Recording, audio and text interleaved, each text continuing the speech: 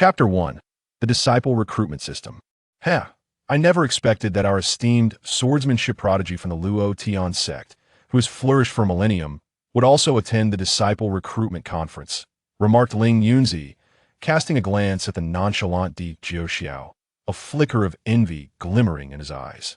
Di Jiuxiao possessed an ethereal countenance, with sword-like brows and starry eyes, ruby lips and pearly teeth, his black hair cascading down like a waterfall behind him, resembling a celestial being exiled from the mundane world. What a handsome immortal! I want to take this immortal as my master. Indeed, Luo Tian sect truly harbors exceptional talent. This immortal is evidently a person of extraordinary gifts. I aspire to become such an immortal in the future. Do you not understand?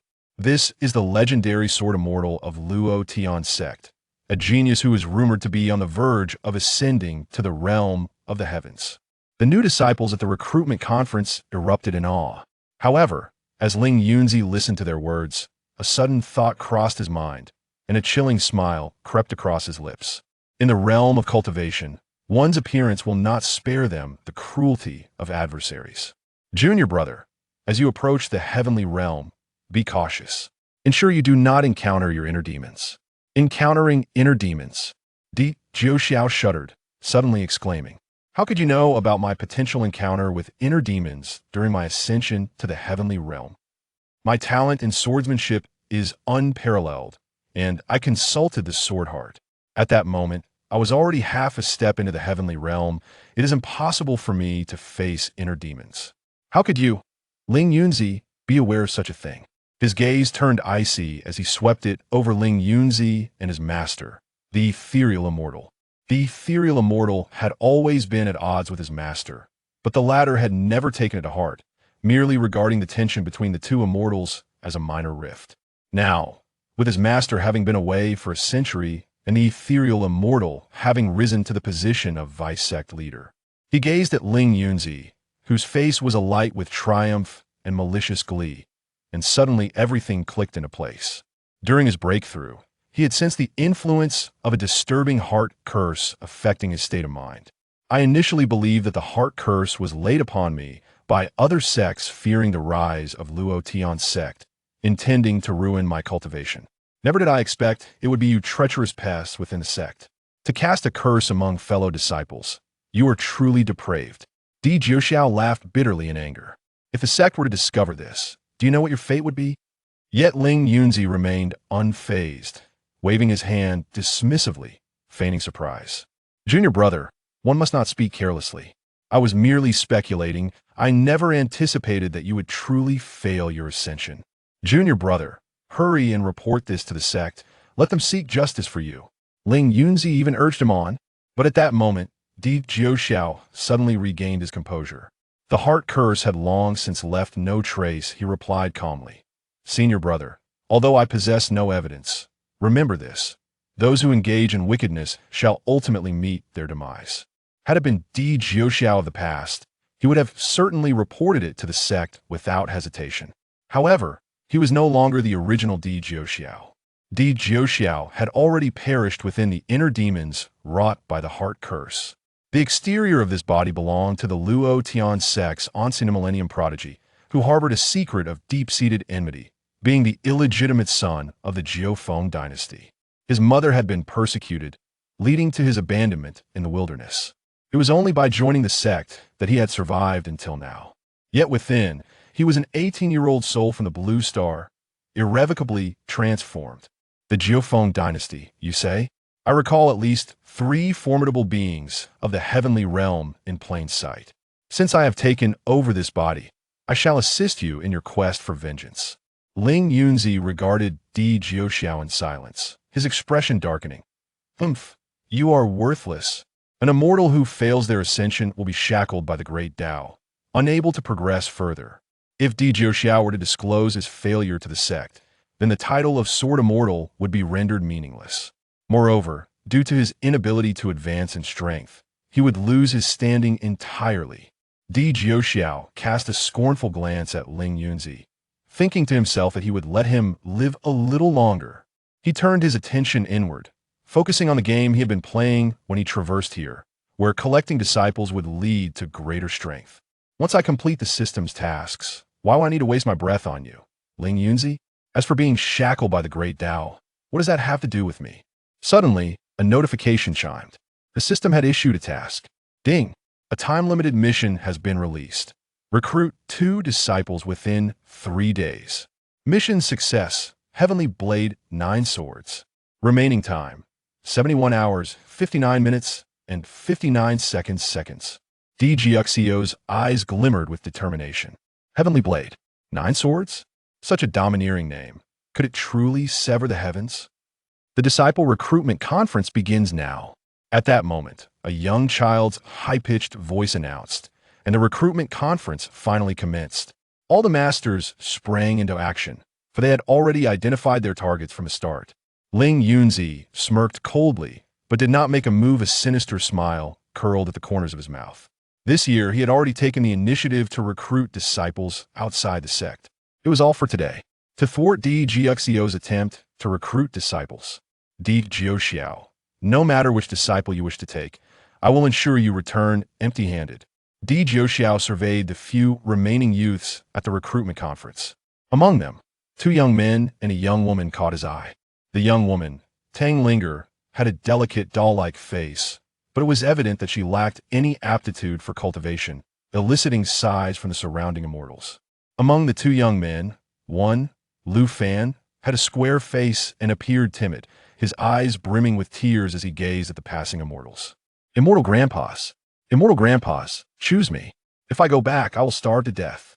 The other, a round-faced youth named Zhang Jiang, gritted his teeth, already aware that no one would select him, yet his spine remained as straight as a celestial sword. DGXEO sighed. A person of spirit and resilience can thrive anywhere, but the weak, without aid, may perish. Time dragged on with no immortals approaching. The light in the square-faced youth's eyes gradually dimmed until a figure clad in dark robes halted before him. He lifted his head, hope gradually dawning in his eyes. Beside him, the young woman looked on with envy, her cherubic face becoming even more adorable. Meanwhile, the round-faced youth gazed up at the sky, not even glancing back. DGXEO, smiling at the square-faced youth, said, "My name is DGXEO, known as the 9 Clouds Immortal. Today, I take you as my disciple. Do you accept?" To others, talent might be paramount, and the weak unworthy of pity, but to him, who possessed a system that could bestow aptitude, character was of utmost importance. "I am willing." At that moment, an unexpected turn of events unfolded as Ling Yunzi interjected, a fierce wind interrupting Lu Fan's words. He wore a cold expression as he reprimanded, "Junior brother, your realm is currently in decline, and your heart is being invaded by demons. What qualifications do you have to recruit disciples?" He then turned to Lu Fan with a gentle gaze. "This disciple, I shall take him. From now on, he shall be my closed-door disciple. Enjoying the treatment of an immortal, how does that sound?" Lu Fan's eyes widened. Suddenly, he burst forth with joy. With a resounding thud, he bowed down, proclaiming, "I, Lu Fan, wish to take you as my master." "Ha ha! Good disciple, good disciple." Ling Yunzi's mood lifted, and he laughed heartily, looking up to the sky. Turning to DGXEO, he felt a surge of satisfaction, his eyes flashing with malice. "DGXEO, not only will I ruin your path to immortality, but I shall ensure you have no successors. I will make your lineage utterly extinct." Chapter 2. Heavenly Blade 9 Swords. Ling Yunzi's gaze turned icy, a cruel smile curling his lips. "What if you were a genius? Now you are but a useless wretch." But suddenly, his expression faltered, his pupils constricting. DGXEO approached the round-faced youth. As before, he smiled calmly and said, "My name is DGXEO, known as the 9 Clouds Immortal. Today, I take you as my disciple. Do you accept?" Lu Fan still had some talent and could be trained. Yet the round-faced youth was clearly devoid of any aptitude. Even with teaching, he would remain a failure. Could it be that DGXEO had already accepted the stark reality of his inability to recruit disciples and opted for a worthless one merely for appearances? Ling Yunzi's expression darkened with malice. "Do not speak of recruiting disciples. You cannot even find someone to guard the door." Suddenly, Ling Yunzi raised his voice, interjecting, "Junior brother, Ling Yunzi chuckled lightly, slowly chiding. I've told you many times, if your heart is plagued by demons, then do not come forth to recruit disciples. Why mislead the youth further? This recruitment shall be handled by your senior brother. He turned to the round-faced youth, Jiang Jiang. A person with no talent, what was there to teach? Thinking this, his expression turned cold, and he dismissively said, from now on, you are my disciple, Ling Yunzi. How's that sound? Two immortals were vying to take him as their disciple. He, burdened with a deep-seated grudge yet devoid of any talent. What merit did he possess? Jiang Jiang looked between the two immortals, taking in Di Jiuxio's serene demeanor and immortal bearing, and Ling Yunzi's disdainful, dismissive attitude. Suddenly, Jiang Jiang realized something. He turned to Ling Yunzi. Thank you for your kindness, immortal. But then he abruptly bowed deeply before Di Jiuxiao. With a loud thud, the young boy's forehead struck the ground, his innocent voice ringing out.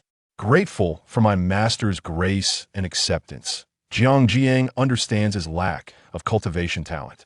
I may bring shame to my master in the future, but as long as I live, I am willing to serve my master with all my strength. The young boy trembled slightly, blood seeping from his forehead.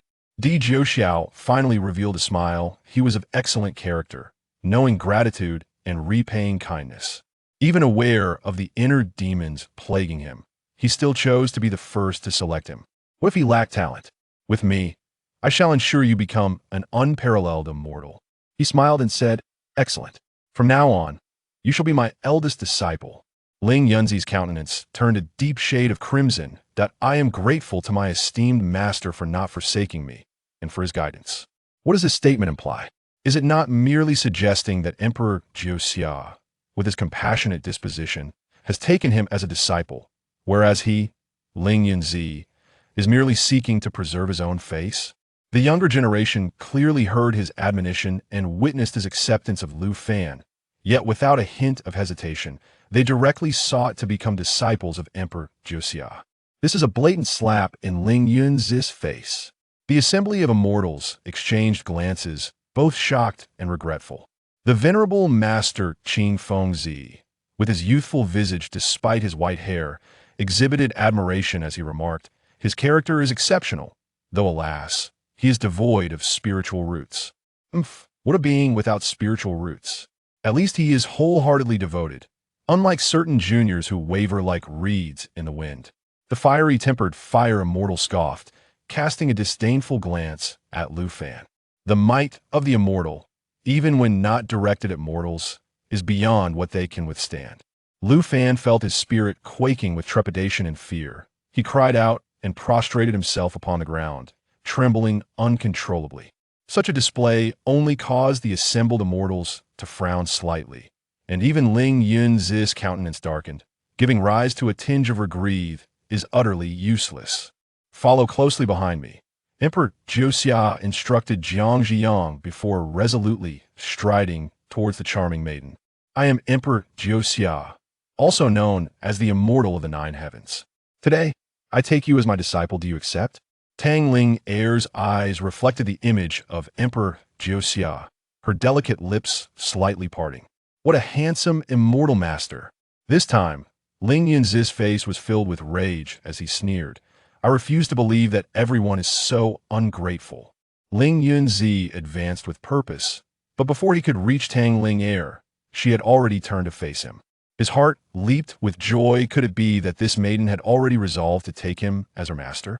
Tang Ling Air frowned slightly, finding the immortal master rather unappealing. She sweetly replied, "Oh, master, you need not waste your efforts. Are you not simply hoping that the dashing immortal brother will be unable to take on any disciples? However, I have already decided to take this dashing immortal brother as my master." Dashing immortal brother? The immortals were left speechless. To succeed in taking on a disciple based on charm? Yet, there are indeed those who fall for such a ploy. Nonetheless, this maiden possesses quite the personality, does she not? Who among them could not see that Ling Yunzi was targeting Emperor Jiuxia? Yet, the path of cultivation is one of defiance against the current, a struggle against fate. Thus, the Luo Tian sect has always encouraged immortals to compete with one another, with the caveat that they must not endanger each other's lives. Ding. Mission accomplished. Ding. Reward issued. 9 swords of heaven's severance. In an instant, all was erased from the heavenly expanse within the realm of the spirit. A figure emerged upon the barren earth. Though diminutive in stature, he stood resolute like a resilient bamboo. The heavens bore down upon him, and the divine thunder of the 9 heavens sought to shatter his form. The 9 foul springs of the earth tainted his soul. The 5 declines of heaven extinguished his mind and spirit. Unfazed by all, the figure swiftly drew a sword, moving with a slowness that belied its swiftness. This was speed concealed within slowness. It appeared languid, yet was merely an illusion time. After all, shifts in an instant. With a single sword stroke, the heavens cracked. With the second stroke, the earth split, unleashing dark blood. The third sword, the fourth sword, the 8th sword. Between heaven and earth, the visage of the heavenly path began to shatter, echoing in fury. With the 9th sword, he severed, and tranquility returned to the cosmos. The spirit returned to its rightful place. The 9 swords of heaven's severance were now imprinted within his soul. Fully mastered, this 9 swords of heaven's severance can indeed sever the heavens. However, with my current strength, I cannot unleash its terrifying might. Yet it is undoubtedly a supreme, immortal technique. Emperor Josiah exclaimed in astonishment, for that figure had executed 9 strikes to sever the heavens. At that moment, Emperor Josiah's gaze suddenly sharpened. He perceived a glint of cold light materializing in the void, a flash of lightning hurtling from the sky towards the master of the Luo Tian sect. This attack was so swift and stealthy that, in an instant, no immortal perceived it. Beware, master! With a thunderous roar, Di Jiuxiao's figure vanished into the sky, confronting the glimmering cold light. Who could be the shadowy assailant? Within the celestial sect, the entanglements of grievances and injustices have long since become a tangled web. Yet among the enemies of the Luo Tian sect, those capable of such a feat, a cold glint flickered in Di Jiuxiao's eyes. It must be the Du Tian sect. The enmity between the Du Tian sect and the Luo Tian sect spans millennia. With assassinations and ambushes already laid bare, only they possess a motive so absolute. With a sword strike named Heavenly Slash, Annihilation, he cleaved through the icy light of the ambush, the sword's brilliance slicing through the heavens. This single blow shattered a peak 10 miles away. Meanwhile, the powerful figures within the Luo Tian sect were just beginning to perceive the chilling light, hastily rising in alarm, casting worried glances toward the master. Ling Yunzi, without a glance at the master, gazed at the flattened mountain peak, his eyes wide with disbelief. How could Di Jiuxiao be so formidable? At an unknown moment, Ling Yunzi's master, the unworldly immortal, narrowed his pupils. His form shrank back, moving with an uncanny grace as he swiftly concealed himself behind the master, a glimmer of cold light flashing in his palm. Di Jiuxiao, resembling a celestial sword, looked into the void, his expression as frigid as 1,000-year-old ice. Which villain dares to wreak havoc during my Luo Tian sect's disciple recruitment ceremony, endangering our sect's master? He stood like a mountain, shielding the entire Luo Tian sect behind him. With a cold and piercing gaze, he swept across the assembly, suddenly spotting the chilling gleam in the unworldly immortal's hand. That gleam abruptly pierced the master's crown. Chapter 3. Supreme Chaotic Body. The Master Qing Feng Xianren was overtaken by fury, spewing forth a mouthful of blood. He turned, incredulity etched on his face as he looked at his closest friend, trembling even to the tips of his fingers. Chuching, after thousands of years of friendship. From our youth to your now graying hair. Why? All the immortals erupted in anger, unable to contain their wrath. Chu Cheng, you are the master's closest companion. Why would you harm him? How dare you betray the master? I shall avenge him today. In an instant, celestial energy surged through the heavens, dark winds and divine thunder locking onto the void, hurtling towards Ling Yunzi. This strike was meant to leave Ling Yunzi with no escape, to perish on the spot. Yet Ling Yunzi, like a specter, slipped into the void, effortlessly evading all attacks. Ding! A random mission has been triggered. Ding! Mission. The traitor must die. The traitor must die. Within the sect. If there is a traitor, no matter how far, I shall kill him. Eliminate the unworldly immortal. Mission success. Reward unknown. Mission failure. Binding release. Di Jiuxiao's pupils narrowed. Now, there was no reason for the unworldly immortal to survive. This is impossible. The fire immortal's eyes widened. Chu Cheng is not adept at evasion techniques. How could he possibly possess such formidable dodging skills? What the unworldly immortal executed was not even the Luo Tian Sec celestial arts. Di Jiuxiao's expression was as cold as ice, glancing disdainfully at the unworldly immortal maneuvering freely in the void. His voice is frosty as the depths of winter. It is the Du Tian Sec's Du Tian step. Initially, I thought you were merely stubborn, oppressing the younger generation.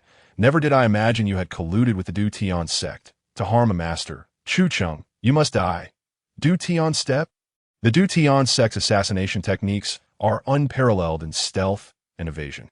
The Du Tian step is their most closely guarded secret. All the immortals of the Luo Tian sect gasped in horror.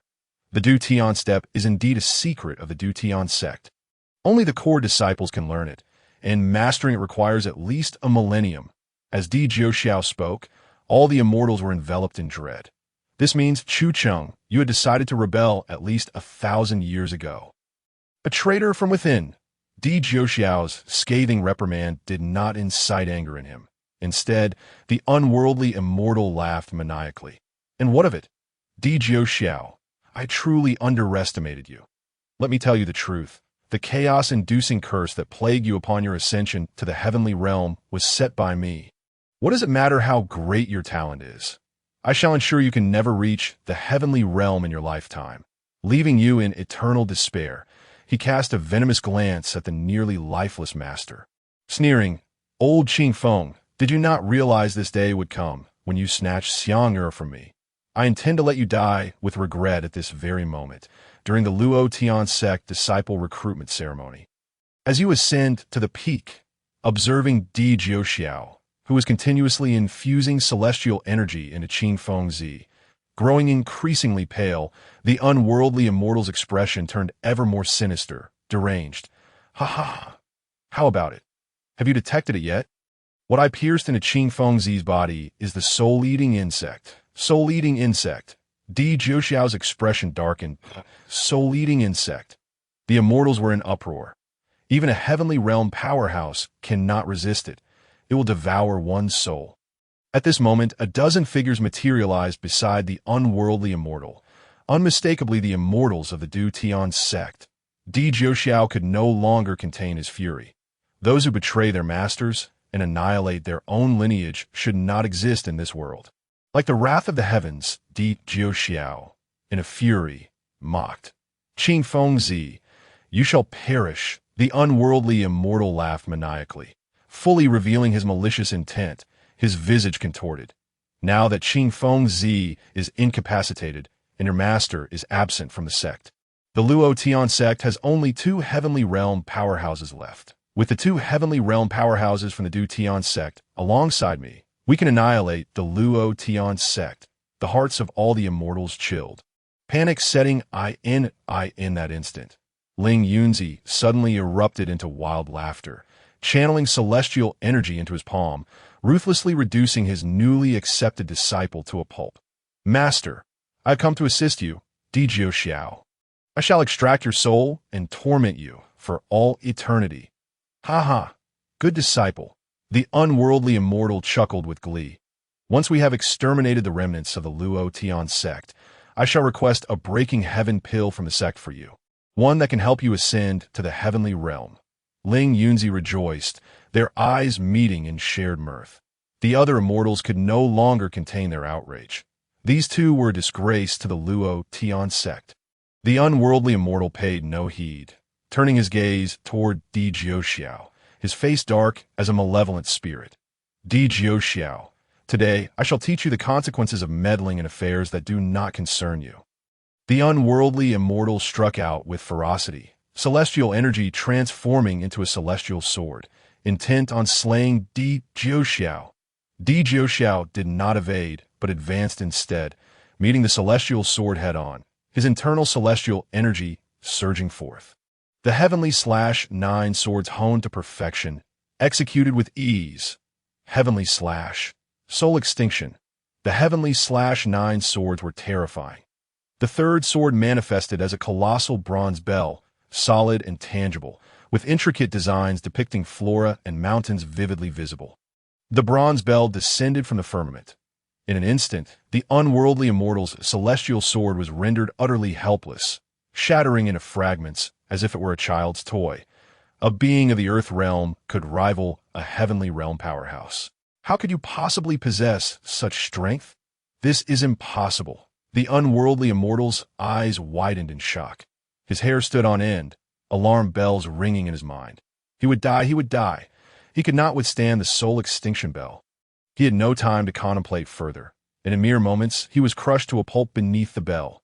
This scene was utterly horrifying that a being of the earth realm had decisively slaughtered a heavenly realm powerhouse. The two heavenly realm powerhouses of the Deuteon sect, Wuyuzi and Anyuzi, exchanged glances, realizing each other's shock and terror. This individual must not be allowed to live. Di Jiuxiao had exhausted his celestial energy in slaying the unworldly immortal. He was at his limit. Kill Di Jiuxiao. Wuzi urged urgently. If Di Jiuxiao was already this terrifying in the earth realm, how much more formidable would he be upon ascending to the heavenly realm? He could not dare to imagine Di Jiuxiao. Gazing at the approaching dozen-strong figures, not only did he not retreat, but he also smiled. He stood like a mountain, resolute and lofty. Today marks the life and death moment of my Luo Tian sect. Enemies dare to slay my fellow disciples and annihilate our sect. As disciples of the Luo Tian sect, how could we acquiesce? All the disciples rallied to face the enemies. As his words fell, Di Jiuxiao swung his sword, conjuring the bronze bell, celestial sword, battle spear, and heaven-splitting axe in the skies above, one after another. At that moment, all the immortals seemed to find their resolve, fearlessly charging towards the immortals of the Deuteon sect in a furious onslaught. Enyuzi's expression turned to one of sheer horror, his legs trembling uncontrollably. A single bronze bell can annihilate a heavenly realm powerhouse. Now there are 4. Retreat, quickly retreat. Enyuzi roared, regretting his decision to the core. Had he known the Luo Tian sect had such a prodigy as Di Jiuxiao, why would the Deuteon sect have attempted to ambush? They had invited disaster upon themselves. Now, did they think they could escape? Di Jiuxiao snorted coldly. The celestial sword, bronze bell, battle spear, and heaven-splitting axe struck out instantaneously, in the blink of an eye, for individuals perished in the void, without a shred of resistance, with a wave of his hand. The bronze bell turned in midair, capturing Ling Yunzi beneath it amidst his terrified wails. However, as a result, the remaining immortals vanished without a trace. That Di Jiuxiao let out a cold chuckle, glancing at the unworldly immortal, who had been reduced to a pulp, his face filled with mockery. Others may flee, but you, Ling Yunzi, do you not feel remorse for abandoning your master? In just 2 or 3 minutes, 5 corpses lay upon the ground, and the disciples of the Luo Tian sect gazed at Di Jiuxiao with admiration. The fury simmering within Di Jiuxiao had yet to dissipate. To dare plot against my Luo Tian sect. Is there a chance of retreat? The enmity that has lingered for millennia, the Du Tian sect, must be eradicated. Ding! Mission accomplished. Ding! Rewards are being distributed. Congratulations, host. You have acquired the Disciple Talent Template, Innate Sword Body. Congratulations, host. You have obtained the unique template, Supreme Chaos Body. Chapter 4. Ruthless slaughter. The Luo Tian sect was engulfed in sorrow. The sect master was on the brink of death, his breath shallow and labored. The divine soul were visibly dissipating at an alarming rate. Di Jiuxiao gazed at the system's description of the Supreme Chaos Body. Supreme Chaos Body. Immune to all laws, indestructible by any force. All 3,000 paths converge within me. By merging with the Supreme Chaos Body, one gains the ability to be impervious to all laws and indestructible by any force. Di Jiuxiao silently declared. System. Merge with the Supreme Chaos Body. Ding. Merging in progress. 1. 2060. Master, you cannot die. The fire mortal was devastated, tears streaming down his face as his trembling fingers desperately forced various elixirs into King Fengzi's mouth. Foolish disciple. Even immortals must eventually meet their end. Seeing you all stand on your own, I have no regrets. King Fengzi shook his head slightly, refusing to consume the elixirs. They were of no use for his injuries, merely prolonging his suffering that he transmitted with. I never expected Jiuxiao to possess such formidable power. Even if I were to depart, I could leave in peace. The collective wailing of the immortals echoed, tears cascading down their faces. Many of the immortals had grown under the sect master's care to them. King Fengzi was like a biological father. Meanwhile, Di Jiuxiao trembled with excitement, his expression brightening. Ding! Merge successful! In that instant, Di Jiuxiao felt the 3,000 paths entwining around him, each path so familiar and clear, while the principles of indestructibility and immunity were etched into his very being. Without hesitation, he reached out for King Fengzi. King Fengzi sensed his soul fading, collapsing, and finally revealed a trace of unwillingness, leaving behind his final regret. Jiuxiao, it is you who shall assume the role of sect master. The difficult shall not prevail. The capable shall not find it hard. Under the characteristics of indestructibility and immunity, within merely 3 seconds, Di Jiuxiao annihilated the soul-eating insect and restored King Fengzi's soul. He chuckled softly, saying, Sect Master, you are well again. What rank do you wish to convey? King Fengzi's soul was reshaped, his complexion regaining its vigor. The immortals were dumbfounded, their faces stiffening, tears still lingering as they gradually transformed into astonishment. Jiuxiao, how magnificent! Jiuxiao, you are indeed impressive. The immortals crowded around Di Jiuxiao, genuine joy and warmth radiating from them. After their elation, they turned to the trapped, despairing Lin Jianzi. Lin Jianzi was once so arrogant. 3 days later, Luo Tian sect. Ding, mission issued. Master of a sect. Master of a sect, become the leader of the mission reward. Unknown, mission failure. Revocation of the supreme chaos body. Di Jiuxiao was taken aback. The system would not issue an impossible task. Could it be that the system foresaw something? King Fengzi sat in the position of sect master, while the other immortals took their places on either side, in the center. Lin Jianzi was in a state of utter disarray, begging for mercy. I was wrong. Sect master, I was wrong. I should not have planted the heart disorder bug in Di Jiuxiao, nor should I betray the sect. I was wrong. Speak, the fire immortal bellowed, his eyes wide with rage.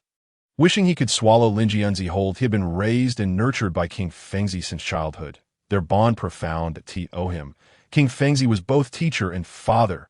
Lin Jianzi, if you confess the crimes of the out-of-body immortal, we may consider leniency due to our shared bond as fellow disciples. Otherwise, do not blame me for extracting your soul and refining your memories.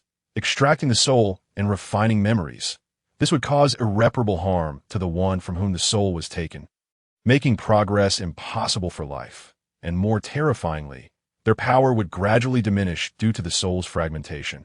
The soul would also inevitably head towards collapse. For an immortal, this was a slow death in despair. The expressions of the immortals revealed no compassion. Lin Jianzi was unworthy. Jiuxiao, what is your view? As the immortals awaited Lin Jianzi's judgment, Sect Master King Fengzi suddenly spoke. You were previously afflicted by Lin Jianzi and his master heart disorder bug. Thus, you have more authority to speak on this matter. The sect master gazed at Di Jiuxiao with satisfaction, his eyes gentle. Though he had been saved, his time was drawing near to life's end is imminent. All the immortals turned their attention to Di Jiuxiao, who hesitated momentarily before resolutely declaring, Kill! The immortals fell silent, while King Fengzi remained smiling. Di Jiuxiao surveyed the crowd of immortals, then bowed slightly before calmly stating, Jiuxiao understands that many of you, uncles and aunts, still harbor feelings for Lin Jianzi. Before his betrayal, Lin Jianzi had made contributions to the sect, a point that cannot be contested. As the saying goes, there can be no order without rules, yet humans are not mere plants. Who can be devoid of emotion? Thus, when facing a disciple's wrongdoing, brothers and sisters, the Hall of Rewards and Punishments also recognizes merit and error, reward for great contributions, and minor penalties for small mistakes.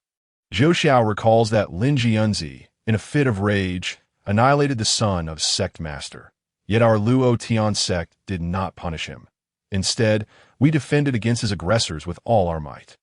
However, this time is an unforgivable offense. The sect master is the leader of the sect, and the disciples are the pillars of the sect. Anyone who dares to harm the sect master or fellow disciples shall have no room for reprieve. Di Juxiao's demeanor resembled that of an otherworldly celestial being, his eyes glimmering with cold light, his voice devoid of emotion. Those who offend the Luo Tian sect shall be slain without mercy. Those who oppose the Luo Tian sect shall be slain without mercy. The immortals seemed stunned by this declaration and ruthless approach, and for a moment, no one spoke. Perhaps it would be better to suppress Lin Jianzi and let him atone. After all, he had once risked his life for the sect. At this moment, the fire immortal was the first to speak, his expression filled with reluctance. That Di Juxiao sighed. He had anticipated that proposing direct execution would meet with opposition. It is the one who speaks the harshest against their enemies who possesses the softest heart for their OWN. In that instant, a stalemate ensued. Di Juxiao fell silent, unable to disregard the opinions of others. Lin Jianzi displayed a look of wild joy, frantically bowing. Thank you, thank you, thank you. I will surely mend my ways. Yet in his heart he roared with fury. The humiliation of today I will repay tenfold. Di Juxiao, Luo Tian sect, all of you shall perish. At that moment, sect master King Fengzi suddenly spoke softly. Kill. The immortals' bodies trembled, while Lin Jianzi's joy swiftly morphed into despair. He wailed for mercy. Sect master, please. Don't you remember? It was you who taught me how to fly. But King Fengzi did not spare him a glance, replying indifferently. Moreover, my time is drawing to a close. After my death, Juxiao shall assume the role of sect master. Upon uttering those words, King Fengzi seemed to expend all his strength, placing the ancient sect master seal into Di Juxiao's hands. King Fengzi, hunched over, exited the hall of rewards and punishments. The immortals were incredulous, yet after a moment of silence, they deemed it only natural. Di Juxiao felt the weight of the sect master seal in his palm and was momentarily taken aback. Just as he was about to decline, he caught the eyes of the immortals shaking their heads in disapproval and saw King Fengzi's frail form. He turned, seizing Lin Jianzi, and soared towards the execution platform. Bang! Bang! Bang! The sound of the execution platform's bell resonated through the heavens. When the bell of the execution platform tolls, it signals that an irredeemable sinner is to be executed. In mere moments, all members of the Luo Tian sect gathered around the execution platform, witnessing the wailing and weeping Lin Jianzi, their expressions shifting from confusion to gritted teeth and cheers of approval. Once all were assembled, Di Juxiao's voice, filled with the intent to kill, echoed throughout the Luo Tian sect. Lin Jianzi has harmed fellow disciples and betrayed the sect. His crimes are unforgivable.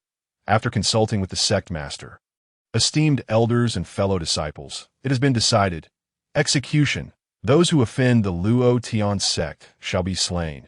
Those who oppose the Luo Tian sect shall be slain. As the final word fell, a celestial sword appeared in the heavens, the overwhelming aura of slaughter causing all who beheld it to tremble, their souls quaking. Even from a distance, they could feel the murderous intent emanating from it. No, Lin Jianzi screamed. The celestial sword descended from the heavens, crossing the void, mercilessly severing his head, annihilating his very soul.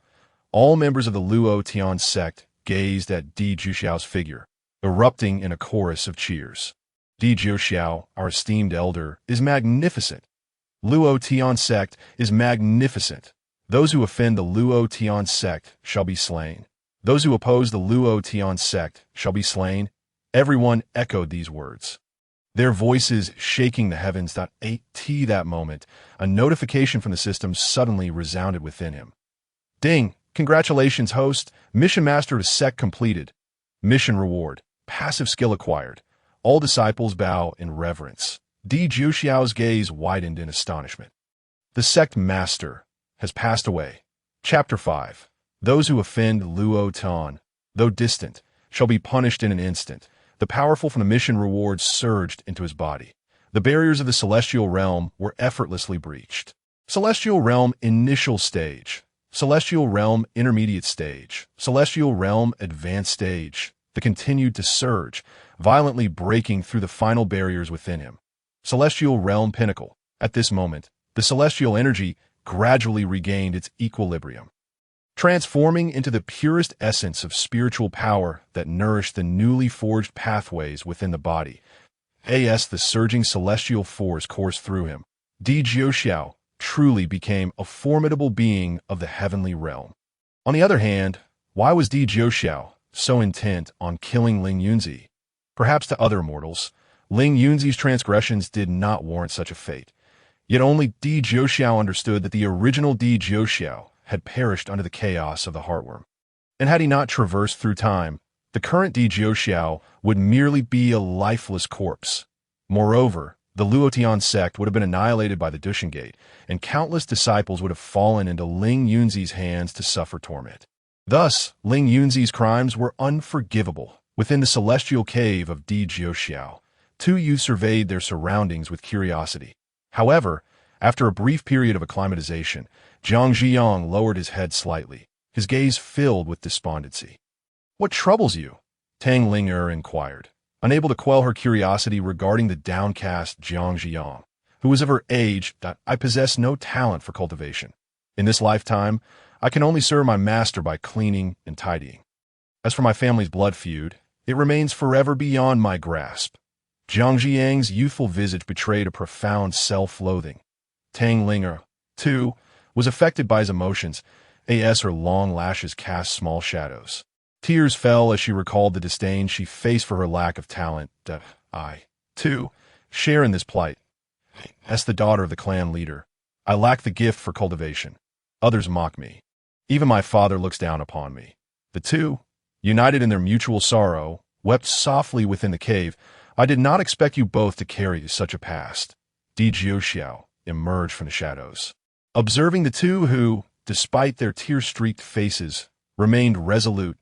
"I am not one to meddle in affairs, and the desires for change or vengeance that you harbor shall be your own burden in this world. Everything must be achieved through your own efforts." The glimmer of hope sparked in the depths of their eyes began to dim. With no cultivation talent, how could they hope to alter their fates or seek revenge? "However, I can bestow upon you both the gift of talent." Di Jiuxiao interposed, standing between them, taking their hands in his, and smiling inwardly as he declared, "First, harmonize your physical forms with the sword." Instantly, their physiques underwent a dramatic transformation. The essence of the sword awakening within their spiritual cores, the path of the sword extending its warm embrace. Spiritual energy surged into their beings ceaselessly. They were taken aback. Could one truly impart talent and enhance one's physique?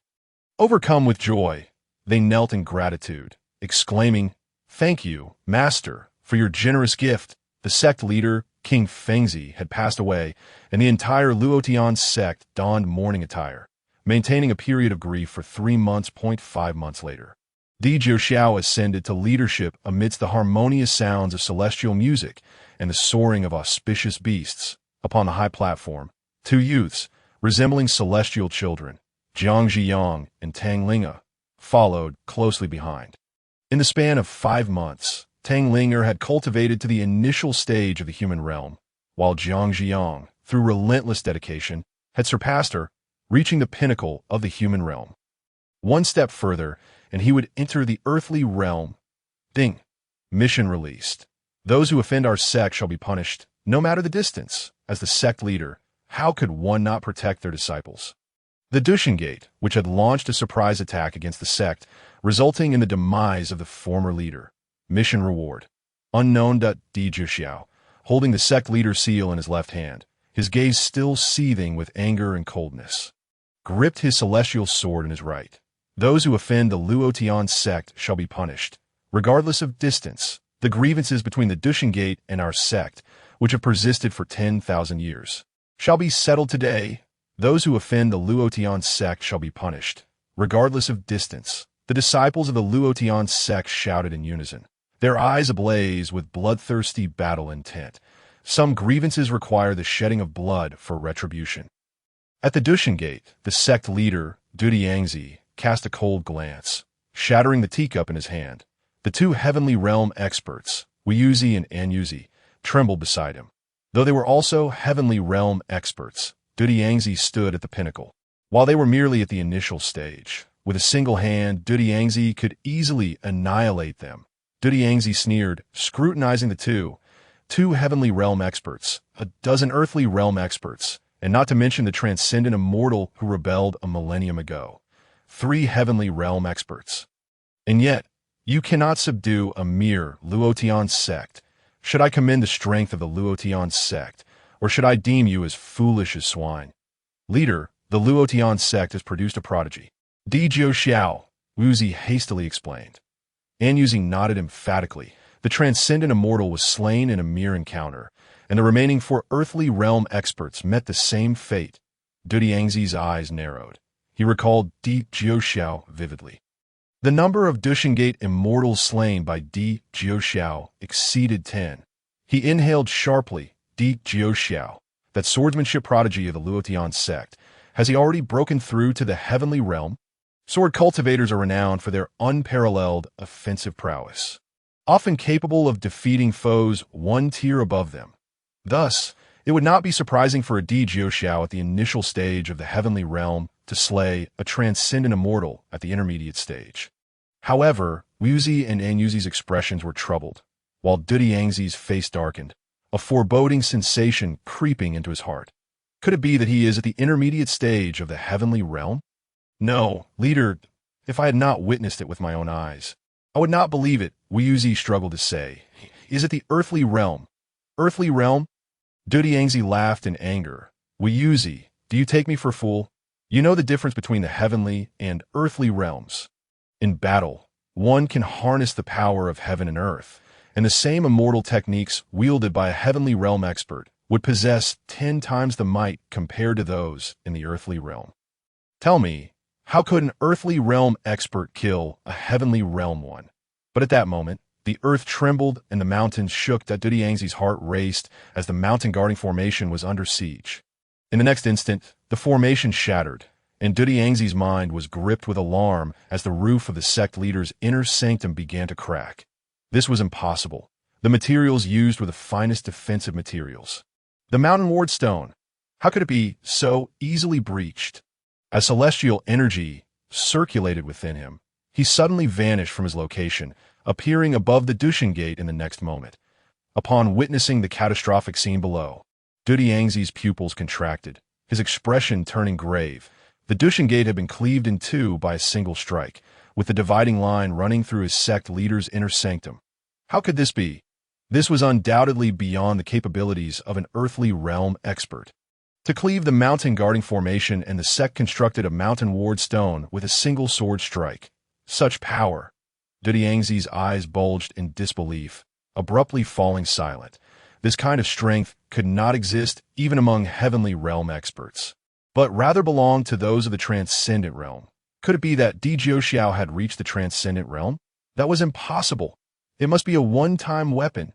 Yangzi seethed with rage as he scrutinized Jiu Xiao's Xianlin robe, a garment exclusive to the sect leader of the Luotian sect. A sudden realization struck him, and he mockingly taunted, I thought they had truly achieved nothing, but it seems that King Fengzi has indeed perished. Yet before his death, he was foolish enough to pass the leadership to you, an earthly realm expert. Your Luotian sect is truly a sect of uselessness. But in the blink of an eye, Yangzi's expression darkened as he surveyed the ruins of the Dushengate, fixing his gaze upon Jiu Xiao as he bellowed. For 30,000 years, since our establishment, no one has dared to wreak havoc here. Jiu Xiao, do you come to offer your life as a gift in your earthly realm? Jiu Xiao, however, offered no reply. Had it not been for the Zhan Tianzhujian and the Supreme Chaos Body, he would have approached Yangzi with caution, even at the pinnacle of the heavenly realm. But now, with both the Zhan Tianzhujian and the Supreme Chaos Body at his disposal, he possessed the ability to battle across realms. In other words, Jiu Xiao was invincible within his own tier. Jiu Xiao had no desire to engage in further dialogue with Yangzi. He suddenly shouted, Zhan Tianzhujian. In an instant, the heavens darkened, celestial bells, battle halberds, celestial swords, and the acts of creation coalesced in the firmament above. Chapter 6. The eagerly awaited return of the beautiful disciple. Before Dudiangzi could react, he was directly slain by Di Jiuxiao. After the killing, Di Jiuxiao felt a breakthrough in his own realm, which was indeed a fortuitous occurrence. Ignoring the astonishment of those around him, Di Jiuxiao departed. Upon returning to the seven-colored peak, he found his spirits lifted after his recent breakthrough. He arranged accommodations for Tang Linger in a bamboo house, prepared her daily necessities, and intended to wait for the other two disciples to return for a meeting. Observing Tang Linger's hesitance to speak, he encouraged her, "Do not hesitate to express your thoughts." With a determined bite of her silver teeth, it seemed she had pondered for quite some time. "Master, I have now become a disciple of the Luotian sect and possess the ability to assist my family. May I return home for 3 days? I will return to the mountain to study the law afterward. Perhaps it would be prudent to wait a couple more days, meet with your two senior brothers, and then depart?" Di Jiuxiao suggested. Understanding Tang Linger's eagerness to return home, he was already aware of the crisis facing her family, and seeing her reluctance to seek his help, he felt compelled to speak up. "If you regard me as your master, there is no need for formality. What transpired in your family?" Upon hearing this, Tang Linger hesitated momentarily before decisively stating, "The Tang family hails from Yuanzhou City, where we are at odds with the Dugu family, an adversary with whom we have harbored a century-long enmity. Initially, our strengths were comparable, as both families ranked among the top 3 powers in Yuanzhou City. Alas, the Dugu family's young master recently became an apprentice to the esteemed Grand Elder of the Wuliang Sword sect, elevating their strength beyond measure. In recent days, the Dugu family has grown increasingly aggressive, even threatening to annihilate the Tang family within a set time frame of just 2 days.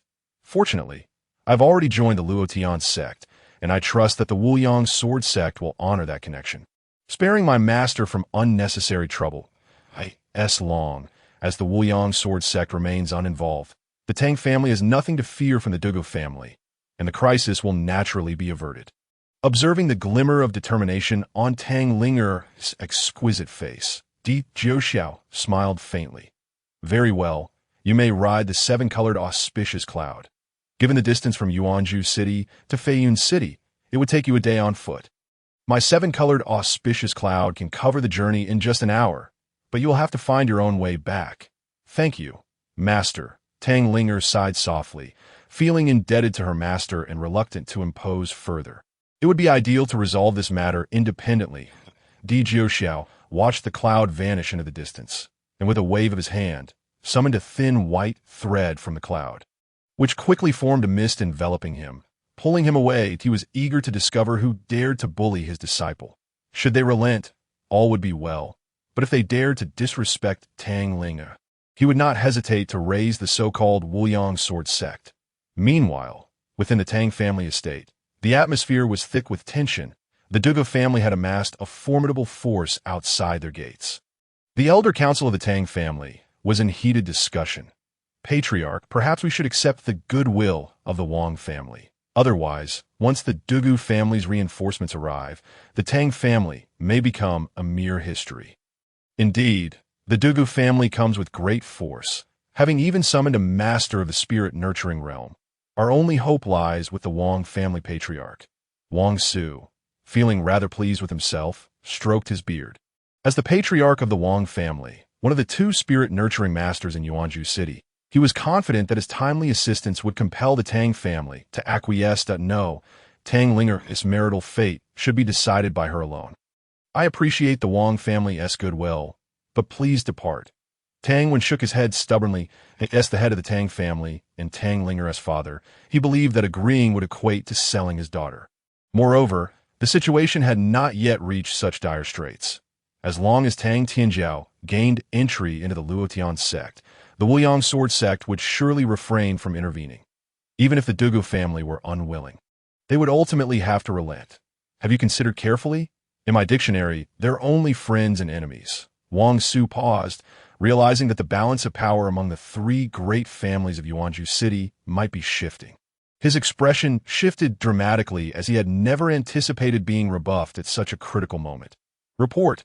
A servant from the Tang family rushed into the hall, panting heavily, a carrier pigeon perched on his shoulder and a crumpled letter in hand. Has the admission list from the Luotian sect arrived? Is my son's name on it? Tang Wen's heart soared. The arrival of the letter was most fortuitous. Based on past probabilities, Tang Tianjiao, with his 6th layer of bone refinement, should have qualified, as long as his name appeared on the list. A mere stroll outside would suffice to ensure the Dugu family's downfall. Alas, a despondent voice shattered his hopes. There is no young master. What? Tang Wen could hardly believe it, snatching the letter with urgency. The first name was Wang Ling, followed by others. Again and again he searched, yet Tang Tianjiao's name was nowhere to be found. This assessment differs from previous years. The competition is fierce, and it is entirely normal for someone to be eliminated. However, Elder Huang of the Luotian sect is a friend of my uncle's neighbor's cousin's brother. If we were to become in-laws, it would not be difficult for Tang Linger to join alongside Ling after the next session. Should you continue to be so ungrateful, today will mark the end of your Tang family. Wang Su reveled in his eloquence, displaying both strength and a declaration of the Tang family's precarious situation. Indeed, with Tang Tianjiao's disqualification, the fate of the Tang family was now firmly in Wang Su's hands. The doors of the Tang family were violently breached, and the head of the Dugu family, accompanied by the elders, entered the hall with mocking laughter. Beside him stood a formidable figure clad in black. Evidently a member of the Wuliang sword sect. Patriarch, let Tang Linger marry Wang Ling, yes. Only the Wang family can save us now. The expressions of several Tang elders shifted dramatically, pleading with Tang Wen. Haha, not even Wang Su can save you. Take a good look at who stands beside me. The Dugu family head laughed heartily, mockingly surveying the pale-faced Tang family members, clad in black, his entire face concealed beneath the brim of his hat. A scar faintly traced from the corner of his eye to the bridge of his nose. It was none other than Lord Tang, a prodigy of the Wuliang sword sect, a direct disciple of the Grand Elder. Having achieved the 2nd layer of spirit nurturing by the tender age of 40, he was hailed as the most promising candidate to break through to the fish dragon realm. Yet, this was not the most significant aspect. What truly mattered was his bloodthirsty nature, heedless of consequences. His swordsmanship was unrestrained and would not afford anyone the luxury of mercy. Had it been anyone else, Wang Su might have felt he had some leverage. However, with Tang present, opposing him would likely result in his own demise without recourse for justice. Though Tang Linger possessed exceptional beauty, she was not meant for his own marital pursuits. Wang Ling could simply seek another. Hearing this, despair washed over the Tang family. Was this truly the day of their annihilation? Yet, Tang Wen remained remarkably calm. From the outset, he had never relied on Wang Su for survival. Before Tang Tianjiao departed, he had already instructed that if he did not become a disciple of the Luotian sect, he should take Tang Linger far away this moment. He could face death with equanimity. Wait, I am a disciple of the Luotian sect. And the Tang family is my maternal clan. I implore the Wuliang sword sect to show the Luotian sect some respect and refrain from interfering in this matter. But a voice rang out from above, arriving before the figure itself. Following this, a 7-colored auspicious cloud descended from the sky, and, as the mist slowly dissipated, it revealed a graceful figure standing tall. Chapter 7. What qualifications do you possess to join the Luotian sect? Tang Linger, do not concern yourself with the Tang family. Flee, Tang Wen shouted hoarsely, his words laced with regret. Oh, Tang Linger, how could you be so foolish, fabricating such a lie? Am I unaware of your true abilities? As long as you remain safe, I would be content. Father, I truly have become a disciple of the Luotian sect, and the Grand Elder D has accepted me as his direct disciple, Tang Linger replied. Raising her delicate brows in exasperation, I didn't expect the Dugu family to launch a full-scale assault. Had it not been for my master's auspicious cloud, the consequences would have been dire. Ha! This is truly the most ridiculous joke I have ever heard in my life. Do you not consider your own 4th layer of bone refinement? How could you possibly be taken as a direct disciple? How could you gain entry into the Luotian sect? The Dugu family members laughed shamelessly, their mirth unabated. If you truly became a disciple of the Luotian sect, why is your name absent from the admission letter? The Dugu family head glared at Tang Bo, who, instead of joining in the laughter, wore a frown. After all, the Luotian sect has an immense reputation. Indeed, if one were to pass the assessment, their name would undoubtedly appear on the admission list. Almost without exception, it seemed merely a trivial ruse. Tang Bo's furrowed brow gradually relaxed as he directed a bloodthirsty gaze towards the Tang family. According to past customs, the admission list would be disseminated the moment it was released. At that time, Tang Linger had yet to become an apprentice, thus her name would naturally be absent. However, Tang Linger could not articulate this and could only assert, "The seven-colored auspicious cloud that brought me here is a possession of my master." The ability to manipulate clouds is a technique only attainable in the late stages of spirit nurturing. Surely it can validate my identity. While the cloud manipulation talisman was rare, it was not without traceable origins. Do not presume that it will suffice to deceive me.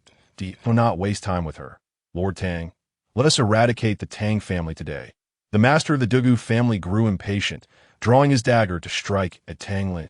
Tang Bo, who was already bloodthirsty, did not hesitate upon witnessing the Dugu family's aggression, that he wielded his sword in a flourish, creating a cross-shaped sword aura under the enhancement of his Yao Li.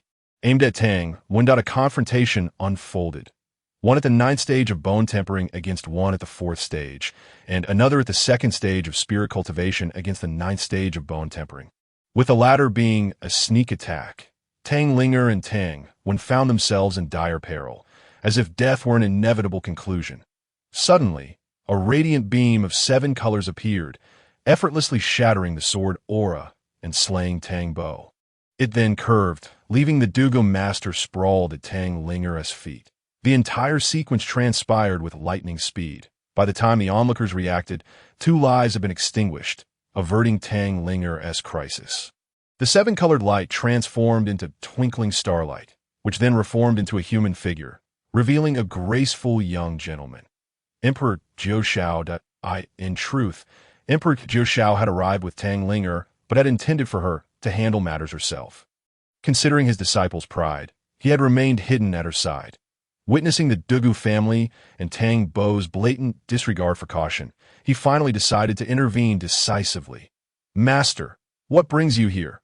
Tang Linger stammered. "Astonished if I were not here. I fear I would have been collecting your remains," Emperor Jiu Shao replied, his tone exasperated, yet oddly reassuring despite the reprimand. "That I won't let it happen again," Tang Linger muttered. Emperor Jiu Shao surveyed the surroundings.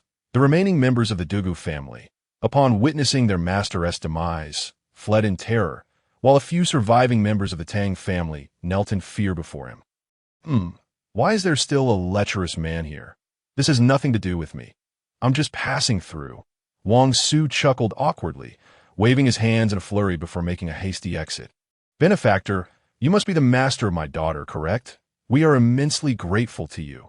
Without your intervention, our Tang family would have ceased to exist," Tang Wen said, kneeling and bowing deeply to Emperor Jiu Shao, his face brimming with gratitude. Just days prior, he would never have imagined it was not Tang Tianjiao who entered the Luotian sect, but rather Tang Linger, under the tutelage of such a formidable master. It seemed that everything Tang Linger had claimed was indeed true. But not mention it. You are older than I, and as Tang Linger's father, simply call me Emperor Jiu Shao, he said, unperturbed by such formalities and quite affable. Tang Linger, what transpired during your journey to the Luotian sect? Where is Qianjiao? Having temporarily evaded disaster, Tang Wen finally found the leisure to inquire into the matter. This tale is lengthy. I will explain it to you later. Father, for now, we must leave this place. The fleeing members of the Dugu family will undoubtedly seek aid from the Wuliang sword sect. While the Dugu master is of little concern, the real threat lies with Tang Bo, who is the elder brother of the Dugu young master and a direct disciple of the Wuliang sword sect's grand elder. They will not let this go lightly. Master, you should also depart quickly. I will secure the Tang family and then return to the Luotian sect, Tang Linger said, gazing at the familiar flora of her home with a hint of sorrow. Tang Linger, are you worried about your master or the Wuliang sword sect? To speak plainly, I intentionally let those individuals escape to spread news. cutting the grass without uprooting the roots allows it to regrow with the spring breeze, that we must all remain here and not wander off. Emperor Jiu Shao replied, bemused. Even at such a critical moment, Tang Linger hesitated to commit further violence. This would serve as her first lesson. If one does not offend me, I shall not offend them. But if one offends me, I shall eradicate their entire clan. Once the mundane matters of the Tang family were resolved, only then could she focus on her cultivation, the Wuliang sword sect. What? Tang Bo is dead. Who killed him? Roared an elder with a stout frame and a youthful visage, slamming his palm on the table in fury. Master, my father is also dead. You must avenge him, cried a richly dressed youth, sobbing uncontrollably. Enough, the elder struck the youth with a swift palm. Halting his tears, he clasped his hands behind his back, furrowing his brow as he paced the hall, initially believing it to be a trivial matter. He had sent Tang Bo to handle it with ease, only to suffer losses on both sides.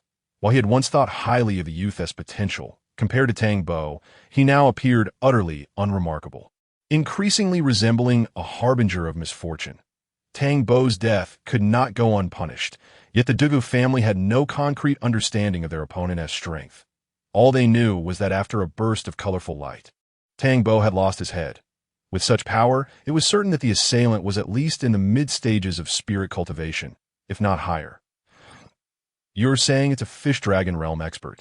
The elder scoffed. Do you think the fish dragon realm is as common as cabbages? Surely no one believes that a mere Yuanzhou city could harbor such a powerful being. After much contemplation, the elder decided to involve the sect leader. Even if the enemy were a peak-level expert in spirit cultivation, a 2-on-1 confrontation should ensure victory. It was not that he did not wish to gather more allies. But against such a formidable opponent, numbers would count for little. The strongest members of the Wuliang sword sect were the elder and the sect leader, both at the 7th stage of spirit cultivation. An hour later, when the elder and the sect leader arrived outside the Tang family residence, they were taken aback by the scene before them. The area was thronged with a multitude of spectators, some wielding weapons, others bearing food, and even a few with dice cups, placing bets. As the two approached, the crowd erupted in cheers. That I told you. I have insider information. The Tang family is destined for annihilation today. The Wuliang sword sect will feast, and I shall savor the broth. Haha, I have long coveted the treasures of the Tang family.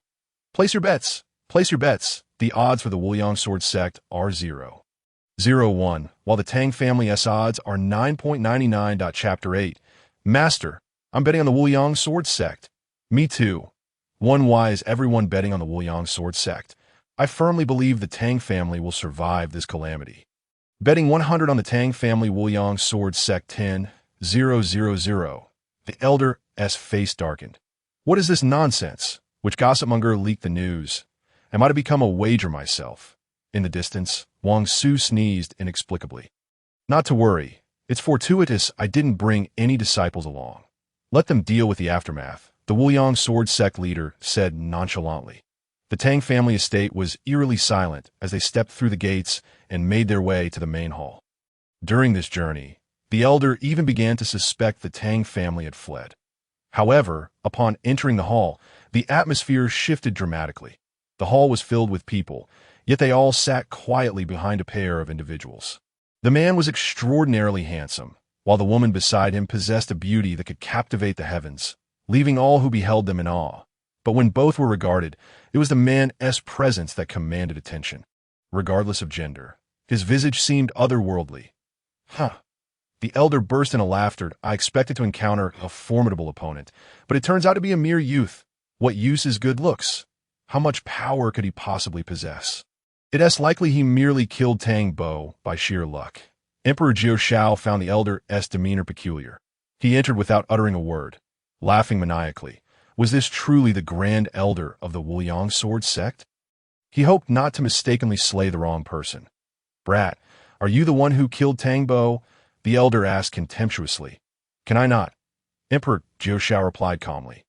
Well, if you can't, then I suppose I can kill you without any issue. The elder retorted, drawing his twin swords in a swift motion, which began to swirl around him, forming a taiji pattern in the air. Old man, Tang Bo was the one who aided in the oppression against our Tang family. Now he has received his just deserts. It is better to resolve enmity than to create it. Shall we end this here? Tang Linger interjected hastily, interrupting their exchange. She was not concerned for Emperor Jiuxiao's safety, but did not wish to witness him engage in further bloodshed. The Tang family. What is the Tang family to me? To my eyes, your entire family is unworthy even to serve as my disciple's shoe-bearers. Today shall mark the end of the Tang family. Annihilate the Tang family. Annihilate the Tang family. The rabble behind the elder erupted in excitement, howling fervently. Tang Wen was drenched in cold sweat. Though he trusted Emperor Jiuxiao's strength, the gravity of the situation made his heart race. The remaining members of the Tang family dared not even breathe. Let the battle commence. The leader of the Wuliang sword sect drew his sword, forming a taiji array in the air, echoing the elder's formation. One advancing as they charged towards Emperor Jiuxiao. With a single gesture, countless small swords transformed and shot towards the crowd at Jiuxiao. In his simplicity, merely pointed a finger. In an instant, a radiant seven-colored light erupted from between his fingers, shattering two sword formations in a heartbeat. The multitude of small swords swirled forth like a vortex, ultimately surging into the heavens. The Tang family felt only a blinding flash of brilliance, and by the time they opened their eyes, the presence of the Wuliang sword sect had vanished entirely. Even the unruly crowd behind the hall had disappeared, leaving behind a gaping hole in the grand hall's ceiling, scattered remnants of flesh and blood in the air.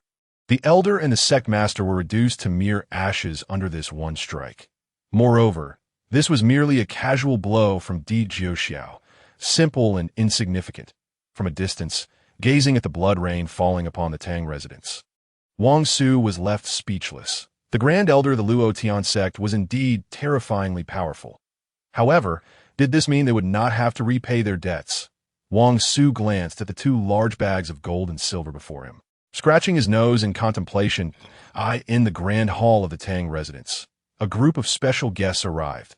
Leading the way were two women clad in robes of purple and red, engaged in cheerful conversation. Following them were a man and a woman, trailing behind the two ladies, in stark contrast to the harmonious demeanor of the women. The interaction between the man and woman appeared rather peculiar. The man was noticeably warm and attentive, inquiring after the woman's well-being while serving her tea. Yet, the woman remained indifferent and cold, her gaze fixed upon the hall. It was not until Tang Wen entered that her eyes sparkled with joy. She dashed forward, throwing herself into Tang Wen's embrace. "Father." All right. You are a grown woman now. You should have a little modesty," Tang Wen chuckled, looking at his third daughter, Tang Yin, with a comforting smile. The events traced back to a day prior. After Jiuxiao had obliterated the crowd with a mere flick, he beheld the sky filled with blood and flesh, suddenly struck by enlightenment. The seven-colored light fuses with all things. Why could it not transform into all things? Thus, Jiuxiao decided to enter seclusion, contemplating in the luxurious guest room arranged by the Tang family. Not long after Jiuxiao began his seclusion, Tang Yin, who had not seen her father for 3 years, returned, accompanied by her master, Kong Dan, a practitioner of the 8th realm of spirit nurturing. Kong Dan requested to rest for a day before proceeding to the Yao Yu secret realm. It was evident that Tang Yin had seized this opportunity to visit home. Had she been an ordinary person, Tang Wen would never have allowed them entry, fearing it would disturb Jiuxiao's tranquility. However, upon seeing his long-lost daughter and her joyful eyes, Tang Wen's heart softened. "Father, what happened to the hole above the grand hall? If there are thieves, with my master present, I shall seek justice for you," Tang Yin exclaimed, breaking free from her father's embrace and pointing at the hole above with indignation. It's nothing," Tang Wen replied awkwardly, but if he were to explain, it would surely reveal Jiuxiao's whereabouts. Could the culprit be of formidable strength? Not to worry, my friend just broke through to the fish dragon realm half a year ago. He will teach them a lesson, Kong Dan stated casually, gesturing towards the woman in the purple robe. Indeed, not to worry, the woman, Sun Yao, also known as Master Sun Yao, proclaimed proudly. Tang Wen felt a tightening in his chest upon sensing her aura. She was a true powerhouse of the fish dragon realm. Had it not been for her connection to Kong Dan, such a formidable figure might not even spare the Tang family a glance. At this moment, Master Sun Yao's demeanor also bore a hint of arrogance. "Sister, you have returned?" A voice filled with surprise echoed from the entrance of the grand hall, revealing a stunning figure, Tang Ling. Breathtakingly beautiful, Tang Wan, previously at a loss, suddenly brightened upon seeing Tang Ling. He feigned a sigh, saying, "To be honest, it was merely my daughter practicing her swordplay." He then winked at the bewildered Tang Ling. "Is that so?" Kong Dan asked skeptically. "Yes," Tang Linger replied, coming to her senses and managing to speak. "Indeed, 3 years have passed, and I nearly forgot that Sister Linger is exceptional in swordsmanship. But Sister Linger, why practice in the grand hall instead of the backyard?" Tang Yin remarked, her tone a blend of reproach and affection. At such a young age, her strength is remarkable. She surpasses my disciple, Master Sun Yao praised. "Nonsense, she seems to be of similar age to me. How could she possess such strength? If you truly have the skill, why not accept my challenge and see who is superior?" The young man accompanying Master Sun Yao, named Zhang Cheng, had grown up basking in glory and was now 17 or 18, having reached the 6th realm of bone tempering, brimming with pride. "Absurd. She is at a lower realm than you." "Isn't that bullying?" Seeing Zhang Cheng's youthful impetuosity, Master Sun Yao quickly admonished him. With her keen perception, she could discern that Tang Linger was merely at the 4th realm of bone tempering. Chapter 9. Can I not kill? I can refrain from using my realm to pressure you. Let us simply compare our swordsmanship. Oh, you dare. Zhang Cheng had his own motives. Initially, he viewed Tang Yin as a celestial beauty, only to find Tang Ling even more stunning. He aimed to impress her with overwhelming strength, intending to hold back at the last moment to exhibit his gentlemanly demeanor, believing such tactics would surely win Tang Linger over. Women are meant to be conquered. Tang Linger considered refusing, but Tang Yin leaned in and whispered, "Sister, you don't need to use your realm. You can win against him, right?" "Of course," Tang Linger replied, nodding in agreement. "Good. Teach him a lesson for me." Tang Yin thought joyfully, knowing Tang Linger's prowess was second only to Tang Tianjiao in their family. If it were merely a contest of swordsmanship, even Tang Tianjiao would feel inferior. As for the arrogant Zhang Cheng, his swordsmanship was inferior to his own. Had it not been for the fact that his master was a close friend of her master, she would have already taught Zhang Cheng a lesson for his incessant harassment. Nevertheless, allowing Tang Linger to deal with him would suffice in venting her frustrations. Tang Yan's whisper did not go unnoticed by Kong Dan. Observing Tang Yan's admiration for Tang Linger, he became intrigued. Let them spar. After all, we are here, and nothing will go awry. Master Sun Yao, seeing her disciple's stubborn determination, thought it might not be a bad opportunity to temper his character. After a moment of contemplation, she agreed, as long as it is merely a contest of swordsmanship, it is harmless. However, remember, since it is a competition, be sure to stop before causing any rifts between you. Zhang Cheng's face lit up with a beaming smile, confidently asserting, "Rest assured, Master, I understand the boundaries and will show mercy to Miss Tang Linger." However, inwardly, he was plotting how to impress Tang Linger with his charming demeanor during their spar. Tang Yin could hardly tolerate Zhang Cheng's attitude and whispered fiercely to Tang Ling, "Sister, beat him without mercy. Heaven knows how much torment I have suffered on this journey. I cannot swallow my pride unless I see Zhang Cheng with a bruised face." Tang Linger nodded, signaling her understanding of what was to come. With a decisive clang, she unsheathed her long sword, exuding grace and poise, declaring, "Draw your sword." It was agreed that neither side would employ their celestial power, so the long sword Tang Linger wielded was merely an ordinary iron sword. Since Miss Tang Linger is so straightforward, I shall not hold back either. Zhang Cheng summoned a long sword that shimmered with silver light, a weapon that radiated a faint aura of celestial power. Appearing exceedingly sharp, Zhang Cheng had summoned a second-grade bone tempering treasure. Kong Dan furrowed his brow at this sight, wishing to voice his concern. "Miss Tang Linger is using a regular iron sword for a fair contest. Yet you bring forth a second-grade bone tempering treasure. Isn't that rather unfair?" However, observing Master Sun Yao's demeanor as if it were only natural, Kong Dan swallowed his words. After all, they were old friends. and if the girl faced any disadvantage, he would intervene in due time. Zhang Cheng was filled with self-satisfaction, believing that Tang Linger must be awestruck by his wealth of experience and would soon be infatuated with him. It was known that treasures were often elusive, and many cultivators passed away without ever acquiring a suitable weapon. This underscored the rarity of such treasures, especially the prestigious silver sword in his hand.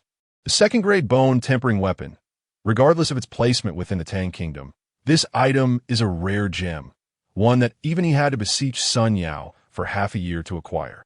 It is likely that someone like Tang Linger, hailing from a modest locale, has never encountered such treasures, which may have revealed to her the depths of her own potential, perhaps even leading her to develop an affection for him. However, Tang Linger remained undeterred by Zhang Cheng's display of his treasured artifact. In the next moment, her gaze turned icy as she coldly declared, "Then I shall request you to impart your wisdom." Taoist Zhang. With that, Tang Linger deftly wielded her sword, its tip aimed directly at Zhang Cheng. What appeared to be an unremarkable strike in her hands unleashed extraordinary force. With a resounding clash, their swords met. Uncertain if it was merely an illusion, Zhang Cheng felt as though Tang Linger's attack was a desperate bid for victory. The force transmitted through the blade left his hands tingling. Yet, he gritted his teeth and praised, "Miss Tang, your swordsmanship is commendable." The two swords parted as quickly as they had collided. Tang Linger, however, let out a cold laugh. In that previous strike, she had completely assessed Zhang Cheng's capabilities. Even with the second-grade artifact at his disposal, his cultivation at the 6th level of bone tempering rendered him incapable of fully harnessing its power. But a person like Zhang Cheng was simply unworthy of her time. Thus, her expression grew increasingly frigid. She raised her ordinary iron sword, its tip pointing towards the heavens, her dark hair rising unbidden in the air, creating a disarrayed spectacle. But a luminous glow began to emanate from the iron sword. As its radiance intensified, Zhang Cheng felt an inexplicable force binding him in place, rendering him immobile. Meanwhile, Kong Dan and Sun Yao stood by, utterly astonished. What was happening? A practitioner at the 4th level of bone tempering had actually grasped the essence of sword intent. Wielding a mere iron sword, she was able to manifest its initial brilliance, indeed a testament to her sword intent. Kong Dan and Sun Yao exchanged glances, both recognizing the shock mirrored in the other's eyes. Kong Dan whispered, "It seems your disciple stands no chance in this spar." Sun Yao remained silent, her gaze fixated on the emerging brilliance of Tang Linger, contemplating something in her mind. Tang Linger, oblivious to the exchanged looks of Kong Dan and Sun Yao, concentrated entirely on her sword.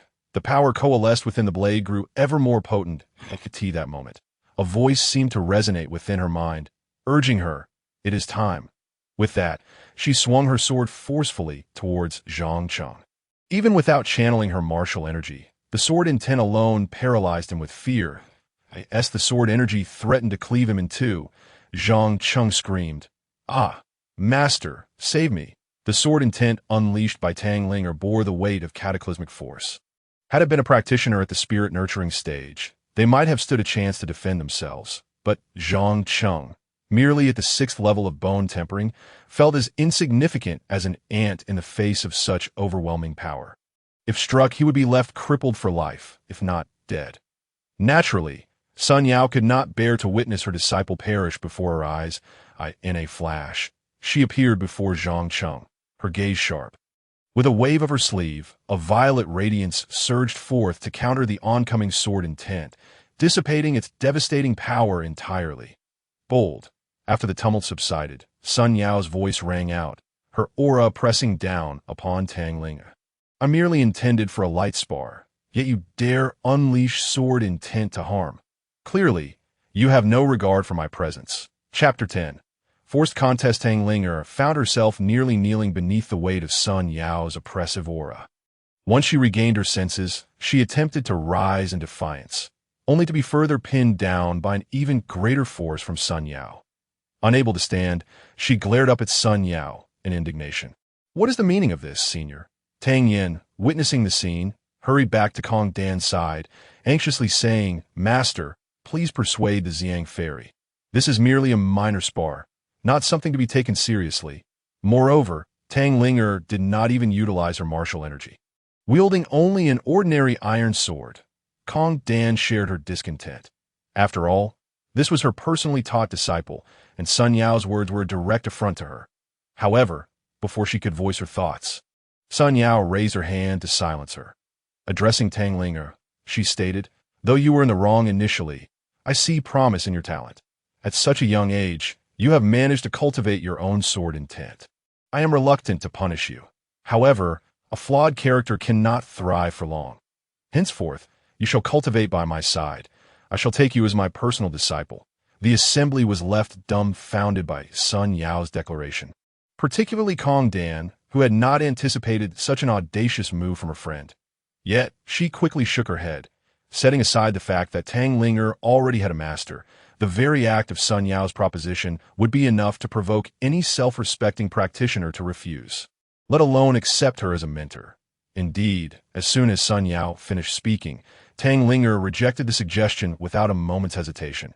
"I appreciate the Xiang fairy's misguided affection, but I already have a master, and thus, I cannot trouble you with my instruction. Consider carefully. Your act of harming others is a reflection of your flawed character. I have shown you leniency by allowing you to join my ranks. This is a privilege for you." Sun Yao looked down at Tang Linger from her elevated position, her gaze piercing.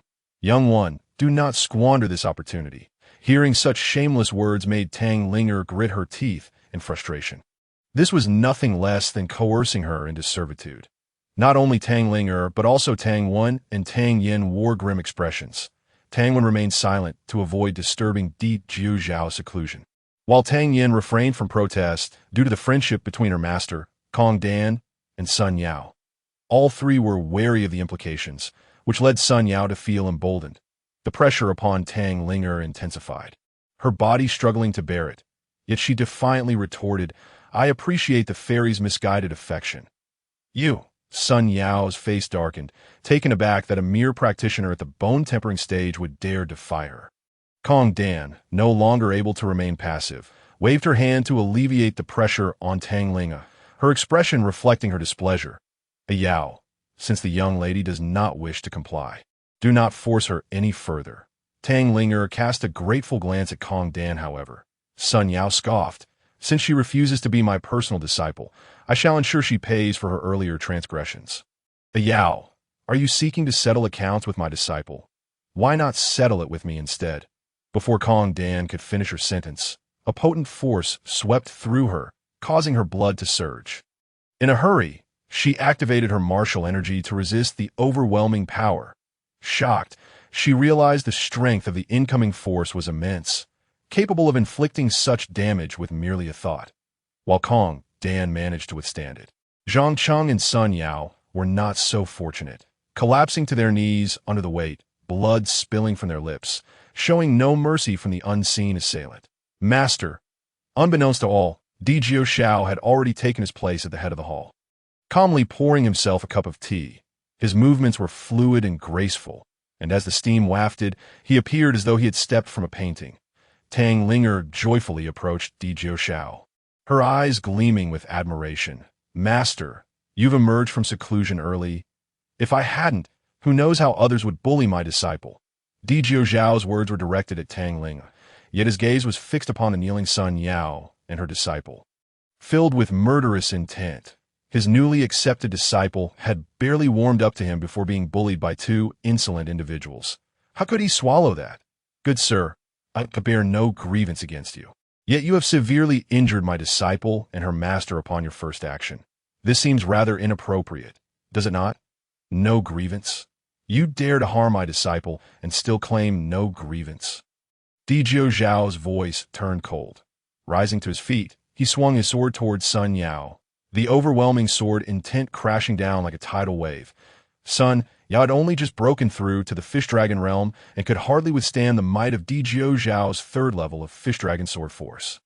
Her body shrank under the pressure, unable to move an inch. Di Jiu Zhao, towering above her, fixed his gaze upon Sun Yao, enunciating each word with chilling clarity. "Is there still any impropriety?" Sun Yao, now bereft of her audacity, hurriedly pleaded for mercy. "I acknowledge my wrongs, Please do not hold my faults against me." Before she could finish, Di Zhao's brow furrowed. Sun Yao's heart raced as she quickly amended, "I acknowledge my missteps. I beg for your forgiveness, esteemed senior." With a single sword strike, Di Zhao firmly suppressed the expert who had just entered the fish dragon realm, rendering him utterly powerless. Such mastery stood before Tang Wen and his companions like a celestial being. It was then that Tang Wen realized this young elder of the Luo Tian sect was indeed a formidable force, deserving of recognition as a true powerhouse within the Tang kingdom. However, he did not wish for Di Zhao to actually kill Sun Yao and her disciples. Firstly, Sun Yao was a close friend of Tang Yan's master, thus deserving of some respect. Secondly, Sun Yao had already entered the fish dragon realm. Although she was a loose cultivator, she surely had a few acquaintances. Should she be killed now, the Tang family would likely face numerous troubles in the future, for Di Zhao could not possibly remain at the Tang residence at all times. Tang Wen stepped forward to introduce. "This is the master of the fairy Tang Linga, Elder Di Zhao of the Luo Tian sect."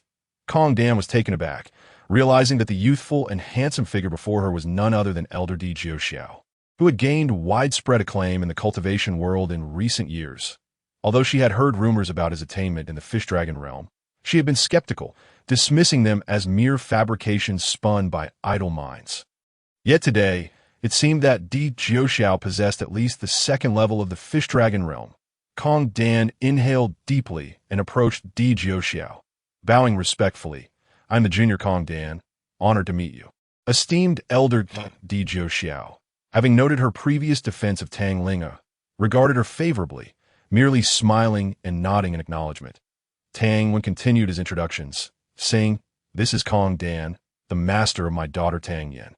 He then glanced at Sun Yao. This esteemed Sun Yao is a friend of Kong Dan. Misunderstandings among the younger generation are inevitable. Both the benefactor and Sun Yao are extraordinary individuals. We must not allow this to disrupt our harmony. I implore you, esteemed benefactor, to exercise restraint. Di Zhao had no intention of killing Sun Yao. Upon hearing Tang Wen's plea, he graciously released her. If you wish to express gratitude, do so towards the Tang family. Having suffered such a setback, Sun Yao no longer bore any trace of her former arrogance. She retrieved a medicinal pill from her storage bag and offered it to Tang Wen, saying, "This humble pill is but a token. I beseech the head of the Tang family to accept it as an apology for my transgressions." Seeing how a formidable expert from the fish dragon realm treated him with such courtesy, Tang Wen dared not accept the pill, quickly declining. I cannot. Di Zhao observed that the item in Sun Yao's hand was a high-grade spirit-gathering pill. While this pill held little value for those in the fish dragon realm, it could significantly aid Tang Wen, enabling him to break through the bone refinement realm and enter the spirit-nourishing realm. That it is a gesture of goodwill from Sun Yao. The head of the Tang family may accept it without hesitation. With Di Zhao's endorsement, Tang Wen accepted the pill, saying, "Then I shall gratefully receive this from Sun Yao." Chapter 11. The initial manifestation of sword intent. Once Kong Dan realized that Di Zhao was indeed an elder of the Luo Tian sect, she began to ponder the implications. Initially, she had thought of the Luo Tian sect as merely a formidable force beneath the apex of cultivation sections. However, with Di Zhao's immense power, it was clear that the Luo Tian sect was far more complex than it appeared. The reason Kong Dan had invited her friend Sun Yao to enter the Moon Invitation secret realm was that it was notoriously perilous. Now that such a formidable master as Di Zhao was present, it would be foolish to let such an opportunity slip away. Thus, she purposefully turned to Sun Yao and said, Yao, how are you faring?" "Alas, the Moon Invitation secret realm is set to open in a few days.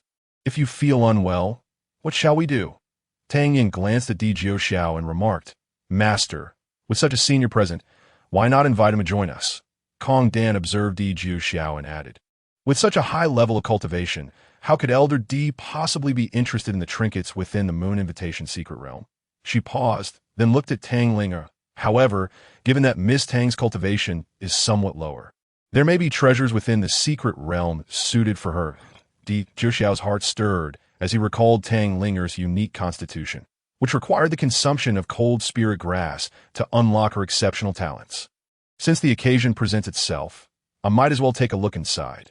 Days passed, and the opening of the Moon Invitation's secret realm drew near. Di Jiuxiao and the other six set forth toward the secret realm. The Moon Invitation's secret realm lay 500 miles east of Yuanzhou City, nestled within a secluded valley. Soon, they arrived. Under the moonlit night, silver beams bathed the peaks flanking the valley, resembling a gentle woman draped in a delicate veil. As the moon reached its zenith, the valley gradually revealed itself like a bashful maiden. Suddenly, a mass of dark mist erupted from the valley floor, only to be swiftly absorbed by the moonlight, revealing a dark and ominous cave entrance. Before they could enter, a powerful aura emanated from the cave, accompanied by a strong scent of blood wafting forth. This terrifying presence was a first for Di Jiuxiao and the others. Di Jiuxiao frowned. What is the origin of this Moon Invitation secret realm? Kong Dan shook her head. I am not entirely sure. I have only heard that it is the resting place of the Moon Invitation Palace Master from 10,000 years ago. Zhang Cheng, who seemed to have a poor memory, resumed his self-absorbed demeanor and interjected, by the looks of it, this Moon Invitation Palace Master must not be an easy opponent. Di Jiuxiao reached into thin air and produced a black jade-purple bamboo umbrella. He then focused his energy, transforming the black umbrella into a pink hue before handing it to Tang Linger. Take this for protection. As Tang Linger accepted the pink jade-purple bamboo umbrella. Her cheeks flushed, though it was uncertain whether it was the umbrella's reflection or her own shyness. Di Jiuxiao's voice was gentle as water, prompting Tang Yen to envy from the side. That is a treasure of the spirit nourishing grade. Sister, you are truly fortunate. Upon hearing this, Tang Linger's face reddened even further as she whispered, Thank you. Master, Di Jiuxiao nodded. Be careful and stay close behind me. With that, Di Jiuxiao stomped his foot and charged toward the dark cave at the valley's base. While Tang Linger closely followed in accordance with his instructions, with Di Jiuxiao leading the way, Kong Dan and Sun Yao felt reassured and followed suit. The cave at the valley's base resembled the gaping maw of a voracious demon. And after the group entered, the entrance returned to its eerie calm. Before long, three figures approached from outside the valley.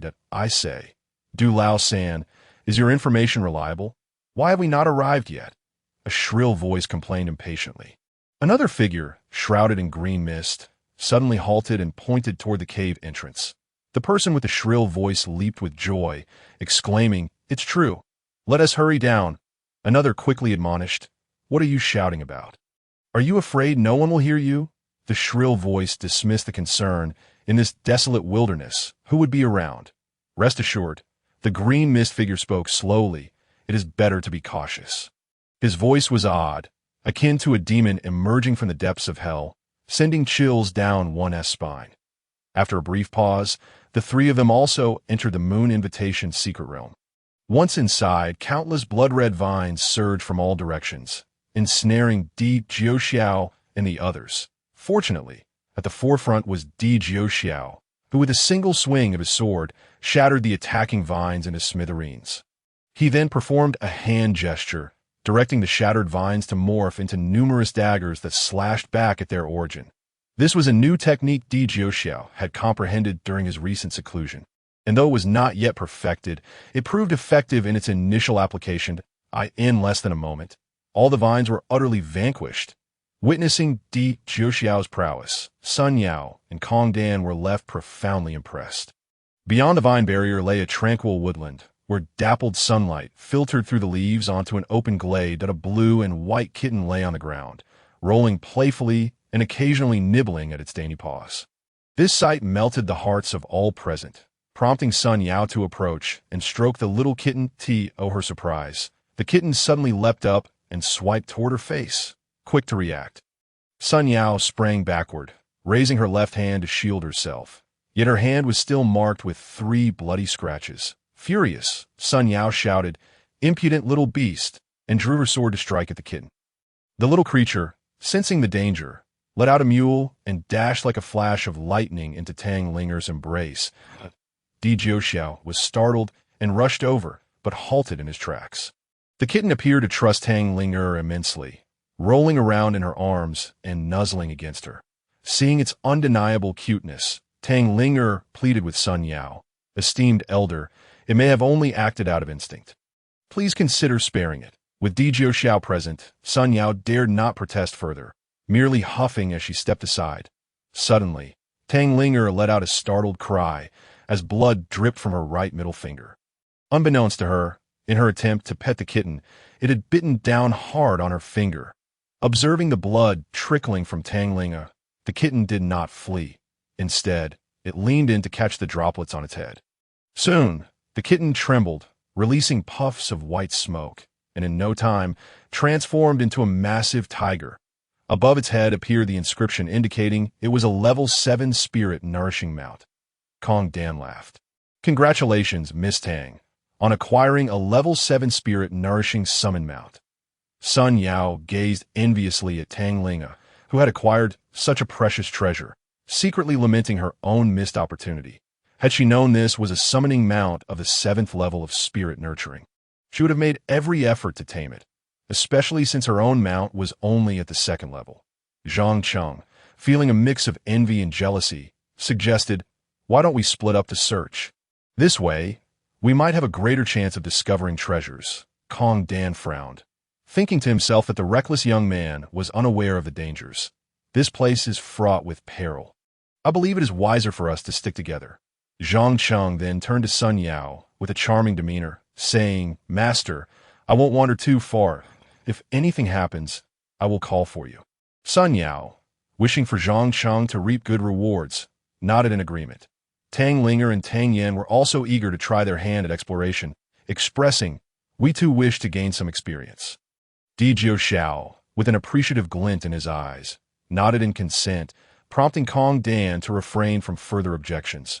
But before Tang Linger could venture far, she was abruptly confronted by a figure enveloped in black smoke.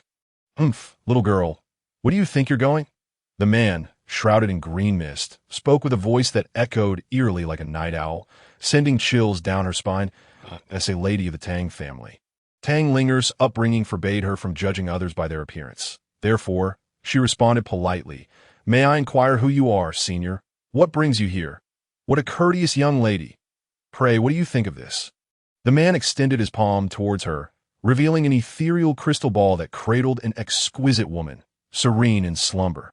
Tang Linger found herself irresistibly drawn to this bizarre object, unaware of how the man's green eyes glinted with growing intensity.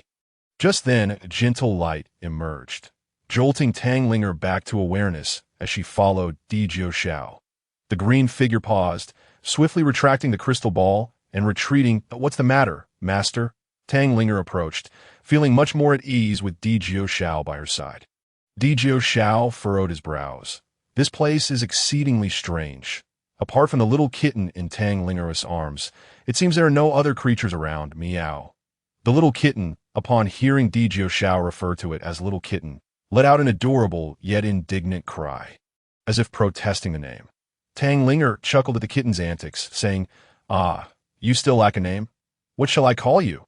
The kitten was simply too adorable, melting even Di Xiao's stoic demeanor. He smiled, suggesting, "How about we name it Bei Luo Shermin?" The kitten mewed softly, displaying a hint of affection, seemingly approving of the name. Bei Luo Shermin, splendid. Henceforth, you should be called Bei Luo Shermin. Tang Linger couldn't resist planting a kiss on the kitten.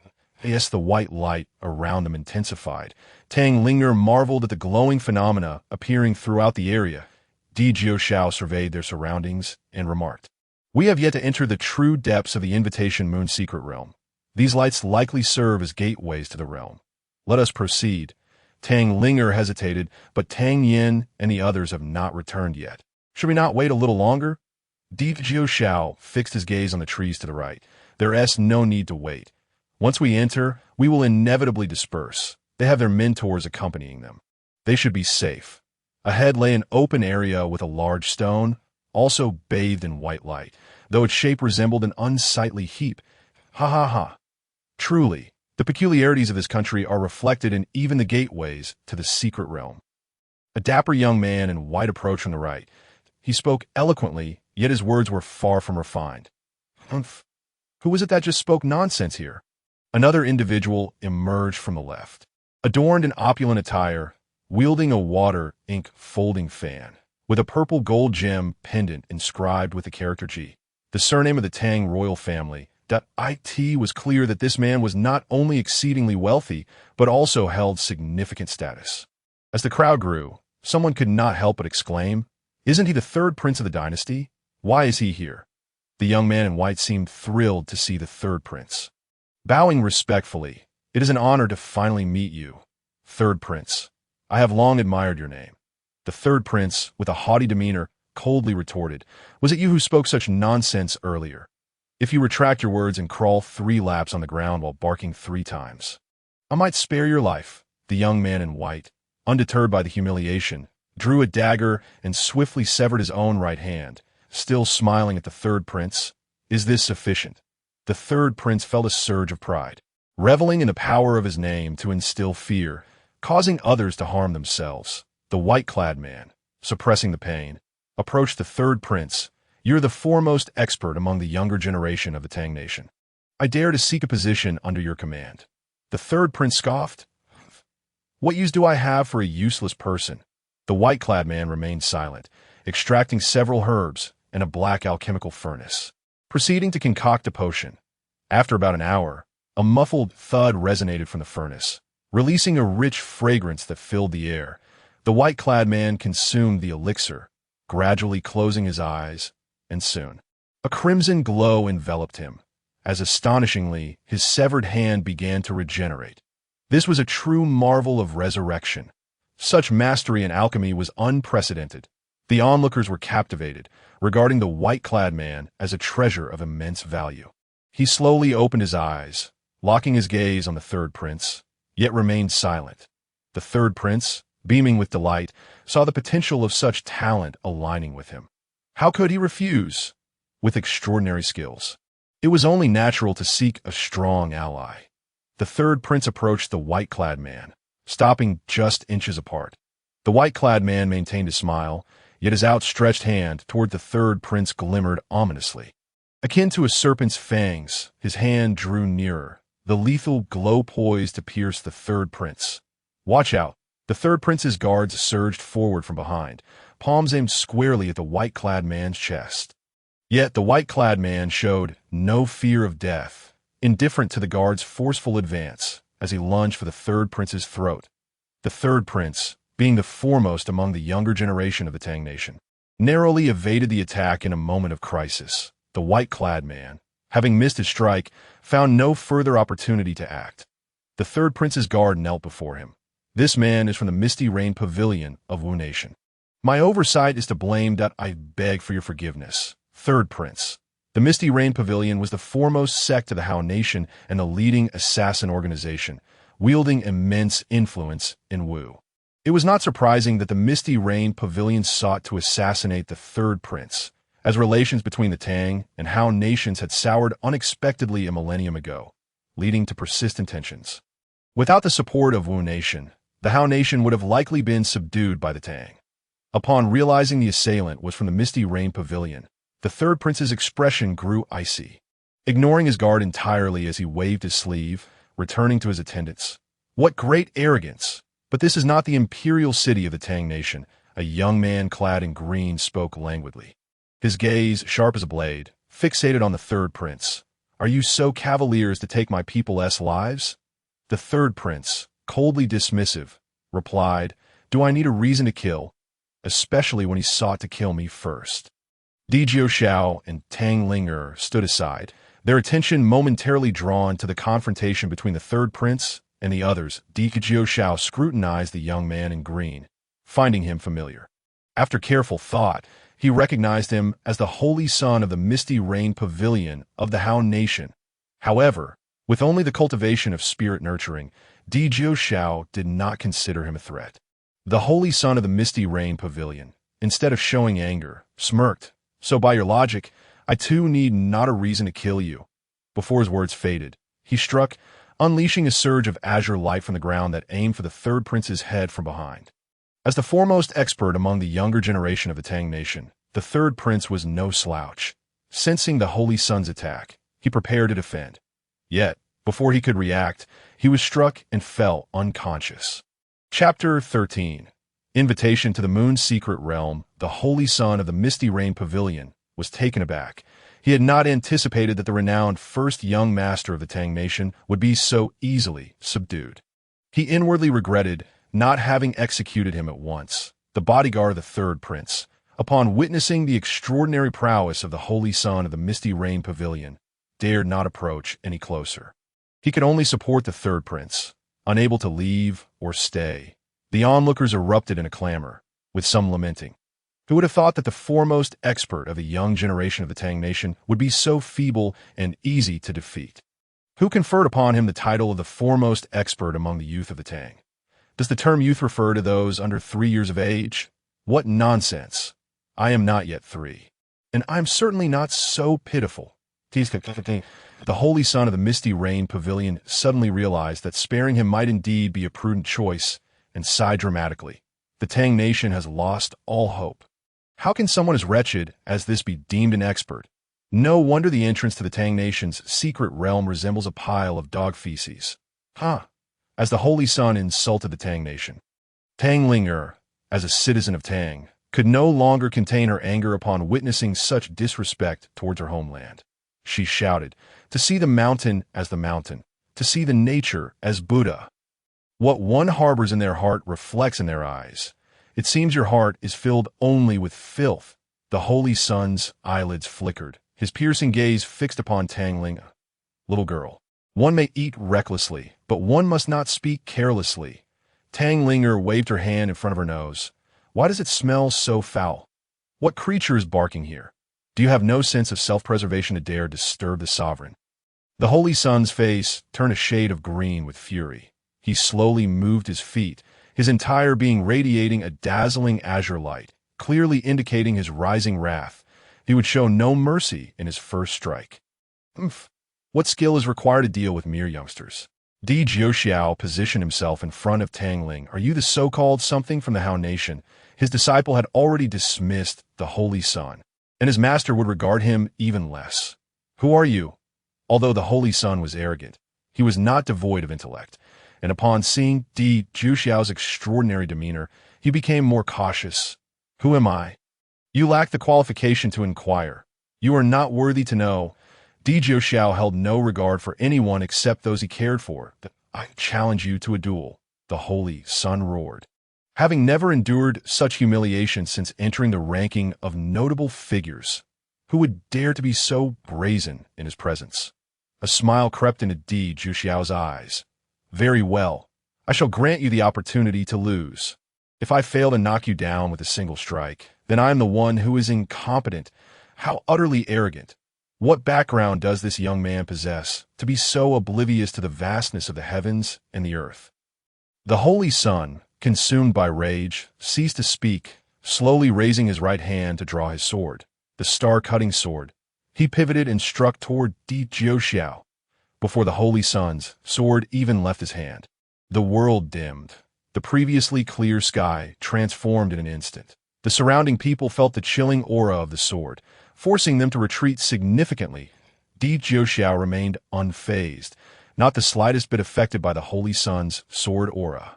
Seeing Di Jiuxiao's nonchalance, the holy son inwardly rejoiced, thinking, "No matter how strong you are, you shall not survive my full-powered strike from the 9th level of spirit nourishing."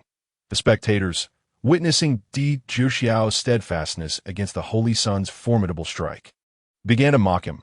"Look at his imposing appearance. He is merely a blustering fool to stand so still against such a powerful expert. Alas, to die at such a young age would surely lead to that delicate young lady being a widow at this rate. Hey kid, if you crawl around 3 times and bark like a dog, perhaps the holy son might show mercy and spare your life."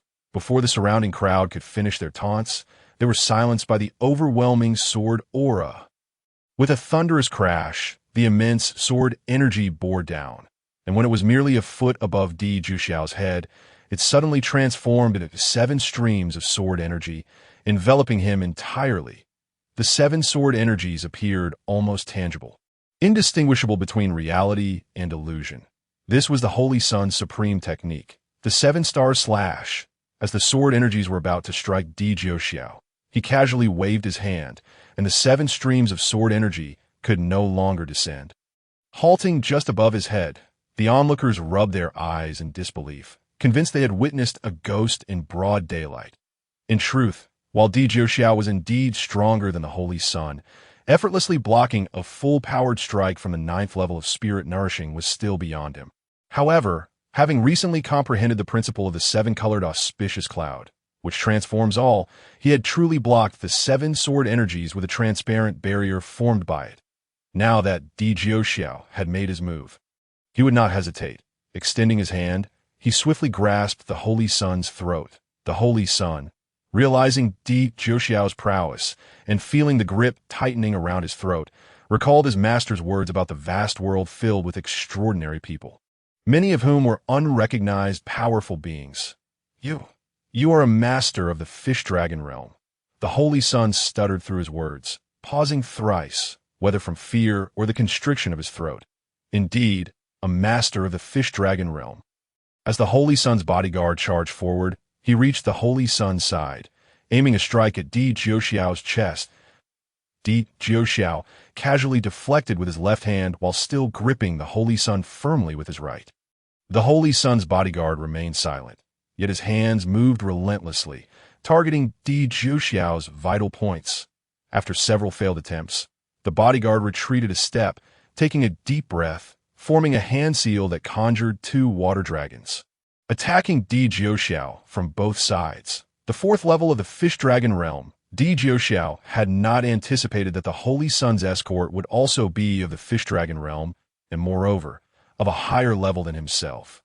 Casting the Holy Sun aside, Di Jiuxiao swiftly drew his sword, striking with lightning speed. Boom! The escort of the 4th level of the Fish Dragon realm was cleaved in 2 from head to toe by Di Jiuxiao's sword. At that moment, the 2 water dragons halted just before reaching Di Jiuxiao, then dissipated .1 strike, and a life was taken. Such mastery! The surrounding crowd now regarded Di Jiuxiao with fear, their earlier disdain vanishing entirely. A gentle breeze swept through, enhancing the spiritual energy at the entrance, and the secret realm finally opened. The crowd remained motionless, for Di Jiuxiao had yet to make his move. At this juncture, the 3rd prince had awakened. Learning from his bodyguard of Di Jiuxiao's severe reprimand of the Holy Sun, and he was filled with admiration for Di Jiuxiao. Senior, I am Ji Wuye, and I am grateful for your assistance. If you do not disdain it, please accept this small token of my appreciation. The 3rd Prince Ji Wuye presented a jade green orb the size of a longan, its surface glistening with a vibrant sheen. Radiating an inner brilliance that clearly indicated its extraordinary nature, Di Jiuxiao glanced at him, his eyes betraying no emotion. I am not aiding you, asked the 3rd prince. Ji Wuye understood the importance of allying with such a master. Yet he knew that not just anyone could be easily swayed. Ji Wuye pocketed the orb, smiling. Regardless, your great kindness will be remembered by Ji. Di Jiuxiao remained silent, leading Tang Linger toward the entrance of the secret realm. Just as they were about to step inside, he suddenly turned to the Holy Sun. What are you still doing here? The Holy Sun was taken aback. He had come seeking the treasures within the inviting moon's secret realm. Yet now Di Jiuxiao barred his entry. Knowing Di Jiuxiao's formidable strength, the Holy Sun stubbornly pressed on. This secret realm cannot belong to you alone. Di Jiuxiao smiled. Wherever I am, you should keep your distance. The Holy Sun's expression changed dramatically. Though he wanted to retaliate, he was no match for Di Jiuxiao and could only grit his teeth. Dare you leave your name? Listen well, I am Di Jiuxiao. Ah, he is Di Jiuxiao, the youngest elder of the Luo Tian sect. Not only that, but he is rumored to possess the cultivation of the 2nd level of the Fish Dragon realm. It seems he is even stronger than that. Di Jiuxiao paid no heed to the astonished murmurs of those around him, firmly taking Tang Linger into the secret realm. As he held her hand, Tang Linger felt her cheeks flush slightly, her palms damp with perspiration, yet she did not resist. Perhaps Di Jiuxiao sensed her thoughts. To prevent us from drifting apart within the secret realm, I shall hold your hand. Very well. Tang Linger gave a slight nod. Her voice as soft as a whisper, and her delicate heart raced like a startled deer. She incessantly reminded herself, he is my master. How could I ever? A sudden haze enveloped her senses, and the scenery before her transformed. The resplendent remnants of the setting sun strived to display its charm, while the silver waterfall cascading from the cliff resembled the graceful form of a maiden. The stream meandered gently, merging into a thicket of blossoms. Amidst the vibrant blooms, Di Jiuxiao and Tang Lingerer stood together, akin to lovers bathed in the glow of twilight. The Jiwu, upon witnessing Di Jiuxiao enter the secret realm, followed suit. After a couple of steps, he turned back to glance at the Holy Sun, a smile already glimmering in his eyes. The Holy Sun fixed his gaze fiercely upon the entrance from which Di Jiuxiao had departed, his expression gradually contorting into one of malice. Di Jiuxiao gently released Tang Lingerer's hand, saying, "This secret realm can only be accessed for 7 days at most. Engage in your training diligently. Should you encounter any danger, call for me immediately." It seemed as if Tang Lingerer did not hear Di Jiuxiao's words. As he lowered her hand, she let out a quiet sigh within her heart. What was she sighing for? Tang Lingerer. Di Jiuxiao could not help but glance down at her. Startled, Tang Lingerer's face flushed crimson, as if she had been caught harboring a secret. "Oh, I understand. I will certainly train hard." Di Jiuxiao nodded in approval. The spiritual energy here is abundant, surpassing that of the outside world by threefold. Rare treasures abound. Take your time to choose wisely. With that, Tang Lingerer drew her long sword and stepped forward with measured grace. Though treasures were plentiful, so too were the dangers. Where there were riches, conflicts were sure to arise. Jiuxiao extended his divine sense and detected an area behind him dense with spiritual energy. Suspecting it to be a spiritual herb that he had entered primarily to seek, the Han Ling herb, and swiftly darted toward the source. The rich spiritual energy emanated from a stone with a narrow fissure, through which the energy poured forth ceaselessly. Within the crack, a hint of green revealed itself. Upon closer inspection, it was 3 verdant leaves, an extraordinary 4th-tier spiritual herb. Di Jiuxiao was elated. Such herbs were rare treasures in the outside world. However, he was not the only one to discover this herb. By the time he arrived, 5 individuals were already gathered around the stone. These 5 were not a united group. Among them, a man and a woman appeared to be partners. The man possessed a certain handsomeness, boasting a cultivation level of 8th tier in the spirit nurturing stage, while the woman, fair of face, had reached the 6th tier. They stood at a respectful distance of 5 feet from the stone. The remaining 3 formed a group, led by a middle-aged man, presumably the mentor to the 2 younger disciples behind him. He was the strongest among them, at the 4th tier of the fish dragon stage, while the 2 young men were at the 3rd and 2nd tiers of spirit nurturing, respectively. Considered talents at their age. "Fellow Taoist, this treasure already has an owner. I suggest you depart," the middle-aged man declared first. "Owner? Humph. Did you plant it or cultivate it?" Di Jiuxiao was no mere scholar and had never aspired to be a saint. The middle-aged man's expression darkened, malice glimmering in his eyes. "You foolish creature." Before he could finish speaking, the middle-aged man whipped out a soft whip, striking at Di Jiuxiao. The whip, akin to a venomous serpent, crackled with flames, igniting the earth and stones in its wake. Indeed, it was a 2nd-tier fish dragon artifact. Di Jiuxiao raised his sword before him, channeling his radiant energy into a tempest that swirled the surrounding spiritual energy into a violent storm. "Ha!" he shouted, slashing his sword outward. The powerful sword aura collided with the middle-aged man's whip, rendering it lifeless like a slain serpent. Without pausing, Di Jiuxiao leaped into the air, aiming his sword at the middle-aged man. Before his blade could descend, the grass, trees, and stones below were sent tumbling aside. The middle-aged man, undeterred, wielded his whip, drawing circles in the air. With each circle, more whips manifested. Soon, the air was obscured by countless whips, ensnaring Di Jiuxiao from all directions like an overwhelming tide. That Di Jiuxiao's singular strike was thwarted by the middle-aged man's myriad whips. One had already coiled around his ankle, which he swiftly severed with his sword. Just as he severed the whip, a gust of wind rushed from behind, prompting Di Jiuxiao to sidestep, narrowly evading another whip. He darted left and right, already weary from defending himself, unable to muster the energy to counterattack. Seeing Di Jiuxiao in such a predicament, the middle-aged man could not suppress his delight. laughing. How does it feel to be exhausted and desperate? Ha ha! Is this the beginning of your demise? The real show has yet to commence. Di Zhao's calm voice emerged from amidst the swirling whips. The middle-aged man, confident that Di Zhao was ensnared, rejoiced. Your bravado is far more impressive than your skills. Is it? Di Zhao's voice suddenly echoed from behind the middle-aged man. Startled, the middle-aged man turned around just as Di Zhao's sword descended. In a frantic attempt, he raised both hands to block the strike with his whip. Boom! Di Zhao's sword sent the middle-aged man flying 100 feet away, and his whip slipped from his grasp. With his strike unleashed, Di Zhao showed no mercy, following up with another thrust at the middle-aged man. Realizing the danger, the middle-aged man struggled to rise from the ground. Ignoring his injuries, and suddenly reached for his own groin. Di Zhao was taken aback, unsure of his intentions, but his sword showed no signs of halting.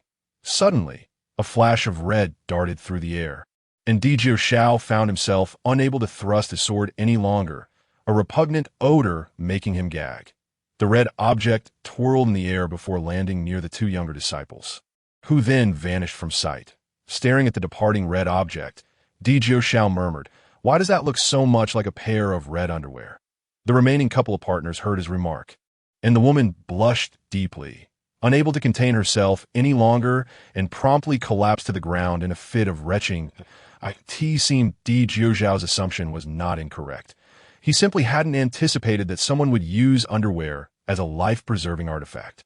Perhaps this way, no one would dare to snatch his treasures, as few would be willing to employ such items. Chapter 15. The North falls into the Master S gate the remaining couple. Seeing that even the middle-aged man from the Fish Dragon realm was no match for Di Zhao, dared not linger any longer. They vanished into thin air before Di Zhao even turned around. Approaching the stone, Di Zhao pondered. Although this herb was a fourth-tier spiritual herb, it grew within a fissure, bearing only 3 leaves, limiting its usefulness. Why, then, had the middle-aged man fought so fiercely for it? After scrutinizing it for a while, his furrowed brow finally relaxed. He placed a finger upon the fissure and began channeling radiant energy, gradually infusing it into the crack. Crack, crack, with a series of snapping sounds. The stone shattered into pieces, and the spiritual energy surged 100-fold. A half-foot-tall fourth-tier spiritual herb emerged intact. So this herb truly grew within the stone. Di Zhao mused, effortlessly plucking the herb and swallowing it whole. His haste was not out of impatience. Rather, this fourth-tier spiritual herb was exceedingly rare, having already drawn the attention of a master from the Fish Dragon realm. If he kept it on him, he had no confidence in safely carrying it out. When did people of the Fish Dragon realm become so common? After consuming the herb, Di Zhao couldn't help but grumble before sitting down to slowly digest the immense spiritual power transforming within him. Half an hour later, the glow surrounding Di Zhao gradually dissipated, and he stood with his cultivation elevated from the early stage of the 3rd tier in the Fish Dragon realm to the mid-stage. Continuing his exploration, Di Zhao hummed a cheerful tune, already envisioning himself returning triumphantly from his secret realm, laden with spoils. However, reality often diverges from fantasy. Aside from the 4th-tier spiritual herb, he encountered nothing else of note. Suddenly, a whooshing sound pierced the air ahead, and Di Zhao's heart leapt with joy. Judging by the urgency of that sound, it must be a precious treasure, he thought to himself, eager to seize the opportunity. As he sped toward the sound, he spotted 2 disciples clad in the robes of the Luo Tian sect, desperately fleeing. Bloodstains adorned their garments, and it was evident they were running for their lives. Indeed, 2 figures pursued closely behind, moving with remarkable speed, rapidly closing the distance to the Luo Tian disciples. Just as the disciples appeared on the verge of being slain, Di Zhao leaped forward, shouting, "Get out of the way, or I shall unleash my wrath as a merciless demon." The 2 pursuers, of course, paid no heed to his warning. After all, who would retreat simply because they were told to? It seemed that pride was an important matter to many, with some willing to risk their lives for it. Unfortunately for those 2, their pride meant nothing in Di Zhao's presence. "The elder? Is it truly you?" The two disciples of the Luo Tian sect finally recognized Di Jiushao and immediately clung to his legs, weeping profusely, as if they had encountered a long-lost mother. "Where are the items?" Di Jiushao inquired with a smile, glancing at the two items. "What items?" The two disciples of the Luo Tian sect looked utterly perplexed. If there were no valuable items, why would they pursue you? Di Jiushao endeavored to maintain his smile. "There really aren't any," exclaimed the elder of the Di family. Di Jiuxiao's expression shifted, and he extricated his legs from their grasp. "Get up. What kind of decorum is this, crying like children? Elder Di, you must avenge us. 2 of our junior brothers were slain," Di Jiuxiao retorted, exasperated. "With so many disciples in the Luo Tian sect, if I sought to avenge every one of them who perished, wouldn't I be doomed to a life of vengeance? But they killed for that 4th-tier spirit fruit tree." Di Jiuxiao suddenly turned around, his fury ignited. "How dare they kill disciples of the Luo Tian sect? Do they not regard me, Di Jiuxiao, at all? Lead the way." The elder's expression shifted as rapidly as the weather in June. "Are you coming or not?" Di Jiuxiao took a few strides, only to notice the 2 disciples still rooted in place.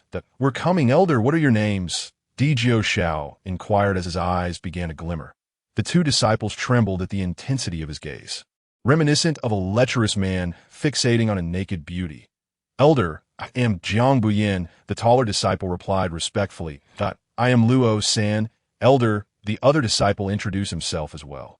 After a prolonged silence without a word from Di Jiuxiao, Jiang Buyin and Luo San exchanged glances, only to find Di Jiuxiao grinning, seemingly lost in his thoughts.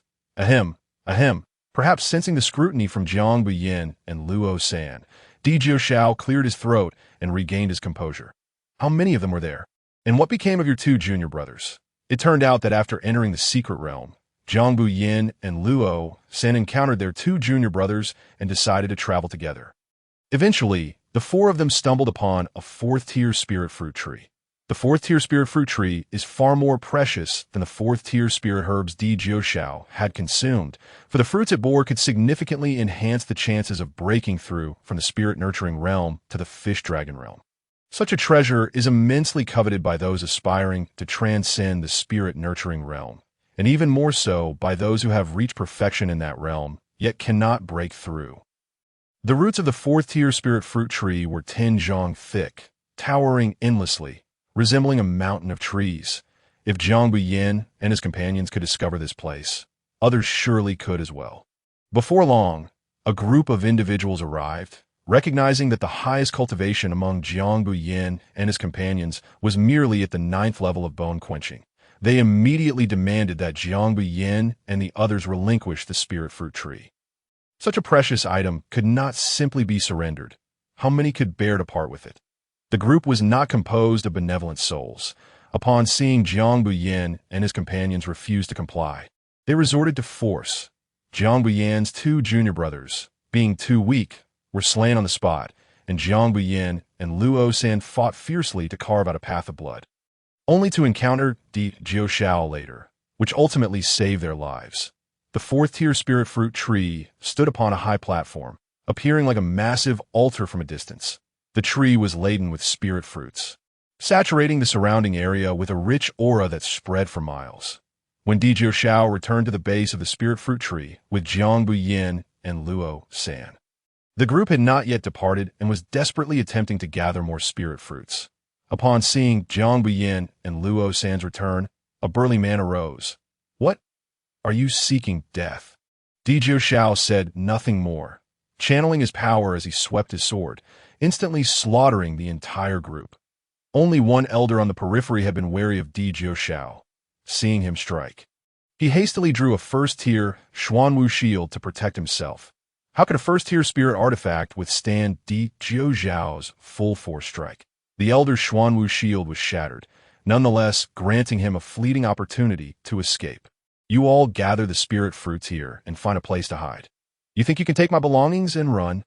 Di Jiuxiao's last remark was directed at the fleeing elder. Everyone loves to gather riches, especially such precious spirit fruits. Jiang Buyin and Luo San frantically collected the fallen fruits, Before long, they had gathered them all and sought refuge in a nearby location. Although the elder narrowly escaped due to his Xuanwu shield, he was ultimately injured and could not endure after traversing several mountains. As soon as the elder paused, a sword chi pierced through his chest. He fell without uttering a sound. Di Jiuxiao approached from behind, flipping over the elder's corpse, discovering that apart from the bag of spirit fruits he had seized, there was nothing else of value. Chapter 16. The holy son of Wu Nation at such an advanced age, he remained destitute, contributing nothing of worth to society. Di Jiuxiao couldn't help but shake his head. Meanwhile, shortly after Di Jiuxiao departed, a multitude of cultivators rushed toward the spirit fruit tree, presumably drawn by the commotion he had caused. Due to the overwhelming influx of people, Jiang Buyin and Luo San were soon discovered, and reluctantly, they had to surrender a significant portion of the spirit fruits. I can give you the spirit fruits, but I advise you not to act rashly, for our elder will return shortly. And these spirit fruits are rightfully his. Jiang Buyin was unwilling to part with the fruits so easily. An elder? With so many of us, how formidable can your elder be? Can he defeat all of us? Indeed, I suggest your elder stay away, or we'll kill one for every one that comes. Jiang Biyan and Luo San, witnessing their warnings ignored, turned to leave. Not long after, the sound of battle erupted beneath the spirit fruit tree, as those individuals began to turn on one another in their quest for the fruits. Following the path Di Jiuxiao had taken, Jiang Biyan and Luo San hurriedly sought him out, hoping to reunite with him soon. Elder, the spirit fruits have been stolen again. Before long, they encountered Di Jiuxiao on his way back. Di Jiuxiao gazed at these inept disciples, his frustration boiling over, and he hastily made his way toward the spirit fruit tree. By the time he arrived, thousands of cultivators had gathered beneath the tree, engaged in a frenzied battle, with heaps of corpses littering the high platform, and rivers of blood flowing. No one noticed Di Jiuxiao's arrival. Their sole focus was on the spirit fruits, Dashura's annihilation. Di Jiuxiao unleashed a sweeping strike, instantly eliminating a third of the living combatants. The fighting finally ceased as they recognized Di Jiuxiao's presence. Mine, all mine, Di Jiuxiao roared, standing atop the spirit fruit tree like a war god descending upon the earth.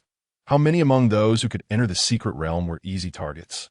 Witnessing Di Jiuxiao's audacity, the fish dragon realm cultivators were naturally incensed, shouting back, "You little brat, are you seeking death? If you have the guts, come down and face me in battle for 300 rounds. When had fish dragon third layer cultivators grown so brazen? Am I truly growing old? The speaker was an elder of the fish dragon fifth layer, whose demeanor remained composed and noble despite the chaos. Anyone who dares to challenge, step forward. Di Jiuxiao leaped down from the tree, lazily surveying the throng. Such arrogance, such disdain. His attitude was enough to drive the cultivators to madness, unable to contain themselves. They charged at Di Jiuxiao en masse. Di Jiuxiao sighed. In an instant, he unleashed 3,600 swords, turning the foremost attackers into a shower of blood, before the blood could even settle. Di Jiuxiao gestured, and the blood transformed into countless swords, targeting those behind. The swords returned to their sheaths, and the blood ran dry, leaving only a little over 400 survivors in the arena. What had once been a battlefield echoing with the cries of slaughter fell into a profound silence. All eyes fixated on Di Jiuxiao, the young man of the fish dragon third layer. A middle-aged man beside the previously mentioned fish dragon fifth layer elder whispered, "This one likely conceals his true cultivation. Such power cannot simply stem from the fish dragon third layer." The elder nodded, sighing. The younger generation is formidable. As soon as the elder finished speaking, he suddenly leaped into the air, launching a palm strike at Di Jiuxiao. Just as Di Jiuxiao was about to react, he felt a sudden heaviness. The elder descended rapidly, and with each passing moment, his palm grew larger, exacerbating the sensation of sluggishness enveloping Di Jiuxiao. Is this the demon subduing technique? A gasp erupted from the crowd as someone recognized the elder's cultivation method. The elder's palm had grown as colossal as a mountain, leaving Di Jiuxiao completely immobilized. As the elder's palm was about to descend upon Di Jiuxiao, should that strike land, even if he possessed 10 lives. It would not suffice to save him. At that moment, a figure suddenly appeared before the elder. When the elder finally discerned the man's face, his expression shifted dramatically, and he stumbled backward in a panic. In that moment of retreat, he immediately lost control over Di Jiuxiao. Seizing the opportunity, Di Jiuxiao leapt forward with unparalleled speed, thrusting his sword toward the elder, piercing through his very being and delivering a fatal blow.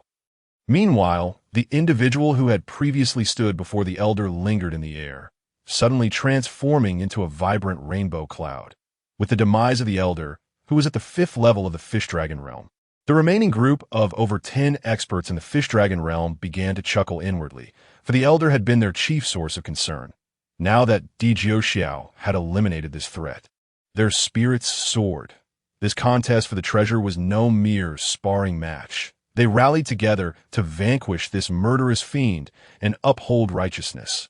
One practitioner of the 4th level of the fish dragon realm exchanged glances with the other 4, preparing to strike down Di Jiuxiao in unison.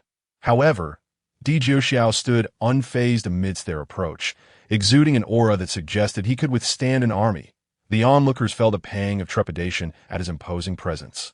Yet the 5 fish dragon practitioners remained undeterred. They spread out into 5 positions, simultaneously launching their attacks, unleashing a flurry of azure, white, crimson, black, and golden energies that ensnared Di Jiuxiao within their formation. The 5 had evidently mastered a coordinated array technique over time. Di Jiuxiao, with his sword raised before him, concealed a shadow of blades behind him, yet had not yet struck. The heavens themselves seemed to shift in hue, and the wind swirled. This was the essence of sword intent. The 5 were taken aback, attempting to retreat, but it was already too late. With a sweeping motion of his sword, Di Jiuxiao shattered them effortlessly. Among the gathered crowd, the elder, the highest in cultivation at the 5th level of the fish dragon realm, had just been slain by Di Jiuxiao, causing the remaining individuals to hesitate, their resolve faltering to, "I don't want it anymore. It's all yours." A practitioner of the 9th level of spirit nourishment cried out. Abandoning his spirit fruit and fleeing frantically, the man sprinted further away, and Di Jiuxiao chose not to pursue him. The implication was clear: relinquish the spirit fruit, and 1's life would be spared. As that practitioner surrendered, the majority followed suit, scattering in desperate flight. Many pretended to relinquish their treasures, hoping to slip away unnoticed. Yet before they could take more than a few steps, they would suddenly collapse, forever remaining there as sustenance for the spirit fruit tree. The spirit fruit tree bore no trace of blood, remaining serene and unperturbed, as if the turmoil beneath it bore no significance to its existence. Di Jiuxiao instructed Jiang Baiyan and Luo San to collect the scattered spirit fruits before departing with them. Shortly thereafter, the trio encountered 3 disciples of the Luo Tian sect, whom they also brought along. As the group prepared to advance, suddenly, Di Jiuxiao's sword quivered violently, as though yearning to be unsheathed. Feeling a stirring within, Di Jiuxiao veered right. Within less than 3 miles, they stumbled upon a cave, from which wafted waves of heat. The closer they approached, the more intense the temperature became. Upon reaching the cave's entrance, Di Jiuxiao found it to be an exposed volcano, with churning magma below. I could see that moment. His sword trembled even more violently. After glancing into the cave, he stepped back outside, and the sword gradually ceased its quaking. Returning to the cave's mouth, the sword began to tremble again. Di Jiuxiao hesitated for a moment, then leaped into the cave. The temperature within soared, nearly igniting his garments. As he pondered, he suddenly noticed a white glimmer on the cave wall. He glided over and reached out to touch the spot, only to be unexpectedly pulled inside upon contact with the stone. Chapter 17. A single strike to kill upon entering. The searing heat abruptly dissipated, revealing a refreshingly cool and tranquil space. To the center of the stone cave lay a pool of clear water, its depths visible and crystalline. As Di Jiuxiao approached the pool, his sword trembled even more vigorously. Drawing forth his long sword, it slipped from his grasp, soaring autonomously into the pool. The moment the sword entered the water, a tremendous transformation occurred within the pool, as countless sword energies rampaged through the waters, seemingly infused with limitless sword intent. Truly, this was a prime location for cultivating sword intent, Di Jiuxiao nodded in satisfaction. He had sensed the unusual nature of this place when his sword had trembled inexplicably. He extended his hand into the pool, and an inexhaustible flow of sword intent surged into his mind. Merely dipping a fingertip into the water unleashed a torrent of sword intent within his consciousness, and he began to envision the benefits that would ensue if he were to immerse himself completely in the pool. Di Jiuxiao's eyelids flickered, sensing a remarkably familiar aura, one that belonged to an individual currently in peril. There's a cave below. You all go in and wait for me. Exiting the cave, Di Jiuxiao found Jiang Bian and the others anxiously awaiting above.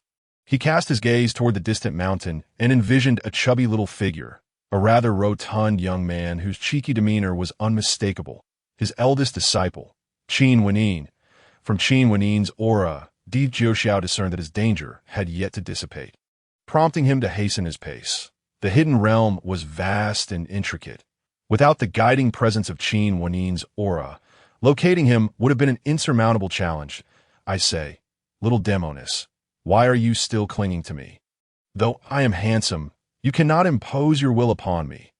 Qin Wenyin's words dripped with mischief, unaffected by the danger surrounding him. This was precisely why Di Jiuxiao had taken him as a disciple. One must never succumb to despair, nor relinquish hope, regardless of the circumstances. Fatty, let us see how long you can keep that bravado up. I will make you kneel and beg for mercy, a woman shouted, her voice melodious yet laced with venom. At that moment, another cultured voice interjected. It was my senior brother who first obtained a spirit fox cub, and you, in your unreasonable manner, attempted to seize it. After we repelled you, you had the audacity to return with reinforcements against us. How utterly brazen. Humph. My junior sister is typically quite proud. Not just anyone can catch her fancy. She has taken a liking to your little spirit fox. And you should have presented it respectfully. Yet you dared to lay hands upon her. That is tantamount to courting death. Di Jiuxiao peered from behind a tree, observing a pair of individuals, one male, one female, engaged in heated debate. The male spoke haughtily, hands clasped behind his back, clearly dismissive of Qin Wenyin and his companion. Though Qin Wenyin possessed exceptional talent, his youth rendered him vulnerable, despite his remarkable gifts. His cultivation was merely at the 6th level of bone refinement, while the male opposite him had already attained the 9th level. Hearing the male's words, even Qin Wenyin's typically amiable demeanor could not suppress his fury. What an eloquent tongue. You twist black into white with such ease. Your audacity and deceit are truly unparalleled. The male cast a glance at his junior sister, well aware of her true nature, yet emboldened by the backing of a powerful ally in the 4th level of the fish dragon realm. He felt secure in his position. He merely sought to curry favor with his sister by fabricating a narrative, hoping for future rewards. With this in mind, the male declared what is right and wrong. Justice lies with strength, and weakness determines the truth. If you are unconvinced, I invite you to a contest. The male, confident in his superiority over Qin Wenyin and his companion, exhibited an air of unwarranted boldness. At that moment, Di Jiuxiao burst forth, delivering a powerful palm strike that sent the male flying, followed swiftly by a backhand slap to the female. As a woman, you ought to uphold the virtues of propriety. Yet you choose to sow discord, deserving of punishment. Who dares to bully my people? His voice resonated with authority and assurance, as though none in the world would dare to act recklessly before him. A figure darted past, landing beside the female practitioner, and without hesitation, planted a kiss on her cheek. What a twist of fate! Today your spirits seem quite high. Di Jiuxiao chuckled, gazing at the newcomer.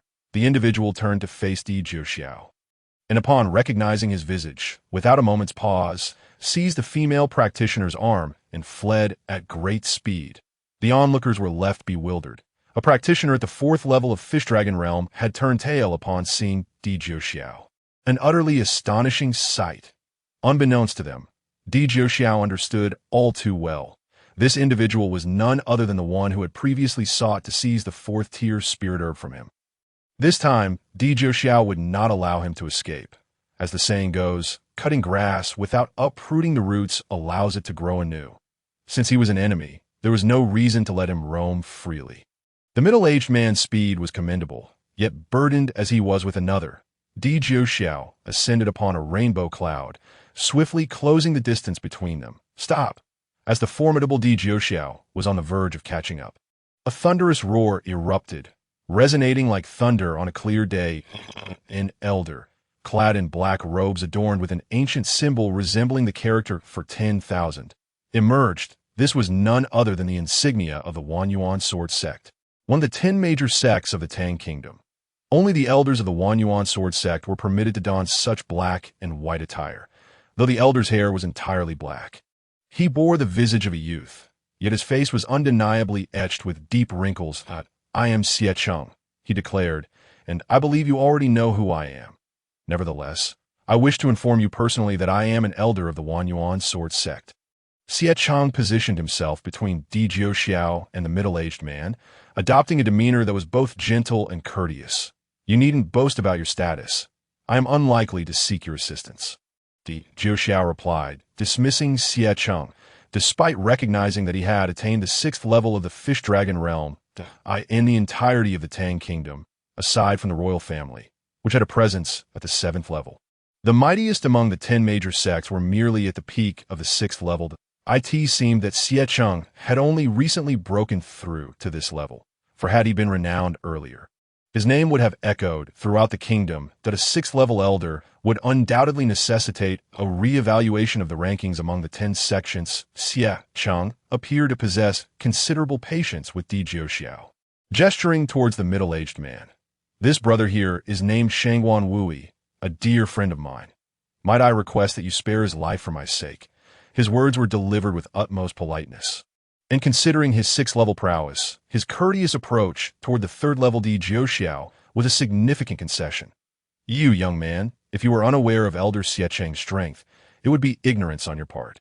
Now that you are aware of his power yet continue to speak so impudently, it is exceedingly arrogant." With Xie Cheng backing him, Shangguan Wui's tone became markedly more assertive.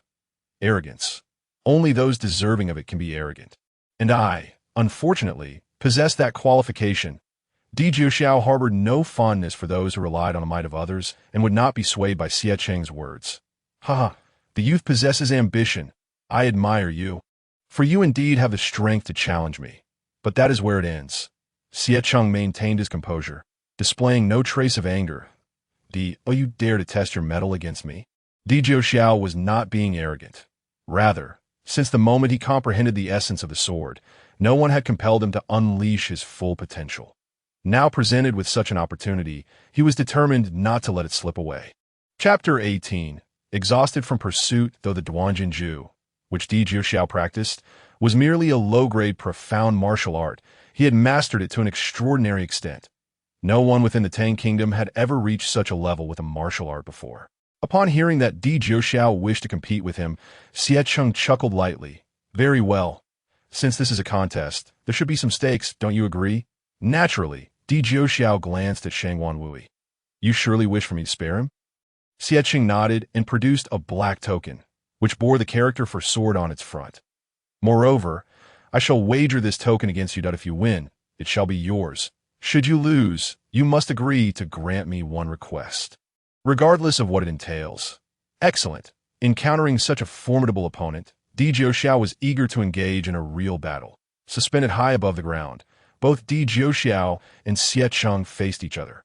The wind, which had been incessantly blowing, suddenly ceased. The Duanjinju comprised only 3 techniques, the first being the horizontal sword stance, and the second the vertical sword stance that Di Xiao had already executed both, wielding them with unparalleled might.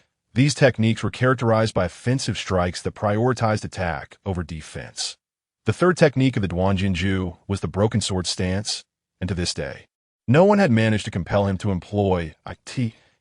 As the wind stilled, even the clouds above seemed to freeze as Di Xiao closed his eyes, before his sword had even left its sheath. A colossal sword's phantom emerged behind him. The wind surged. The clouds roiled. Xie Cheng braced himself, as if preparing for battle, and could not help but praise, "Young friend, you possess remarkable skills. Your future is undoubtedly limitless. However, today, you are destined to taste the bitterness of defeat." While Xie Cheng spoke, he did not hesitate in his actions, As he altered his incantation, the swiftly swirling winds and clouds began to slow, converging toward a single point. The atmosphere shifted dramatically. The heavens dimmed. The duel between Di Jiuxiao and Xie Cheng conjured an extraordinary phenomenon. Surrounding cultivators, sensing the might of the combatants, flocked from all directions, eager to witness the prowess of these masters. Furthermore, such confrontations often inspired onlookers to gain insights into their own paths, potentially allowing many stagnated practitioners to break through their limits once more. In no time, hundreds had gathered to witness the clash of the titans. With a resounding clang, Di Jiuxiao suddenly opened his eyes, drawing his sword. The once orderly winds and clouds erupted into chaos. Xie Cheng retrieved a palm-sized golden sword, a faint smile illuminating his face, as though he were fully prepared. Vertical sword stance, Di Jiuxiao bellowed, gripping his sword with both hands and fiercely striking towards Xie Cheng. The force of Di Jiuxiao's strike was staggering, flattening everything within a 10-mile radius, creating a deep crater beneath him. Yet Xie Cheng's expression remained calm. The golden sword in his grasp trembled with indomitable spirit. As Di Jiuxiao's sword descended upon Xie Cheng's head, the latter swiftly altered his hand gestures, causing the golden sword to expand by 3 feet. With a mere flick of his wrist, Di Jiuxiao's devastating strike was abruptly halted. As if it had sunk into the depths of the ocean without a sound, as Xie Cheng executed his strike, both he and Di Jiuxiao came to a standstill, and an eerie silence enveloped the heavens and earth. Di Jiuxiao's strike, powerful and straightforward, was purely offensive, its might unparalleled. Conversely, Xie Cheng's sword displayed a mastery of the highest order. Though it was purely defensive, it effortlessly countered Di Jiuxiao's strike, and the difference in their skills was evident. Surrounding spectators marveled at Xie Cheng's profound cultivation. Yet Di Jiuxiao was no slouch either. With his 3rd-level Fish Dragon Realm cultivation, he had managed to contend with Xie Cheng, who was at the 6th level. Showcasing exceptional talent and potential, some members of the audience could not suppress their smiles. After all, Di Jiuxiao was merely at the 3rd level, yet his prowess was already remarkable that if allowed to grow, he would undoubtedly become a significant obstacle in the future, prompting some to revel in his predicament. Suddenly, Xie Cheng retreated sharply. The onlookers were puzzled as the ground where Xie Cheng had stood moments ago erupted violently. A fierce torrent of sword energy wreaking havoc, tearing the very fabric of space. The situation had shifted dramatically. It was clear that this time, Di Jiuxiao had gained the upper hand. The gazes of the observing cultivators toward Di Jiuxiao shifted once more, transforming from admiration and envy to awe and trepidation. Xie Cheng's pupils constricted, his expression growing grave as he drew forth 2 additional golden swords, deftly wielding all 3 in a triangular formation, an earth, heaven, and humanity sword array. Though the difference between sword techniques and sword arrays was but a single character, the distinction between them was vast. If sword techniques represented an individual, then a sword array was akin to a collective endeavor. The power of a team was not merely a sum of its parts, but an exponential increase in strength. Generally, a sword array required multiple practitioners to execute effectively. However, Xie Cheng's ability to invoke it alone spoke volumes of his prowess. The sword array swiftly approached Di Jiuxiao, who was equally unhurried, that he executed a horizontal sweep followed by a vertical slash, seamlessly combining the first and second techniques of the Duanjinju into a cross slash. This time, both combatants unleashed their techniques with astonishing speed and ferocity, a stark contrast to their earlier exchanges, yet their power had multiplied several-fold. With a thunderous roar, Xie Cheng's sword array shattered, while Di Jiuxiao's strike dissipated in a thin air. The 2 retreated several dozen feet, neither having gained an advantage over the other. Xie Cheng's expression darkened. After all, it was disheartening that a 6th-level elder could not best a mere junior at the 3rd level. To him, this was tantamount to defeat. The spectators were nearly breathless, witnessing such a breathtaking duel between masters, truly a rare stroke of fortune. One cultivator of the Fish Dragon realm could not help but exclaim, "The brilliance of this battle rivals that of the 2 formidable souls from 2,000 years ago." Upon hearing this, the crowd nodded in agreement. though they lacked the cultivation levels of those ancient masters. The intensity of this contest was not in the slightest inferior to that legendary clash. I believe this battle surpasses that of the past, for while the two ancient masters were evenly matched, today's duel features opponents separated by 3 realms, undoubtedly making it more thrilling. Meanwhile, Xie Qing channeled his celestial energy, his entire being aglow with a radiant golden light, indicating he was unleashing his full power. Qinglongju, Xie Qing bellowed, as countless strands of sword energy surged forth, coalescing into a massive golden dragon that roared toward Di Jiuxiao. Di Jiuxiao remained composed, sword in hand, the essence of the sword within him ready to erupt. Broken sword stance. With a sudden leap, Di Jiuxiao slashed downward, unleashing a wave of sword energy in all directions, instantly engulfing Xie Qing's sword dragon. His own sword aura abruptly ceased, vanishing without a trace. The spectators, bewildered, dared not make hasty conclusions after their previous experiences. Their hearts raced, teetering on the brink of their throats, yearning for a swift resolution to satisfy their insatiable curiosity, yet simultaneously fearing the conclusion of such a spectacular duel. After all, who could say when they might witness such brilliance again? Xie Qing was taken aback. This was supposed to be his most formidable strike, yet it failed to inflict even the slightest harm upon Di Jiuxiao. He immediately adopted a defensive stance and retreated. Di Jiuxiao's sword technique emerged and then halted in an instant, but Xie Qing remained utterly vigilant. Indeed, with a thunderous boom, the ground beneath Xie Qing erupted violently, propelling him 100 feet away, his garments in tatters and blood spilling from his mouth. Chapter 19. The June Sky. Some of the crowd had already fainted. The spectacle of this battle would undoubtedly be inscribed in the annals of combat history within the realm of cultivation. A practitioner at the 3rd level of the Fish Dragon realm triumphed over one at the 6th level. Such a staggering disparity in levels yielded a result that was nothing short of astounding. This feat had likely not been witnessed in the Eternal Continent for millennia. After all, in the world of cultivation, the gap in levels is akin to the chasm between heaven and earth, a divide insurmountable by practitioners. I've been defeated. Xie Qing did not shy away, handing the black token to Di Jiuxiao. The crowd erupted in cheers. They were all weaklings, after all, and every weakling harbors dreams of a miraculous comeback. Now that dream had materialized through Di Jiuxiao, much to their delight. Yet, not everyone shared in the joy. Take Shangguan Wui, for instance. Shangguan Wui began to tremble, contemplating escape, yet he knew there was no chance of fleeing. Wait a moment. Shangguan Wui barely managed to speak. I am an elder of the Wuxiang sect, a sect of extraordinary power, as you must have heard. If you spare me, I assure you, I will offer you a generous reward.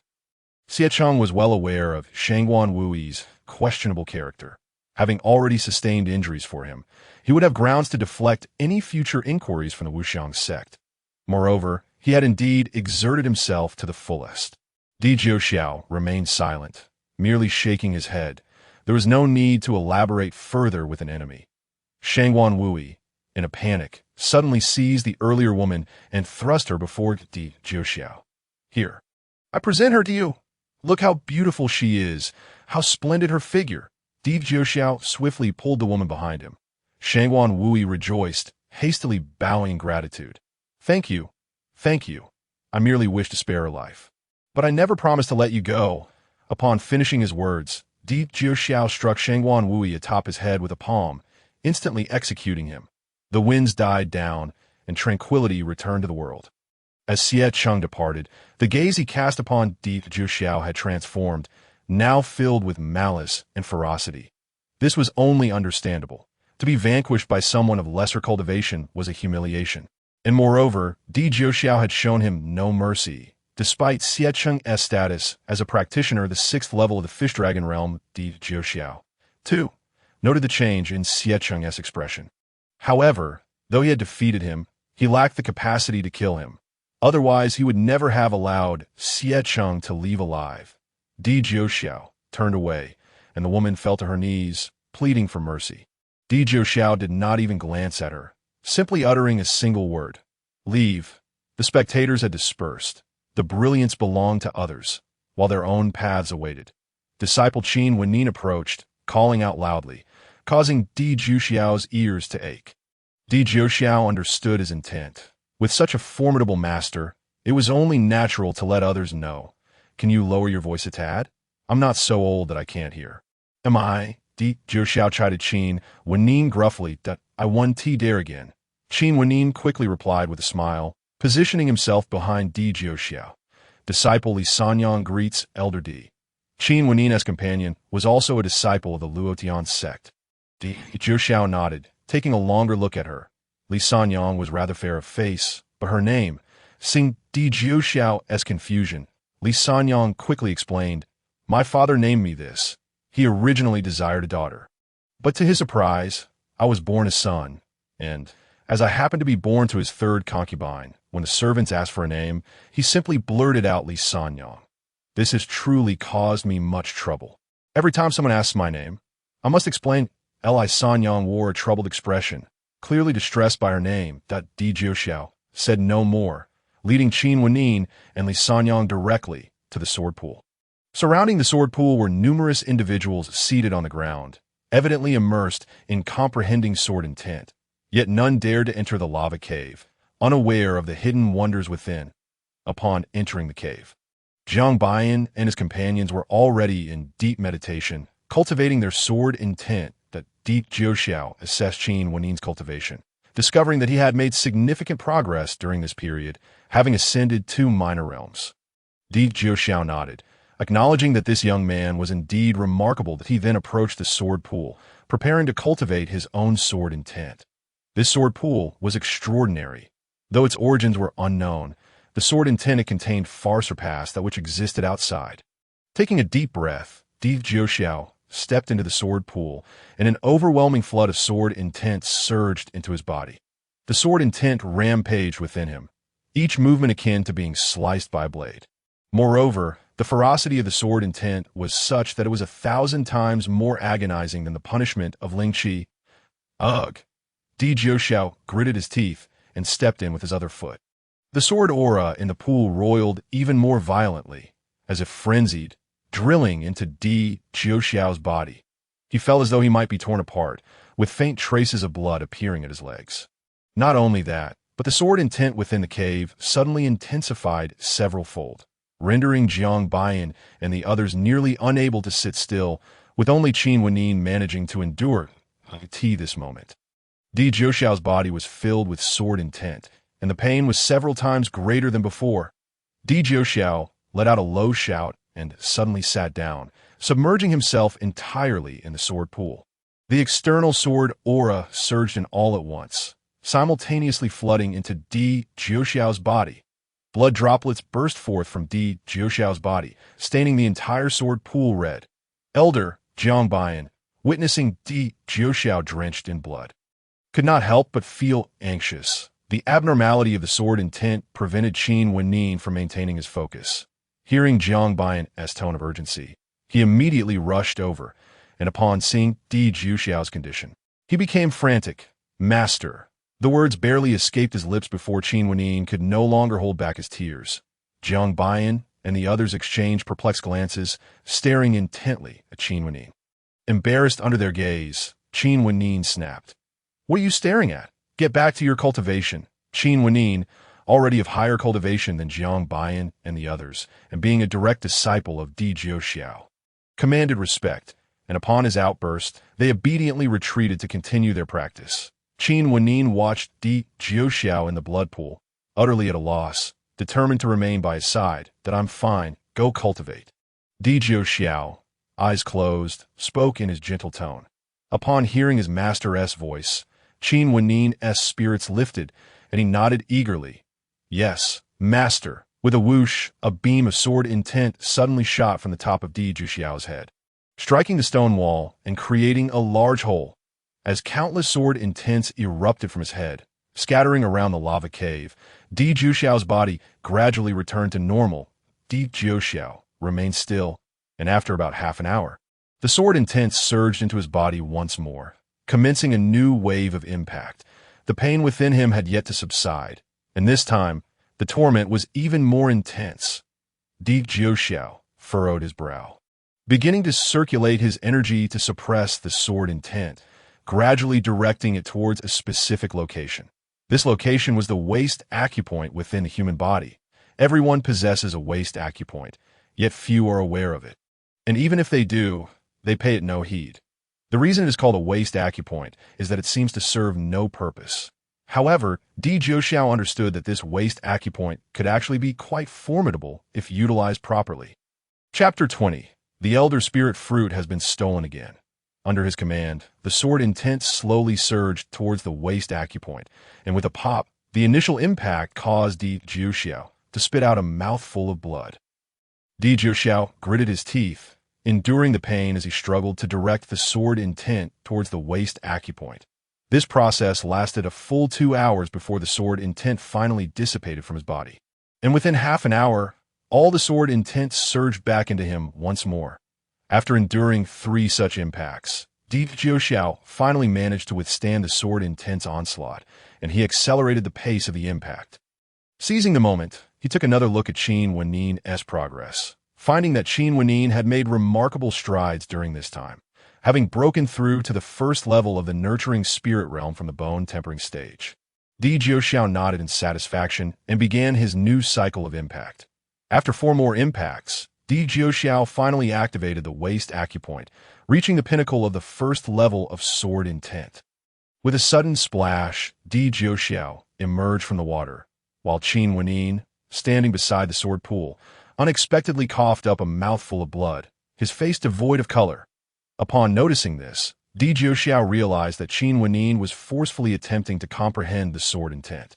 He swiftly reached out, tapping the top of his head, gently channeling his radiant energy to safeguard his spirit. Gradually, Qin Wennin stabilized. After 3 more hours, he finally grasped the rudimentary form of the sword intent.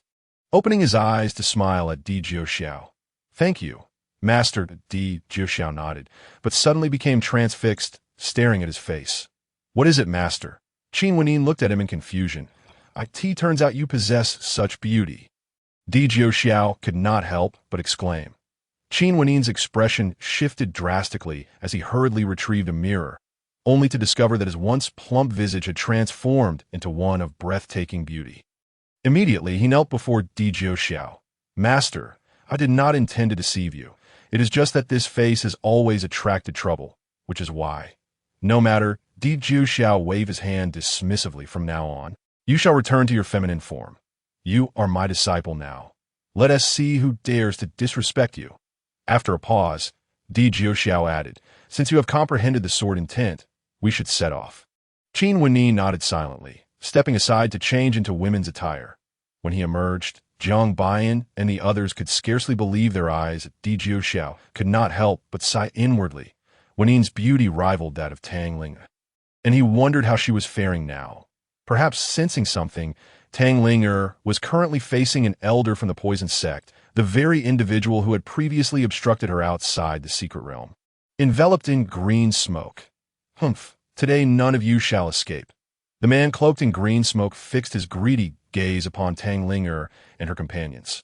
Sun Yao, observing that the elder's cultivation had reached the 2nd level of the fish dragon realm and wary of engaging him due to his poison techniques, promptly decided to abandon the treasures that the man in green smoke had stolen. "The enemy is too strong. We must leave," Sun Yao decisively stated.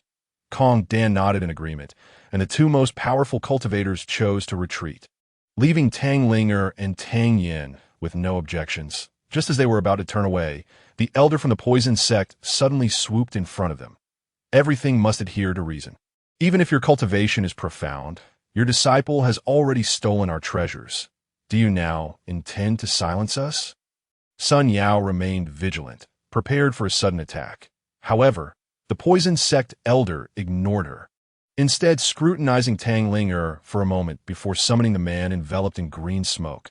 "Return the treasures you stole from them." "Elder Shiman, what do you mean?" The man in green smoke thought he must have misheard. He knew that this elder within his sect was typically one to hoard treasures, never relinquishing what he had acquired. Yet today he seemed to have changed his tune to, "I said return the items to them." "Are you deaf?" Elder Shiman bellowed in fury. Finally confirming that he had not misheard, The man in green smoke hastily returned the stolen treasures to Tang Ling and her companions. Confused, they wondered why such good fortune had befallen them. Just as they were about to inquire, the poison sect elder had already departed with the man cloaked in green smoke, leaving behind a faint remark, "Blind fool," seemingly scolding the man. Tang Ling and her companions, bewildered, could only turn and leave. "Young lady, you are a disciple of the Luotian sect, correct?" An elderly man gazed at Tang Ling with warmth. Tang Ling, puzzled, replied, "How do you know?" The elder chuckled. "You must be wondering why the poison sect's elder shaman returned the treasures he had obtained. Am I right?" Tang Ling glanced back at Sun Yao, then nodded in agreement. "Indeed, please enlighten me, senior." "Haha, I dare not claim to offer guidance." The elder chuckled, pointing to the corner of Tang Ling's garment where a white cloud was embroidered, concealing a white crane. "You must be from the Luotian sect, yes? Not long ago, the elders of your sect were quite renowned." Kong Dan, intrigued, inquired about the details. It turned out that the day Di Jiuxiao clashed with Xiechong, this elder had been present as an observer alongside elder shaman from the poison sect, which explained the latter's unusual courtesy towards Tang Ling. The elder spoke animatedly, clearly proud of having witnessed the battle firsthand. "Elder, but which elder from my sect possesses such prowess?" Tang Ling mused, unable to recall any elder with such strength. The elder furrowed his brow. "Well, I do not know his name, but I could show you footage of their battle." The elder produced a recording he had captured, and upon seeing it, Tang Ling gasped. "Master!" Sun Yao and Kong Dan were equally astonished, realizing that Di Jiuxiao possessed such formidable power. It seemed he had indeed shown mercy towards Sun Yao and her disciples. Having encountered numerous dangers in the secret realm, Tang Ling could no longer contain her eagerness to return to Di Jiuxiao's side. "Senior, may I ask which direction my master has gone?" The elder pondered for a moment. "When I left, they were still at the sword pool comprehending the sword intent, but they should not be there any longer. Given your master's abilities, he will surely head towards the refining demon tower to face challenges." Tang Ling then asked the elder for directions to the refining demon tower, turning to Sun Yao and Kong Dan. "I am exceedingly grateful for your care these past few days." Sun Yao nodded. "You are too kind, Miss Tang." Kong Dan smiled. "You are Tang Yan's sister. You are practically my junior. Why speak so formally? It seems you intend to seek out her master." Tang Ling nodded. "I have been away from him for several days now. If I do not return soon, he may worry." Tang Yin stepped forward. "Master, this place is perilous. Why don't we accompany my sister to find her master?" Tang Ling quickly replied. "No need. Sister, I've already burdened everyone enough. The distance to the refining demon tower is not far, and my master is currently in high spirits. I'm sure no one will dare trouble me on the way. You need not worry." After bidding farewell to Sun Yao and the others, Tang Ling set off alone towards the direction of the refining demon tower. The colossal figure of the refining demon tower loomed before Di Jiuxiao's eyes. No one knew its origins, nor how long it had stood in this place. The world only knew that countless treasures lay within the refining demon tower, waiting for those with the skill to claim them.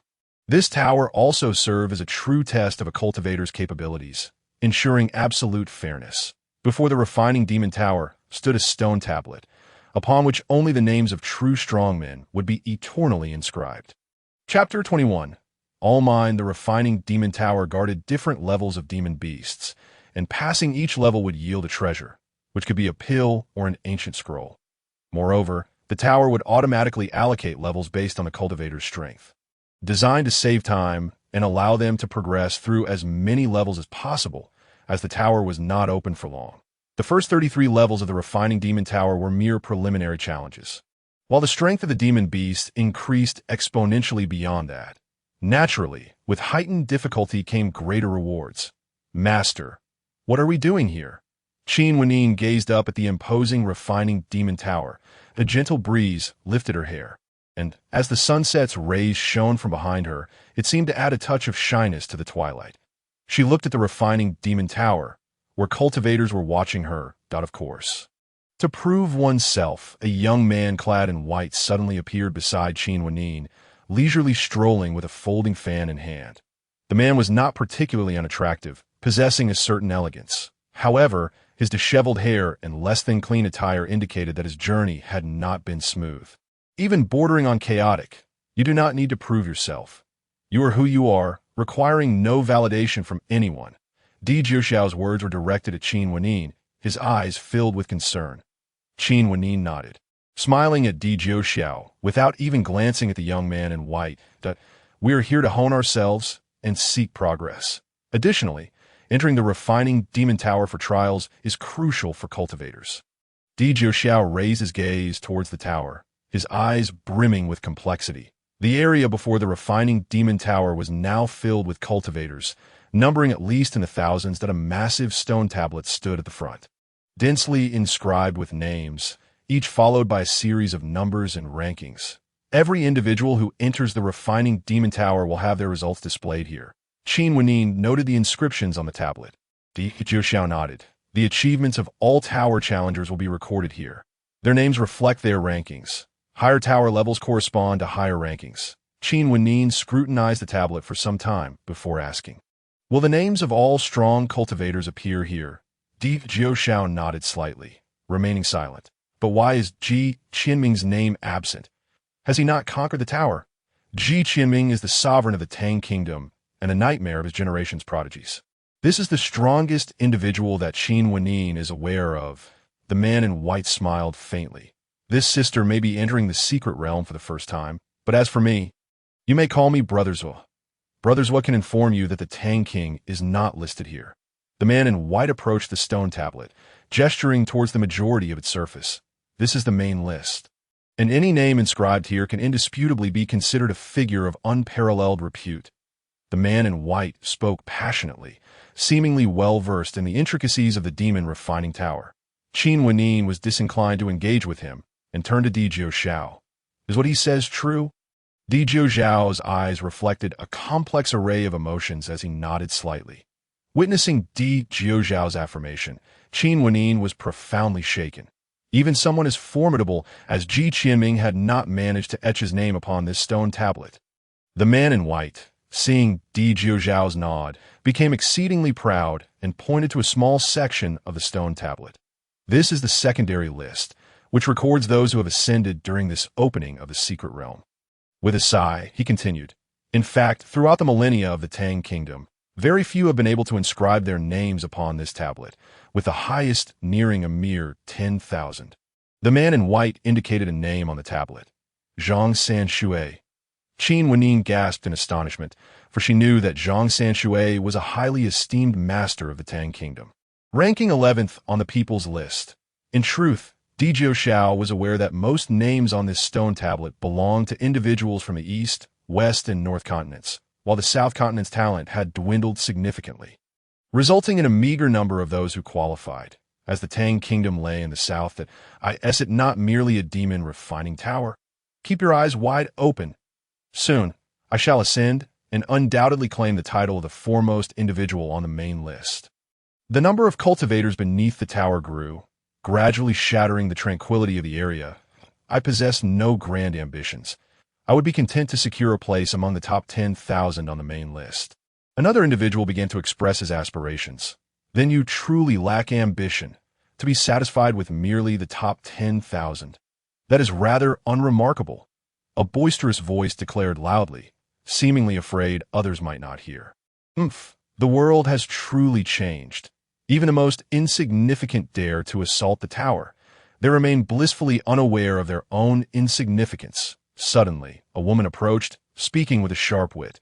The few individuals at the forefront surged forward, intending to confront her, only to discover that another person, identical to her, stood behind. Upon seeing this figure, the cultivators hesitated, retreating in alarm. 7th layer of spirit nurturing. The coarse-voiced man exclaimed, and upon noticing the figure behind the woman, he was rendered speechless, for the latter had attained the 1st layer of fish dragon cultivation. Such youth, yet such formidable cultivation. It could only be described as terrifying. Are they not the 2 sisters of the Yang family from the South Continent? Some cultivators recognized them and appeared quite astonished by their presence. The cultivators who had begun to retreat further stepped back upon learning they were from the Yang family. This was not solely due to the sisters' terrifying prowess. but rather because they bore the surname Yang. It is known that the highest-ranking individual from the South Continent on the main list also shares that surname. Moreover, that individual is still alive. In the era of their ancestor from Yang family, while he was not the foremost figure, he was the only one to have lived to this day and surpassed the 10,000 souls realm. Among the sisters, the elder, Yang Yu, the one at the first layer of Fish Dragon, is indeed a descendant of that esteemed ancestor. Since her debut, Yang Yu has engaged in a total of 342 battles, having only been defeated once under the hands of Si Yun, who ranks third on the people's list. Simultaneously, she is regarded as the most promising individual from the Yang family to surpass their ancestor in centuries. Surrounding cultivators buzzed with discussion regarding the two sisters from the Yang family. While only Di Jiuxiao did not cast them a glance, this inevitably drew the attention of the Yang sisters, who had been accustomed to scrutiny since childhood.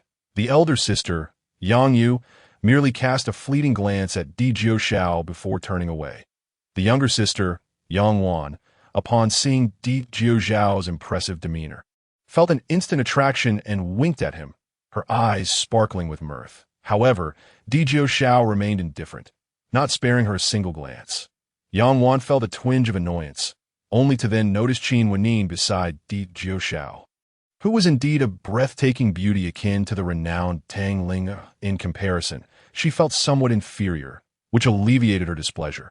Amidst the discussions of the cultivators, the demon refining tower finally opened, and the cultivators were eager to take action. Yet the opportunity to ascend the tower was singular. Failure meant there would be no second chance. Therefore, many were not in a hurry to enter, opting instead to adjust their states to ensure they were in the best condition to challenge the tower. Good sister, Brothers has always been low profile, but for you today, I shall demonstrate my extraordinary prowess to the world. The man in white, seeing the opening of the demon refining tower, could hardly contain his eagerness to impress Qin Wenyin. Chapter 22. Fateful encounters on narrow paths. Yet Qin Wenyin remained in meditation, seemingly oblivious. Good sister, watch closely. I shall acquire the gift from the 99th level of the main list to present to you as a betrothal gift. Wishing us everlasting togetherness, the man in white grew increasingly animated. If he continued, he might even start planning names for their future children. And I say, are you going to enter or not? Are you just here to put on a show? At last, someone could no longer tolerate the man in white's antics. Open your eyes wide and see how this young master ascends to the 99th level of the main list at such a moment. No one wished to be interrupted. Good sister, I am off. Do not miss me too much, the man in white shouted, but before he could move, he was kicked inside. All the cultivators outside the demon refining tower sighed in relief, as if they had reached the limits of their tolerance for the man in white. Look, a 7th layer of spirit nurturing, one exclaimed loudly, his face flushed with excitement. This is my senior brother from the Qingtian sect. Indeed, Feng Yang is truly a rising young master of recent years. I believe Feng Yang will surely enter the main list this time. His future is boundless. Feng Yang. Feng Yang. Feng Yang. Suddenly, a group of female cultivators emerged, clad in pristine white skirts and fitted tops, inciting a wave of admiration among the single male cultivators. Shameless, Yang Wan muttered under her breath, casting another glance at Di Jiuxiao. She stepped forward, directly entering the demon refining tower. 20th layer. Upon entering, Yang Wan immediately reached the 20th level. This incited even greater excitement among the cultivators below the tower. 25 layers. In an instant, Yang Wan surged 5 layers, breezing through 5 challenges. 30th layer, 35th layer. As the numbers on the stone tablet jumped, the emotions of the cultivators below were stirred. With each leap she made, they erupted in cheers. 40th layer, Yang Wan, Yang Wan, Yang Wan.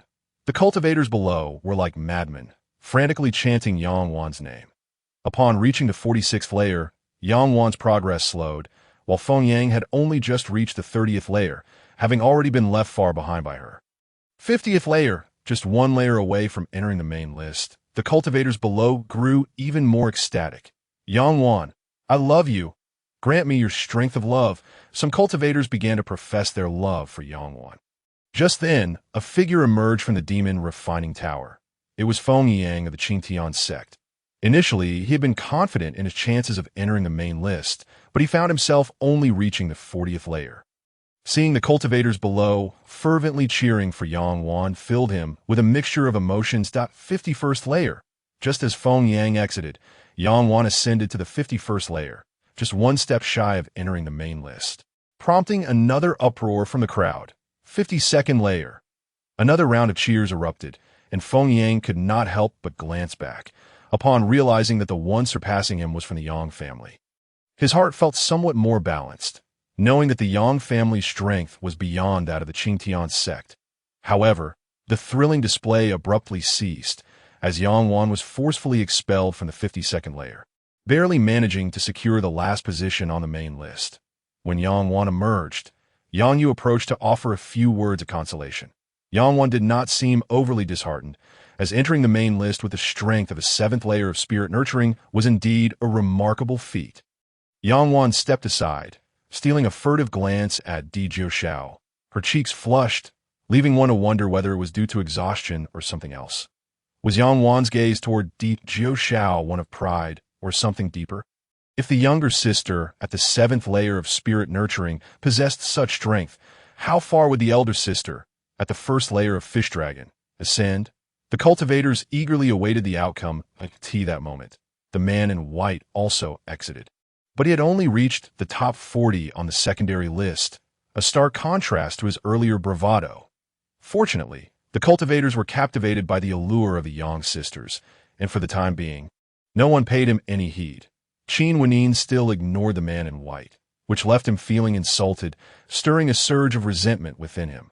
"Master, I am ready." Qin Wenin rose to her feet.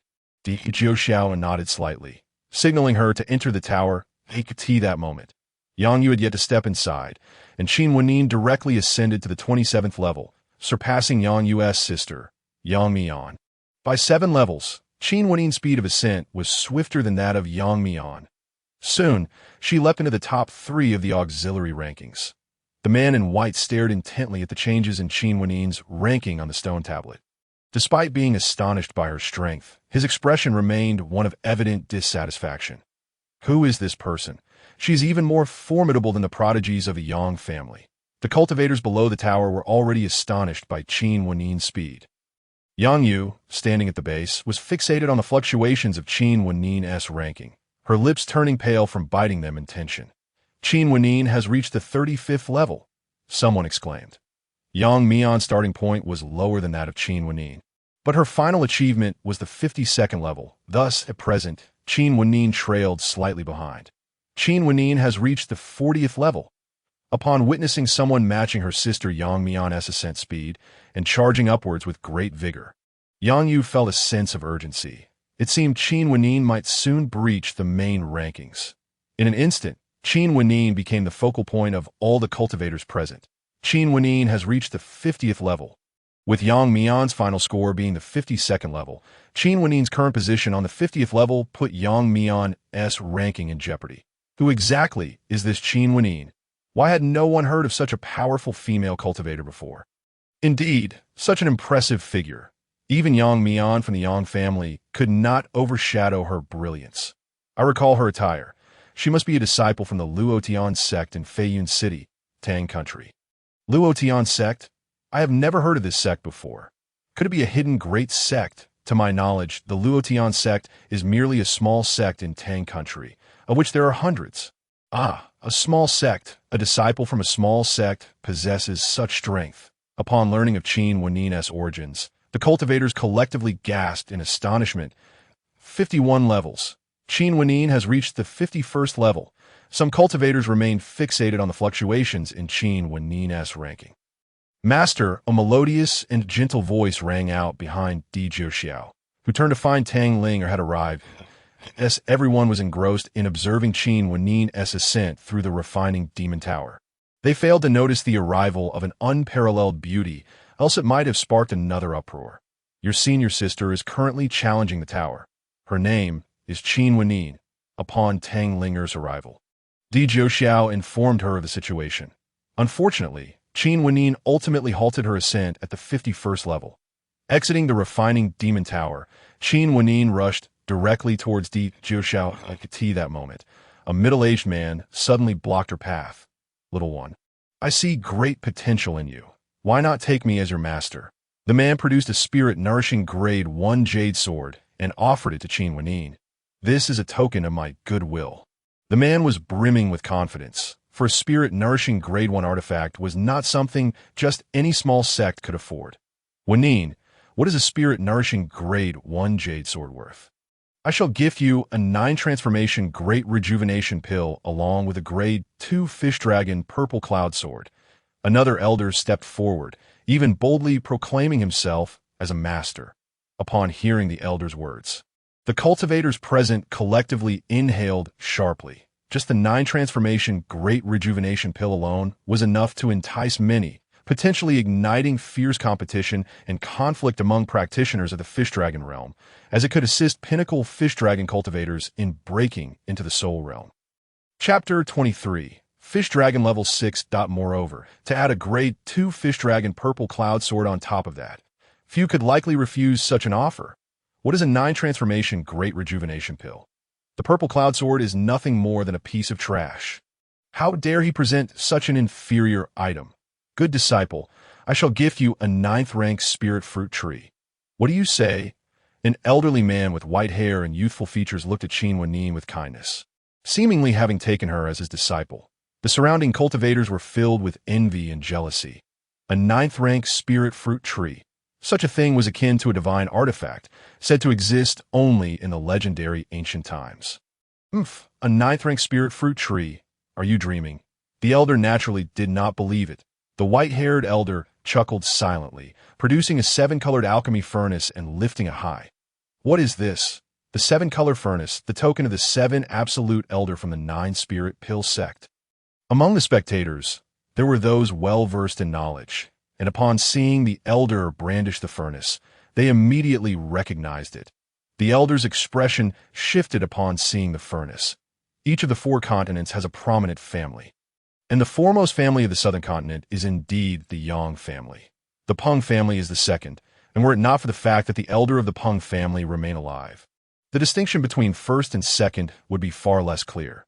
This elder was indeed from the Peng family, and Qin Wenin, being merely a disciple of a small sect with limited resources, had already achieved a standing not inferior to Yang Yu's that, if she could be recruited by the Peng family, it would undoubtedly bolster their strength, potentially elevating them to the foremost family in the southern continent.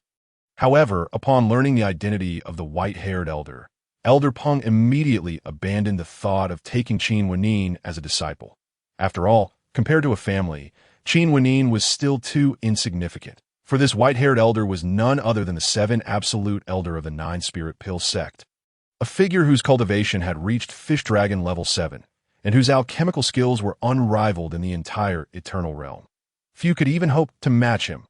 Given this fact alone, Elder Peng could not afford to provoke or challenge him. Hey, you all have been arguing here for quite some time. Have you even considered my opinion? Qin Wenin, seeing them blocking her path and vying for her attention, could not help but feel exasperated. The 7 absolute elder approached Qin Wenin with a cheerful demeanor.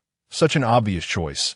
I trust you would not make a mistake. The 7 absolute elder was confident, for Elder Peng had already conceded, and the middle-aged man had seemingly vanished. Of course, I will not make a mistake. I have no intention of taking you as my master, for I already have a master, Qin Wenin declared resolutely. The 7 absolute elder was momentarily taken aback. How many had sought to become his disciples? Yet today, when he personally sought to recruit a disciple, he was met with rejection. Master, ignoring the 7 absolute elder. Qin Wenin proceeded directly to Di Jiuxiao. Di Jiuxiao pointed at Qin Wenin and addressed Tang Linger. This is your senior sister, Qin Wenin. Senior sister. Tang Linger respectfully bowed to Qin Wenin, who smiled in return. Di Jiuxiao then pointed at Tang Linger and addressed Qin Wenin. This is your junior sister, Tang Linger. Hello, Tang Linger. This is a 4th rank cold spirit grass I just obtained from the refining demon tower. Since it's our first meeting, I have nothing else to offer, so I hope you won't mind. Qin Wenin produced a sprig of spirit grass. This is something you worked hard to obtain, senior sister. Tang Linger hesitated to accept. However, she was interrupted by Di Jiuxiao. Since it's your senior sister's kind gesture, you should accept it. Tang Ling'er, unsure of the reason, complied, for Di Jiuxiao knew that this cold spirit grass was precisely what Tang Ling'er needed to activate her frost saint body. Seeing her master insist, Tang Ling'er no longer declined. Now, take this herb, Di Jiuxiao instructed Tang Ling'er. Although she was puzzled, she felt an inexplicable trust towards Di Jiuxiao and promptly consumed the cold spirit grass.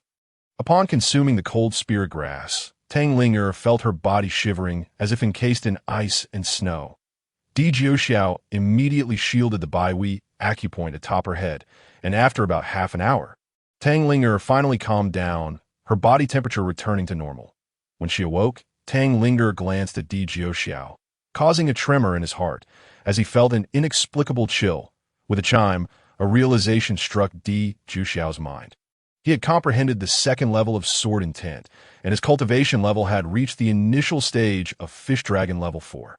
This was merely the surface. Di Jiuxiao was aware that his true combat capability had at least reached Fish Dragon level 8 or even higher.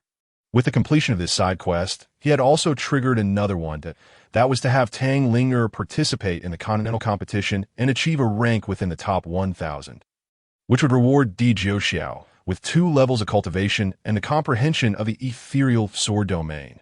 The so-called sword domain is a realm, one that only soul realm cultivators can comprehend. And even among them, many have yet to grasp it. With such a generous reward, how could Di Jiuxiao not seize the opportunity?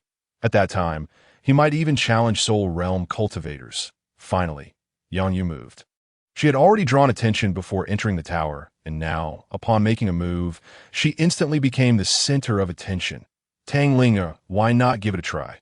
Di Jiuxiao thought to himself, knowing that with Tang Ling'er's frost saint body, she would surely ascend the main rankings. Yet he could not discern where her limits lay. 40 levels. Upon entering the refining demon tower, Yang Yu immediately reached the 40th level. As expected, she made a strong opening. Simultaneously, Tang Ling'er also entered the refining demon tower. Another 40 levels. What a remarkable year this has been, with so many prodigies emerging. The cultivators below the tower began to feel a sense of imbalance. 50 levels. Her speed surpasses that of Yang Mian and Qin Wenyin. Almost simultaneously, Tang Ling'er and Yang Yu ascended to the 50th floor. It appears that Tang Ling'er is also affiliated with the Luo Tian sect. What is the origin of this sect? How is it that all its disciples are so exceptional? Some cultivators noticed that Tang Ling'er was indeed from the Luo Tian sect. Remarkably so, is this Luo Tian sect the same as that of the Tang Kingdom? Those with even a modicum of understanding of the Luo Tian sect began to speculate. Upon reaching the 51st floor, Tang Ling'er and Yang Yu interrupted the discussions of the cultivators. The 51st floor serves as a boundary between the secondary and primary rankings. To conquer this level, one must face challenges twice. First against the guardian beast of the tower, and second against the projection of the previously victorious cultivator. After defeating the guardian beast of the 51st floor, Yang Yu expected to confront the projection of her sister, Yang Mian. However, the projection that emerged was that of Tang Ling'er, who had entered the tower almost simultaneously. This confirmed that Tang Ling'er had surpassed Yang Yu. Ascending to the 52nd floor, having activated her frost saint body, Tang Ling'er experienced a significant enhancement in her cultivation. Although her current display only indicated the second stage of spirit nourishing, her true strength was sufficient to contend with those at the pinnacle of that stage. Meanwhile, Yang Yu was suppressed to the 9th stage of spirit nourishing within the tower, resulting in a relative parity in strength with Tang Ling'er. Yang Mian had also been closely observing the shifts in the rankings on the stone tablet, feeling a twinge of discomfort as she watched Tang Ling'er surpass her. After all, she was the pride of the Yang family from the southern continent, while who had known of Tang Ling'er until today? At that moment, Yang Yu's name flashed and solidified at the 51st floor, and she stepped out of the refining demon tower. The prodigy of the Yang family, Yang Yu, had actually reached her limit at the 51st floor. The cultivators below could scarcely believe their eyes. Even her sister, Yang Mian, had progressed beyond the 51st floor, only stopping at the 52nd, while Tang Ling'er continued her ascent. Could it be that Yang Yu had encountered Tang Ling'er? Chapter 24, A Battle with All Might. Moreover, I believe that Yang Yu must have been defeated by Tang Ling, or could it be that Tang Ling had concealed her true strength? Otherwise, how could Yang Yu, with her first stage of fish dragon cultivation, have been bested by Tang Ling? The cultivators began to speculate like detectives. Those who guessed correctly could flaunt their extraordinary logical abilities, while those who guessed incorrectly could simply dismiss their errors as mere conjecture. Such an endeavor, with no risk and only reward, was something anyone would wish to partake in. Yang Yu paid no heed to the idle chatter, yet could not suppress a sigh. Had she not encountered Tang Ling? How could she have only reached the 51st floor? Little did she expect that Tang Ling possessed the rare Frost Saint body, and despite her utmost efforts, she had still been defeated. Yang Yu's gaze lingered on Qin Wenin, kindling a curiosity about the Luo Tian sect. How had the Luo Tian sect produced such prodigies as Qin Wenin and Tang Ling? After Tang Ling entered the 50th floor, her ascent slowed. It took over half an hour for her to reach the 55th floor. However, this duration was only relative to her own pace. Ascending 4 floors in that time, after the 50th floor, was no small feat compared to the other prodigies. Di Jiuxiao watched with satisfaction as Tang Ling's accomplishments unfolded, and after a brief contemplation, he realized it was time for him to ascend the tower. Qin Wenin, seeing her master prepare to enter, silently cheered him on, confident that he would reach the highest floor. As everyone focused on Tang Ling's dazzling achievements, Di Jiuxiao quietly stepped into the tower. 50 floors. Di Jiuxiao entered the tower discreetly. Yet his prowess demanded attention. The cultivators below rubbed their eyes, pinching themselves in disbelief as they thought they were dreaming. Another from the Luo Tian sect. Yang Yu recalled that breathtakingly handsome face, feeling a ripple in her heart. He, Yang Mian, witnessing Di Jiuxiao's remarkable strength, recalled his solitary figure and couldn't help but chuckle softly. Yang Mian? What's wrong? Noticing Yang Mian's unusual demeanor, Yang Yu looked at her with concern. Nothing at all. Yang Mian, as if her sister had uncovered a secret, averted her gaze slightly. Too monstrous. Observing Di Jiuxiao navigate the tower with such ease, a young cultivator finally could not restrain himself from exclaiming.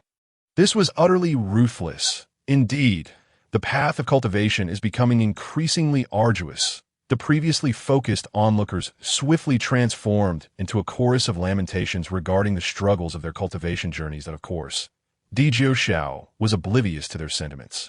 And thus, at a pace he could not help but elevate, he swiftly surpassed the 51st floor and quickly caught up with Tang Ling. Luo Tian sect. Di Jiuxiao is yet another member of the Luo Tian sect.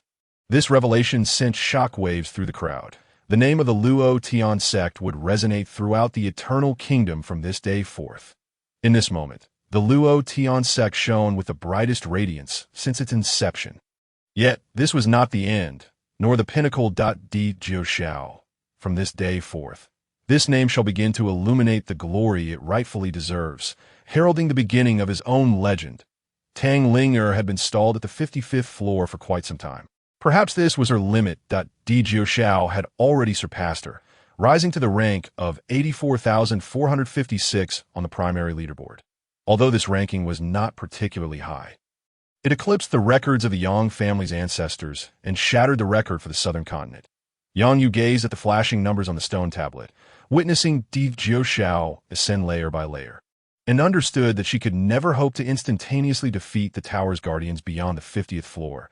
She was deeply shaken. 56, 57, 58.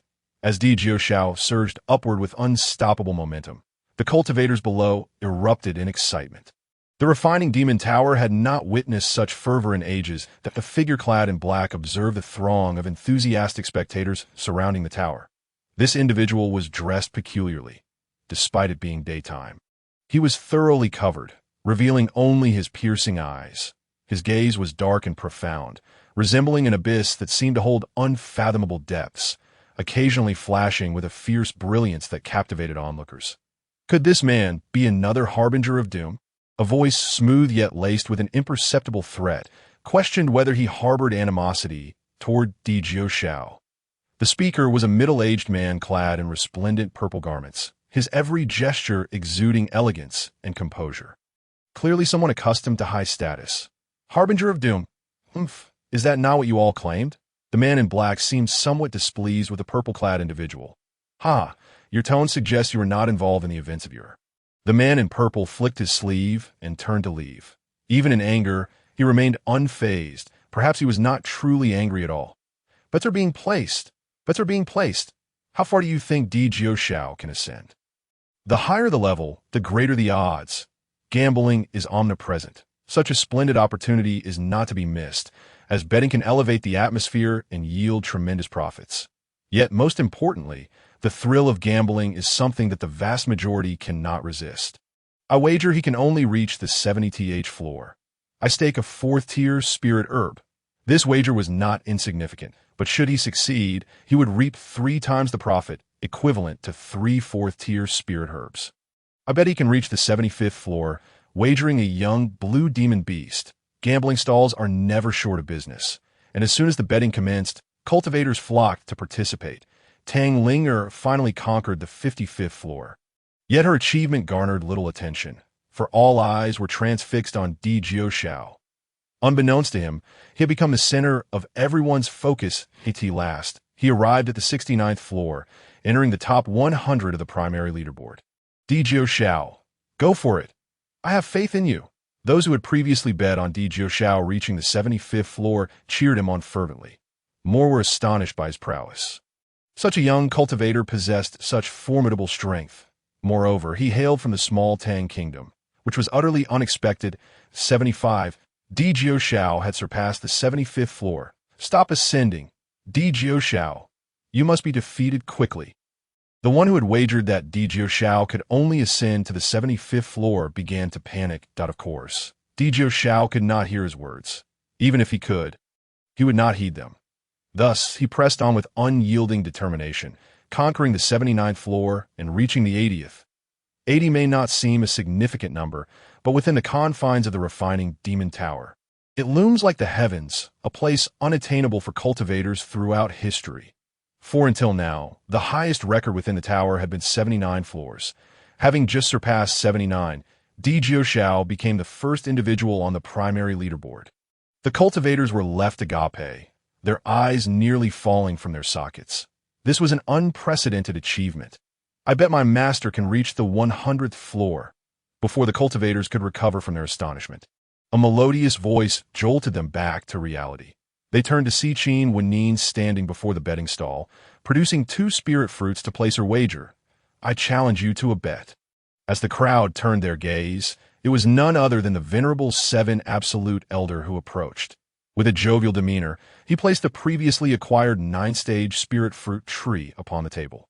Casting a knowing glance at Qin Wenyin, should you emerge victorious, this spirit fruit tree shall undoubtedly belong to you. However, if you should lose, I fear that even this spirit fruit tree would be beyond your means to compensate, and I shan't demand recompense. Instead, why not become my disciple?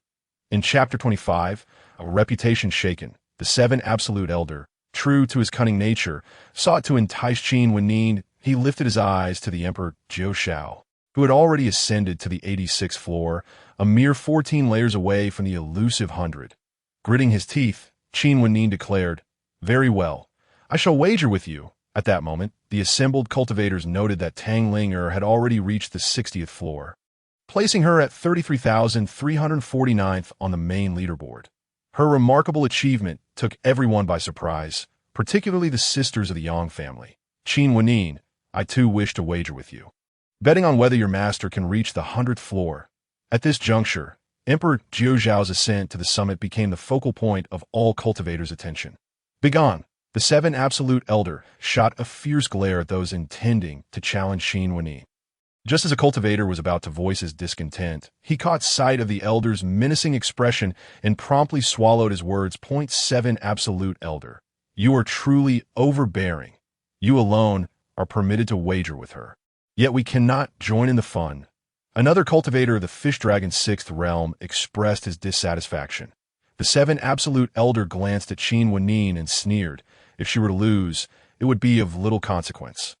However, should she fail, how could so many of you expect her to compensate? If all of you wish to take her as your disciple, would you expect her to be torn asunder? It became evident that the seven absolute elder feared others would vie for his potential disciple, thus forbidding them from wagering against Qin Wanyin. Unable to bet against him, they resolved to place their wagers elsewhere, knowing full well that the elder's strength surpassed that of ordinary cultivators. Suddenly, the stone tablet flickered, causing the hearts of all present to race. Could it be that the 86th floor marked the terminus for Emperor Jiu Shao, as the gates of the demon refining tower swung open? The tension in the air heightened. The question of whether Emperor Jiu Shao could reach the pinnacle was not only pivotal for many wagers, but also a topic of immense allure. After all, no one had ever entered the 100th floor since the tower's inception. That moment, Emperor Jiu Shao felt a surge of luck, had it not been for Tang Linger's sudden arrival. And had Qin Wanyin not procured the cold spirit grass from the tower, which had aided Tang Linger in activating her Frost Saint body, how could he have attained the second level of sword intent? Emperor Jiu Shao was acutely aware of his own capabilities. Without having grasped the second level of sword intent, he would have struggled to reach the 80th floor, 99 floors. After employing a portion of his second level sword intent, Emperor Jiu Shao finally ascended to the 99th floor. Inside the tower, he was drenched in sweat, while outside, the cultivators were equally tense, especially upon witnessing his arrival at the 99th floor. All rose to their feet.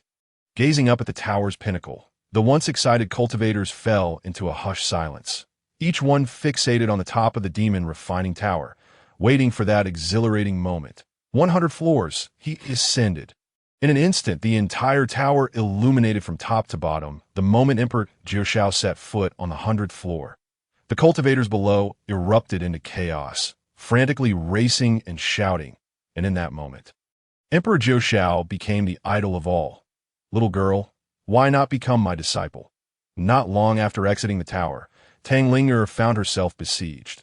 Though Emperor Jiu Shao had captured everyone's attention, Tang Linger's talent was undeniable. And before she had even exited the tower, she was already targeted. I already have a master and do not wish to join another sect. Tang Linger firmly declined.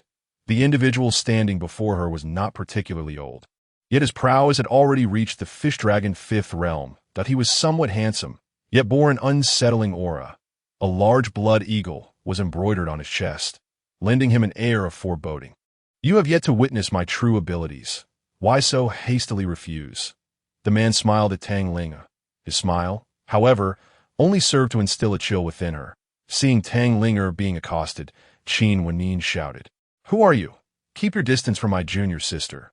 The seven absolute elder, eager to curry favor with Qin Wanyin, stepped forward as well. My friend, since the young lady has expressed her unwillingness, why must you press the issue? Ha ha ha, seven absolute elder. Others may fear you, but I do not. The man abruptly turned, his hawk-like eyes locking onto the seven absolute elder with intensity.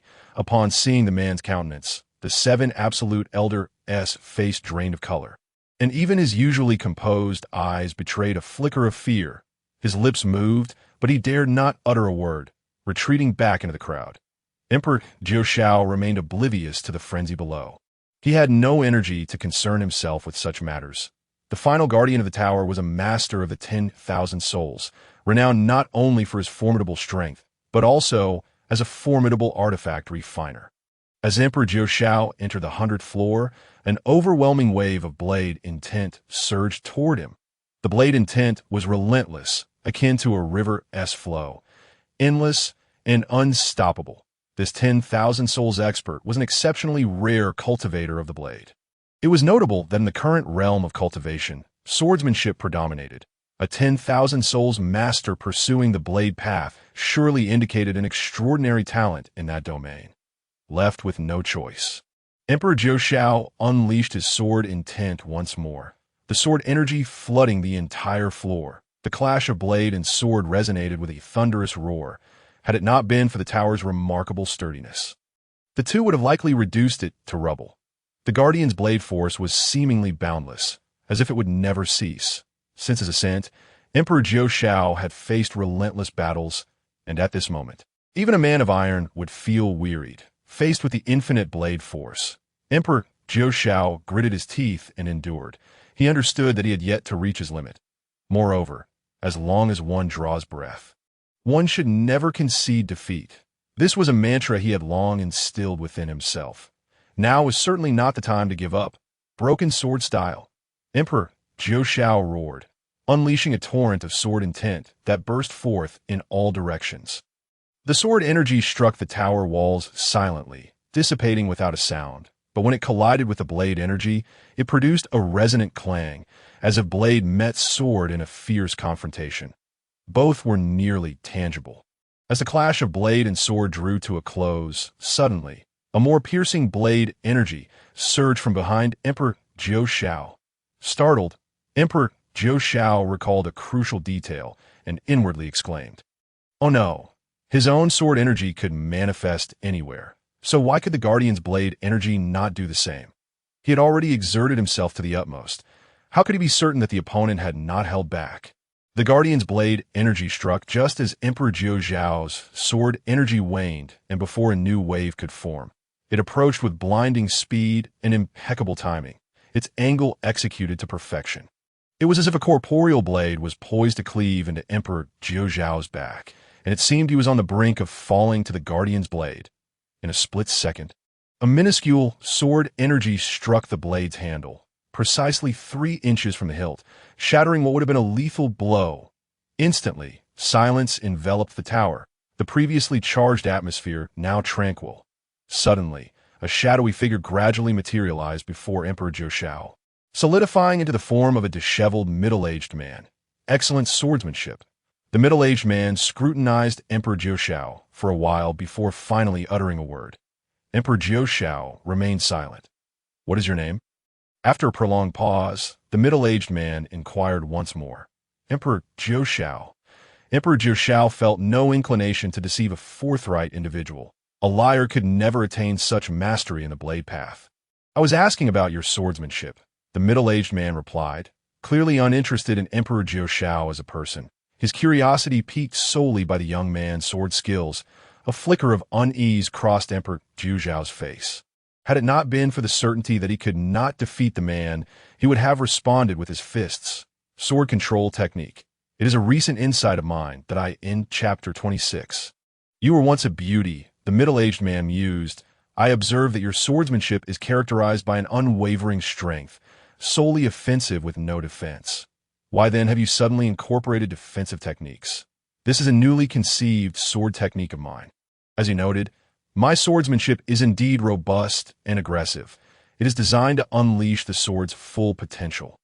Emperor Zhou Xiao understood that conversing with such a blade master was a rare opportunity. Facing an ordinary opponent would be one thing, but against a formidable adversary, should he fail to strike true, he would undoubtedly become a casualty beneath their blade. Thus, he had developed the sword control technique as a means of self-preservation. To his surprise, upon hearing the latter part of Emperor Zhou Xiao's explanation, the middle-aged man's expression darkened. "If you wield a sword, you must have faith in your weapon when you unsheathe your sword. You must possess an unwavering resolve to triumph, wielding it with the might to overcome 1,000 foes. How can one utter the words of defeat before even striking? If your heart falters before the sword is drawn, how can you ever wield it to its fullest potential?" Emperor Zhou Xiao was taken aback, a chill running down his spine. He felt his back dampen, drenched in a cold sweat from the man's admonition. "I am grateful for your guidance." Esteemed senior, Zhou Xiao bowed deeply to the Tower Guardian, paying him a grand tribute that, in truth, the middle-aged man had already been defeated by that single sword strike. However, at the moment of his defeat, he had also found an exceptional opportunity to slay Zhou Xiao. For the middle-aged man had long since perfected his mastery of the blade, and, as long as he drew breath, his blade's aura persisted. Though it seemed Zhou Xiao had broken through his strike, the momentum of the blade still lingered. Should he choose to act, Zhou Xiao would be left with no chance of survival. Nevertheless, Zhou Xiao was merely an attacker of the tower, with no enmity between them, and the middle-aged man greatly admired him, having entertained thoughts of taking him as a disciple. There is no need for such formalities. "I see great potential in you. Why not seize this opportunity to become my apprentice?" The middle-aged man smiled as he regarded Zhou Xiao. Once a charismatic figure in his prime, he had been ensnared by the troubles of love. leading him to construct this demonic refinement tower, sealing himself within for eternity.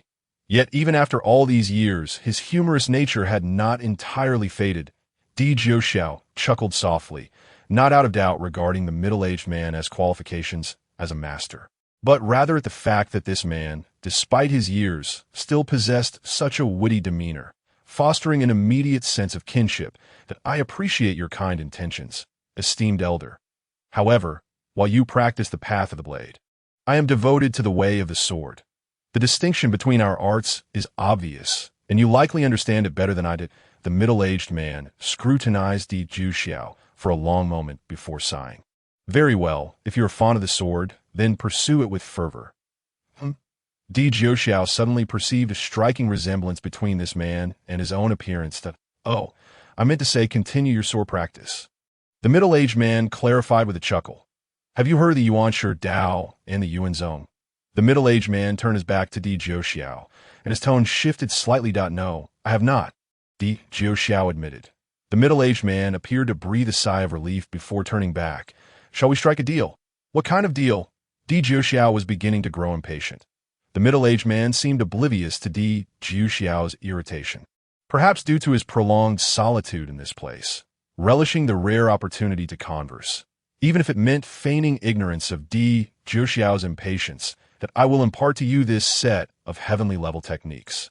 The Tao of the Blade that I, in return, should you encounter disciples of the Yuanshu sect after you leave, you will convey this blade technique to them. If the Yuanshu sect no longer exists, I trust you will find a worthy successor to pass on this technique. And what do I gain from this? Di Jiuxiao challenged, having already earned his due rewards for conquering 100 levels. The benefit lies in a storage ring I shall bestow upon you. The middle-aged man raised his hand, showcasing a ring adorning his left ring finger. The storage ring. Di Jiuxiao nearly leapt in disbelief. Are you jesting? I conquer 100 levels, and you offer me a mere ring. Young man, do not be so hasty. This storage ring is no ordinary item. It contains 72 caves and 36 blessed lands. The resources within are truly boundless. What is more remarkable is that any low-tier treasures you place inside will be enhanced to a higher grade. The middle-aged man proudly extolled the virtues of the storage ring. Really? Di Jiuxiao remained skeptical. Such a wondrous artifact seemed too good to be true. What do you imply? Do you doubt my word? Am I a liar? The middle-aged man felt his integrity insulted. Had I not sworn an oath to remain within the confines of the demonic refinement tower for eternity, I would not trouble you. Young one, my only concern for the outside world is my former sect. The Tao of the Blade, to pass this technique back would fulfill my long-standing wish. The middle-aged man grew agitated, tears welling in his eyes. Di Jiuxiao, taken aback by the sudden outpouring of emotion from the man, quickly reassured him, I shall honor your request, esteemed elder. The middle-aged man rejoiced, turning and leaping, placing a hand atop Di Jiuxiao's head to instill the entirety of the Tao of the Blade into his mind. The Tao of the Blade is situated in Jianlan City, Zhangzhou. If it still exists, simply relay the techniques to their sect leader. If not, I implore you to find a suitable heir to pass it on, ensuring the legacy of the Tao of the Blade endures. Once he had completed his instruction, the middle-aged man cast aside the storage ring and vanished without a trace. Di Jiuxiao had not anticipated his abrupt departure and called out, Esteemed elder, begone! The middle-aged man's voice echoed as he struck Di Jiuxiao out of the tower. Upon exiting the demonic refinement tower, Di Jiuxiao found himself the focus of the gazes of many cultivators. He paid them no mind. He had already anticipated such an outcome, for he was the first in history to conquer the 100 levels of the demonic refinement tower. Yet some regarded him with the same look one might reserve for a corpse. For ascending to the 100th level signified he had acquired treasures belonging to the revered souls, a truth known to all that a mere commoner is innocent, yet a jewel must bear the brunt of envy. Di Jiuxiao, though merely at the 3rd level of cultivation, how could he safeguard the treasures now upon him? With such riches in his possession, he was as good as dead. Master, upon seeing Di Jiuxiao emerge, Qin Wenyan hurried over. Tang Ling has been injured. What? What happened? Di Di Jiuxiao surmised that someone was likely coveting Tang Ling. Approaching Tang Ling, he noted a gash on her arm, but fortunately, Qin Wenyuan had brought along blood-condensing pills, and her injury was not severe. Who did this? Di Jiuxiao inquired softly, devoid of anger. Tang Ling pointed toward a man clad in Blood Eagle attire. It was them. They insisted on taking me as their disciple, and when I refused, they sought to abduct me, injuring me in the process. Di Jiuxiao's gaze grew icy. My disciple is not someone you can lay your hands on. The man in Blood Eagle garb was none other than Yin Weiwei, an elder of the Blood Eagle sect from the Eastern Continent, which boasted the strongest overall prowess among the four continents.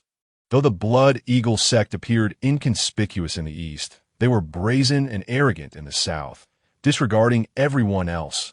Despite being merely at the second level of cultivation, Yin Weiwei practiced a particularly malevolent technique.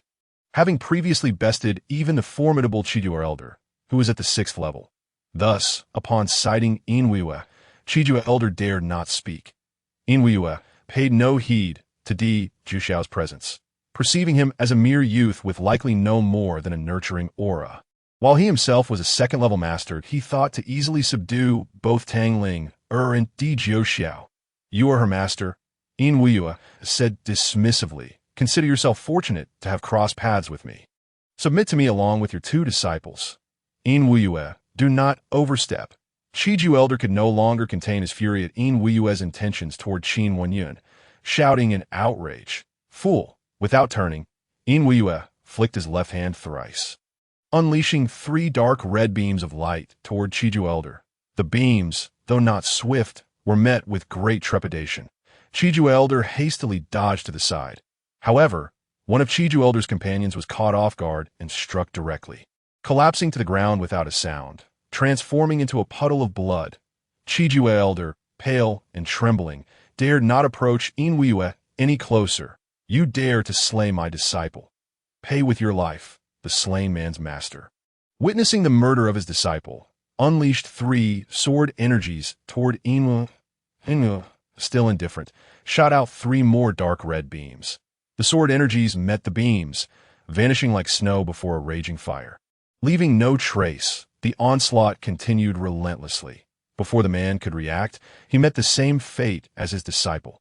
It turned out that Yin Weiwei's techniques were particularly effective against spiritual energies, granting him an air of invincibility. I shall grant you a chance. Merely reveal your sect, and I will afford you a dignified end. Di Jiuxiao's voice was not loud, yet resonated clearly in the ears of all present. Repeat that. Yin Weiwei's fury was palpable. Since arriving in the South, he had never encountered anyone so audacious in his presence. My patience is limited, and I shall not repeat myself. Di Jiuxiao's tone grew increasingly frigid. Fine, I shall tell you. I am Yin Weiwei, an elder of the Blood Eagle sect from the Eastern Continent. What will you do about it? In his rage, Yin Weiwei attempted to launch another dark red light attack against Di Jiuxiao. But Di Jiuxiao was no Qijue Elder. After witnessing Yin Weiwei's 2 attacks, he had already devised a countermeasure. As Yin Weiwei's shoulder twitched, Di Jiuxiao recognized his intent to strike. Before Yin Weiwei could unleash his light, Di Jiuxiao's sword swiftly severed his wrist, followed by a swift arc that claimed his head. What a swift strike! The assembled cultivators finally understood that Di Jiuxiao's ascent to the 100 levels of the demonic refinement tower was no mere stroke of luck. Resolute, Di Jiuxiao proceeded to eliminate 6 more cultivators clad in Blood Eagle attire from the crowd. He had resolved to eradicate the entire Blood Eagle sect. This was not solely for the sake of avenging Tang Ling. Demonstrating his might would also serve to intimidate potential adversaries, at the very least deterring those of lesser cultivation from pursuing conflict. Yet, in this chaotic world, all sought profit, before the treasures of the myriad souls. Life has long ceased to hold any value, whether one's own or that of others. Leave the treasures, commanded a formidable master of the 6th realm of the Fish Dragon stage. His voice echoed. 9 strands of black aura surged forth, enveloping Di Jiuxiao entirely. With a cold snort, Di Jiuxiao unleashed his 2nd-tier sword intent, striking out with a single sword, arriving before the assailant in an instant. The 9 strands of black light were effortlessly swept away by Di Jiuxiao's sword energy, vanishing without a trace. This was the first time Di Jiuxiao had demonstrated his second-tier sword intent before others. And indeed, no one dared to make a move. At least, none openly challenged him. Yang Yu, witnessing Di Jiuxiao's mastery of sword intent, which surpassed even that of their ancestral figure, felt a surge of astonishment within her. Realizing that no one could contain him here, she took Yang Mian's hand and departed with Di Jiuxiao, determined to establish his authority, soared through the secret realm on a rainbow cloud, vowing to slay any members of the Blood Eagle sect he encountered. He would not allow a single one of them to leave the secret realm alive. With over 300 members of the Blood Eagle sect scattered throughout the realm, the most formidable among them was the deceased Yin Wuyue. Di Jiuxiao dispatched them with the ease of cutting through vegetables, claiming a head with each swing of his sword. Within half an hour, he had eliminated every last member of the Blood Eagle sect. However, Di Jiuxiao's notorious reputation spread like wildfire. Previously, when he saved Jiang Baiyan and others, he had proclaimed himself a ruthless demon. This massacre only solidified his infamous title. Yet Di Jiuxiao remained unconcerned. He had never sought trouble with others. Yet they always came looking for him. Sparing such individuals would only invite further calamity upon the cultivation world. In light of this, Di Jiuxiao felt as though he was more benevolent than the Buddha himself. Through these actions, Di Jiuxiao successfully instilled fear in all present, seizing the opportunity to depart with Qin Wenyin and Tang Linge. After all, no matter how powerful Di Jiuxiao was, he was still but one person. And the treasures he possessed were far too alluring. Should those cultivators disregard all caution to seize them, even if they could not kill him, they could still exhaust him. Finding a secluded spot, Di Jiuxiao encouraged Qin Wenyin and Tang Linge to diligently cultivate and strive to reach the second realm of spirit nurturing as soon as possible. Point 1 of Di Jiuxiao's system tasks was for one of his disciples to attain this level, granting him 2 rewards: the sword technique of the Azure Lotus Sword Immortal and 3 opportunities to make a move as a peak expert of myriad souls. Once he completed this task, he would have the confidence to protect the storage ring he acquired from the myriad souls expert. Currently, Qin Wenyin had already reached the first realm of spirit nurturing, making her the most likely candidate to break through to the second realm in a short time. Although Tang Linge had previously activated the Frost Saint body with the Cold Spirit Grass, resulting in a significant increase in her cultivation level, it was still unstable, and she had returned to the 7th realm of bone quenching. Nevertheless, activating the Frost Saint body had allowed her to ascend 3 minor realms, a truly terrifying speed. With only 2 days remaining before the secret realm closed, and possessing the storage ring of the Yuanfu cultivator, Di Jiuxiao had lost all interest in other treasures within the secret realm, but he made full use of the resources in the storage ring to cultivate, and combined with the combat experience gained from the demon refining tower, his strength surged to the mid-stage of the 4th realm of Fish Dragon in just 2 days. Qin Wenyin and Tang Linge also showed considerable progress, both hinting at imminent breakthroughs as the secret realm began to close. Di Jiuxiao led Qin Wenyin and others out. The number of those emerging was significantly less than those who had entered, showcasing the brutality of this Moon Invitation secret realm expedition.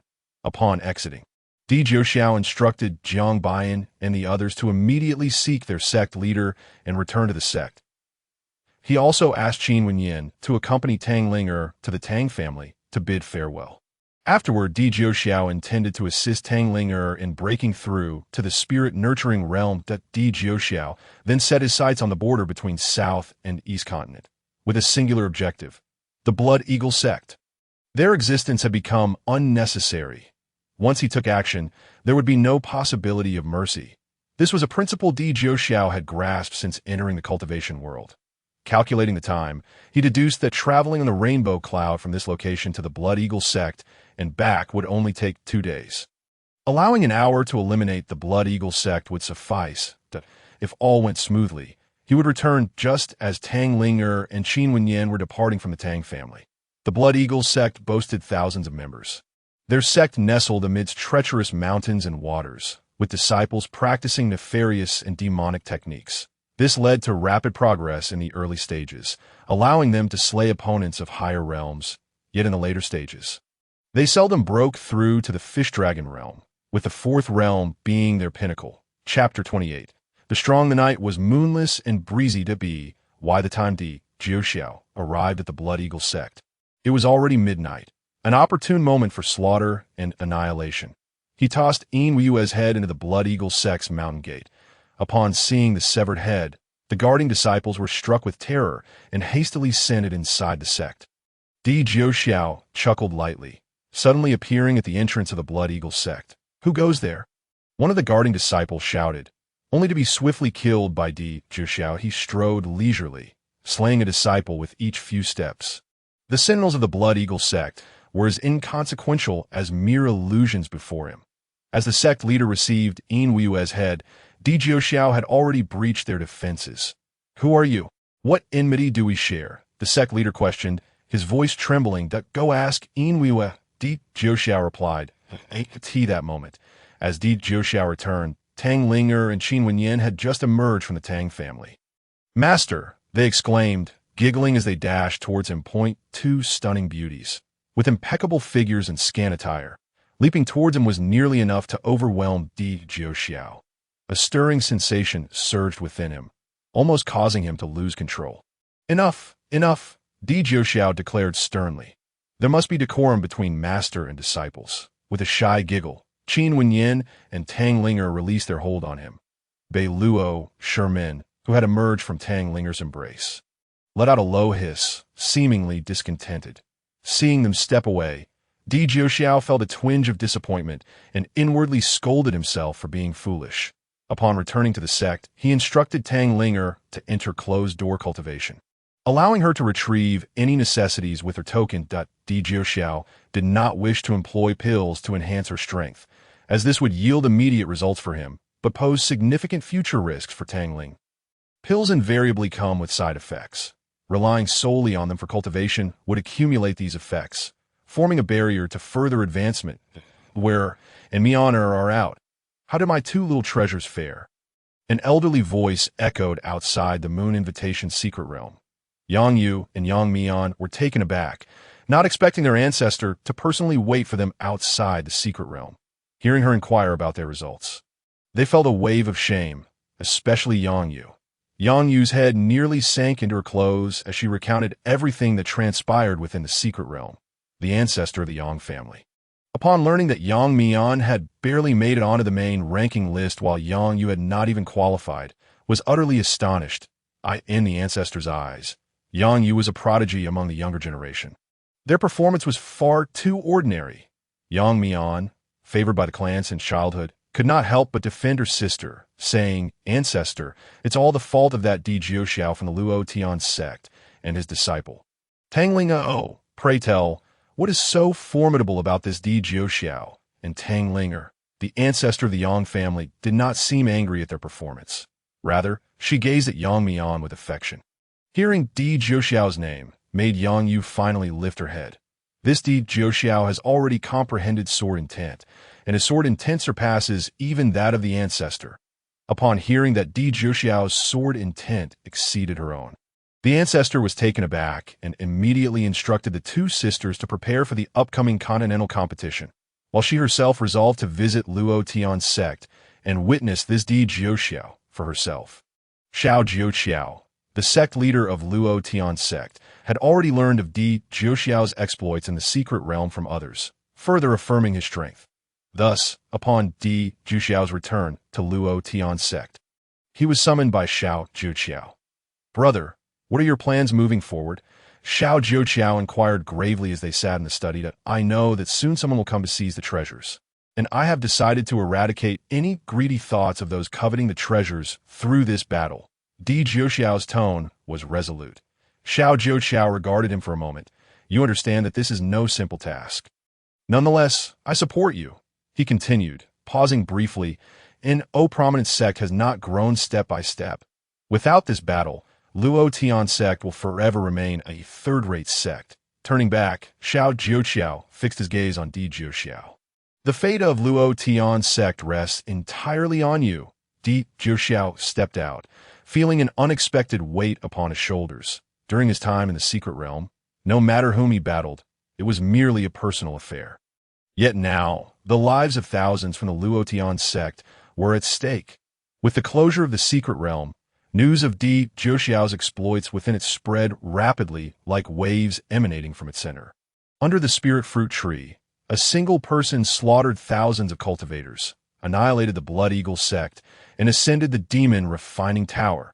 Any one of these deeds would have caused a considerable uproar, let alone the fact that Di Jiuxiao accomplished them all. Most significantly, his ascent to the pinnacle of the demon refining tower implied he possessed treasures of immense power, artifacts coveted by the strongest of souls.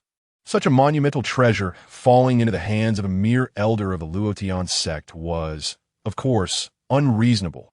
From the moment Di Jiuxiao returned to the Luotian sect, those eyeing the treasures he held began to stir, seemingly waiting for the right moment, lurking outside the sect without making a move.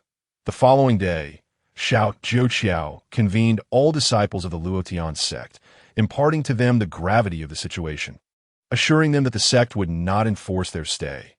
Initially, few chose to leave, but as the number of outsiders grew, even the leaders and elders of the 10 major sects arrived, prompting more disciples to depart. Eventually, only a couple of hundred remained in the once thriving Luotian sect. 2 days later, a large contingent suddenly appeared before the Luotian sect. This force was unlike any ordinary sect.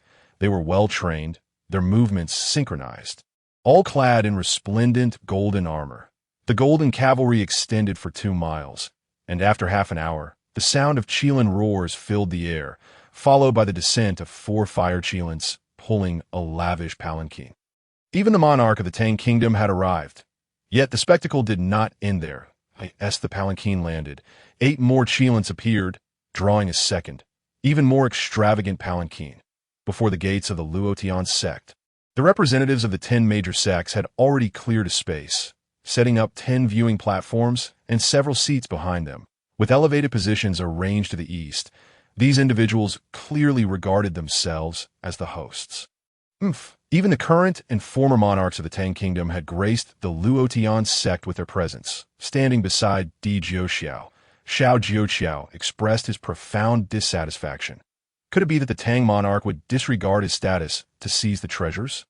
Di Jiuxiao found it hard to believe that the Tang monarch would act so recklessly. At the very least, he would not allow the treasures of souls to fall into the hands of uncontrollable royal forces.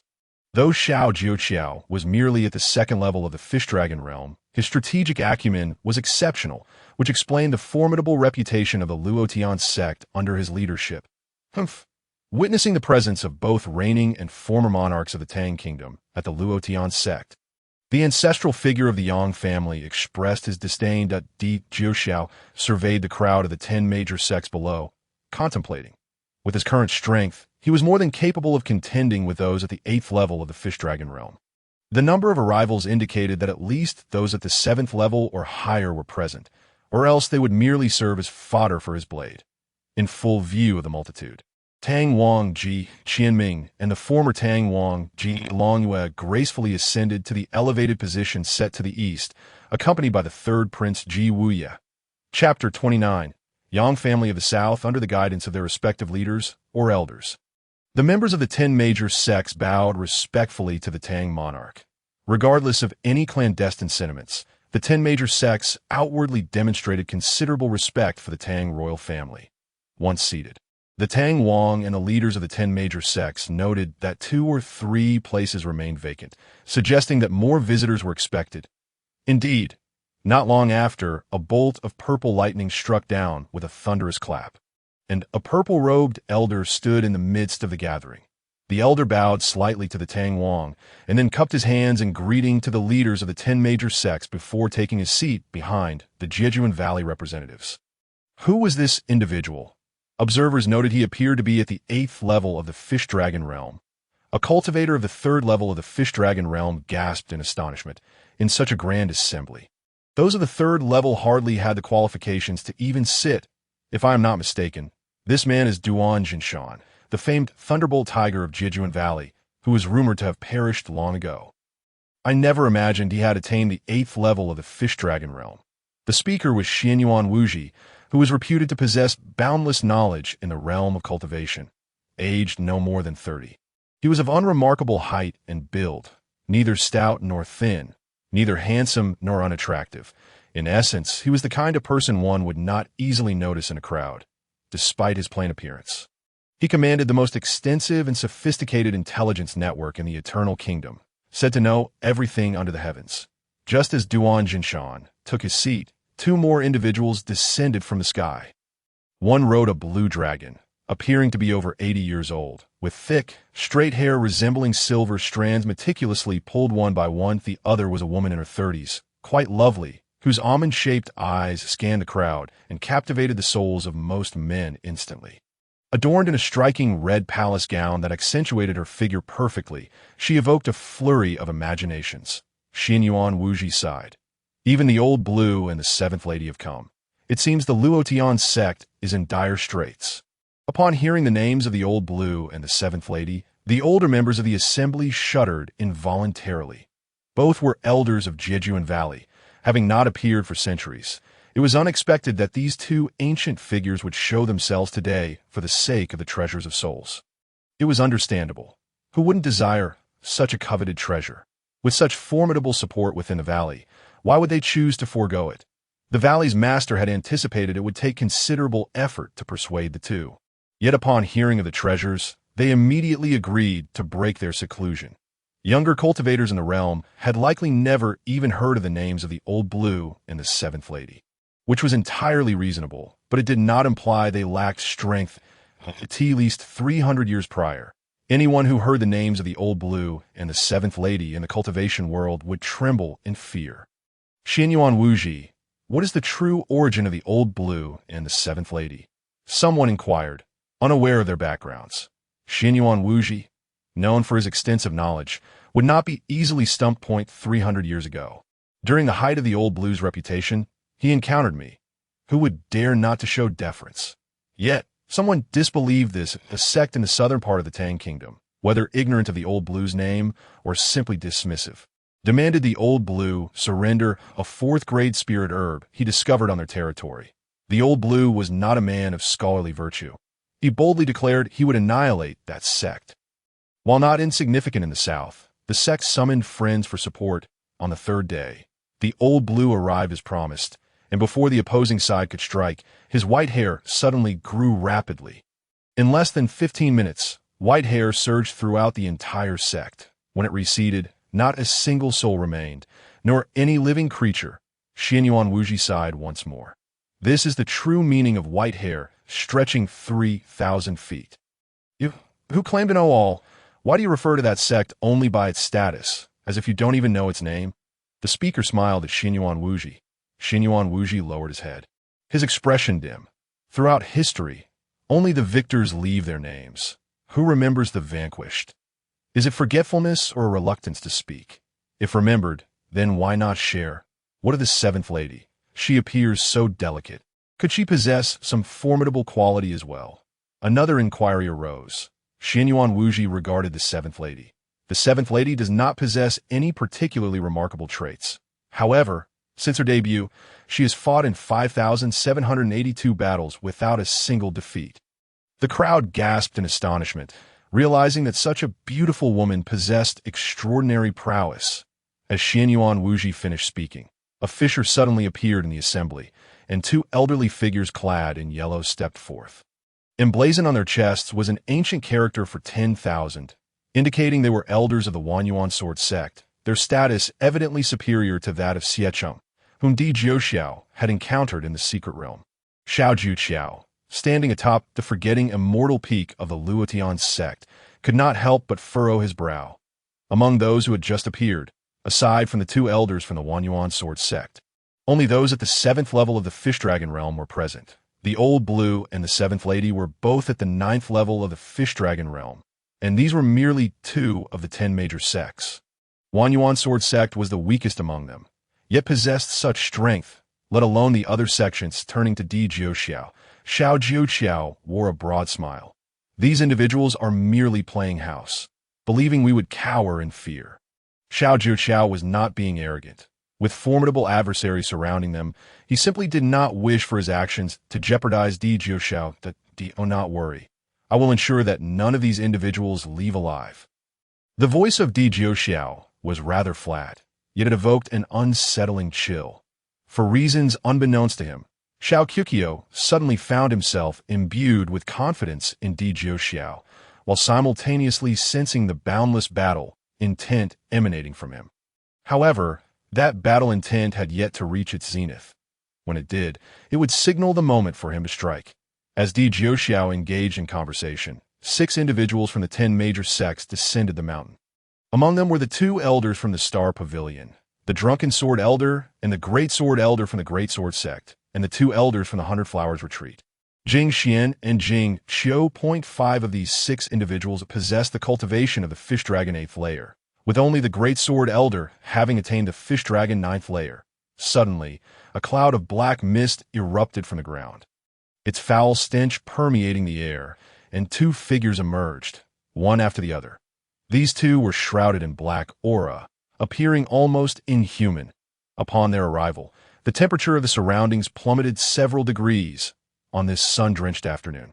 The sight of these 2 figures caused some to wrap their garments tighter, muttering, "It truly feels like encountering a ghost." The person at the back of the gathering abruptly turned to him and said, "You are correct." The voice of this individual resembled a ghost wail, heightening the sense of terror. Crying ghost. What? After all these years, have you forgotten how to frighten people? Huh. The speaker was the Great Sword Elder of the Great Sword Sect. The 2 ghostly figures were none other than Yi Duanhuan and the Crying Ghost from the Yin Ghost Sect, with the latter having reached the Fish Dragon 7th layer, while Yi Duanhuan had attained the Fish Dragon 8th layer. Chapter 30. The disciple displays might. The Great Sword Elder and the Crying Ghost had harbored grievances for many years, yet it had been a century since their last encounter. Now, the Great Sword Elder had reached the Fish Dragon 9th layer, far surpassing the Crying Ghost. Hence, upon seeing the Crying Ghost, the Great Sword Elder seized the opportunity to provoke him. Noticing the provocation, Yi Duanhuan glanced back at the Great Sword Elder, causing him to shiver involuntarily. The Great Sword Elder suddenly recalled that the Yin Ghost Sect possessed a method to accumulate cultivation for greater breakthroughs, fearing that the true strength of Yi Duanhuan and the Crying Ghost might exceed their apparent abilities. Now, among the 10 major sects, 6 had gathered, leaving only the positions of the 1st-ranked Tianmin, the 3rd-ranked Qingquan Dao, the 4th-ranked Puxi Temple, and the 5th-ranked Fenghua sect vacant. Humph! The 3rd prince, Ji Wuye, coldly gazed at the empty spots of the 10 major sections. What is it, Wuye? Ji Qianming noticed his dissatisfaction that Ji Wuye ascended the steps and leaned closer to Ji Qianming, whispering, "The 10 major sect appear to show utmost respect to the royal family. Yet for years they have claimed their highest cultivators do not exceed the Fish Dragon 6th layer. Yet now, Before Ji Wuye could finish, Ji Qianming erupted into laughter. "Wuye, why don't you consider? How many experts does our royal family possess? Do you truly think we cannot discern their true capabilities?" Ji Wuye remained puzzled. "Then does Father allow them to grow stronger?" Ji Qianming's expression turned serious. "Wuye, think about it. They're all sects of our Tang nation. Their strength is in reality our nation's strength. They are not deceiving us, but rather those who covet Tang nation and wish to do it harm." Ji Wuye still did not understand. "Aren't we here to compete for the 10,000 souls treasure?" Ji Qianming nodded. "The 10 major sects are all forces of the Tang nation. Any injury to them is a loss for Tang nation, but we are merely here to mediate, to peacefully determine the ownership of the 10,000 souls treasure." Ji Wuye nodded, recalling the day Di Jiuxiao had rejected his overtures, a flicker of satisfaction crossing his mind. When Di Jiuxiao is beaten to a pulp, he will stand before him, savoring his moment of disgrace. Before long, the representatives of Tianmin and the other 3 sects arrived in succession. Only Wuchenzi from Tianmin appeared, yet he was more than sufficient. Not only had Wuchenzi reached the Fish Dragon 9th layer, but he was also renowned for his combative nature, always either challenging or preparing for a challenge, truly deserving of the title of the foremost among the 10 major sects. Qingquan Dao sent only one person, the Python Mountain Daoist who had reached the Fish Dragon 7th layer. Initially, Qingquan Dao had no intention of sending anyone, knowing that Wuchenzi from Tianmin would be present. However, with both Tang kings in attendance, Qingque Dao dispatched the Python Mountain Taoists to bolster their numbers. For with Wichinzi present, other sects had little hope. The Puxi temple was represented by the two old monks, Duo Ming and Songzhong, who despite being monks, were infamous for their ruthless killings, instilling fear in the realm of cultivation. The fifth-ranked Fenghua sect sent Feng Lingzi and Hui Yunzi, both of whom were quite conventional, yet both had attained the fish dragon 8th layer, making them formidable opponents. Observing that the expert from below had nearly gathered, Xiao Qukio felt an urgency within, yet he did not betray any sign of it before Di Zhouxiao. Xiao Qukio, the head of Luo Tian's sect, we have been waiting here for quite some time. Why does the sect master show no hospitality? This was the crying ghost from the Yin Ghost sect. The crying ghost's voice echoed through the mountains of Luo Tian's sect like a night owl, creating an ambience reminiscent of a dark and eerie hell. Just as Xiao Qukio was about to respond, Di Zhouxiao leaped forward. Our sect master is quite busy and has no time for guests. As he spoke, he was still at Wangxian Peak, and by the time his words fell, he had already arrived at the vacant space among the 10 major sections. Who do you think you are to speak to me in such a manner? The crying ghost jumped up, pointing at Di Zhouxiao and cursing that Di Zhouxiao casually touched the ring on his finger and replied with arrogance. Aren't you here for me? What's wrong? Do you not recognize me? It was then that the people from the 10 major sects recalled that the figure from the images transmitted from the secret realm was indeed the one standing before them. A wave of astonishment swept through the crowd, with many exclaiming, "This Di Zhouxiao possesses the cultivation of the fish dragon 4th layer at such a young age. Truly a prodigy. What a pity, such a gifted talent will surely meet his demise today." Everyone had already concluded that Di Zhouxiao would not escape death today. Do you dare to battle me? Di Zhouxiao pointed at the crying ghost. Upon hearing this, the other cultivators were profoundly shocked. Even Xiao Qukio was taken aback. He could not comprehend how Di Zhouxiao could possess such confidence.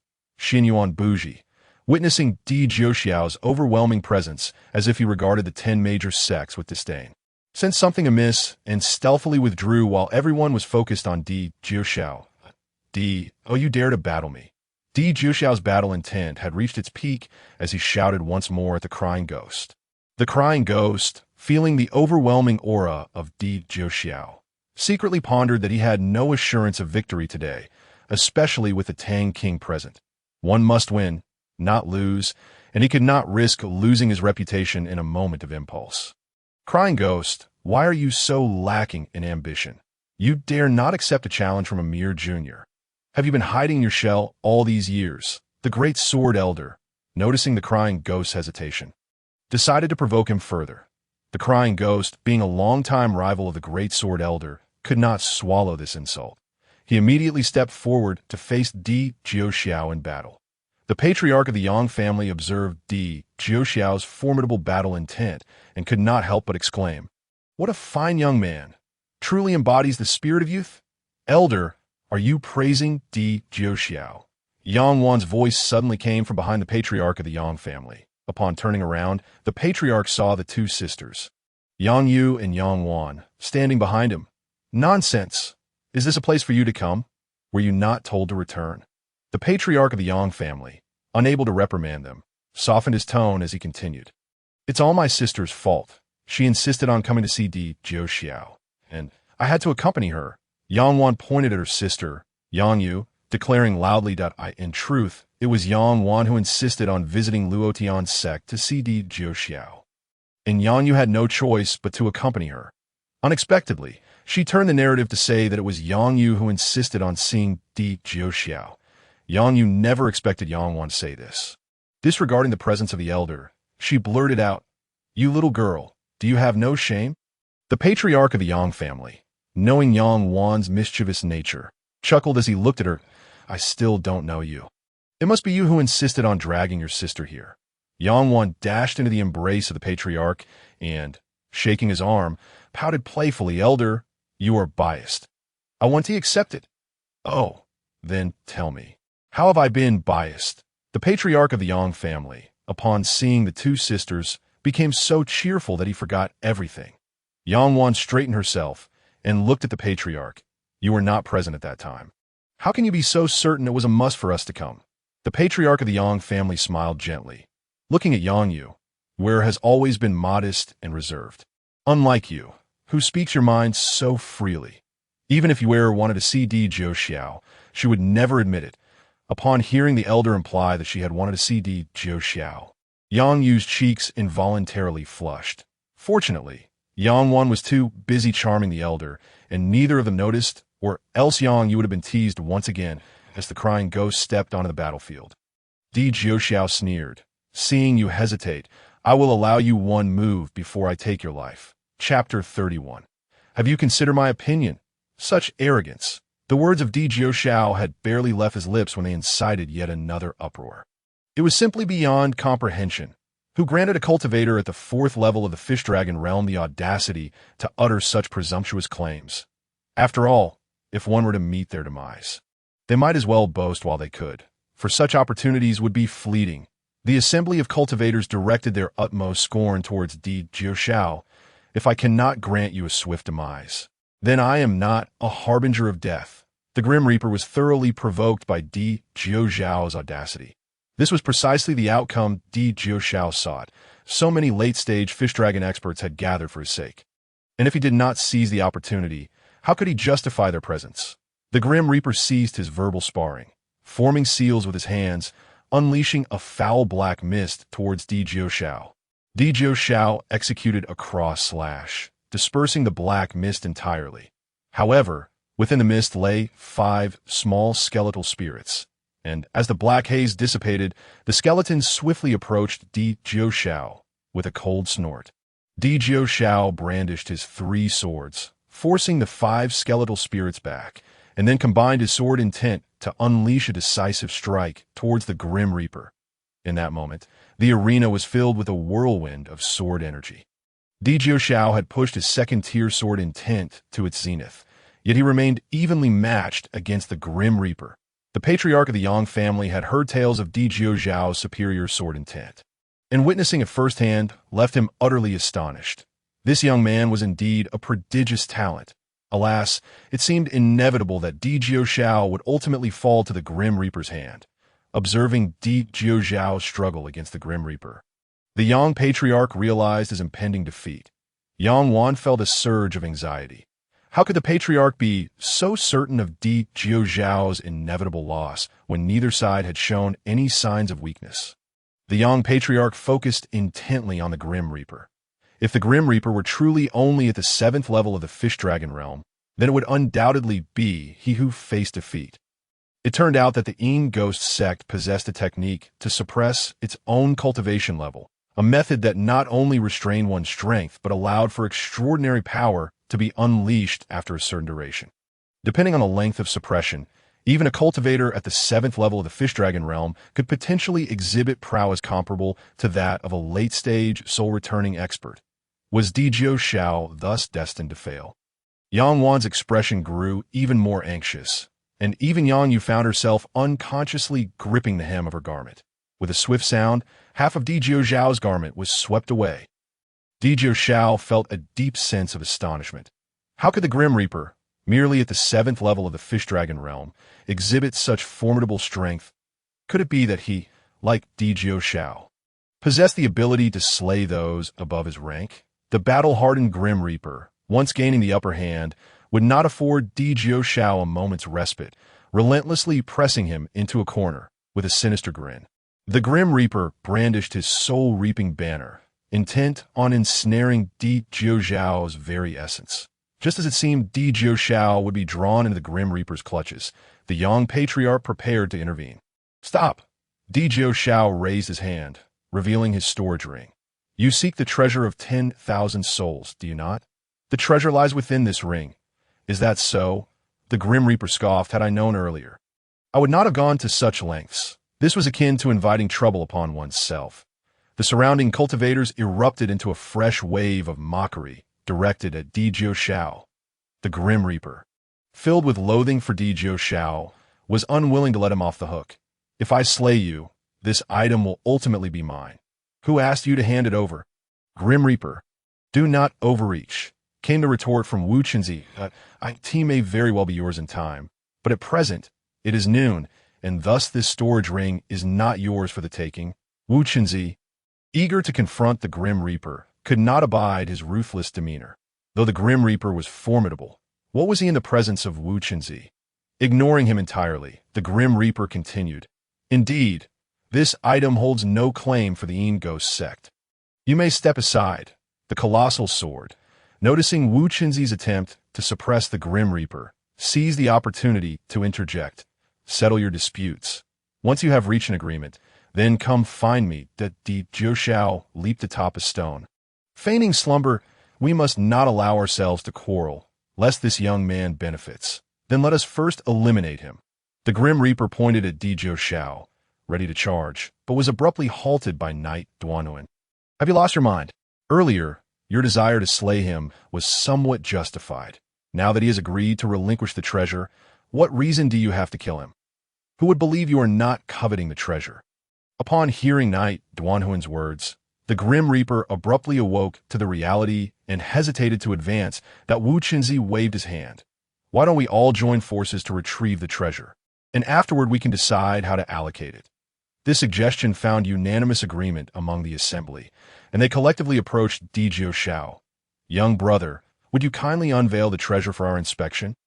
Wu Chenzi smiled, his expression earnest, as though Di Jiushao had appropriated their treasure.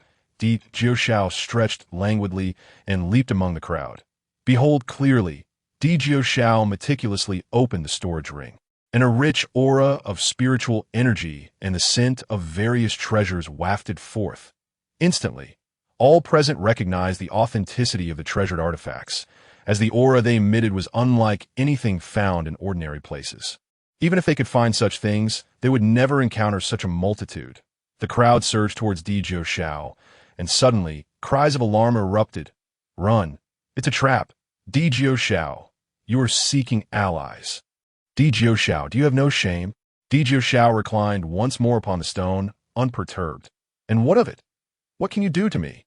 Suddenly, a woman in white appeared before the storage ring, and the first person to approach her was instantaneously obliterated, leaving not a trace behind.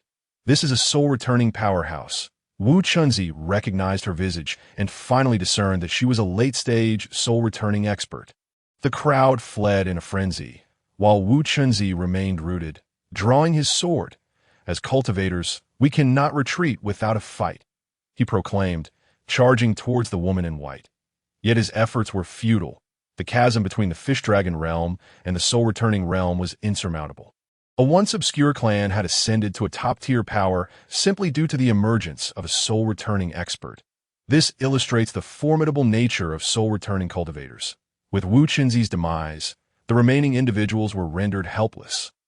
The woman in white slaughtered those attempting to flee with the ease of slicing through vegetables, exhibiting no emotion as she executed her orders to eliminate every last one of them. Upon witnessing the arrival of the woman in white, Xiao Jiuqiao finally comprehended the depth of Di Jiuxiao's resources, realizing why he possessed such confidence.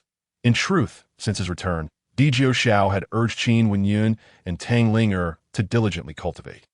Just a day prior, Qin Wenyun had broken through to the second level of spirit nurturing, thereby fulfilling the prerequisites to obtain the Qinglian Sword Immortal's sword technique and the opportunity to summon a late-stage, soul-returning expert thrice. This had been Di Jiuxiao's meticulous plan. Otherwise, he would have fled. Meanwhile, the woman in white not only eradicated all those openly vying for the treasure, but also dealt with those lurking in the shadows. Upon witnessing the emergence of the woman in white, the Yang Patriarch immediately seized the hands of Yang Yu and her sister, attempting to flee. Yet, how could they outrun the woman in white? In no time, the Yang Patriarch and the two sisters were caught up, as the Patriarch gazed at the radiant light of the woman in white approaching him. He reflected on his long life and accepted his fate. Yet he could not bear the thought of Yang Yu and Yang Wan meeting the same end. Chapter 32. Once again, the Luo Tian sect, the Yang Patriarch looked upon the woman in white with despair. Feeling a sense of hopelessness he had never known before, Di Jiuxiao. As the Patriarch faced imminent death at the hands of the soul-returning expert, Yang Yu shouted towards Di Jiuxiao, "We are here to aid you." Di Jiuxiao, Witnessing the 10 major sects rendered powerless before the late-stage soul-returning expert felt a profound sense of his own insignificance in the realm of cultivation. Ding. The system issued a new main quest. Eternal Host, Jiu Shao Quest. Achieve first place in the first round of the state competition quest reward. Obtain the NNM Ing Spiritual Realm. The system indicated that upon acquiring the NNM Ing Spiritual Realm, Jiu Shao would possess sufficient strength to contend with soul-returning cultivators. Just then, Jiu Shao heard Yang Yu's call. He furrowed his brow and approached Yang Yu. Stop. The latter part of his statement was directed at Rong Yo. We truly come to assist you. Yang Yu reiterated, ditto. And how do you intend to help me? Do you not plan to lurk in the shadows, waiting for an opportunity to seize the treasure for yourselves? Jiu Shao had discerned that the Yang patriarch was formidable, yet he had not anticipated her to be the patriarch of the Yang family. The Yang patriarch slowly rose, emanating the aura of a soul-returning expert. With my strength, do I still need to resort to stealth? As Rong Yo noticed the sudden surge in the Yang patriarch's aura, she prepared to strike.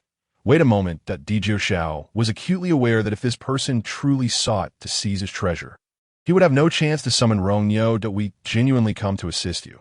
Yang Mian gazed intently at Jiu Shao.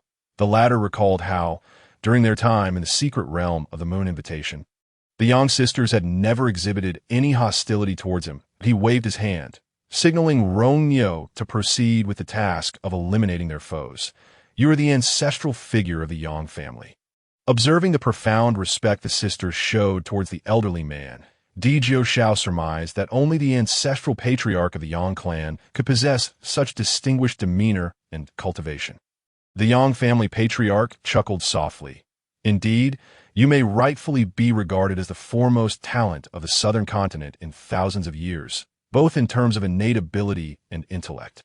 Yes, I am the ancestral patriarch of the Yang family. It is said that you are also a formidable soul master. Why then did you falter before Rong Yu? Jiu Shao voiced his lingering doubts. The Yang patriarch, observing Rong Yu's relentless slaughter, sighed. I am merely at the initial stage of the soul master realm. The chasms between each minor stage within the soul master realm are vast. A mid-stage soul master can dispatch 1,000 at the initial stage, let alone a peak late-stage powerhouse. Such is the disparity among soul masters. Before long, Rong Yu returned, having dispatched all intruders, dragging along 2 individuals, the 2 reigning monarchs of the Tang Kingdom. What? Even the rulers of a nation covet the treasures of the soul master. Jiu Shao regarded the 2 monarchs of the Tang with disdain. After all, they were sovereigns. Should he eliminate them here, it would likely incite turmoil within the Tang Kingdom, which would yield no benefit for the Luo Tian sect. Noticing Jiu Shao's apparent reluctance to spare the Tang monarchs, the Yang patriarch hastily elucidated the intricacies of the situation. Jiu Shao conceded that the Yang patriarch's reasoning was sound, yet he did not wish to release them so easily. You should know what to do. Ji Qianming immediately declared. The territory within 100 miles of the Luo Tian sect is under its jurisdiction. No one from the Tang Kingdom may interfere with the affairs of the Luo Tian sect. This proclamation effectively granted the Luo Tian sect dominion over the area. Jiu Shao nodded in satisfaction, signaling Rong Yo to release them. Rong Yo returned the storage rings to him without uttering a word and turned to leave. Patriarch, will you be attending the Continental Grand Tournament? The Yang Patriarch inquired once more. Jiu Zhao's main and side quests both involve the Continental Grand Tournament, making his participation inevitable. I have heard that the first place in the Continental Grand Tournament is granted entry to the blood pool for cultivation. Jiu Shao expressed his awareness of the tournament's significance. The Yang Patriarch nodded and smiled. Your appetite is quite substantial. You are already thinking of claiming first place before you have even seen it. Yang Mian clung to the arm of the Yang Patriarch, tilting her head to gaze at him. Patriarch, do you not believe he can secure the first position? The expression of the Yang Patriarch grew serious. The Continental Grand Tournament is not merely a contest between nations. Individuals from the entire Eternal Realm will participate, all of whom will be the finest from their respective continents. The Yang Patriarch cast a glance at Jiu Shao. To assert that he will undoubtedly claim first place would be presumptuous. However, based on his current strength, it can indeed be said that he is the most formidable in the southern continent. Di Jiuxiao nodded. I will certainly be there. Very well. I shall await your splendid performance at the Continental Grand Tournament. With that, the Yang patriarch, accompanied by the Yang sisters, turned to depart. After taking a few steps, Yang Mian suddenly looked back. Di Jiuxiao, I will be waiting for you at the Continental Grand Tournament too. Di Jiuxiao was momentarily taken aback, yet he thought little of it as he returned to the Luo Tian sect. With the storm having settled, he felt acutely aware of his own inadequacies and strength. He summoned his second disciple, Xiao Quo, instructing him to train diligently alongside Qin Wenyan, while also urging Qin Wenyan and Tang Ling to intensify their practice in preparation for the Continental Grand Tournament a year hence. Once he had conveyed all instructions, Di Jiuxiao began his secluded cultivation. A year swiftly passed, and Di Jiuxiao's cultivation progressed from the late stage of the Fish Dragon realm to the pinnacle of the Fish Dragon realm. Standing atop the seven-colored peak, he gazed towards the north, reflecting that the Tang kingdom was ultimately too diminutive. He must enter a broader world to truly fulfill his life's purpose. The Continental Grand Tournament was finally upon them. Emerging from his seclusion, Xiao Jiuqiao appeared from behind, evidently having awaited his return for quite some time. Him upon seeing this mentor and friend, Di Jiuxiao felt warmth in his heart. Had it not been for Xiao Jiuqiao's unconditional support over the past year, he might not have persevered. Are you leaving? Xiao Jiuqiao's tone bore a hint of melancholy. He would come to the seven-colored peak daily to catch a glimpse of Di Jiuxiao. Yet he feared his departure, knowing that it signified the end of their time together. Yes, I am preparing to leave. Di Jiuxiao turned around, suddenly feeling as though he had let down Xiao Jiuqiao's expectations, especially since Xiao Jiuqiao regarded him as the future of the Luo Tian sect. Ha! It is good to venture out. Xiao Jiuqiao chuckled. Seems we haven't shared a drink together in ages. He produced a jar of wine, tilted his head back, and took a hearty swig before offering it to Di Jiuxiao. Excellent wine. Di Jiuxiao praised after taking a sip, passing it back to Xiao Jiuqiao. Of course it's good wine, Xiao Jiuqiao proclaimed with pride. This is 200-year-old Zhu Yiqing. In terms of cultivation talent, I may not compare to you, but when it comes to drinking, you wouldn't even qualify as my disciple. Di Jiuxiao took another sip and sighed. Old wine is always better. People are the same. Xiao Jiuqiao fixed his gaze on Di Jiuxiao. No matter where you go or what happens, do not forget that you still have me as your brother. You have a Luo Tian sect as your home. Di Jiuxiao's eyes glistened with tears. Who says men cannot cry when men weep? Their emotions can often be more poignant than those of women. Why are you crying? So sentimental. Where's the audacity you had when you faced the 10 major sects alone? Xiao Jiuqiao jested. Yet in that moment, he too found himself shedding tears. Why were they crying? Did they both understand that Di Jiuxiao would never return after this departure? Do you know how many people we have in the Luo Tian sect now? 3,657. Xiao Jiuqiao stood, pointing towards the main peak of the Luo Tian sect. We now have over 500 disciples in the spirit nurturing stage. In a few years, the Luo Tian sect will become the premier sect of the Tang kingdom. Chapter 33. The attention of the multitude. Di Jiuxiao comprehended his meaning. The Luo Tian sect was growing ever stronger, and even without him, it would not face any crisis. Have you accepted new disciples? Di Jiuxiao queried, still somewhat incredulous, as just a year prior, the sect had barely over 200 members, yet now there were more than 3,000. Xiao Jiuqiao chuckled. Your battle from that day reverberated so loudly that even before the recruitment season, many sought to join us. We had no choice but to raise the entrance requirements for the Luo Tian sect. Yet even so, over 2,000 met the criteria, many of whom are talented disciples. Di Jiuxiao was aware that over 1,000 of those were individuals who had left the Luo Tian sect only to return. Given the perilous nature of their circumstances, this was understandable.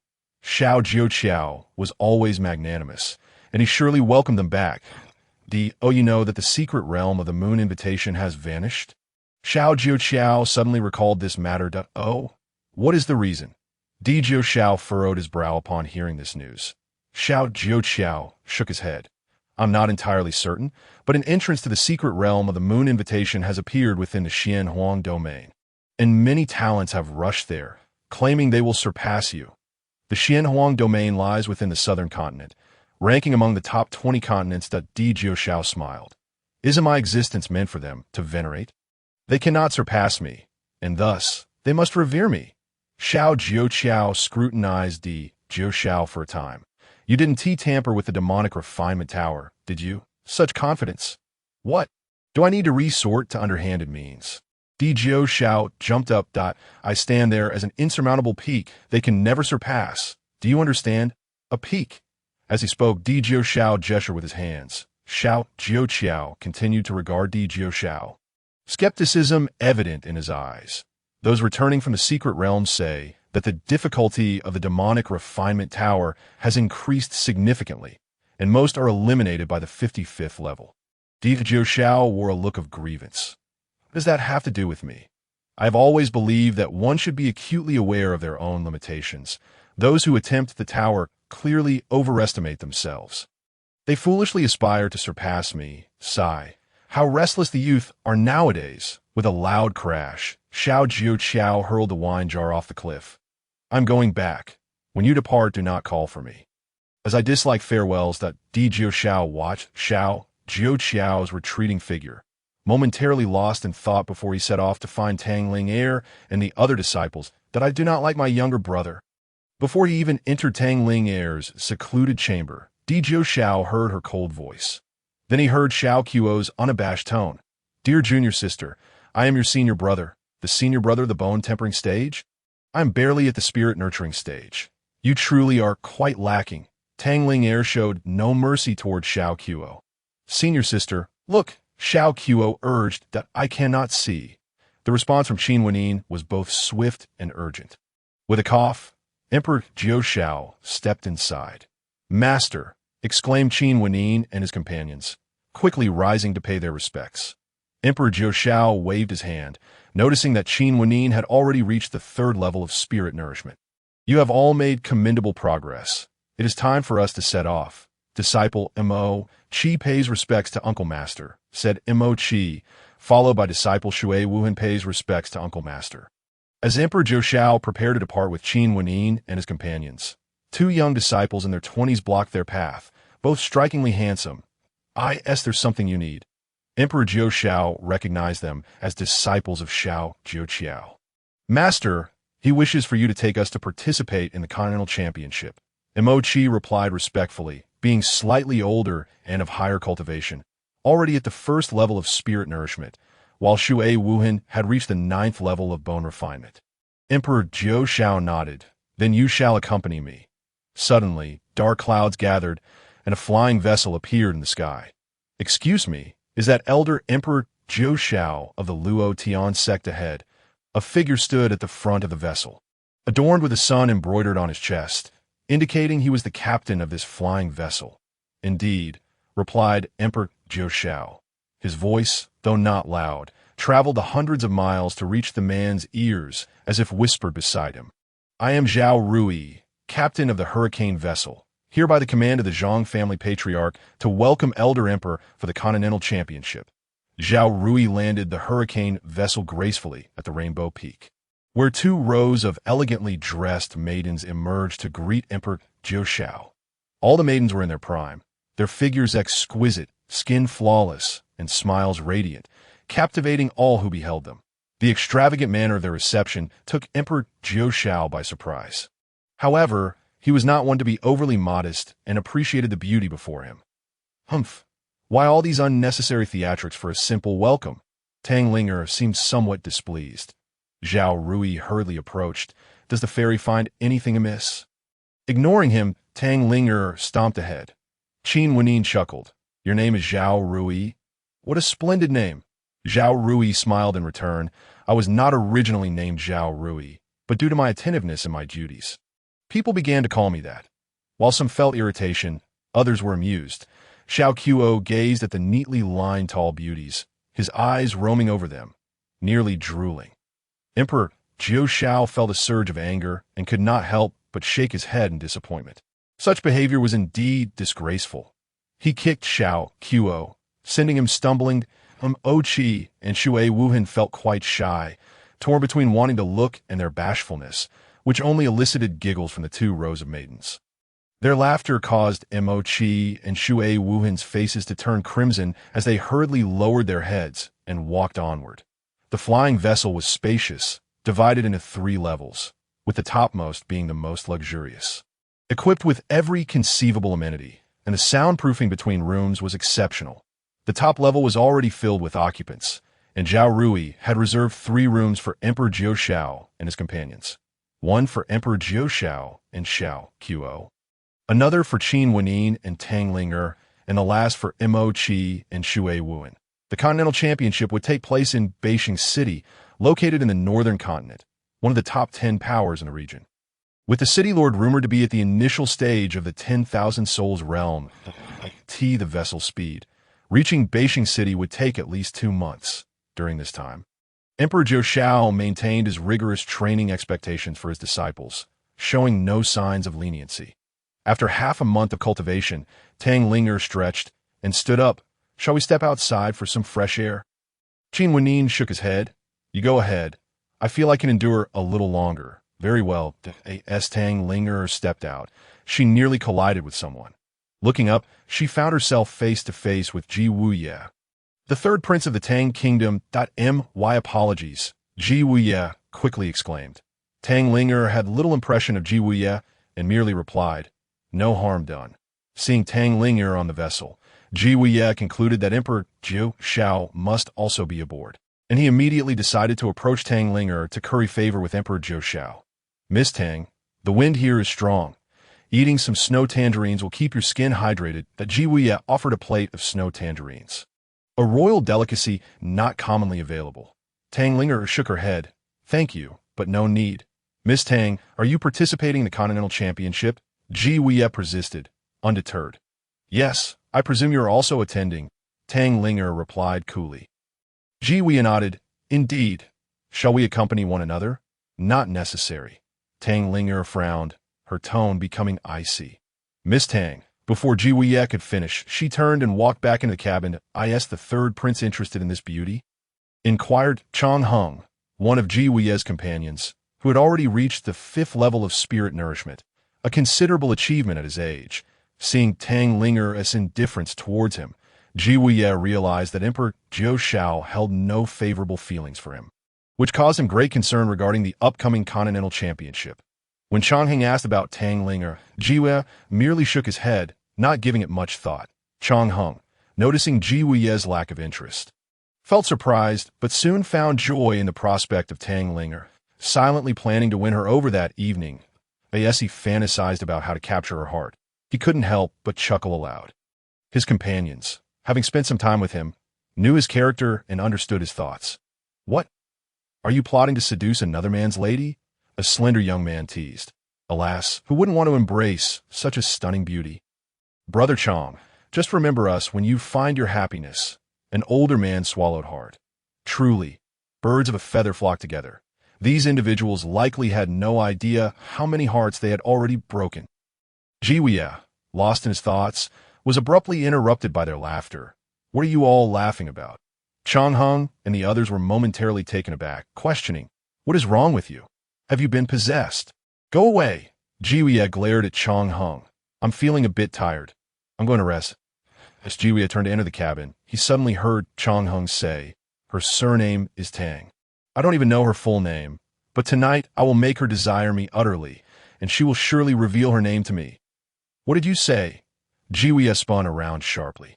Chang Hung, sensing Ji Wuye's agitation, grew anxious as well. But you just said you weren't interested in her. Have you changed your mind? Changed my mind? Ji Wuye was genuinely alarmed. While he didn't care if these people sought their own doom, he was concerned about how his unreasonable master would react if he got involved, which would be utterly unfair. Ji Wuye approached. What did you mean by that about Miss Tang? What do you intend to do with her? Still lost in his fantasies about Tang Linger, Chang Hung pointed a finger at Ji Wuye. Come on, are you trying to play games with us? What else could I mean but that? Ji Wuye's anger flared. He struggled to contain himself.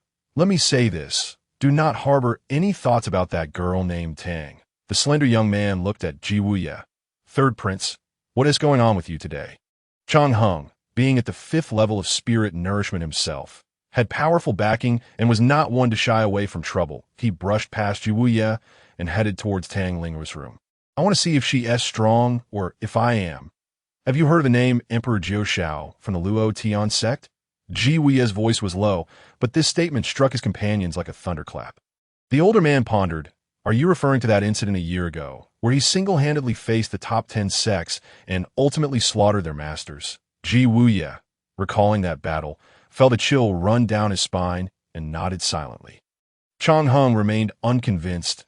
What does this Tang girl have to do with him? Ji Wuye replied coolly. She is merely Emperor Jiu Zhao's disciple. I could see this revelation. The three of them gasped in unison, and no one dared to utter another word that a year prior. The name Emperor Jiu Shao had erupted onto the scene. First, he wreaked havoc in the Moon Invitation secret realm, and then he slaughtered his way through the Luo Tian sect. It could be said that the name Emperor Jiu Shao had nearly become synonymous with the word demon in the Tang Kingdom and even the southern continent. Bang!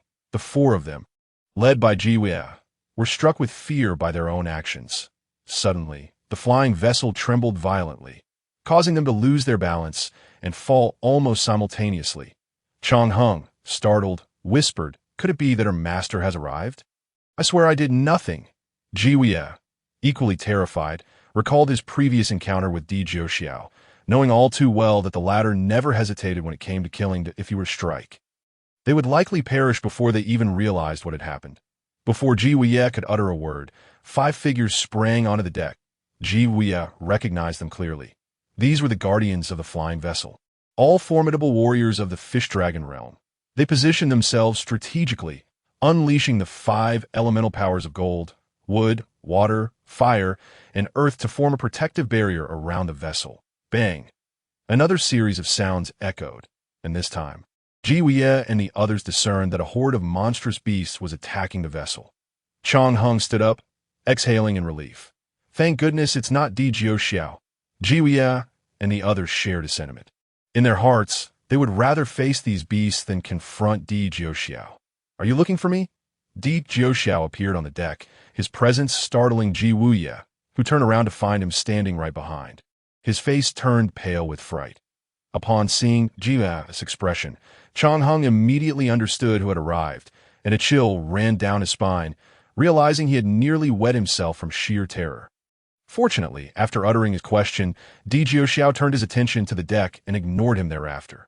The 4 of them stood frozen in place, scarcely daring to move. Another round of commotion drew their attention back to the deck, momentarily alleviating their tension. Outside the vessel, the number of beasts was staggering. While individually not particularly strong, they displayed remarkable coordination in their attacks, advancing and retreating with precision. Although the 5 guardians had yet to break under the pressure, they were unable to retaliate and could only defend passively. As time wore on, the guardians began to falter. A soft crack resounded, causing their faces to pale. Though Ji Wuye and the others were oblivious to the significance of the sound, they could tell from the guardians' expressions that the situation was dire. Another series of cracking sounds erupted, and finally, they witnessed the defensive barrier set by the guardians splintering like a spider's web. The fissures widened, and with a final crack, the barrier shattered completely, allowing the monstrous beast to surge in. Seeing the imminent danger, Di Jiuxiao leaped forward, his right hand forming a sword with his index and middle fingers. With a swift motion, he unleashed several sword chi that instantly obliterated the first wave of beasts. The air filled with a crimson spray as countless shards of blood transformed into sword chi, raining down upon the beasts behind, and within mere moments, hundreds of thousands of them lay vanquished. Among the 5 guardians, the strongest was at the 6th level of the fish dragon realm, while Di Jiuxiao was merely at the 5th. The 6th level guardian, acutely aware of the impossibility of matching Di Jiuxiao as effortless slaughter, found himself perplexed. After this ordeal, the journey of the flying vessel proceeded smoothly, and at long last, they arrived at Beijing City. Chapter 35. The Way of the Sword. Upon disembarking, Di Jiuxiao led Qin Wenin and others into the city. After walking a few steps, he suddenly halted. Where has Xiao Qiuo gone? Qin Wenin, seeing Di Jiuxiao inquire about Xiao Qiu. Chuckled and pointed to two figures in the distance. He is just saying farewell to his dream sister. Di Jiuxiao glanced over, spotting Xiao Qiu engaged in a hushed conversation with a delicate young woman. Their conversation seemed lively until a voice called out to the girl, likely her mentor.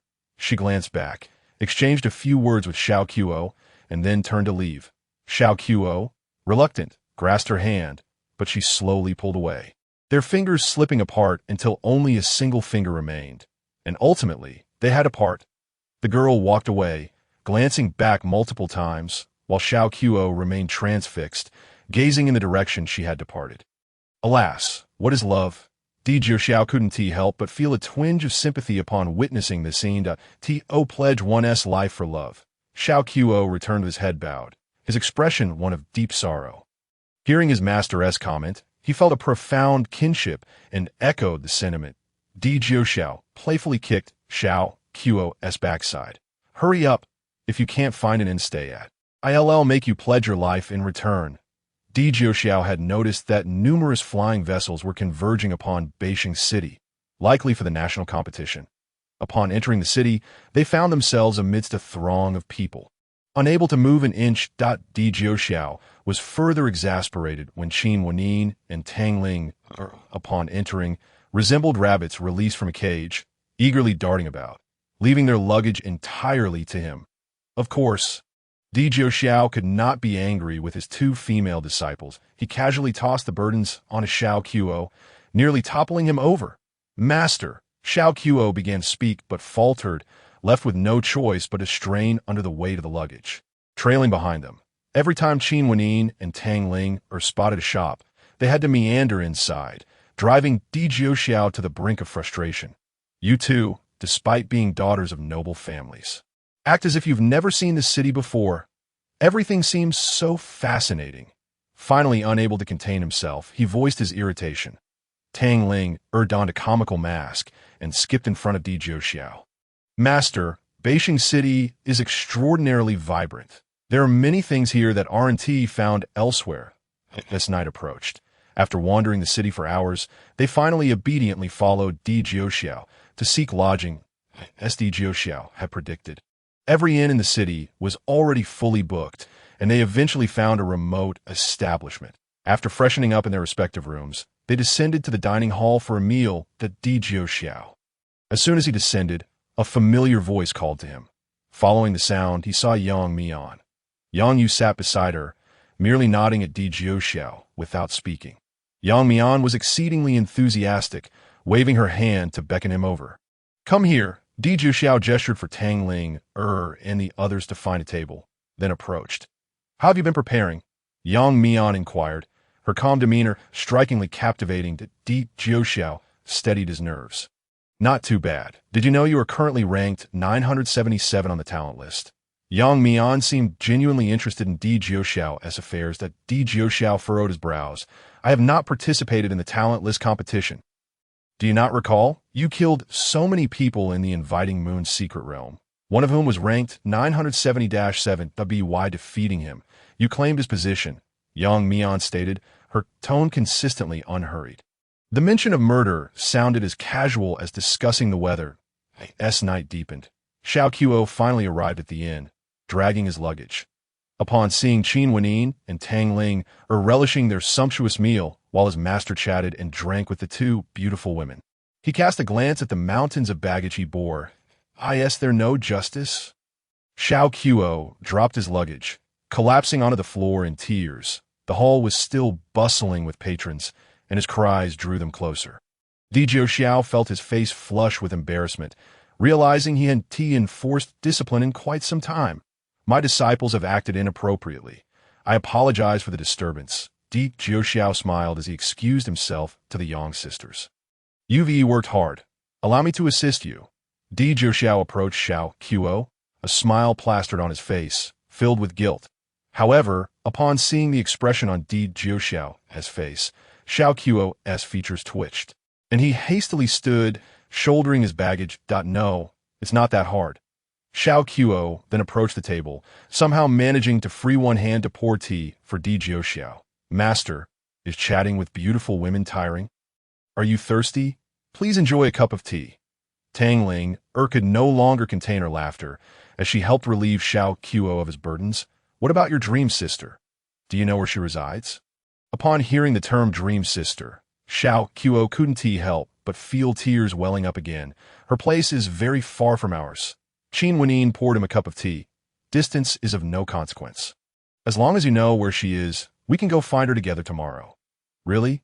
Xiao Qiuo exclaimed, nearly leaping with joy. Di Jiuxiao lifted the luggage, startling Xiao Qiuo into an upright position. Di Jiuxiao shot him a glare. Just eat your meal. Stop making it seem as though I've been mistreating you. Isn't it true? Xiao Qiuo mumbled under his breath while eating, but Di Jiuxiao caught his words. Di Jiuxiao tossed the luggage aside and plopped down heavily. We must clarify this matter. Tell me, in what way have I mistreated you? Xiao Qiuo, frightened into silence, stole a glance at the luggage. This luggage isn't solely mine. How could I possibly have so much? If you must blame someone, blame those two. Di Jiuxiao immediately defended himself. Master, Qin Wenin and Tang Ling looked at Di Jiuxiao with pleading eyes. We walked until our legs hurt. How do we possibly carry our bags? Is this what you call walking? Xiao Qiuo, filled with indignation yet unable to voice his feelings, deeply sensed that his life might very well be ruined by these three individuals, that he couldn't help but think of his devoted dream sister. The following morning, Yang Yu once again approached Di Jiuxiao, conveying the invitation from the patriarch of the Yang family to attend a banquet. Di Jiuxiao pondered, feeling somewhat unfamiliar with the Yang family and their intentions unclear. Promptly declined Yang Yu's invitation. Shortly after, a maid from the Yang family arrived to escort Yang Yu, and upon seeing Di Jiuxiao standing with him, she disdainfully noted his rank of 977th on the list of notable individuals. Secretly thinking him just another toad yearning for a swan's flesh, Di Jiuxiao, uninterested in the opinions of such petty people, left the inn and wandered through the city. Meanwhile, Qin Wenyuan and Tang Linger accompanied Xiao Qiuo in search of his dream sister. As they strolled, they arrived at a square bustling with a crowd, tightly packed with onlookers. Upon inquiry, they learned that in the center of the square, two cultivators were engaged in a duel for their ranking on the notable list. Not long after, one of them was defeated, and the majority of spectators dispersed. Di Jiuxiao observed the vanquished individual seated on the ground, his second-grade, bone-tempered, long sword now shattered. Just as Di Jiuxiao intended to leave, he suddenly heard a rush of wind behind him. He swiftly turned to evade it. The defeated combatant, believing Di Jiuxiao was mocking him, angrily attacked. Di Jiuxiao, wishing to avoid causing trouble within Beijing City, merely struck the man's chest with a palm before turning to depart. The man, realizing Di Jiuxiao had the capability to harm him, dared not utter another word. The competition for the Continental Grand Tournament was finally about to commence. Even before entering the competition area, someone had set their sights on Di Jiuxiao. This individual lingered behind him for a moment before stepping forward to warn, "You'd best keep your distance from Yang Yu. Otherwise, I'll tear you to shreds." The man was quite tall, gesturing with his bear-like hands as he spoke. Di Jiuxiao had no particular connection with Yang Yu, but he felt a surge of displeasure at the man's words. Nonetheless, he chose to ignore him, as the Continental Grand Tournament was imminent, and he could not afford to waste time on such trivialities. The Grand Tournament consisted of 4 rounds, with the first round requiring participants to seize score tokens from the beasts scattered across different realms. Participants could also snatch tokens from one another, and the top 10,000 would advance to the second round.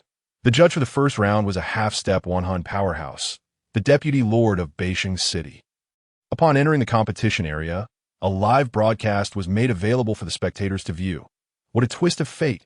Di Jiuxiao found himself face-to-face with the very cultivator who had threatened him.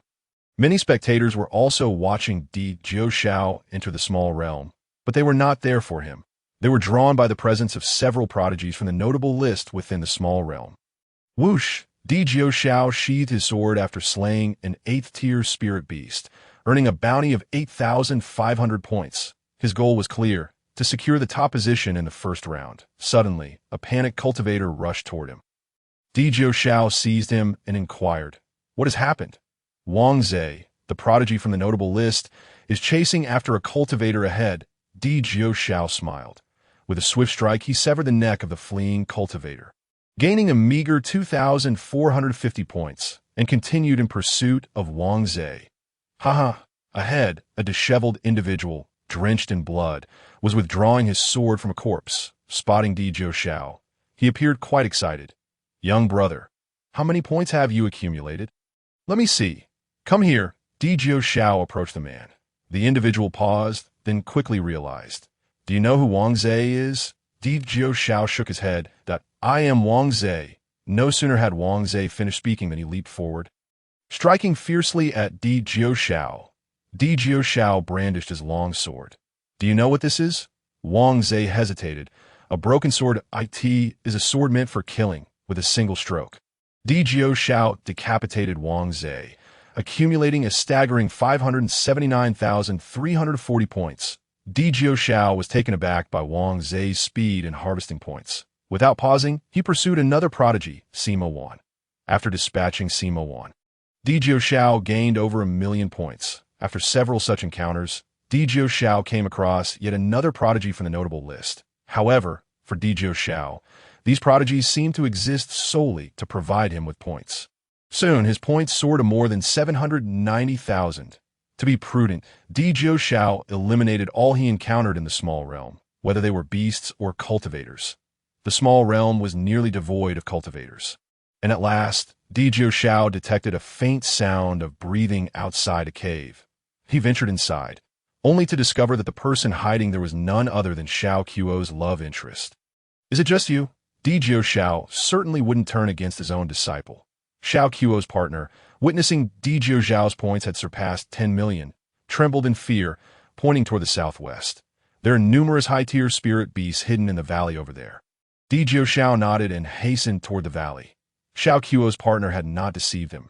Indeed, a multitude of 8th-tier spirit beasts was concealed there, and even several fish-dragon-tier beasts. Di Xiao swiftly dispatched all the fish-dragon-tier beasts and eliminated all but a few of the 8th-tier beasts, ensuring that some remained for Xiao Qiuo's partner to enter the second round. At this point, Di Xiao's points had reached an astonishing 23 million. Such a record assuredly secured the top position. Upon exiting the small realm, the results were revealed. Only Tang Linger among his 3 disciples advanced. Though Qin Wenyuan was at the 3rd tier of spirit nurturing, Tang Linger, possessing the Frostflower sacred body, was formidable even at the 1st tier, rivaling peak spirit nurturing prowess. Ding! The system notified that both main and side quests were completed, granting Di Xiao 2 levels of enhancement, along with the Southern Bright Spirit domain and the Misty Sword domain. Di Xiao now stood at the pinnacle of the 7th tier of Fish Dragon Cultivation, and with the comprehension of the Southern Bright Spirit domain, he could challenge powerhouses of the Wanhun realm. Meanwhile, at the residence of the Chu family in the southern continent, "Sister, I have successfully advanced." The speaker was none other than Xiao Qiuo's partner. It turned out that she was from the Chu family, named Chu Ling, with the affectionate nickname Meng Meng. Chu Ling's elder sister, Chu Fei, was at the 7th tier of spirit nurturing, far surpassing her younger sister. "What? You advanced? You must be feverish, little sister." Upon hearing of Chu Ling's advancement, Chu Fei could scarcely believe it. Soon, the results from the first round were announced, confirming that Chu Ling indeed advanced. In disbelief, Chu Fei struggled to comprehend what she had just learned. The elders of the Chu family rejoiced upon seeing Chu Ling's ranking, leaping in ecstasy, for he had been paralyzed for many years. This was not merely the Chu family's high expectations. After years of decline, the first round's rewards, particularly the 9 Nether Bodhi, were crucial for the Chu family's resurgence. As the top 10 rankings of the first round were slowly revealed, the highest acclaim went to the Sword Madman of the Pure Yang Sword sect, yet the results showed him merely in 2nd place. Taking the first position was Di Xiao, with an astonishing score exceeding 23 million. 23 million, while the second-ranked Sword Madman had just over 12 million. As the crowd erupted in astonishment, Di Xiao's name echoed throughout Beijing City for the first time. But not the last. Soon, the second round of the Continental Grand Tournament was about to commence. That moment, the skies darkened ominously, transforming from clear to foreboding. A colossal eye appeared in the heavens. emblazoned with the character for demon. This was the emblem of the Demon City sect, a top-tier power within the demon realm, which dominated the entire region. The Lord of Beijing City, DGN, stepped forward. Evil demon.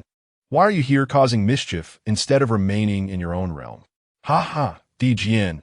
I am not here to cause trouble. I have come to participate in the Continental Grand Tournament. The evil demon was an elder of the Demon City sect. Nonsense, DGN retorted angrily. You demons have no place in the Continental Grand Tournament. Return whence you came. The evil demon chuckled coldly. What? Are you afraid? If you dare, we can have a contest. If we win, we shall be allowed to participate in the tournament. If we lose, well, we will naturally return home. That DGN remained silent, aware of the gravity of the situation. A misstep could lead to infamy for eternity. The evil demon pressed further. Dare or not, I will. Under pressure from the Demon City sect, a second-tier fish dragon cultivator, Chung Feng, stepped forward to face the challenge that I will meet you. A three-headed, three-armed creature surged forth, unleashing 3 blasts of demonic energy toward Chung Feng. As a seasoned second-tier fish dragon cultivator, Chung Feng quickly countered with 3 waves of crimson aura that shattered the creature's assault. After the three-headed beast's attack was thwarted, it opened its massive jaws and unleashed a thunderous roar. The cultivation of those present was somewhat lacking, leaving them dizzy and disoriented. Chapter 37. A kill every 10 steps. Although Chung Feng was not entirely dazed, he was momentarily stunned by the shock.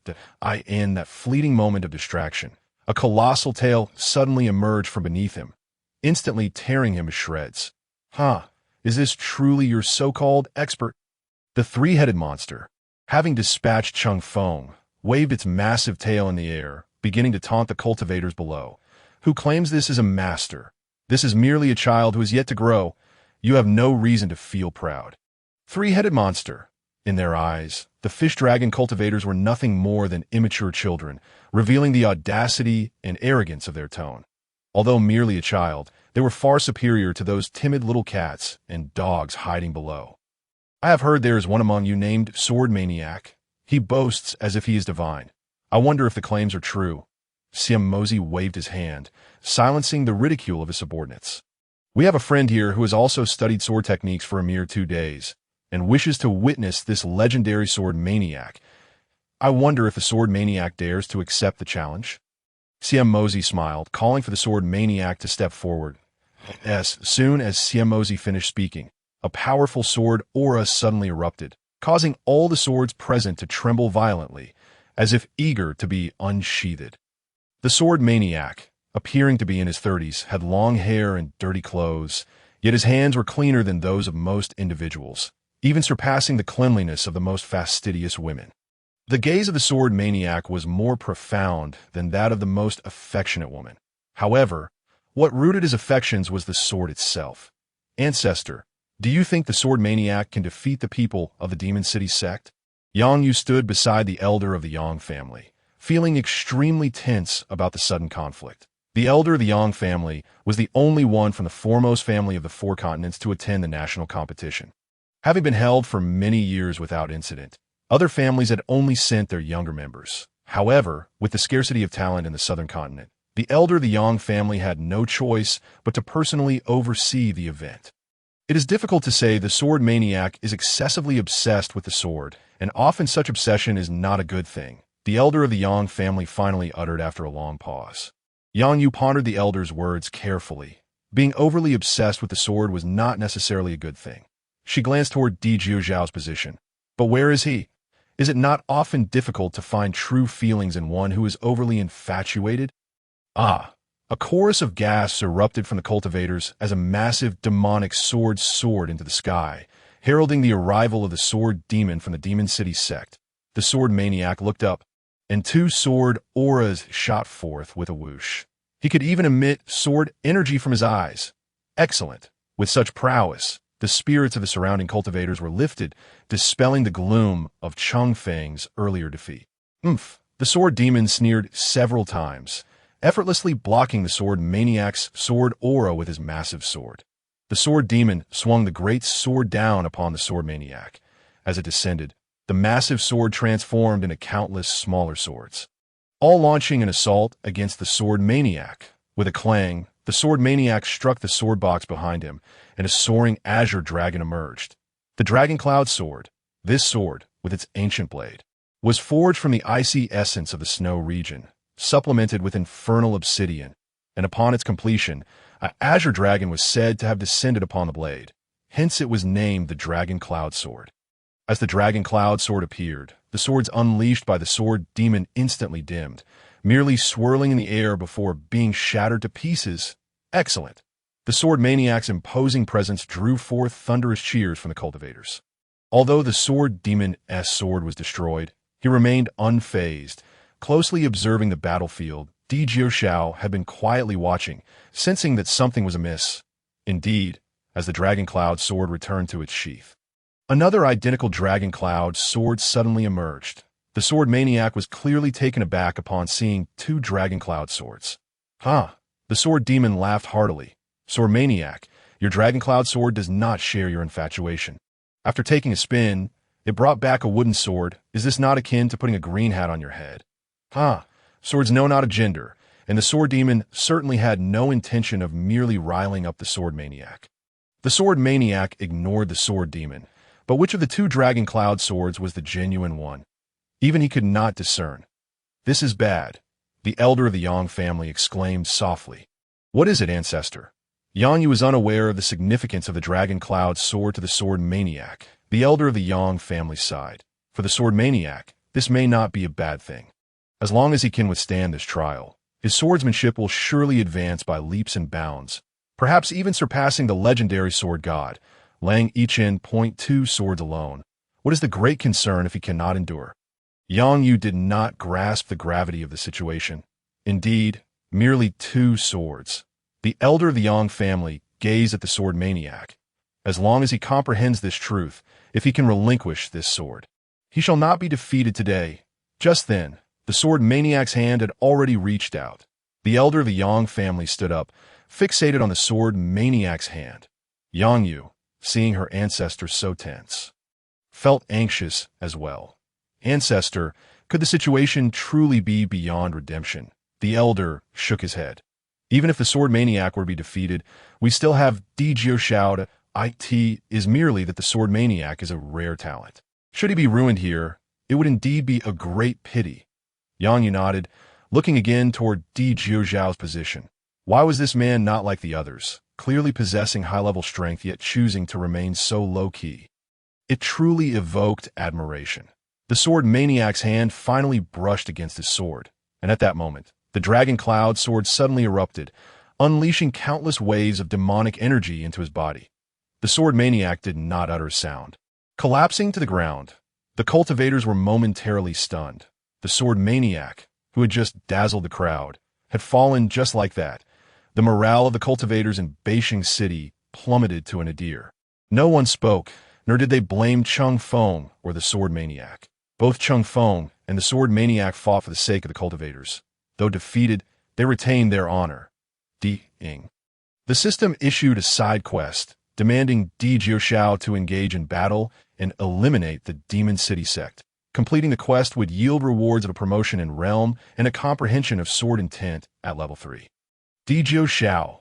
If not now, then when? The elder of the Yang family bellowed, calling for Di Jiuxiao to take the field. Even without the elder's request, Di Jiuxiao would have stepped forward. Now that the elder had specifically named him, it indicated that no one else could contend against the Demon City sect. Why not seize the opportunity to negotiate? I will fight, but I demand the first prize of the national competition. Di Jiuxiao stepped forth. This lad truly does not act without assurance. The elder of the Yang family thought to himself, this moment. The highest authority in Beijing City was the elder of the Yang family. Followed by the city lord, the two exchanged glances and agreed to grant Di Jiuxiao the first prize of the national competition. Di Jiuxiao, you shall receive the first prize of the national competition. However, in this battle, victory is mandatory. Defeat is not permitted. The elder of the Yang family was not easily deceived. What if this lad did not exert himself? That would be a tremendous loss. No problem. Di Jiuxiao soared into the air, pointing toward the group of demons from the Demon City sect. Look at you lot. neither human nor ghost. I will give you a chance. Come at me together." As Di Zhao's words rang out, not only did the members of the Demon City sect find him too arrogant, but even the cultivators of Beijing City felt he was excessively presumptuous. Siamozi stepped forward, unaware of your own mortality. "Brat." Just as Siamozi was about to utter some harsh words, Di Zhao swiftly struck with his sword, slaying him. This strike perfectly showcased Di Zhao's prowess at the 7th layer of Fish Dragon and the 2nd layer of Sword Intent, causing the members of the Demon City sect to retreat in fear, none daring to engage in battle. Chapter 38. The storm approaches. Good, good, good. A giant eye appeared in the sky, exclaiming 3 times in approval. "What a remarkable young talent. You alone have forced back hundreds of my Demon City sect warriors. Such skill, such spirit."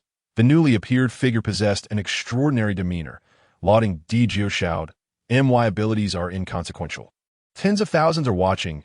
No need for your flattery." Di Zhao had never been one to offer kind words to those he deemed unworthy.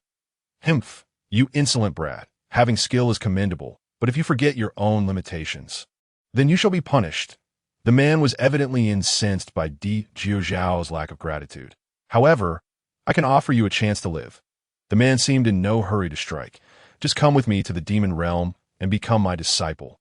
Mo Xiangyan had stood atop the demon sect for centuries, his renown and strength unmatched by any ordinary master of the 10,000 souls. "Be my master. You are not worthy." Di Zhao rejected without a moment's hesitation. Xiangyan's expression shifted, ceasing his words, as a mysterious fire spear, the Su-In who do Nh and Qiying, surged toward Di Zhao, igniting the skies with azure flames. Simultaneously, the members of the Demon City sect instantly abducted the 10,000 souls cultivators of Beijing City, dragging them into another illusory realm, while those attempting to rescue Di Zhao were also captured by the remaining members of the Demon City sect. At this moment, only Mo Xiangyan remained as the sole master of the 10,000 souls from the Demon City sect, while Di Zhao was still at the 7th layer of Fish Dragon. The cultivators of the Demon City sect, previously forced to retreat by Di Zhao, re-emerged, jeering at him. "Insolent brat. Wasn't he quite arrogant just now? Let's see another display from him."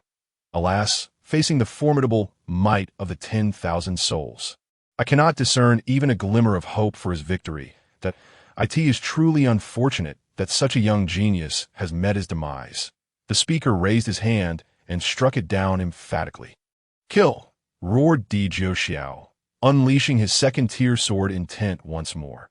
Yet before the 2nd-tier sword intent could penetrate the vast sea of mysterious flames, it dissipated, merely stirring the flames momentarily before they returned to their original state. "Ha! Do you now grasp the chasm that separates you from a 10,000 souls powerhouse? Prepare for your own demise, you pitiful fool. Is it truly just as simple as that?" Di Zhao experienced once more the overwhelming disparity between him and the 10,000 souls. Despair in the abyss of death, regret in the torturous depths of hell. And Mo Xiangyan was convinced that Di Zhao had but one path ahead, death, and delivered his final taunt. "Is this your epitaph?" Di Zhao's voice remained eerily calm. Mo Xiangyan was taken aback. The surroundings had already transformed, and his cultivation was plummeting rapidly, descending from the initial stage of 10,000 souls to the 9th layer of Fish Dragon, then to the 8th layer, and finally the 7th. This was a manifestation of Di Zhao activating the Southern Bright domain, where he was the absolute sovereign. However, due to his current cultivation level, he could not maintain the Southern Bright spirit domain for long, and thus was compelled to conclude matters swiftly. Have you ever heard the sound of a sword severing a head? This was the last phrase Mo Xiangyan heard. Mo Xiangyan was dead when Di Zhao hurled Mo Xiangyan's head before the gathered demons of the Demon City sect. They were left in a state of shock. 10,000 souls powerhouse had been slain by a mere 7th layer Fish Dragon cultivator. Even witnessing it firsthand, they could hardly believe their eyes. Nevertheless, whether they believed it or not became irrelevant, for Di Zhao's sword was now aimed at them. Without the protection of a 10,000 souls powerhouse, these individuals were merely prey to Di Zhao's blade. With 2 dull thuds, The only two mid-stage 10,000 souls cultivators in Beijing City fell from the illusory realm, gravely injured. Sensing the dire situation, Di Jiuxiao swiftly summoned Rong and Ayu. As soon as Rong Lian appeared, he yanked all the 10,000 souls powerhouses engaged in battle from the illusory realm. Upon seeing Rong Niu, the patriarch of the Yang family realized that Di Jiuxiao was still alive. He immediately shouted, "This is Di Jiuxiao's master, a pinnacle powerhouse of the 10,000 souls." By proclaiming this, the Yang patriarch aimed to bolster Di Jiuxiao's reputation, uplift his allies' morale, and intimidate the enemy. The sect master of the Demon City, upon hearing that Di Jiuxiao had single-handedly slain Mo Xiangyan, was filled with disbelief and was about to confront Di Jiuxiao when he noticed Di Jiuxiao pointing at him. Following Rong Yu, he found himself standing before the sect master of the Demon City, who was met with a swift strike from Rong Yu, reducing him to mere pulp. With the sect master dead, Di Jiuxiao pointed at the remaining 10,000 souls experts of the Demon City sect, and one by one, they were dispatched by Rong Yu. In no time, all the cultivators from the Demon City sect who had come to Beijing City were annihilated. However, Di Jiuxiao's side quest indicated it was not yet complete, revealing that remnants of the Demon City sect still lingered at their stronghold. Di Jiuxiao instructed Rong Lian to guide him to the Demon City sect's lair, determined to eradicate them entirely. The lair of the Demon City sect was situated deep within a netherworld ghost pool, a place where nothing thrived and all beings decayed, a realm of extreme darkness. Dressed in white, Rong Lian appeared particularly radiant in this dim world. Upon arriving at the lair of the Demon City sect, they were already noticed by the inhabitants. "Who are you? What business do you have here?" The members of the Demon City sect appeared exceedingly tense, as if facing a formidable threat. "We come bearing news and have some matters to attend to," Di Jiuxiao replied loudly. "What news? What matters?" "Death, annihilation, such audacity from a mere child." 10,000 souls powerhouses emerged from the Demon City sect, their murderous intent saturating the entire vicinity. Facing Di Jiuxiao and Rong Yu, the latter appeared to be merely a seventh-layer fish dragon cultivator, while Rong Yu seemed delicate and enchanting, hardly resembling a killer. Such a pair, confronting the 10,000 souls powerhouses, was tantamount to courting death. "I say, are you tired of living? Have you come here to seek your end?" One of the half-step 10,000 souls experts sneered, showing no deference to Di Jiuxiao's meager cultivation. The members of the Demon City sect were baffled as to why Di Jiuxiao dared to cause a stir in their domain. Even without their sect master present, the 10,000 souls guardians were more than enough to instill fear in anyone daring to provoke them. "Bring me the cleaving sky axe. I shall shave this little brat's head," boasted the half-step 10,000 souls expert, his arrogance palpable. "You wish to shave my head? I shall oblige." Di Jiuxiao swung his sword, unleashing a torrent of sword energy that surged toward the half-step 10,000 souls expert with unparalleled might. The half-step expert barely regarded Di Jiuxiao, turning to retrieve his cleaving sky axe, but it was too late. Di Jiuxiao's sword cleaved him in twain. Meanwhile, Rong Yu also commenced her slaughter. The 10,000 souls expert from the Demon City sect recognized Rong Yu's formidable prowess and dared not confront her directly, scattering in an attempt to buy time for their sect master and others to return. Observing their retreat, Di Jiuxiao immediately understood their intentions. "You needn't waste your efforts. Your sect master and all others have already been slain." Di Jiuxiao had claimed he was there to deliver news, and this revelation could not go unvoiced. "With your stature, you dare to spout such grandiose claims. Await your demise." Even after witnessing Rong Yu's strength, the members of the Demon City sect remained skeptical of Di Jiuxiao's assertion regarding the fate of their sect master and his entourage. Their disbelief was of no concern to Di Jiuxiao, who was disinclined to engage in further dialogue at that moment. The 10,000 souls experts who had previously attacked were slain by Rong Yu, while the remaining 10,000 souls guardians fell one by one at her hands. Chapter 39. A powerful enemy approaches. The Demon City sect had amassed a considerable number of cultivators, having concentrated their forces to seize control of the northern continent, only to be entirely routed by Di Jiuxiao and Rong Yu. Ultimately, The Demon City sect was left with only 4 10,000 souls powerhouses, who were then bound by a master-servant contract to serve Di Jiuxiao. Upon completing this task, Rong Yu's time was up, and she vanished once more.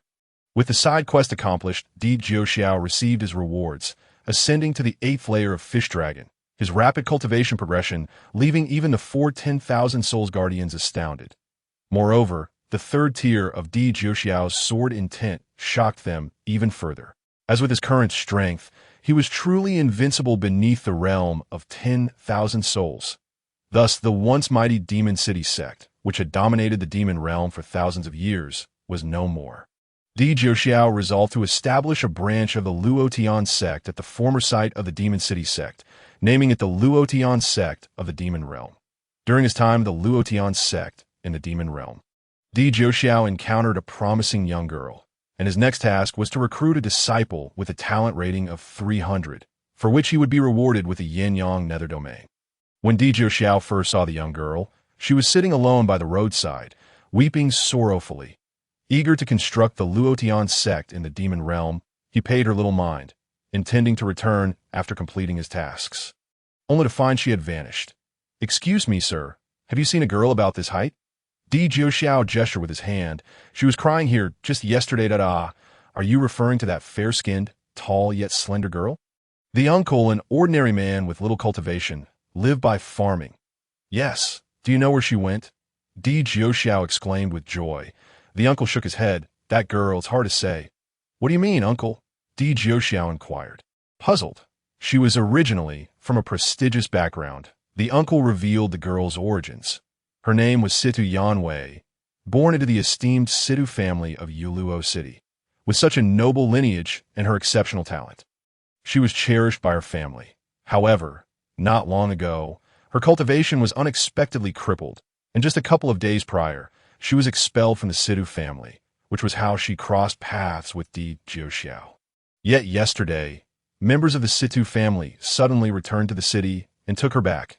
She should be with them now, Di Jiuxiao sensed trouble brewing. Families like the Situ would harbor no goodwill toward a discarded member. Their retrieval of Situ Yanwei likely stemmed from her remaining usefulness to them. Just as Di Jiuxiao had surmised, Situ Yanwei's return did not bode well. After her expulsion from the Situ family, the family's younger members, filled with resentment over her prior favoritism, suggested that Situ Lei, the family patriarch, offer Situ Yanwei to the young master of the Carefree Palace. The Carefree Palace was a major sect in the demon realm, and previously, when the Demon City sect was in power, its members had not dared to act recklessly. Now that the Demon City sect had been eradicated, the Carefree Palace had become a target for various factions seeking to curry favor. In Situ Lei's study, "You intend to give me to the young master of the Carefree Palace." Situ Yuanwei was acutely aware that Situ Lei's intentions in summoning her were anything but benevolent. Upon hearing that Situ Lei intended to offer her to the young master of the Xian Yao Palace, she felt as if struck by a thunderbolt, her body trembling in shock. Situ Lei gazed at the pitiable figure of Situ Yuanwei before him, devoid of any compassion. Instead, he contemplated using her as a means to curry favor with the young master of Xian Yao Palace. Believing that he would incur no loss, steeling his resolve, he led Situ Yuanwei into the grand hall. Within the hall stood a remarkably imposing man, waiting with a sullen expression that hinted at his displeasure. The head of the Situ family was clearly held in high regard. The man's appearance bore an unsettling aura, as Situ Lei trembled in fear, quickly stammering, "Forgive me, young master, I was merely delayed while preparing a gift for you." It turned out that this man was none other than Tai Yan, the young master of Xian Yao Palace. Tai Yan's expression softened slightly. What kind of gift could warrant such effort from the head of the Situ family? "Yuanwei, come forth and let the young master have a look at." As Situ Lei turned and pulled Situ Yuanwei before Tai Yan. Upon seeing her, Tai Yan's eyes widened, forgetting any inclination to reprimand Situ Lei. "Very well. In light of your sincere intentions, I shall overlook this matter today." His gaze roamed over Situ Yuanwei with a predatory hunger. Observing Tai Yan's eager demeanor, Situ Lei waved his hand, signaling for the attendants to withdraw, before retreating himself. "Let us discuss this calmly," he stammered as he exited, only to encounter Di Jiuxiao, who was searching for C2 Yuan Wei. Where is C2 Yuan Wei? Dijiu Xiao cut straight to the point. Si2 Lei had already relinquished C2 Yuan Wei to Tai Yin, knowing he could not afford to offend the young master of Xianyao Palace. Just as he opened his mouth to speak, Dijiu Zhao's keen eyes spotted C2 Yuan Wei. Tai Yin had already begun to unfasten her garments when Dijiu Xiao stormed in, subduing C2 Lei. "Who are you? Get out!" Tai Yin bellowed, furious at the intrusion. Dijiu Xiao, undeterred, carefully assessed the situation, recognizing the girl before him as the one he sought. Tai Yin, sensing his authority undermined, unleashed his pressure as a practitioner of the Fish Dragon realm. Dijiu Xiao found the display amusing. How could a mere practitioner of the Fish Dragon realm act so arrogantly? With a sudden release of his own aura, he startled Tai Yin into a state of panic. Si2 Lei, noticing the four formidable figures behind Dijiu Xiao, felt a sense of impending doom. "Seize him! Kill him!" Tai Yin commanded, summoning his accompanying half-step Hun practitioners, who surged into the room. Yet before they could gain their footing, Dijiu Xiao dispatched one with a single strike. "Despicable! You dare to ambush me!" Tai Yin shouted, his anger palpable. In the realm of practitioners, there existed no concept of ambush, only the dichotomy of strength and weakness, life and death. What of ambush? What of fairness? Dijiu Xiao advanced toward Tai Yin. The latter trembled, shouting defiantly, "I am the young master of Xianyao Palace. If you kill me, my father will avenge me." "Your words are excessive," Dijiu Xiao retorted as he struck Tai Yin down with his sword. "This is all C2 Yuan Wei's fault." C2 Lei knelt before Dijiu Xiao, pointing at C2 Yuan Wei. "Surely it was C2 Yuan Wei who offended you, esteemed one. Please do not implicate an innocent." Dijiu Xiao ignored C2 Lei entirely and approached C2 Yuan Wei, adjusting her clothing. "From now on, you shall be my disciple." Si2 Yuan Wei's heart raced. She looked up at Dijiu Xiao in disbelief, for she considered herself a waste, unworthy of such a title. "What?" C2 Lei was taken aback, realizing that Dijiu Xiao had come to take on a disciple. Contemplating the death of Tai Yin at his hands, he thought that if one of his own could be accepted as a disciple, it could salvage their family's reputation. That he crawled to Dijiu Xiao's feet, pleading, "Esteemed one, C2 Yuan Wei is but a broken vessel. Our family has many talented youths. Please consider another candidate." As C2 Lei spoke, C2 Yuan Wei trembled with fear, dreading that Dijiu Xiao might indeed choose another. Chapter 40. A gathering of experts. Before C2 Lei could finish his plea, Dijiu Xiao kicked him away with ease. Taking C2 Yuan Wei's hand, he declared, "Let us depart." Suddenly, C2 Yuan Wei knelt before him. "Master, I beseech you for one favor." Dijiu Xiao lifted her up. "You are my disciple. Henceforth, speak freely without kneeling. What is it you desire?" Pointing at C2 Lei, she implored, "My brother is still in his grasp. Please, master, take action on my behalf." Dijiu Xiao signaled to a Hun protector, who swiftly entered the C2 residence. Returning shortly with a young boy in tow. Dijiu Xiao looked to C2 Yuan Wei, who nodded in affirmation. "Good disciple, you have suffered. I have arrived late." Dijiu Xiao had long perceived C2 Yuan Wei's shattered spiritual roots, but was taken aback by the extent of the damage. Upon closer inspection, he realized that her roots could be restored with spirit herbs containing the rules of heaven and earth. Seeing the concern in Dijiu Xiao's eyes, C2 Yuan Wei broke down, collapsing into his embrace. Sobbing uncontrollably, Dijiu Xiao tenderly comforted her. "From now on, you are my disciple of Luo Tian sect, and no one shall dare to bully you again." Si2 Lei, kneeling nearby, finally comprehended that he had offended the very man who had recently decimated the formidable Mo Cheng sect, the strongest faction in the demon realm. His face turned ashen, and he collapsed to the ground. Dijiu Xiao brought C2 Yuan Wei and her brother back to the Luo Tian sect, ensuring her brother's training was secured, before preparing to venture to Xianyao Palace to exact vengeance on her behalf. Upon hearing of his intentions, C2 Yuan Wei urgently cautioned him. "Master, the head of Xianyao Palace, Tai Ming, is a Hun expert. I do not wish for you to take such risks for my sake." Dijiu Xiao chuckled. "Do you doubt your master's strength?" C2 Yuan Wei hastily clarified. No, it's just Di Jiu Xiao silenced her, leading her out of the Luo Tian sect and heading towards Xian Yao Palace. Located in another part of the demon realm, the palace loomed large and magnificent on the horizon. Where is the head of Xian Yao Palace? Di Jiu Xiao asked, eager to avoid any delays. Who dares approach? A tall and imposing man emerged from the palace, his 50-foot-long cloak trailing behind him. I have heard your son has perished. Do you not know who is responsible? Di Jiu Xiao felt a pang of sorrow for Tai Yan, as the man before him remained oblivious to the identity of his son's killer. Is it not Di Jiu Xiao of Luo Tian sect? Tai Ming seethed, having already learned from C2 Lei that Di Jiu Xiao was the murderer of his son. He resolved to slay C2 Lei's family in retribution. Di Jiu Xiao shook his head. I am indeed Di Jiu Xiao. You are Di Jiu Xiao? Tai Ming recoiled in shock, while the disciples of Xian Yao Palace retreated in fear, as if confronting a demon. Yet, being a Wan-Hun expert, Tai Ming quickly regained his composure, recognizing Di Jiu Xiao's cultivation was merely at the fish dragon level. You claim to be Di Jiu Xiao? You seek death. It was no wonder, as Di Jiu Xiao had single-handedly eradicated the Mo Chung sect. Who would believe he was merely at the fish dragon level? Tai Ming wasted no time, lunging at Di Jiu Xiao. Seeking vengeance for his son, Di Jiu Xiao stepped forward, shielding C2 Yuan Wei as he unleashed a simultaneous three-layered sword intent, merging it with the southern Ming spirit domain, swiftly slaying Tai Ming in an instant. Kill! The remaining disciples of Xian Yao Palace, witnessing their master's demise, erupted in a cacophony of battle cries, yet none dared to advance against Di Jiu Xiao.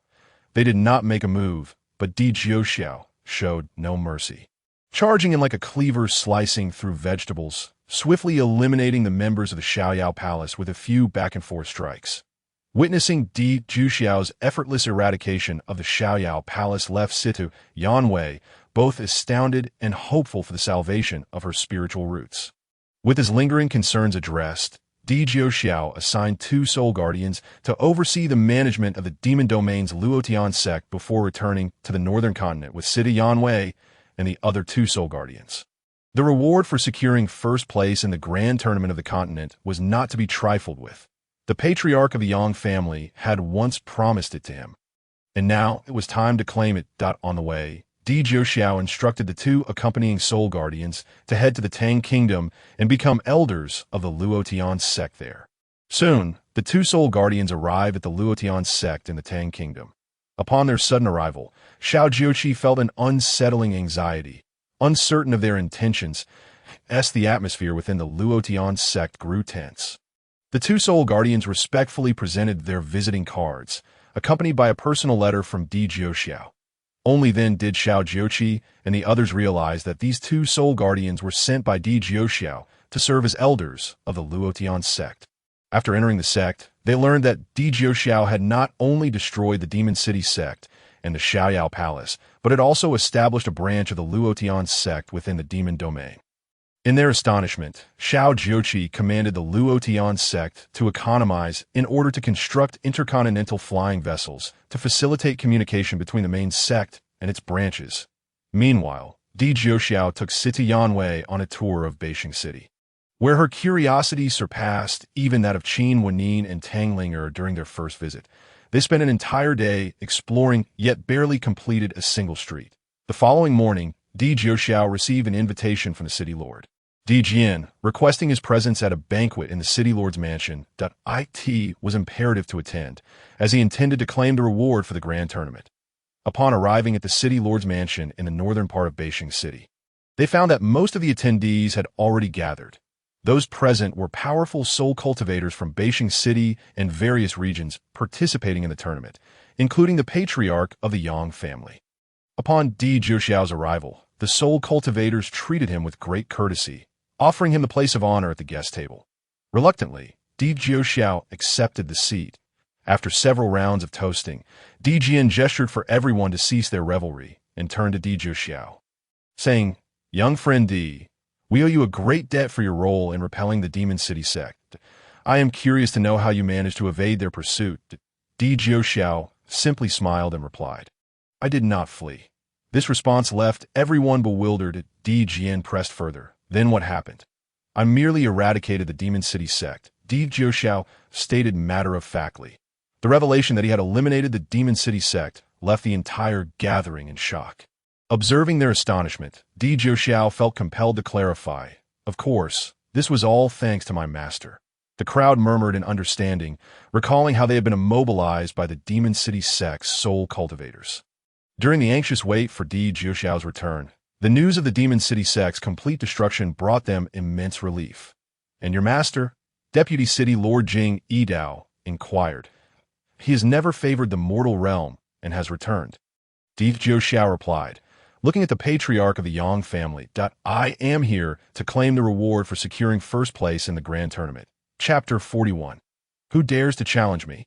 The patriarch of the Yang family smiled mysteriously and said, You shall indeed receive your reward, but before that, there are a few individuals who wish to meet you. As soon as he finished speaking, Yang Wan leaped forward, exclaiming, Di Jiuxiao, you're back.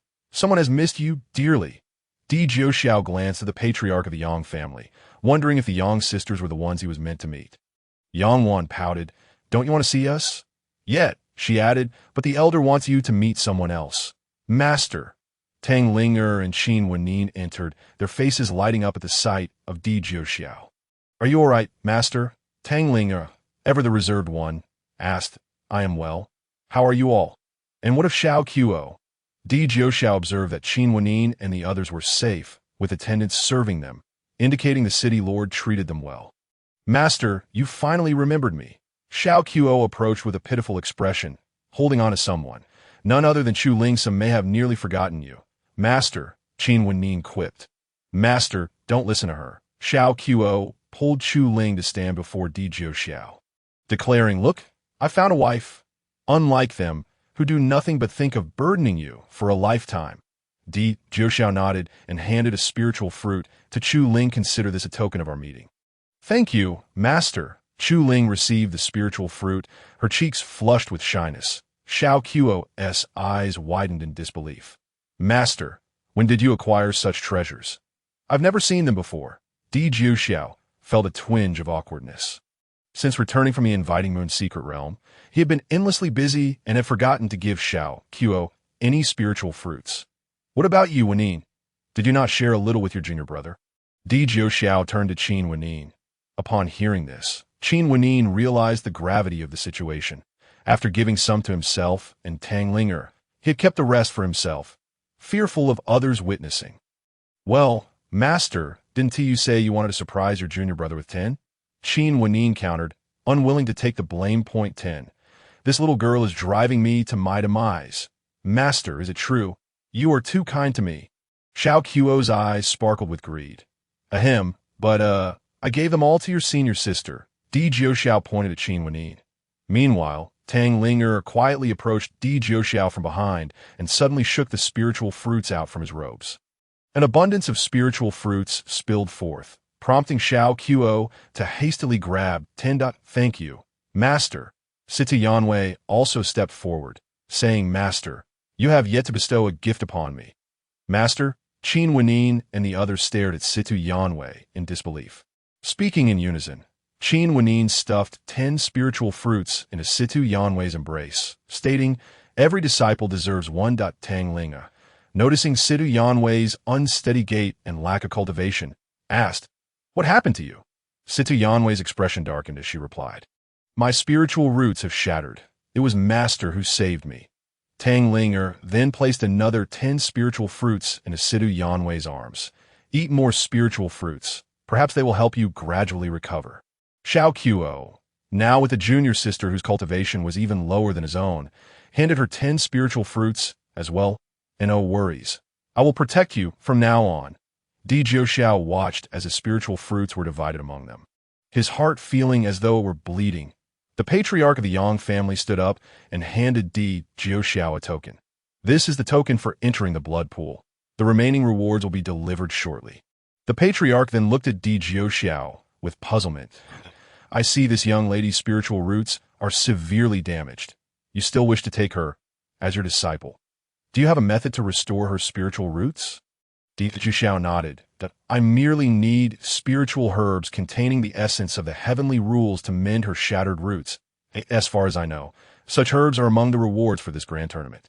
After exiting the city lord's mansion with his disciples, it was not long before the rewards from the grand tournament were delivered. Di Jiuxiao used the spiritual herbs to restore Situ Yanwei's spiritual roots, simultaneously elevating her cultivation back to the first layer of bone refinement, matching her senior brother Xiao Qiuo's level in a way. Xiao Qiuo exclaimed, witnessing Situ Yanwei, who had just been a waste, suddenly possessing the same cultivation as himself. It seemed he would once again be the lowest among them.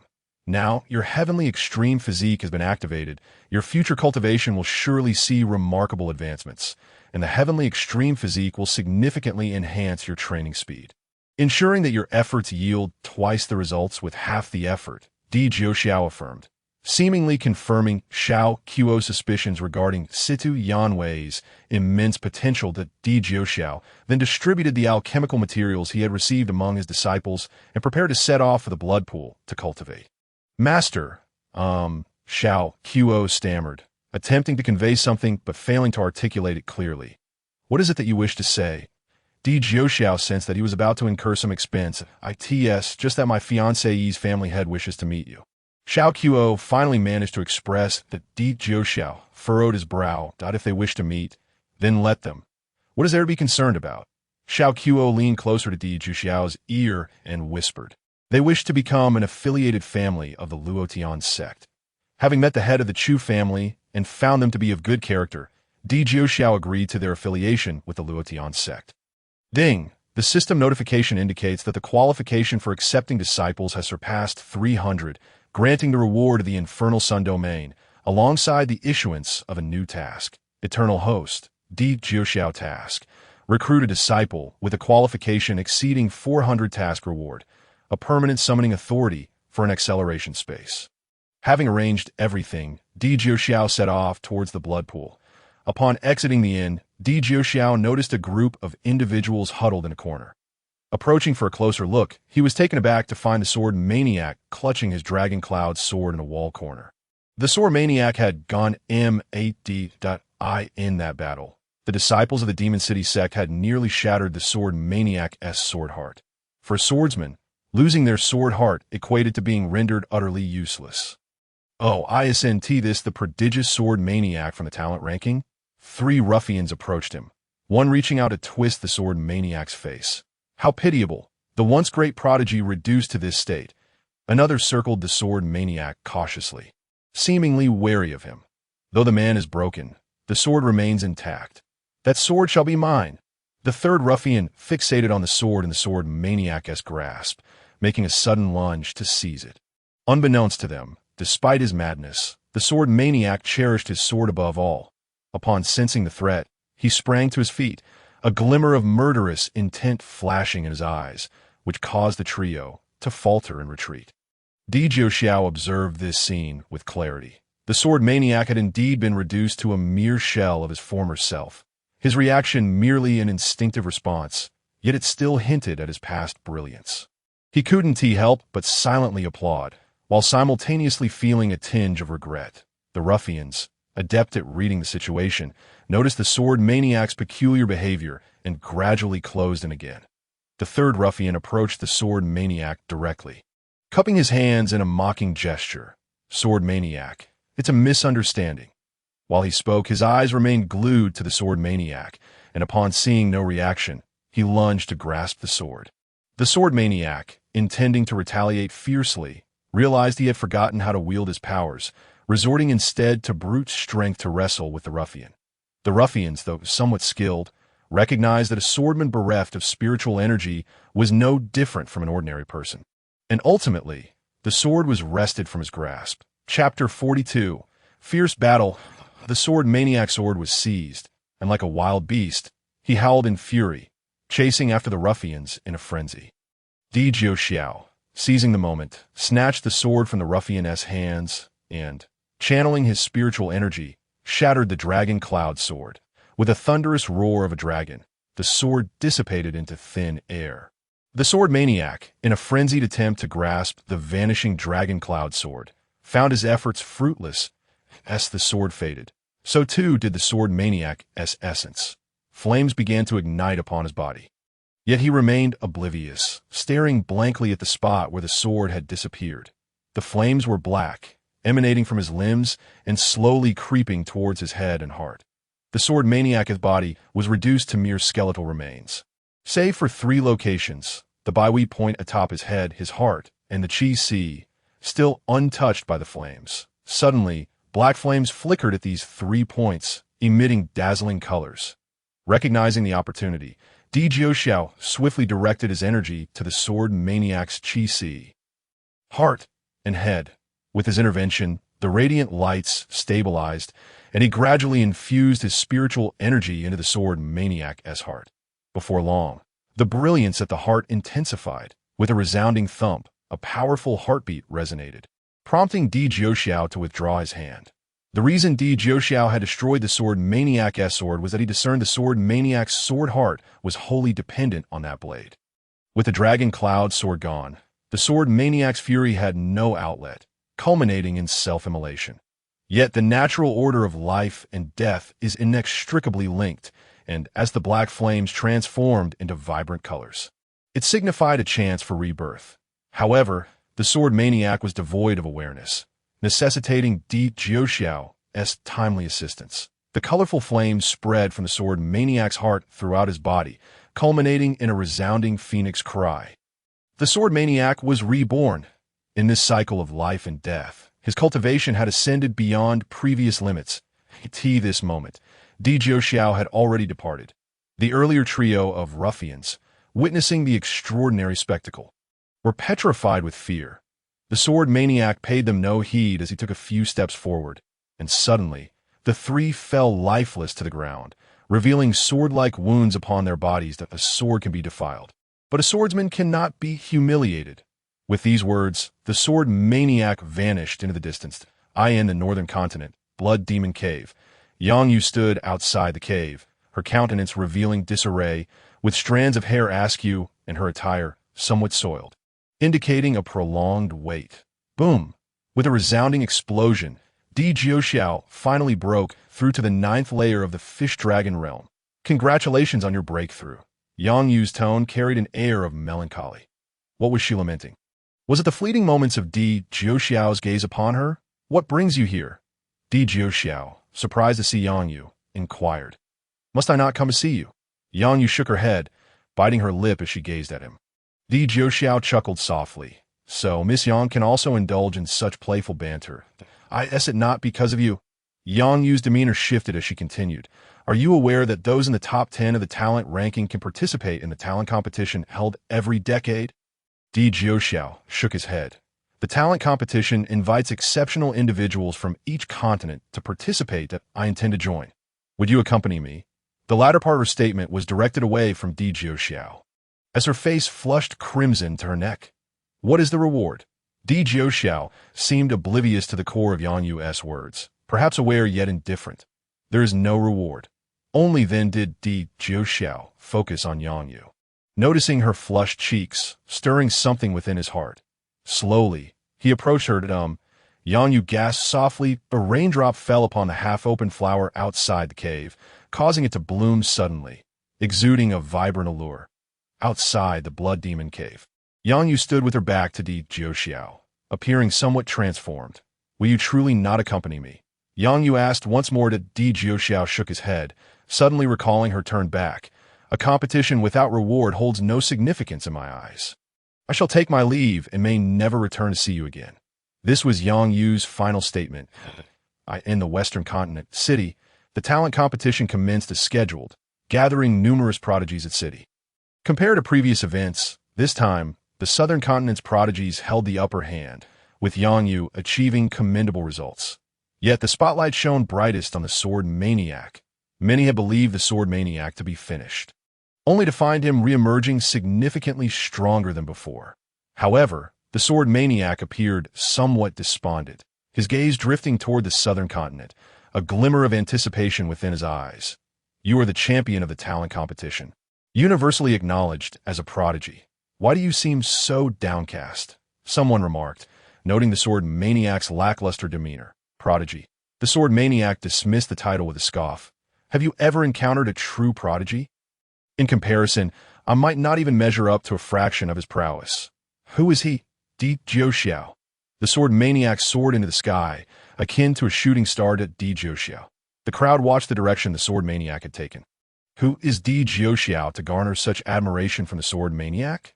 Unaware of Di Jiuxiao, how dare you linger in the realm of cultivation, traversing the inviting moon's secret realm, single-handedly challenging the 10 major sects, eradicating the Demon City sect, flattening the carefree palace. Surely you've heard of these feats, all accomplished by him alone. If not, then who else? Di Jiuxiao stood outside the Blood Demon Cave, lost in thought for an extended period before finally setting forth. On this day, he arrived at a small town. The town was modest, yet it boasted a tavern, a staple of every town, akin to the inevitable presence of a coffin shop. The sight of the tavern evoked memories of a certain individual. It had been ages since he indulged in a drink. The wine was aged, yet devoid of familiar faces. Di Jiuxiao consumed a jug of wine at the tavern before embarking towards the Luo Tian sect. Without the flying vessel, it took Di Jiuxiao 4 to 5 months to return to the Luo Tian sect. Upon his arrival, an extraordinary phenomenon unfolded in the sky. A long fissure tore through the heavens, and a massive flying vessel gradually emerged from within. Inside the vessel, a young man reported to a middle-aged elder. Elder, this is the place. The spiritual energy here is so sparse, even with the D family bloodline. It is likely no different from that of a wastrel, the elder remarked, visibly disinterested. Another elder approached, clad in traditional garb. Regardless, we must investigate. As the flying vessel appeared, Di Jiuxiao's jade pendant at his waist suddenly vibrated with brilliance, stirring a faint sense that this vessel bore significance to his lineage. The flying vessel hovered above the Luo Tian sect. The sudden arrival of 2 guardians of the Wanhun sect startled the members of the Luo Tian sect. Descending from the flying vessel were merely 2 half-step Wanhun masters, who were taken aback upon encountering the formidable guardians of the Luo Tian sect, not expecting that such powerful beings were stationed here. My apologies, we seem to have taken a wrong turn, the half-step Wanhun masters hastily explained. However, the guardians of the Luo Tian sect would not entertain such excuses. It was an affront to their authority to claim a mere misstep before their gates. With a fierce shout, one of the Wanhun elders pursued them. Such a mistake was intolerable. Ever since aligning with Di Jiuxiao, the guardians had grown increasingly arrogant, even adopting a demeanor reminiscent of him. Please let us settle this amicably. The half-step Wanhun masters felt deeply aggrieved. They were accustomed to showcasing their prowess in such locales. Chapter 43. What can you do to me? The 2 guardians of Wanhun chased after the flying vessel above the Luo Tian sect, vividly imparting a lesson to the disciples. This is the might of true strength. We seek the bloodline of the D family. After enduring a barrage of insults and being reduced to a state akin to that of pig's head, the half-step Wanhun masters finally articulated the crux of their visit. The Wanhun guardians realized that the bloodline they spoke of was likely connected to Di Jiuxiao, prompting them to cease their assault and escort the masters into the Luo Tian sect. Our esteemed elder is not present. Do you wish to speak with him? Xiao Jiuxiao inquired.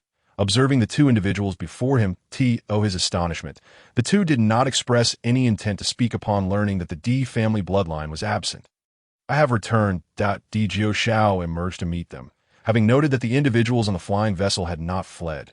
Brother, you have returned, Xiao Jiuxiao exclaimed joyfully upon seeing Di Jiuxiao. Master, the 2 guardians of Wanhun acknowledged in unison. Di Jiuxiao nodded and then queried the 2. Have you come in search of me? You are Di Jiuxiao? The half-step Wanhun master gazed at him in astonishment. After all, it was remarkable that someone so young could command the respect of 2 guardians. We hail from the D family. Years ago, circumstances forced us to leave you behind, the half-step Wanhun master explained. It turned out that over 20 years prior, the D family had faced formidable foes, necessitating the scattering of newborn infants across various continents to preserve their bloodline. Now that the D family had regained stability, They sought to recall all scattered descendants and select a successor from among them. Di Jiushao had long harbored doubts regarding his exceptional talents compared to the practitioners of this continent. It now appeared that he was indeed not of this place. However, he had no intention of returning home, as he felt no attachment to the Di family. The emissaries from the Di family discerned his reluctance and advised, "The spiritual energy here is exceedingly scarce. Regardless of your talents, your potential for advancement is limited. With your capabilities, do you not harbor any ambitions? Only by returning to the Di family can you hope to realize your aspirations." Their words resonated deeply with Di Jiushao. What young man lacks lofty ambitions? Very well. Ultimately, he resolved to accompany them back. Di Jiushao boarded the flying vessel alone, recognizing that the Luo Tian sect required the two guardians far more than he did. After all, if the emissaries from the Di family were to be believed, the significance of one Han realm practitioners would diminish upon returning to the family. "Elder, we have brought them." Di Jiushao was presented before an elder. The elder squinted at him and inquired, "Have you comprehended the essence of sword intent? Show me." With a mere thought, Di Jiushao unleashed his sword intent within the vessel, capable of tearing it apart in an instant had he not restrained it. The emissaries from the Di family were utterly astounded by the depth of his sword intent. Such proficiency was rarely seen even in Xiantian continent. The elder nodded in approval, gesturing for him to exit. "How does it fare?" the elder asked the others, as someone produced a jade tablet to inscribe Di Jiushao information. It became evident that the assessment of the Di family descendants commenced upon their encounter with the emissaries. The bloodline practitioners varied widely in strength. Most had perished, yet several prodigies remained, some even possessing spiritual bodies. One of the emissaries spoke of the Di family descendants. "Not only do some possess spiritual bodies, but others have cultivated to the fish dragon realm even in remote areas with scant resources. Truly remarkable." The recently arrived Di Jiushao was a mainline descendant of the Di family, yet at merely 24 years of age. He had already reached the 9th layer of the fish dragon realm and comprehended the 3rd layer of sword intent. It was indeed astonishing. The flying vessel had already gathered numerous Di family descendants.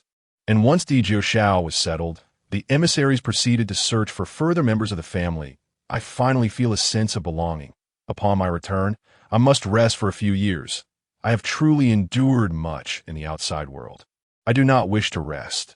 The resources in my previous location were so scarce. I must cherish this hard-won opportunity and strive for more resources to cultivate." Di Jiushao stepped out. The returned Di family descendants were engaged in discussions about the purpose of their return, which did not pique his interest, prompting him to wander off alone. "Hello, why are you here all by yourself?" A tall, slender girl approached Di Jiushao. "Being alone is conducive to contemplation," he replied, suddenly reminded of someone upon gazing at her. "You thought of someone, did you not?" The girl seemed to perceive his thoughts. Di Jiushao nodded. For some reason, the sight of this girl evoked memories of his newly accepted 4th disciple, Situ Yuantai. He had not bestowed much upon Situ Yuantai, and she was still too weak. "I too remembered someone. She is my younger brother." The girl gazed at the strange sight beyond the flying vessel, lost in reverie. "What is your name?" Di Jiushao inquired abruptly. "Di Yao. And you?" The girl snapped back to reality. "Di Jiushao. Where is your brother?" he asked curiously, assuming her sibling was also of the Di family and should have accompanied her. "He was taken away by a woman." Di Yao emphasized that it was a woman, hinting at an unusual animosity. "A woman." Di Jiushao furrowed his brow. "Indeed, an extraordinarily beautiful woman. She..." Di Yao hesitated, her words trailing off. "An extraordinarily beautiful woman. Why emphasize her beauty?" Di Jiushao pressed her further. Di Yao pursed her lips. Their bond has transcended mere sibling affection. At last, Di Jiushao understood. Situ Yuantai also had a brother, for whom she had once risked her life, yet their relationship remained purely fraternal. Situ Yuantai's brother, Situ Yuan, was presently within the Mo Luo Tian sect. Situ Yuan was originally meant to be at the Mo Luo Tian sect, but he was absent, currently being pursued. Following Di Jiushou's eradication of the Mo Chung sect and the Xianyao Palace, the Luo Tian sect's reputation soared. attracting many practitioners from the MOU realm to seek apprenticeship. Situ Yuan gazed toward the dim, foreboding Yin Mountain, where the Yuming pool lay hidden. After traversing for a considerable distance, he finally beheld the Yuming pool before him.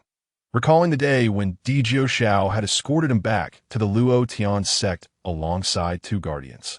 He remembered how Di Xiao had left with his sister and the guardians. Di Xiao had initially intended for Situ Yuan to remain at the Luo Tian sect to cultivate, bidding farewell to the other two guardians as he departed. Little did he know, as soon as Di Xiao left, Situ Yuan had stealthily followed him out of the Luo Tian sect. Upon exiting the Luo Tian sect, Di Xiao had taken to the skies with Situ Yuan Tai. Situ Yuan, unable to keep pace, had first pursued them, but soon they vanished from sight, leaving him far behind. With no other choice, Situ Yuan had to return to the Luo Tian sect, but he soon became lost, wandering through the MOU realm for over half a year. Chapter 44. The Continental Tournament, however.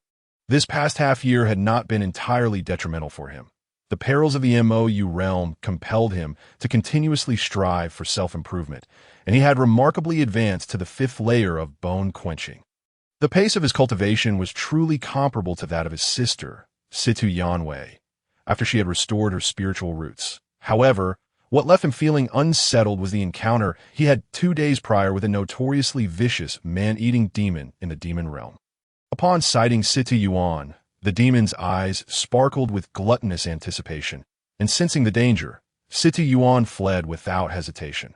Although the man-eating demon had achieved the 9th level of spirit nourishment, Situ Yuan had spent the greater part of the past 6 months evading capture, which allowed him, surprisingly, to elude the demon. Despite the latter's superior cultivation, it was not until the following dusk that Situ Yuan, utterly exhausted, found himself cornered at the edge of a cliff, a mere 50 zhang apart from his pursuer.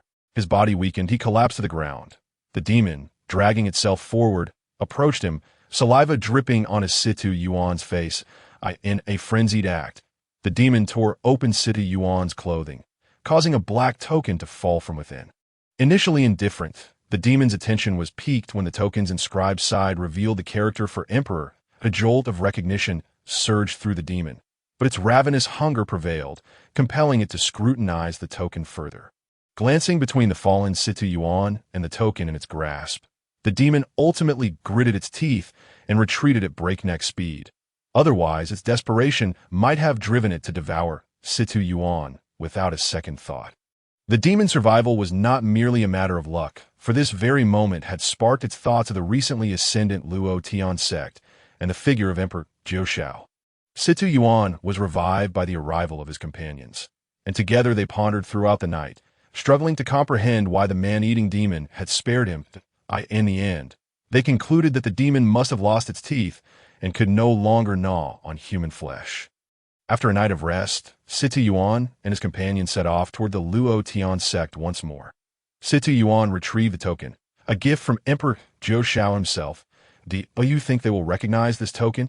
He mused, a twinge of anxiety gnawing at him. His companion, Xiao, an orphan he had encountered while chasing rabbits in the Tree Emperor, reassured him with a pat on the shoulder. Fear not, they will surely accept you as their disciple. Outside the Yuming pool, a throng of cultivators gathered to apprentice at the Luo Tian sect. When someone spotted Situ Yuan brandishing the token, they approached him with disdain. Where does this reckless lad come from, daring to forge the Luo Tian sect's token? As he spoke, the individual produced a token of his own, identical in size to Situ Yuan's, yet while Situ Yuan's bore the character for Emperor, his was inscribed with the character for Immortal. I suggest you refrain from carrying around a counterfeit token to your own demise, he remarked, turning away without a backward glance. The character for Immortal unmistakably referred to the Luo Tian sect. But who did the character for Emperor signify? Situ Yuan, unaware of Emperor Zhou's name, only knew him as his sister's master, a figure of considerable esteem within the sect. Xiao urged Situ Yuan onward. Let us proceed, Situ. Ignore him. Upon entering the Luo Tian sect, the apprenticeship ceremony commenced swiftly. The first test required candidates to endure the oppressive aura of the Wanhun expert for a quarter of an hour to pass. Having lived under the constant threat of death for the past 6 months, Sita Yuan found this pressure far from unbearable, allowing him to breeze through the first trial, observing Sita Yuan's success. The cultivator who had earlier disparaged him failed to pass himself and accused Sita Yuan, exclaiming, "Elders, this person cheated. With his cultivation, it is impossible for him to succeed." The Wanhan elder approached Sita Yuan, his piercing gaze causing him to tremble. "Do you understand the consequences of cheating?" "I did not cheat," Sita Yuan replied, lifting his gaze to meet the elder's unwavering stare. The elder's eyes sharpened further, piercing Sita Yuan's heart like a blade. Yet, Sita Yuan did not falter, for his months of survival had imbued him with the resilience of a beast. "You have passed," the Wanhan elder finally declared, his expression softening. "Elder, I possess another token." Sita Yuan then revealed Emperor Jiuzhao's token. Upon seeing it, the Wanhan elder's demeanor shifted dramatically. Taking the token, his expression grew serious, for he sensed Emperor Jiuzhao's presence emanating from it. "Who bestowed this token upon you?" The elder's voice trembled. "My sister's master," Sita Yuan replied, unable to recall Emperor Jiuzhao's name. The Wanhan elder furrowed his brow.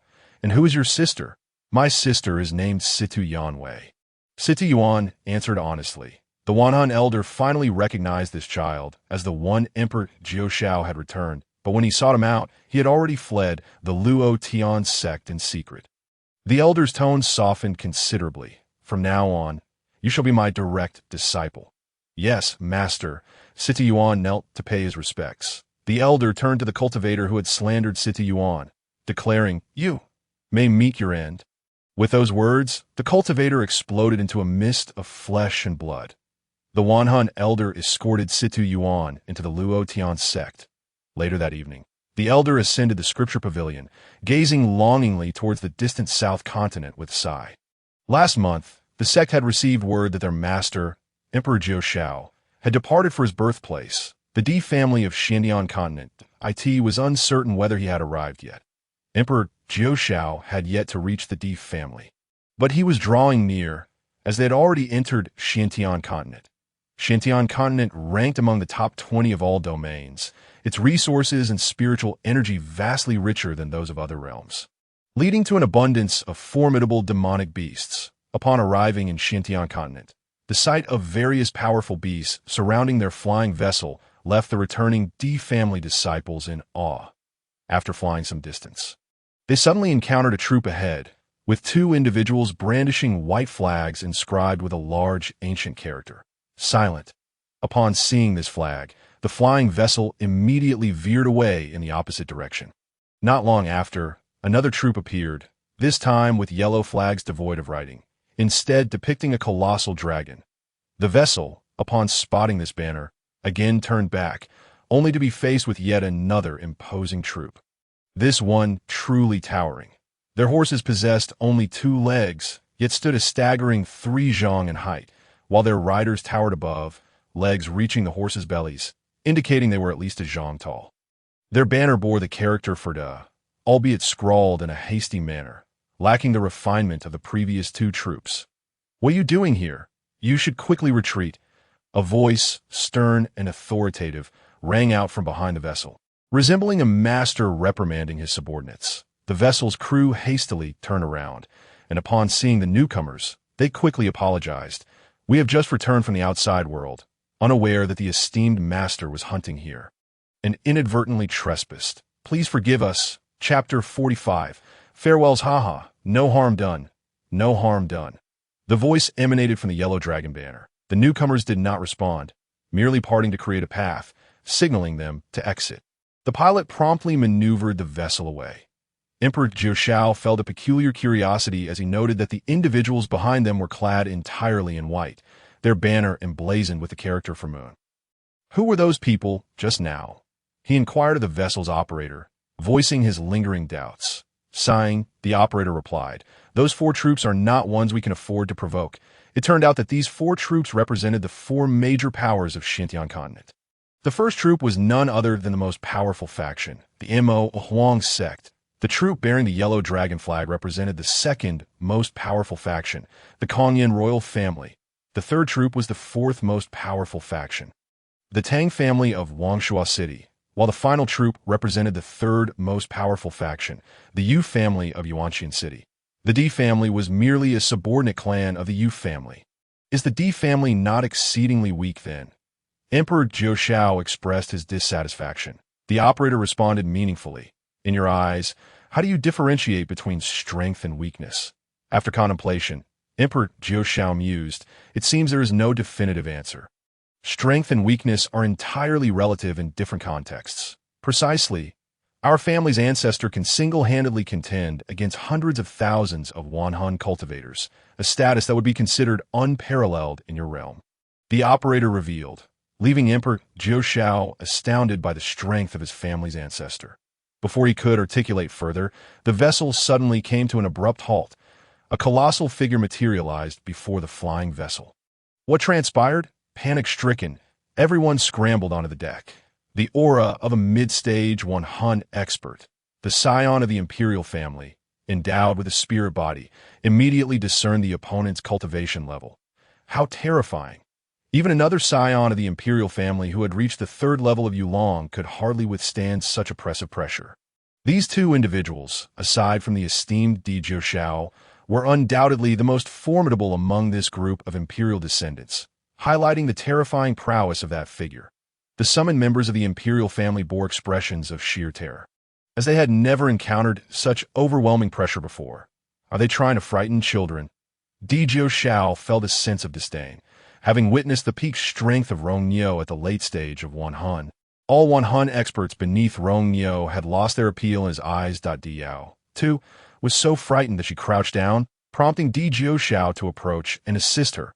Upon looking up and seeing Di Zhou Xiao, an inexplicable sense of fear began to dissipate from her heart. Meanwhile, all of this was observed by the looming figure across from them. Pay respects to the family head. Upon sighting the enormous figure, all the attendants from neighboring families aboard the flying vessel knelt in unison. What? He is the head of the imperial family. Upon hearing that the individual ahead was the family head, some of the imperial descendants could scarcely believe their ears. How could the head of the imperial family possess such terrifying cultivation? In their realm, he would be an unparalleled existence. Pay respect to the family head. While one person remained skeptical, others had already knelt down, pondering, who is this fool? Have they never seen the world? Even if they truly have not, can't they at least put on a facade? The family head raised a hand, signaling for everyone to rise. The elder in charge of reception immediately stood up and reported to the family head, we have located a total of 128 imperial descendants, among which 72 have perished. We have taken care of their aftermath. Taking care of aftermath, of course, meant exacting vengeance on enemies and repaying kindnesses to benefactors. The elder hesitated for a moment before continuing. Additionally, 89 of them have already sired offspring. Among these 89 are the 72 who have fallen. We have ensured their affairs are in order and brought back their descendants, as they are all of the imperial bloodline. The family head remained silent, neither affirming nor denying this moment. All the imperial descendants had gathered on the deck. The elder then pointed at them and stated, among these 56 descendants, 3 stand out. Di Su at the third level of Yulong, Di Xian, who has awakened a battle spirit, and Di Zhou Xiao, who has mastered the third layer of sword intent at the 9th level of Yulong. As the elder announced the names, the 3 stepped forward. All eyes were drawn to Di Zhou Xiao for achieving the 9th level of Yulong and comprehending the third layer of sword intent at such a young age was, to some extent, an accomplishment that left others in awe. The figure remained silent. Yet Di Zhou Xiao felt the weight of a piercing gaze upon him. After a moment, a rift suddenly appeared in the air. Previously, Di Zhou Xiao had realized that the Wanhun realm could create space, and upon seeing this rift, he understood that the family head was not physically present. He had torn through space to arrive. Indeed, as soon as the rift appeared, a figure emerged from within. This spectacle left the imperial descendants stunned, for the visual impact of the family head stepping out from the rift was beyond what words could convey. The family head suddenly stood before Di Zhou Xiao. Strike me. This was the first command uttered by the family head to Di Zhou Xiao. However, Di Zhou Xiao pondered, having heard that he was the main lineage disciple of the imperial family. Could this person truly be his father? His first demand was to be struck. It had been quite some time since anyone had made such a demeaning request of him. "Strike me," the family head repeated. "Then I shall not hold back." Di Jiuxiao abruptly turned and unleashed the third stance of the broken sword technique, that a tempest of sword energy surged forth from his body, only to vanish abruptly before the family head. This strike was executed without the utilization of sword energy. Everyone assumed that Di Jiuxiao's awe-inspiring strike had no effect on the family head. Suddenly, a point of explosive sword energy manifested before him. It turned out that Di Jiuxiao's blow was truly formidable. Yet the astonishment did not cease there, for the most powerful and unyielding aspect of this fierce strike lay in the explosion of that singular point. Before that point detonated, it could have been countered. Once it erupted, however, there was no possibility of it being thwarted. Yet the family head merely extended a hand and tapped that point, causing the raging sword energy to rampage without further detonation. "Unleash your strongest strike." The family head commanded once more. Di Jiuxiao took a step back, and the world shifted. He transformed into a sword. The sword energy within him amassed with increasing potency. And he suddenly opened his eyes, which now held only the essence of the sword, as he gazed into the family head's eyes. His gaze was as unyielding as stone. In that instant, Di Jiuxiao recalled a remark made by a Yuanfu cultivator. When the sword is drawn, one must possess the determination to win, striking with the might of 10,000 men. In that fleeting moment, Di Jiuxiao's sword intent surged to the fourth layer. The family head, of course, sensed a shift in Di Jiuxiao's sword intent. Feeling both astonished and secretly pleased, boom! Di Jiuxiao unleashed a strike aimed directly at the family head. This blow was the epitome of strength, ferocity, and simplicity, yet the family head merely flicked the blade with 2 fingers, causing Di Jiuxiao's strike to veer off course, instantly shattering a massive mountain peak into powder. "Is this all the strength you possess?" The family head seemed to perceive that Di Jiuxiao had yet to exert his full power. Chapter 46. The flying vessel. Di Jiuxiao said nothing further and stepped forward once more, employing the third layer of sword intent, while simultaneously activating the infernal sun's domain. This time, due to his simultaneous use of the third layer of sword intent and the infernal sun's domain, he could no longer comprehend the fleeting fourth layer of sword intent. For the fourth layer was attained under conditions of intense focus and unwavering determination. Now, by invoking the infernal sun's domain, he demonstrated a lack of absolute confidence in his third layer of sword intent, thus hindering any further breakthroughs. However, this time, Di Jiuxiao finally caught a glimpse of a shift in the family head's eyes. There was a glimmer of longing alongside a hint of fear. Fear was understandable, but what could he possibly yearn for? What was it that he desired? With a thunderous sound, Di Jiuxiao finally unleashed his most powerful strike, merging it with the third layer of sword intent and the infernal sun's domain. Thud! The family head staggered back 3 steps, spitting out a mouthful of blood, his body riddled with wounds. "Ha-ha!" The family head, instead of being angered, laughed heartily. "Well done, young man. You possess considerable talent." The family head straightened, fixing his gaze upon Di Jiuxiao. "As the family head of the imperial family, Di Tsang, I hereby decree, Di Jiuxiao shall be the next head of the imperial family." The other imperial descendants had yet to recover from their joy at returning to the imperial family when Di Tsang had already doused them with a bucket of cold water. "I refuse." Di Xian, who had already awakened his battle spirit, was the first to voice dissent. In terms of talent, he saw no reason why he should be inferior to Di Jiuxiao, attributing his lack of fortune to mere chance. "I refuse as well." Di Su, at the 3rd level of Yulong, had risen from a region of severe resource scarcity. Every step he took was a testament to immense effort. Di Xian and Di Su expressed their opposition. How could the other imperial descendants remain silent?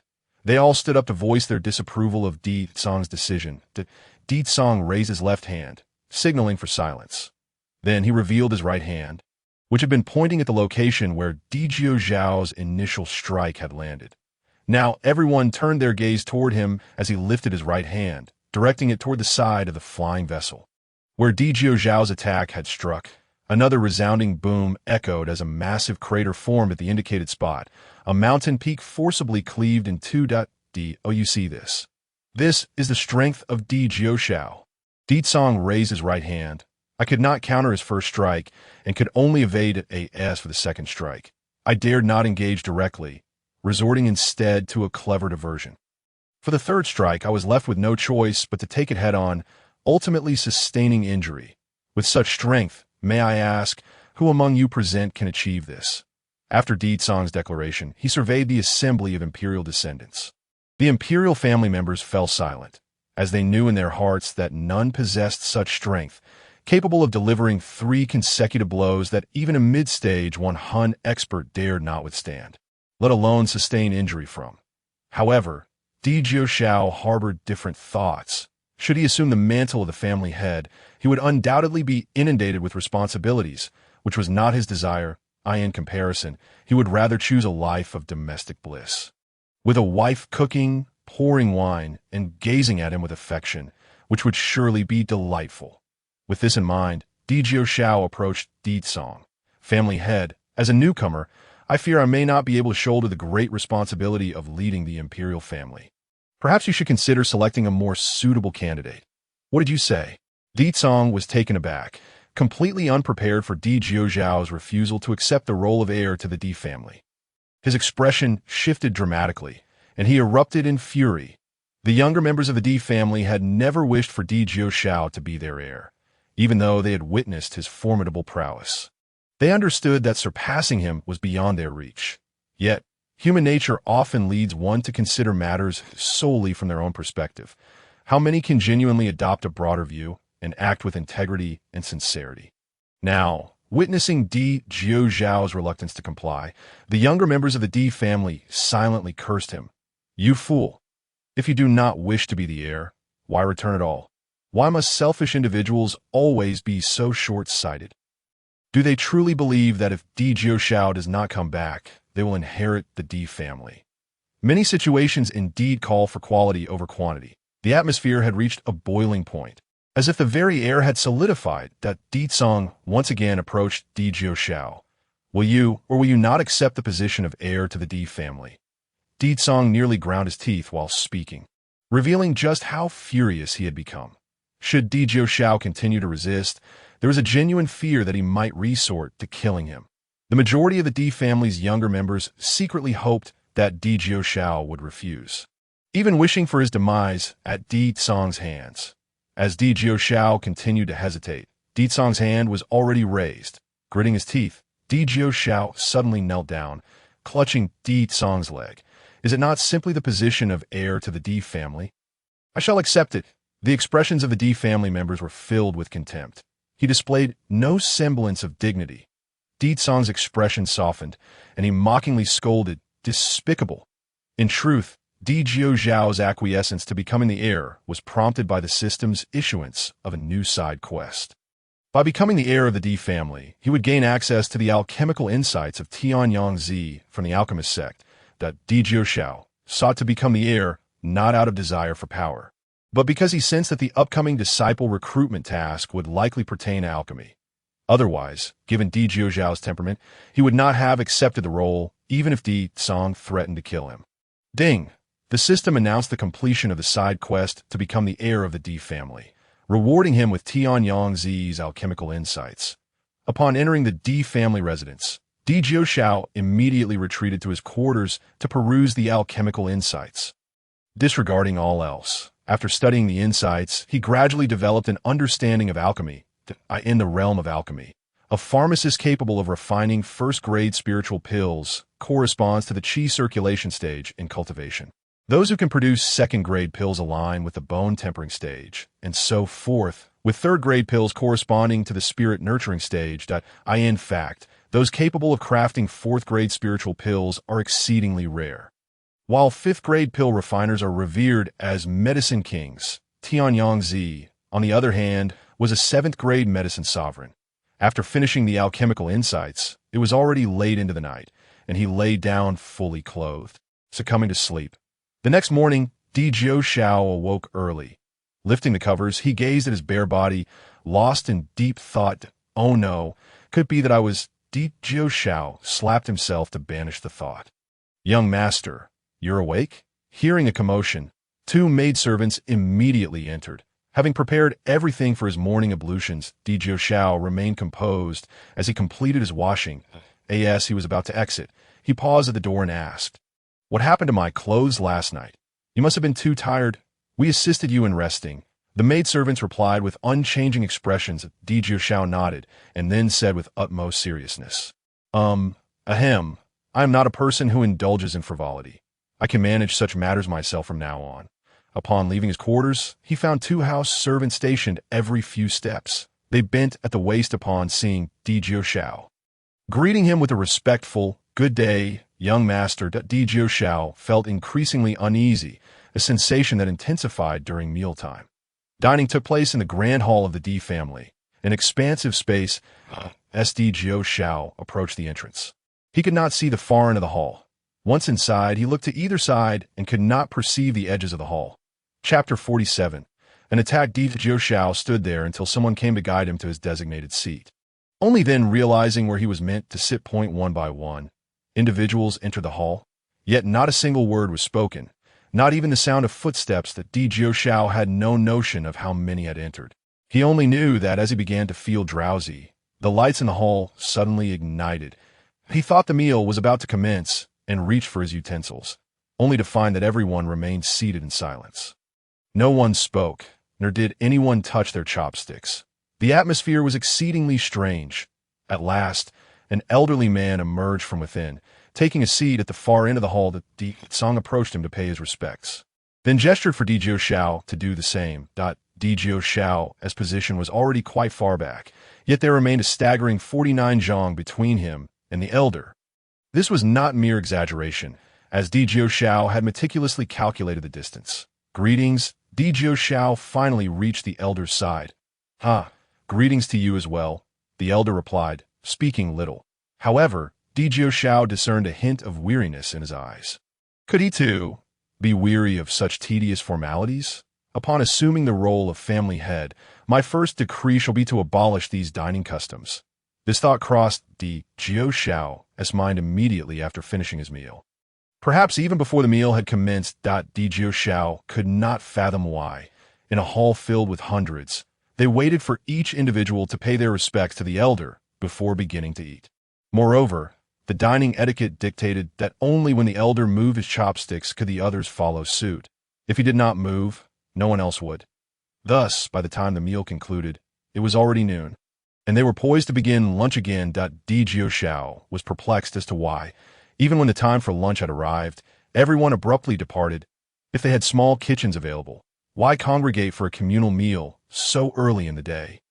Fueled by frustration, Di Xiao sought out the overseer of the Di family, brandishing the token that signified his identity as the young master. "I require an alchemy chamber." "None available." The overseer did not even glance at the token end. Moreover, utterly ignored Di Xiao. Enraged, Di Xiao retorted, "Do you have any idea who I am?" He waved the young master token in front of him. The overseer, with his bright eyes, merely glanced at the token and rolled his eyes. "I must be blind. I see nothing. I'm the young master of the Di family." Di Xiao nearly roared in frustration. "I am deaf," the overseer replied coolly. "What did you say?" Di Xiao had never endured such humiliation. The overseer, revealing his white teeth, delivered a retort that infuriated Di Xiao further. "I am mute." "Ha! Elder Di, do not stoop to the level of a child," Di Tsong interjected, pulling Di Xiao away. "The Di family lacks an alchemy chamber. Seeking the elder is futile," he explained. Your overseer, not excessively arrogant." Di Xiao fumed silently. Elder Di has managed the family for 300 years. During every critical juncture, he has been the one to guide the Di family through peril. While he may exhibit a peculiar temperament, he bears no ill intent. Di Tsong defended the overseer.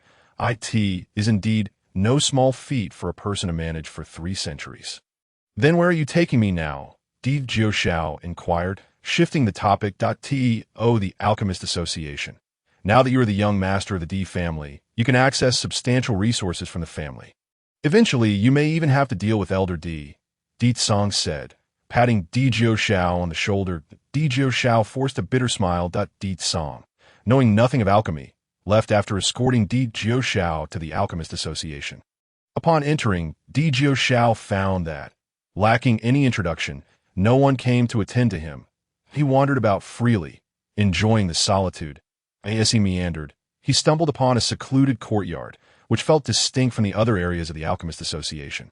Unlike the other sections, which bore various plants, this place was devoid of any such flora. Furthermore, upon entering, Di Jiuxiao noticed the temperature was significantly higher than in other areas. As he approached the courtyard entrance, he observed 7 individuals clad in pharmacist robes seated around a well. The pharmacists seemed wholly engrossed in their task, oblivious to Di Jiuxiao's arrival. He noted 7 thick iron chains extending into the well, their other ends resting before the pharmacists. Soon, a roar emanated from the depths of the well. The expressions of the 7 pharmacists grew increasingly grave, and the surrounding temperature continued to rise. Di Jiuxiao, standing outside the courtyard, began to perspire. Yet the 7 pharmacists remained unfazed, their attention fixated on the well's commotion. Last, with a resounding roar, a wave of heat erupted from the well, followed by a burst of resplendent, multicolored flames. A skilled alchemist swiftly executed a series of intricate hand gestures, cautiously extracting a strand of crimson flame from the inferno and transferring it into a diminutive elixir furnace. In the blink of an eye, the flames within the well vanished, and the iron chains before the alchemist trembled violently as a small azure dragon lethargically crawled out from the depths. The alchemist then produced another furnace, placing it upon the ground, into which the azure dragon promptly slithered. Once the first alchemist had collected the flames, a second alchemist unveiled a porcelain vial, removing its cork and pouring a stream of orange liquid onto the iron chains, which flowed steadily down into the well.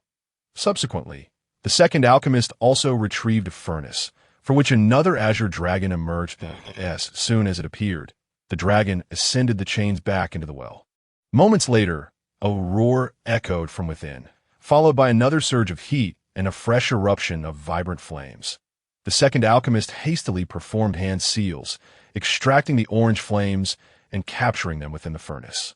Once the flames receded, the azure dragon weakly crawled out of the well, returning to the alchemist's furnace. The subsequent alchemists followed suit, each extracting a pure flame from the well, though the colors of the flames varied among the 7 alchemists. The processes remained largely the same. Di Jiuxiao observed for a time, contemplating that this was likely the secretive method employed by the Alchemist Association to extract the heart of the Earth's fiery essence for their concoctions. As Di Jiuxiao continued to watch the alchemists at work, a female attendant suddenly appeared behind him. Gesturing for him to follow her, he mused that perhaps the extraction of the Earth's core flames was a confidential matter, not meant for prying eyes. Feeling a twinge of anxiety, he complied and followed her through a winding path until she led him to an exceedingly secluded chamber. The exterior of the room was barren, exuding an aura of simplicity. The attendant approached the door, softly calling out, "Miss, I have brought the person. Let him enter. You may leave," came a rather cold voice from within. The attendant signaled for Di Jiuxiao to step inside before retreating. He knocked lightly on the door before pushing it open. A woman stood with her back to him, seemingly engaged in activities related to alchemy. Di Jiuxiao entered and remained silent for a considerable time. But the woman offered no words. Growing impatient, he was on the verge of leaving when she suddenly inquired, "What is your name?" Di Jiuxiao, taken aback by her abruptness, frowned. It seemed rather trivial for someone to summon him only to pose such a mundane question. "Are you from the Di family?" She pressed on, noticing his silence. Still unresponsive, Di Jiuxiao remained mute, prompting her to raise an eyebrow. "Are you deaf?" This reminded him of the old steward from the Di family, causing him to chuckle softly while continuing to withhold his words. The woman, noticing his laughter despite her inquiries, became increasingly irate. "You always ask questions you already know the answers to," Di Jiuxiao finally retorted. "What do you mean?" He produced his insignia, which bore the character for you. "I presume you recognize my identity as a member of the Di family upon seeing this insignia, since you are aware that it symbolizes the Di family. You ought to understand that the character inscribed here denotes the name of the bearer." Her expression softened slightly as she revealed her intentions for summoning him. I noticed you wandering aimlessly within the Alchemist Association and wished to ascertain your purpose. Perhaps I might be of assistance. Why would you help me? Dijio Zhao's bluntness could indeed infuriate others, as evidenced by this query. The woman's expression shifted again. I am Yu Ling the second daughter of the Yu family. It is solely because you are associated with the D family that I have decided to offer my AIDAS for you. I have never encountered you before and know not your standing within the D family. I seek a chamber for alchemical refinement. With the assistance of a member of the Yu family, Dijio Zhao was keen to seize the opportunity. Follow me, Yu Ling instructed, guiding him to a designated alchemical room. Dijio Zhao surveyed the space briefly before rolling up his sleeves and preparing to concoct potions. Observing his somewhat clumsy technique, which suggested he was a novice, Yu Ling cautioned, alchemy is but a minor path. You are still young. It would be wise to devote your energy to cultivation instead of risking your future over such trifles. That Dijio Zhao, seemingly oblivious to her words, immersed himself in his preparations. Frustrated by his apparent disregard, Yu Ling could not help but feel exasperated as he commenced his alchemical endeavor. This time, Dijio Zhao intended to craft a second-tier spirit-gathering pill, beginning with the addition of a third-tier spirit herb into the furnace. Yu Ling glared at him in disbelief, aghast that he would dare attempt alchemy with such ignorance. It was almost a universal principle in the art of alchemy to avoid introducing materials at the outset, as this was fundamental knowledge among practitioners. This was due to the fact that when the furnace first ignited, the flames were not yet sufficiently vigorous, often referred to as yin fire. The pursuit of alchemical creation strives for a balance between yin and yang. Thus, only yang materials should be introduced in the initial stages to ensure a harmonious blend. Yet, Dijio Zhao's choice of the yin spirit herb as his first ingredient was bound to incite Yu Ling's ire. As she watched him nearly infuriate her with his blunders, it was evident that while he understood the distinction between yin and yang materials, his order of introduction was utterly misguided. This was enough to drive Yu Ling to the brink.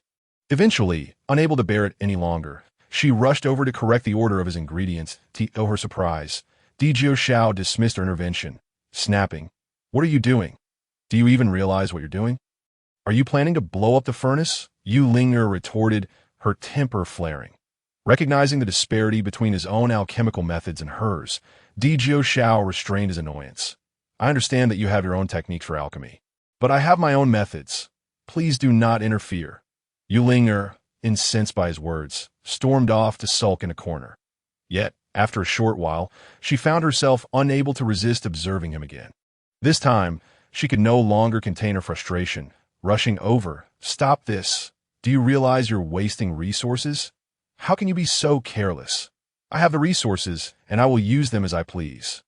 "You have no authority over me," Dijio Zhao replied, unfazed, as he prepared to continue his work.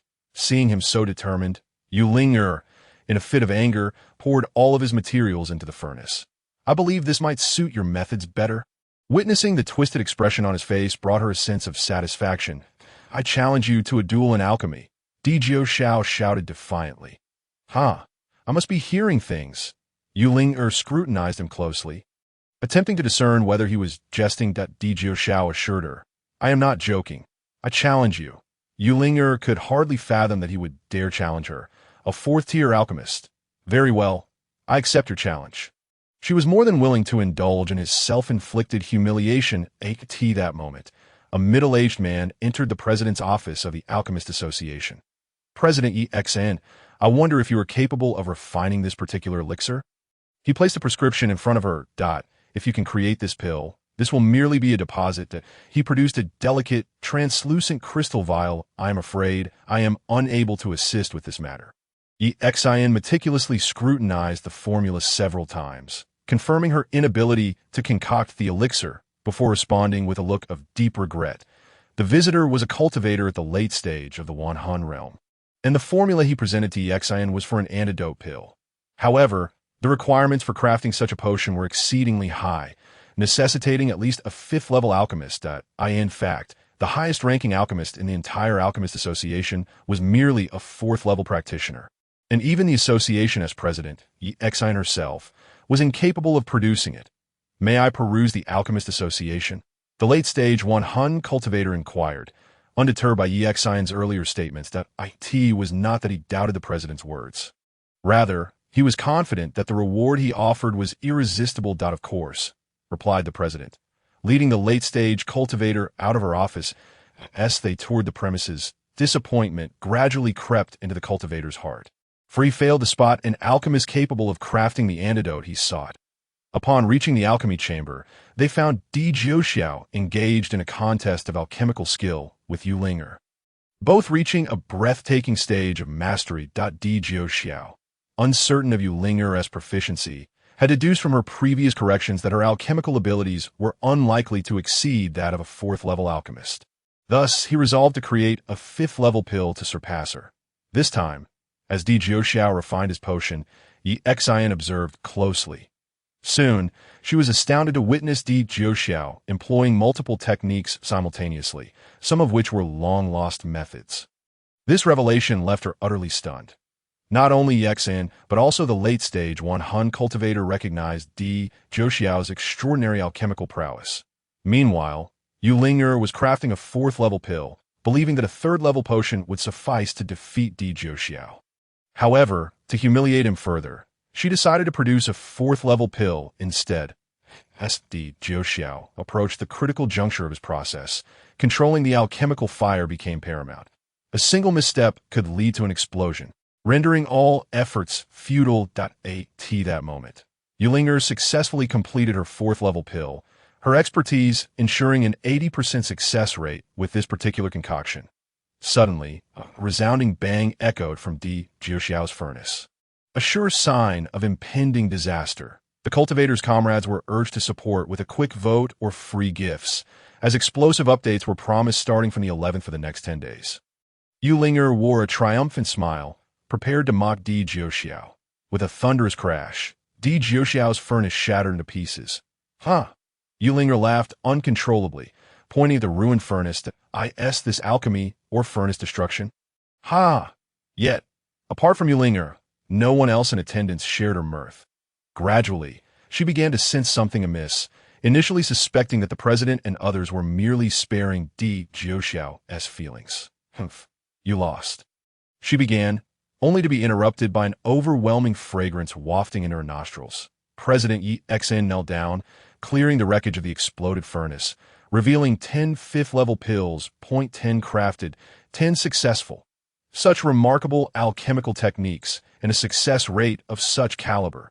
Yu Linger was left speechless, unable to fathom that Di Jiuxiao had indeed produced fifth-level pills, though she remained puzzled about the methods he employed. Xian approached Di Jiuxiao, inquiring, "Might I ask your esteemed surname? Your mastery of alchemy is extraordinary." "I am of the Di family," Di Jiuxiao replied, reluctant to divulge too much information. Xian, seemingly aware of his reticence, swiftly shifted the topic. "Did you employ several long-lost alchemical methods earlier? The technique you used was quite audacious, which likely led to the furnace explosion." Di Jiuxiao nodded, but refrained from elaborating. It was a taboo among alchemists to pry into one another's techniques. Upon hearing this, Yu Linger realized that Di Jiuxiao's methods were indeed viable, yet she remained unconvinced, believing his success to be mere luck. Who would risk an explosion while refining pills? That would be wasteful. "Brother Di, can you refine this pill?" The late-stage cultivator finally stepped forward, requesting Di Jiuxiao to concoct the potion after presenting the formula. Upon examining the recipe, Di Jiuxiao furrowed his brow slightly. "This pill can indeed be crafted. It merely depends on the price you are willing to pay." The late-stage cultivator's gaze flickered with confidence as he looked at Di Jiuxiao. "What do you desire? Speak freely." He was Dugu Wusuan from the Dugu family, a prominent power among the 7 factions of the Xinjiang continent, with a formidable lineage and an ancestor rumored to have reached the unification realm. With such a robust background, Dugu Wusuan was confident in his ability to meet Di Jiuxiao's demands. "I require the essence of heaven and earth, along with half of your family's fortune." Di Jiuxiao nonchalantly stated his terms, as if merely requesting some condiments. President Xian, having already perceived the complexity of the formula Dugu Wusuan had offered, was surprised by Di Jiuxiao's audacious demands. However, it wasn't entirely unreasonable, for he was the only one capable of crafting the pill at present. Dugu Wusuan scrutinized Di Jiuxiao for a moment, confirming that they were unfamiliar with each other. Before responding, agreed. However, you must first produce the pill, and then I shall provide you with the essence of heaven and earth and half of my family's fortune. Di Jiuxiao shook his head at this moment. You are the one seeking my assistance, not the other way around. I trust you are aware that very few can refine a pill from your formula. Di Jiuxiao's words struck at the heart of Dugu Wusuan's predicament. After a moment of hesitation, Dugu Wusuan proposed, in that case, I shall provide you with the essence of heaven and earth first. And regarding half of my fortune, I shall deliver it to you in 3 months. 3 months can accomplish much. I would not like to end up with nothing. Di Jiuxiao rejected his proposal. Dugu Wusuan frowned, looking somewhat helpless. My Dugu family does possess some wealth, but accounting for it will take at least 3 months if you insist on immediate payment. I am unable to comply. After considering it, Di Jiuxiao nodded. Very well. Provide me with the essence of heaven and earth first. I will retrieve it now. Dugu Wusuan promptly exited the Alchemist Association, eager to procure the essence, fearing Di Jiuxiao might change his mind. Observing Di Jiuxiao's remarkable alchemical skills, Yi Xin developed a keen interest in nurturing his talents. As soon as Dugu Wusuan departed, she cautioned Di Jiuxiao. The Dugu family is not to be trifled with. Obtaining half of their fortune may not be as straightforward as it seems. That Di Jiuxiao chuckled. I have my ways to ensure he complies. Before long, Dugu Wusuan returned with the essence of heaven and earth. You may return now. Crafting your pill will take more than a day or two. Di Jiuxiao accepted the essence and dismissed Dugu Wusuan. The latter, with a sinister gaze fixed on Di Jiuxiao, inquired, when may I collect the pills? In 49 days, Di Jiuxiao replied without lifting his head, specifying the time frame. Such a long wait? Dugu Wusuan scrutinized Di Jiuxiao, suspecting he was deliberately prolonging the timeline, yet he found himself powerless to object. Very well. I shall return in 49 days. Di Jiuxiao paid him no further mind, leaving Dugu Wusuan to concede. Once outside the Alchemist Association, Dugu Wusuan cast a resentful glance back at Di Jiuxiao, simmering with indignation. Once my ancestor recovers, let us see what capabilities you possess to claim half of my family's fortune. Following the agreement with Dugu Wusuan, night fell. The next morning, the Di family resumed their nightmarish breakfast routine. It was uncertain if the other members of the Di family shared this sentiment, but for Di Jiuxiao, it was indeed so. After breakfast, Di Jiuxiao proceeded to the Alchemist Association to refine pills. Upon entering, he was immediately surrounded by members of the association, all eager to inquire about alchemical techniques. News of his triumph over Yulinger and alchemy had spread throughout the association. Alchemist King. May I ask why my potions keep exploding during refinement? The third-level alchemist voiced his confusion. An explosion. What of it? I had an explosion yesterday, yet I still produced a 5th-level pill, Di Jiuxiao retorted. Addressing the inquirer, with a solemn sigh, Di Jiuxiao imparted wisdom. Many matters appear detrimental at first glance, yet they may not be as dire as they seem, as long as one can produce superior potions. What does it matter if the furnace explodes? Tears welled in the eyes of the third-level alchemist, truly deserving of the title Alchemist King. Your reasoning is so refreshingly unique. Emperor Zhou Xiao offered further guidance to others before proceeding to the alchemy chamber to refine some preliminary materials. The elixir requested by Dugu Wusuan required an exceptionally meticulous refining process. Not only did the materials need to be prepared in batches, but they also had to be gathered at specific times. Furthermore, the techniques employed and the control of the alchemical flames could not permit the slightest error. Upon hearing that Emperor Zhou Xiao was refining materials, all the pharmacists trailed behind him, eager to learn a thing or two.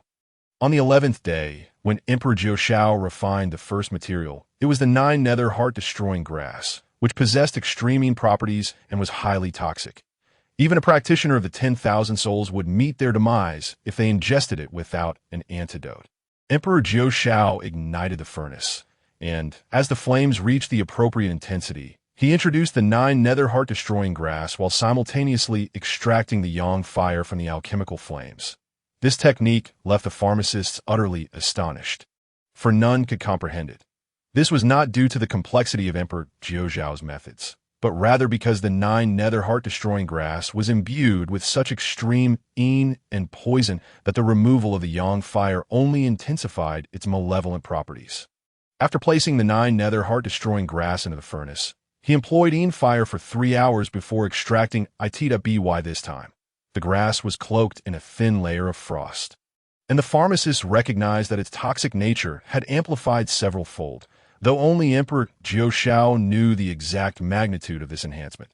The following morning, Emperor Jiuzhao rose early and stealthily exited his room. However, just as he stepped out of the imperial family gate, he encountered the family steward, who happened to be seated outside. Momentarily taken aback, he recalled that the old man was blind, deaf, and mute, and thus walked past him with an air of confidence. "Halt!"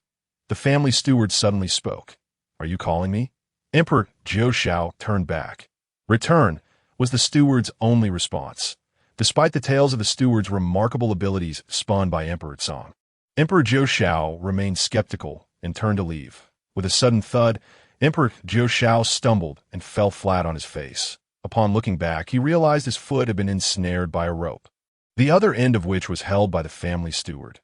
After struggling in vain, he was unceremoniously dragged into the imperial family's hall, where the steward flung him down and departed without a backward glance. "That old fool!" Emperor Jiuzhao seethed, his teeth grinding in frustration. After a meal, he resumed his alchemical endeavors of the Pharmacists' Association. Upon his arrival, the pharmacists were already eagerly awaiting him. Thanks to Emperor Jiuzhao's guidance the previous day, many pharmacists had significantly improved their alchemical skills and held him in the highest regard. Thus, more than a month passed, and the overall proficiency of the pharmacists at the association saw remarkable advancement. EXIN was so delighted that he opened a dedicated alchemy room for Emperor Jiuzhao and bestowed upon him a token, signifying him as an honorary elder of the Pharmacists' Association.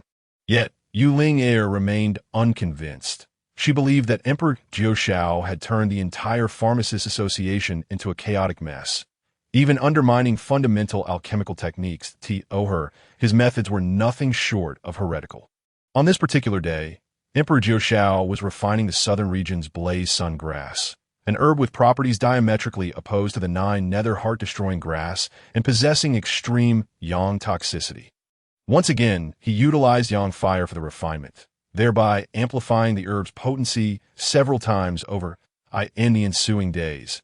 Emperor Jiuzhao continued to refine materials that were either extremely yin or extremely yang, enhancing their original properties manifold. The pharmacists observed in awe, recognizing that if he were to use these materials to concoct the elixirs requested by Du Gu Wu Swan, the resulting concoctions would likely be lethal upon mere inhalation, let alone the prospect of detoxification. After 49 days, Emperor Jiuzhao finally approached the final step, the creation of an antidote elixir.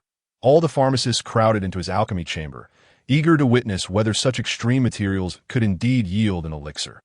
Despite their admiration for Emperor Jiuzhao's exceptional alchemical prowess displayed over the past days, they remained skeptical. After several hours of meticulous work, the elixir was finally ready to emerge, with a resounding explosion. Emperor Jiuzhao's furnace erupted once more. However, the pharmacists exhibited no surprise. They expected failure rather than success. That Du Gu Wu Swan's expression fluctuated between dark and stormy as he glared at Emperor Jiuzhao. "Are you jesting with me?"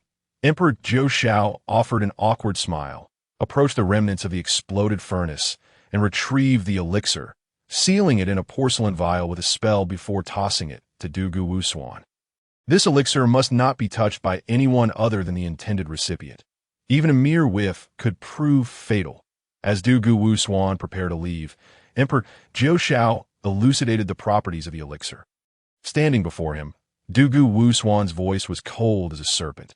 "Who would dare to use such a lethal concoction? And how can it be detoxified? You are well aware of the poison that plagues your ancestor. The choice to use it lies with you, but prepare half your fortune for me." Emperor Jiuzhao dismissed the need for further explanation. "Fine, I shall trust you this once," Du Gu Wu Swan conceded.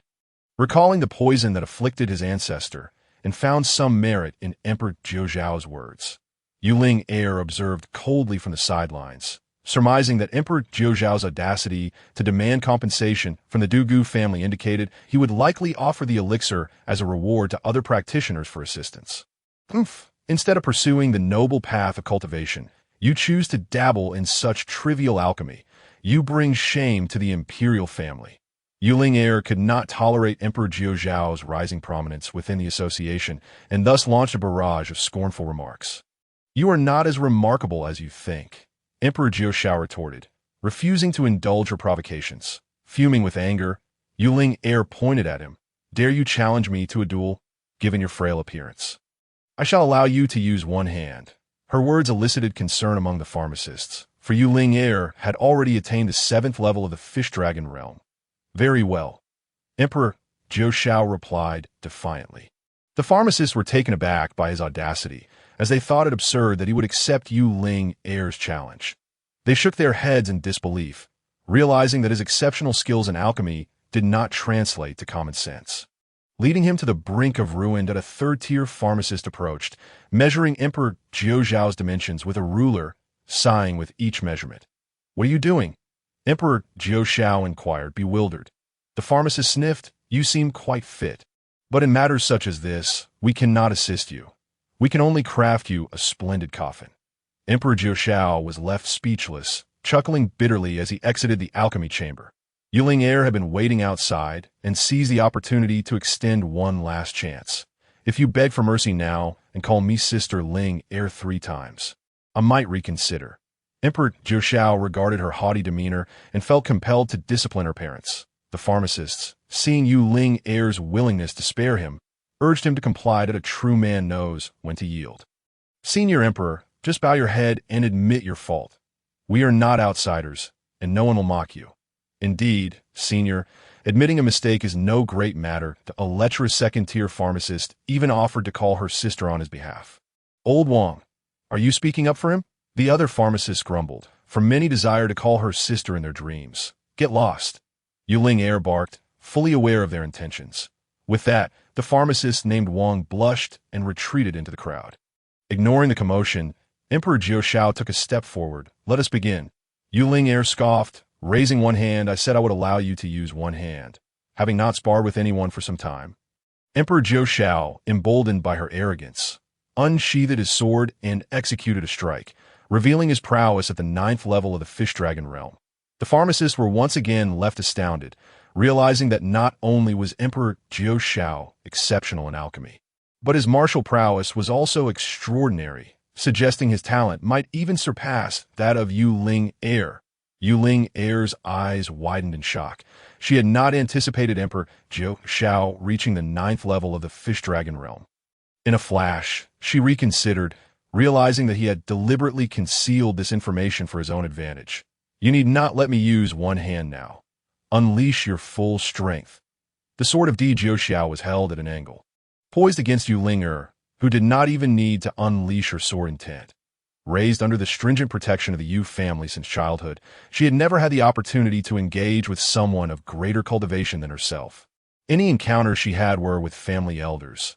This was her inaugural confrontation with a master at the 9th level of the fish dragon realm.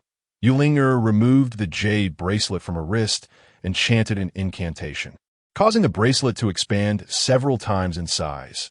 Attack! With a decisive shout, she sent the enlarged bracelet hurtling towards Jiuzhao. In response, he merely flicked his sword, sending the bracelet back. Watch closely. Suddenly, Yuling heir leaped into the air, catching the bracelet in one hand and launching it once more towards Jiuzhao. As the bracelet approached him, it abruptly transformed into countless smaller bracelets, all aimed at ensnaring his head. Broken sword technique.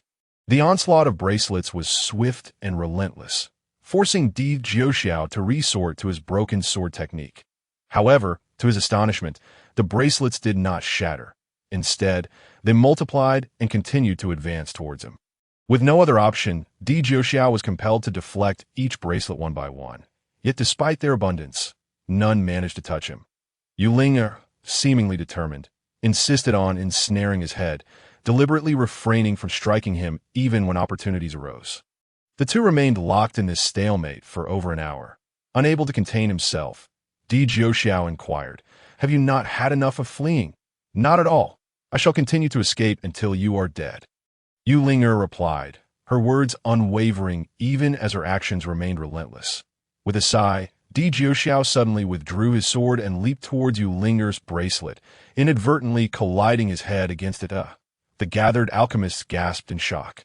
Yu Ling'er, equally startled, could not fathom why Di Jiuxiao would resort to such a peculiar tactic. However, not wishing to genuinely harm him, she hastily retracted the bracelet. As Yu Ling'er turned to face him, she found Di Jiuxiao regarding her with a bemused expression. So, you two cannot bear to part with me, Di Jiuxiao teased, his words laced with frivolity. Instantly, Yu Ling'er's cheeks flushed crimson, and with a glare, she stormed out of the Alchemist Association in the back courtyard of the Yu family. She ran to her sister, crying, "Sister, someone is bullying me."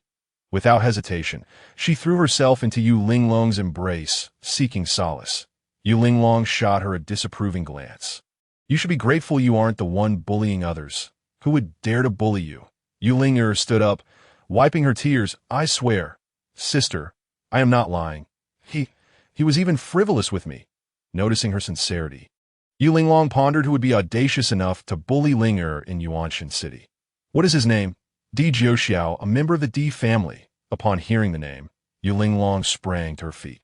"What did you say his name was?" She repeated, urgency in her voice. That Di Jiuxiao, why?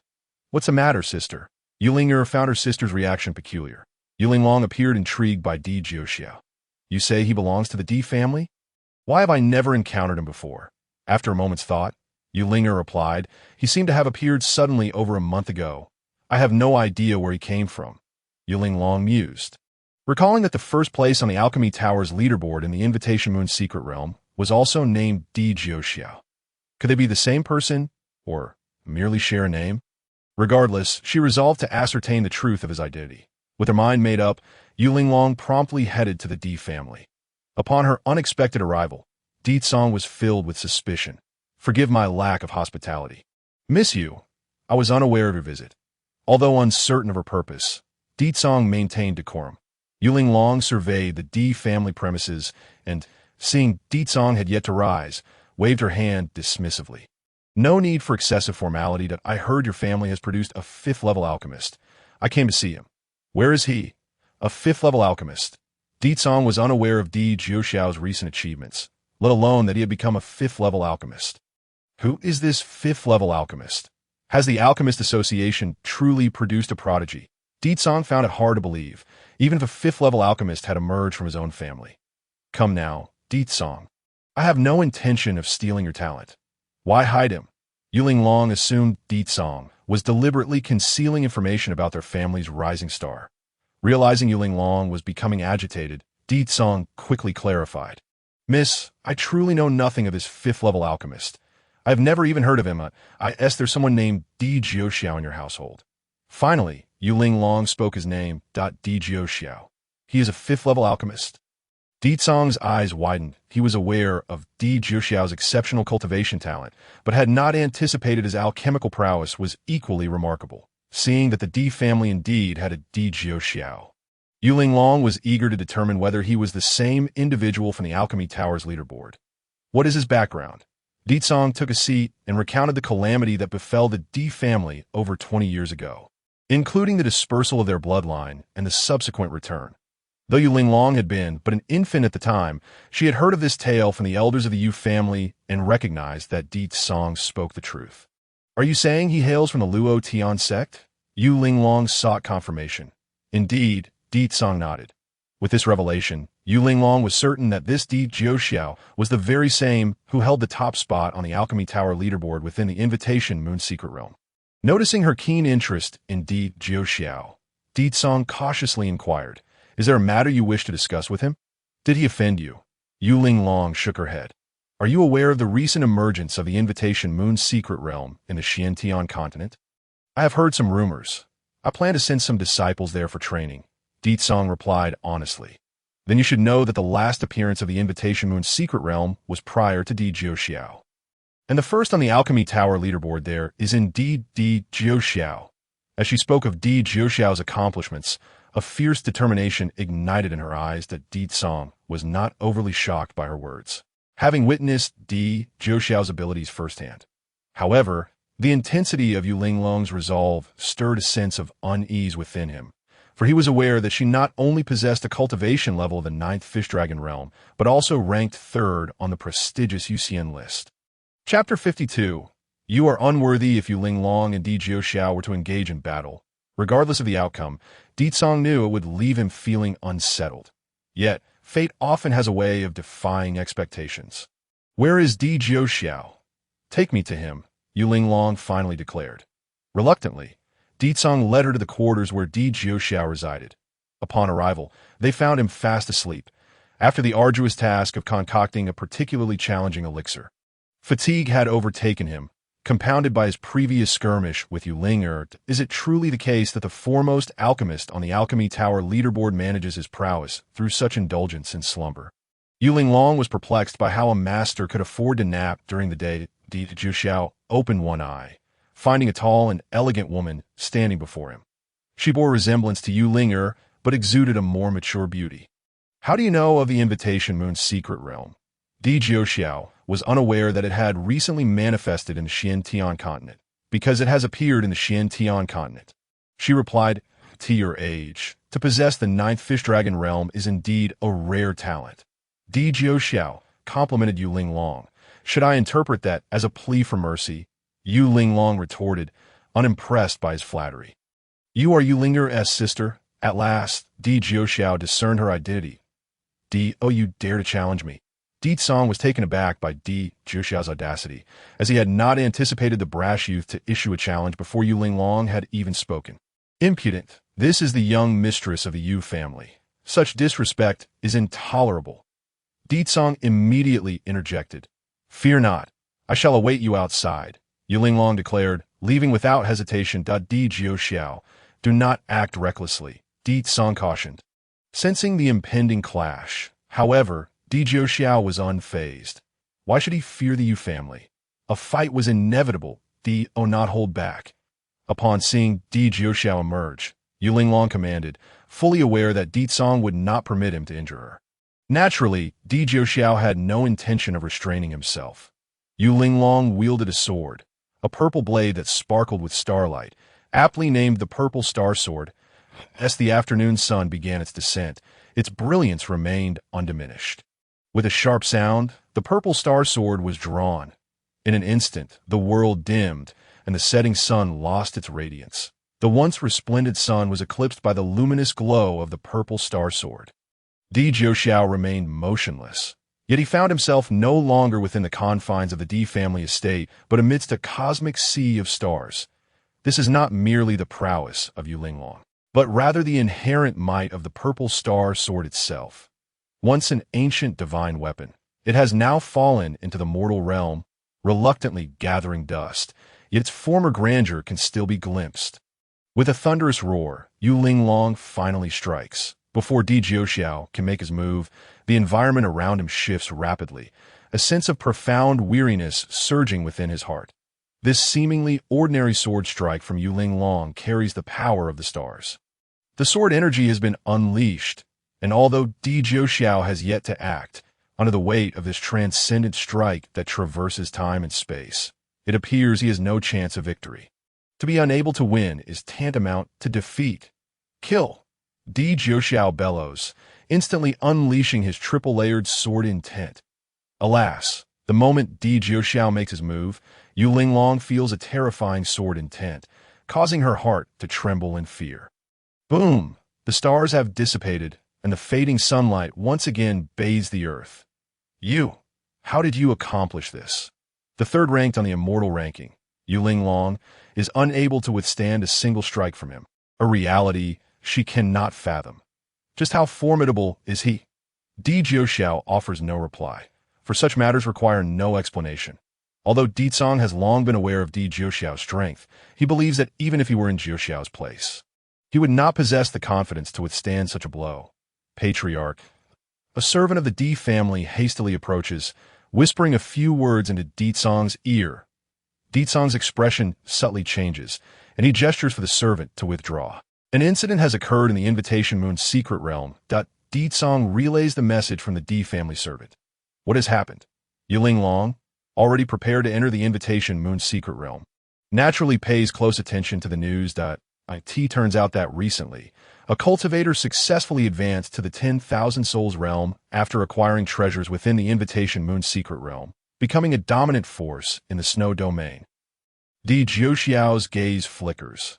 In that case, whether or not there are treasures for advancing to the 10,000 Souls realm within the Invitation Moon's secret realm, a great many individuals will undoubtedly flock there.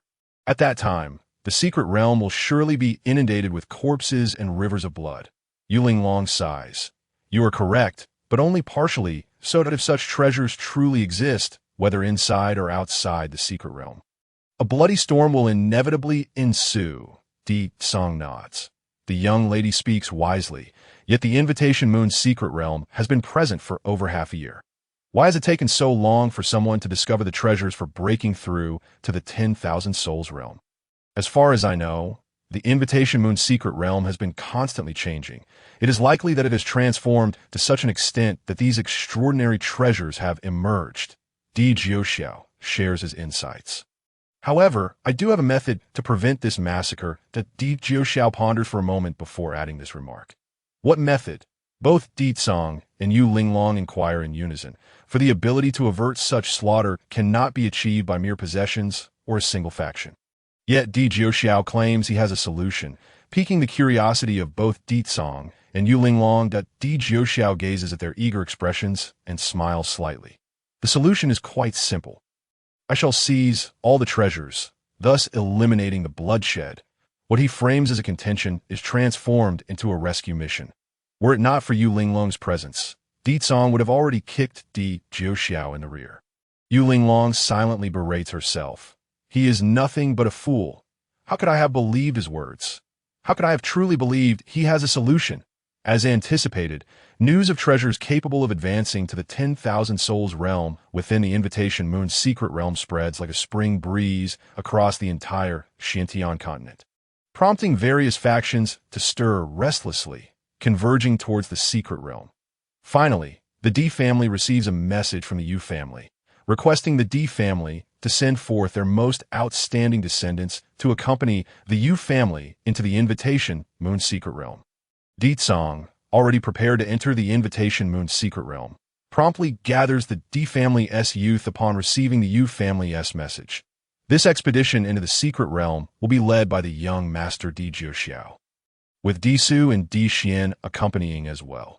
Once Di Song has determined who will go to the Invitation Moon's secret realm, he instructs Di Jiuxiao to lead them to a rendezvous with the Yu family.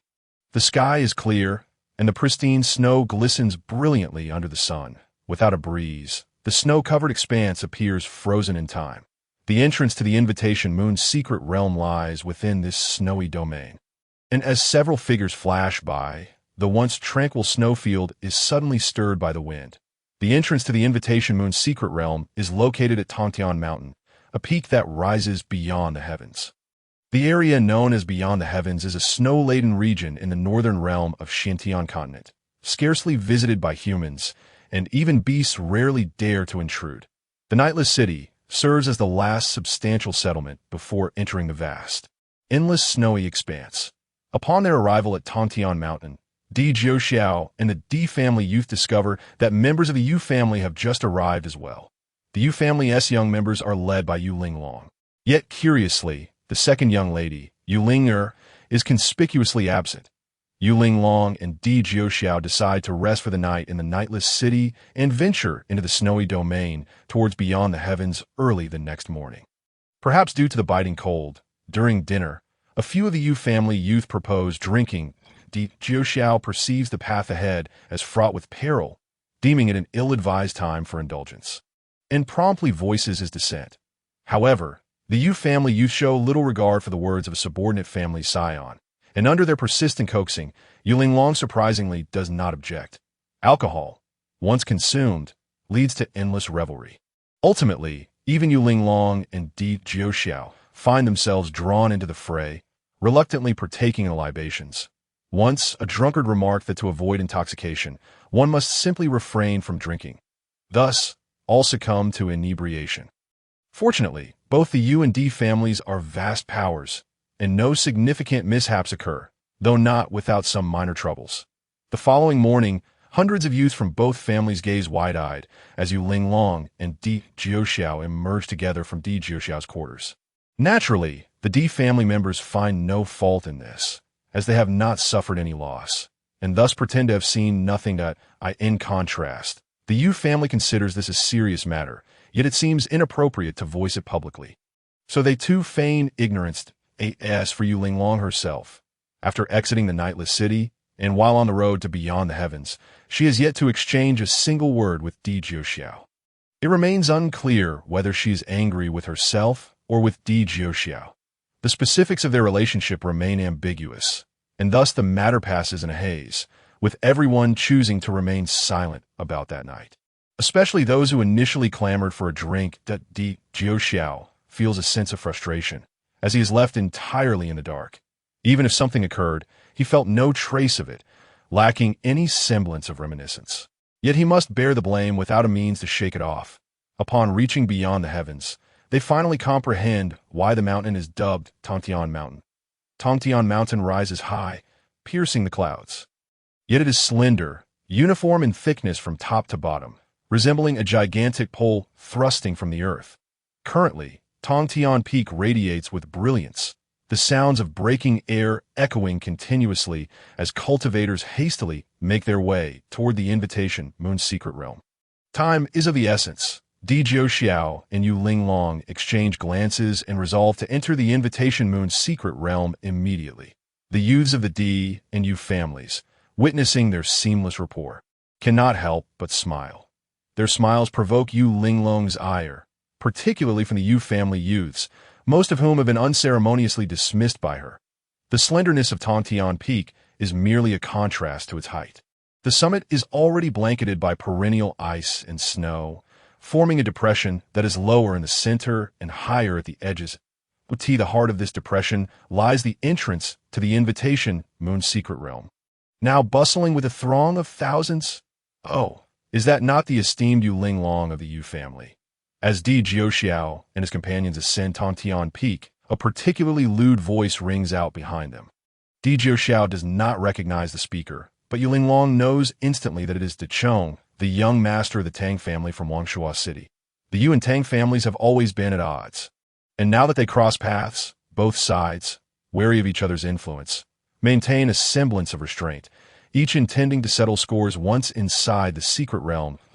Di Jiuxiao casts a glance at Dechong, noting his mere cultivation at the 5th tier of the fish dragon realm, and thus dismisses him from his consideration. However, this fleeting glance catches Dechong's attention. "You little brat, where are you looking? A mere dog of the Yu family dares to gaze upon me." Dechong's demeanor is exceedingly arrogant. The youths of the Di family can hardly contain their indignation, eager to confront him, but Di Jiuxiao restrains them with a hand. The scent of bloodshed within the Invitation Moon's secret realm seems far from dissipated. Di Jiuxiao is unperturbed by the prospect of slaughtering another faction. Yu Linglong seemingly perceives Di Jiuxiao's thoughts and approaches him, whispering in his ear. This time, entry to the Invitation Moon's secret realm is restricted for those at the 10,000 Souls realm. Upon hearing this news, Di Jiuxiao's eyes began to gleam with fervor once again. Ding! The system notification announced a new task. Eternal Host, Di Jiuxiao task. Elevate 1's power to the 10,000 Soul realm before the closure of the Moon Invitation secret realm. Task reward. 3 opportunities for early-stage Gu-E cultivators to assist. Gazing at the task reward section of the panel, Di Jiuxiao's eyes sparkled with ambition in the eyes of the Moon and Di families. Di Jiuxiao resembled a ravenous wolf at this moment. Let us set off. With a commanding voice, Yu Linglong directed the members of the Di and Yu families to enter the Moon Invitation secret realm. Observing Di Jiuxiao and Yu Linglong enter the realm, Dechong's eyes flickered with malice in the southern continent. The concentration of spiritual energy within the Moon Invitation secret realm was 3 times that of the outside world. And now, in the Xintian continent, the spiritual energy remained threefold compared to that region.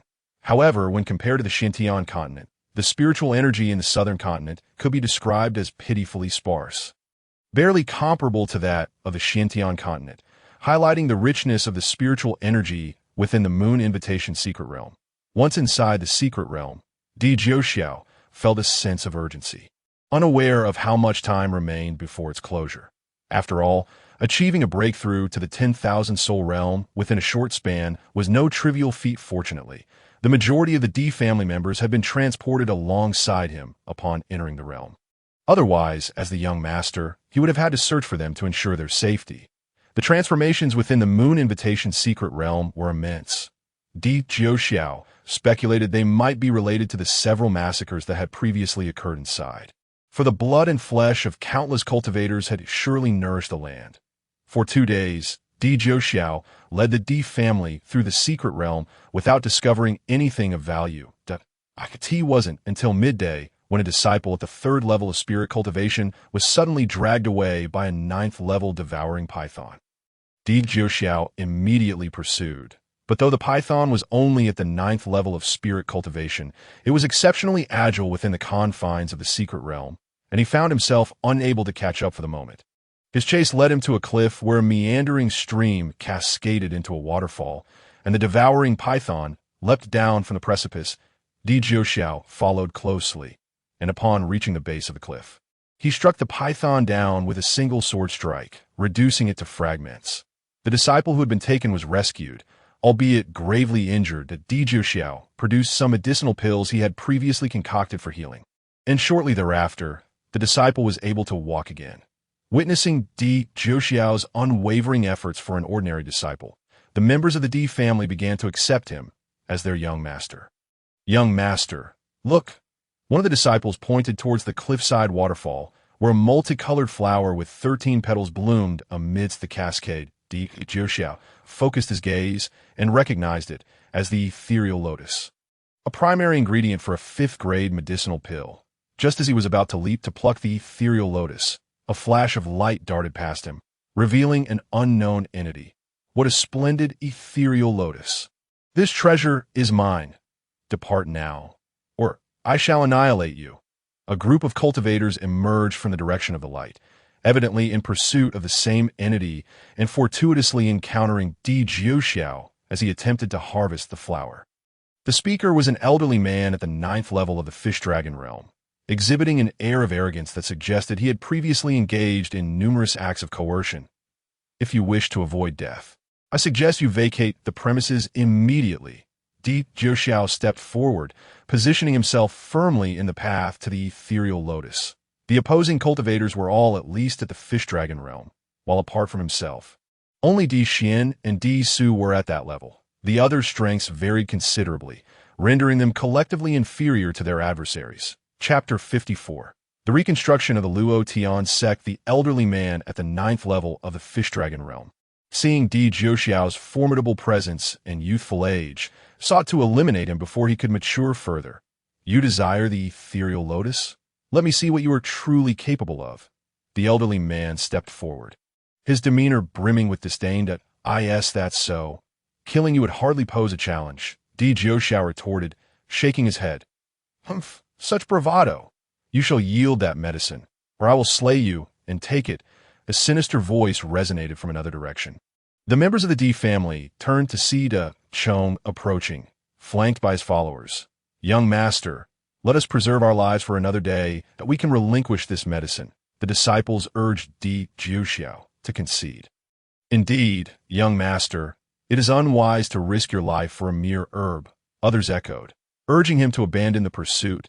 As Da Chong neared, he recognized the Di family as a subsidiary of the Yu family. So, it is merely a few worthless fools under the Yu family.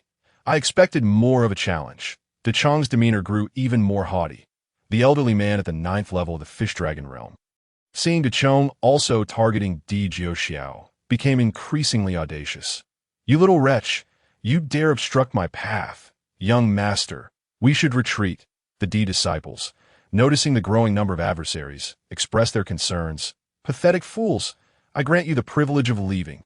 Da Chong, at the 5th level of the fish dragon realm, considered himself a genius and thought little of Di Jiuxiao. Di Jiuxiao stepped forward, proclaiming loudly, Hear me, sons of the Di family.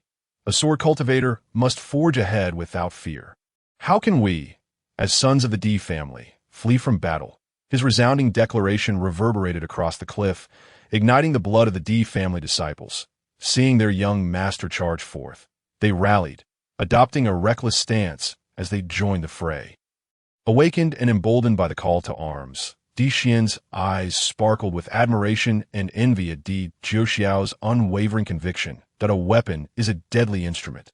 Once drawn, it cannot return without achieving its purpose. Di Jiuxiao's sword was soon drenched in the blood of his foes. The Chong fell beneath Di Jiuxiao's blade, while the remaining members of the De family fought desperately to escape. Young master, do not let them flee. If they return, they will surely inform the head of the De family, and we will face the wrath of the entire clan. Di Su, known for his decisive nature, was eager to eliminate any survivors from the De family. Not yet, Di Jiuxiao turned to confront the previously haughty elder of the 9th level of the Fish Dragon realm. Upon witnessing Di Jiuxiao's decisive strike against the Chong, the elder fully comprehended the disparity in their strengths. It was a misunderstanding. A misunderstanding. We shall take our leave at once. The elder hastily apologized, signaling his companions to retreat. Di Jiuxiao leaped forward, blocking their path. Is it not too late to claim it was a misunderstanding? The elder, trembling, pointed at Di Jiuxiao. You are being intolerably oppressive. What? Do you dare to defy me? Di Jiuxiao charged into the throng, a phantom amidst the chaos, striking down foes with precision, leaving behind only fading shadows. Clang! Di Jiuxiao sheathed his sword, and the remaining followers of the elder were obliterated in an instant. You now have one last chance. What were you pursuing? Di Jiuxiao fixed his gaze on the last remaining elder of the Fish Dragon realm. The elder trembled uncontrollably. A treasure that can break through to the 10,000 soul realm. Barely managing to articulate his response, the elder collapsed to the ground, convulsing in fear. This man was utterly broken. Di Jiuxiao plucked the ethereal lotus and instructed the Di family to search for their scattered brethren. Amidst the chaos of battle, many had gone missing. Di Jiuxiao then set off to seek the treasure capable of granting a breakthrough to the 10,000 soul realm. Following the path where the treasure had vanished, he pursued, but given the vastness of the secret realm and the speed of the treasure, it would be a formidable challenge to locate it. Nevertheless, Di Jiuxiao devised a plan. He gathered all nearby ferocious beasts into one location, then executed a sword technique, slaying them all, and utilized their spilled blood to craft a massive canopy in the sky. The ground darkened suddenly as the treasure emitted light. By blocking all illumination, Di Jiuxiao made his search significantly more manageable. At last, Di Jiuxiao discovered the treasure nestled within the belly of a small fish in the stream. He returned to the base of the previous cliff to utilize the treasure to break through to the 10,000 soul realm. Meanwhile, Yuling Long led her group directly to the alchemy tower, believing it to be the most likely location for the treasure's appearance. Our young master. The D disciples accompanying Yuling Long were astonished to see Di Jiuxiao's name atop the stone tablet at the alchemy tower, their eyes widening in disbelief. How is this possible? Our young master is so formidable. Another disciple exclaimed in utter astonishment. Yuling Long gazed intently at the name of Di Jiuxiao on the main leaderboard, momentarily lost in thought. That moment, the refining demon tower underwent immense changes. The names on the leaderboard began to manifest as phantoms. Enter the tower. One must first vanquish these apparitions. Numerous cultivators had already begun to confront these shadows, and upon defeating some, glimmers of ascension treasures would appear, imbued with the powers of the laws of heaven and earth, driving the cultivators into a frenzy as they attacked the phantoms. There were at least several tens of thousands of names on the main leaderboard. But fortunately, the initial phantoms were not overly formidable. However, as time progressed, the phantoms grew increasingly powerful. Each phantom required numerous cultivators to join forces, battling for half a day before finally conquering one. Ultimately, through the efforts of many, the phantom of Di Jiuxiao finally emerged. Yet, this marked the beginning of their nightmare. The phantom of Di Jiuxiao possessed only the strength of a 7th-level fish dragon, yet it seemed to harbor a mysterious, bloodthirsty power. Many seasoned cultivators who had survived countless battles found themselves falling before the blade of this phantom, the phantom of the young master. Upon seeing the phantom of Di Jiuxiao, the members of the Di family, though aware it was not the true Di Jiuxiao, could not help but feel a surge of excitement. Yuling Long was equally exhilarated, but her excitement was tinged with a fierce battle intent. Observing the phantom of Di Jiuxiao, who was merely at the 7th level of Fish Dragon, her fighting spirit surged. While she knew she could not defeat the current Di Jiuxiao, she recalled that when he last entered the tower, he had not yet traversed the Xintian continent. Could she not overcome the Di Jiuxiao that time? Once more, Yu Linglong wielded her purple star sword, and upon encountering the celestial temporal power it bore, the phantom of Di Jiuxiao exhibited a faint sign of materialization. However, Yu Linglong was unable to fully unleash the power of the purple star sword. The phantom of Di Jiuxiao merely paused for a moment before reverting to its shadowy form. If Yu Linglong could truly manifest the might of the purple star sword, causing the phantom of Di Jiuxiao to become substantial, then what would the phantom of Di Jiuxiao signify? Presently, Yu Linglong did not dwell on this question, for she lacked the time to ponder it. The phantom of Di Jiuxiao at the 7th level of Fish Dragon was far from the weakness she had envisioned. Despite her utmost efforts, she could not repel it. Galactic sword technique, Yu Linglong cried out, finally unleashing her most powerful sword technique. Chapter 55. From now on, you shall be my disciple, as Yu Linglong executed her strongest sword technique.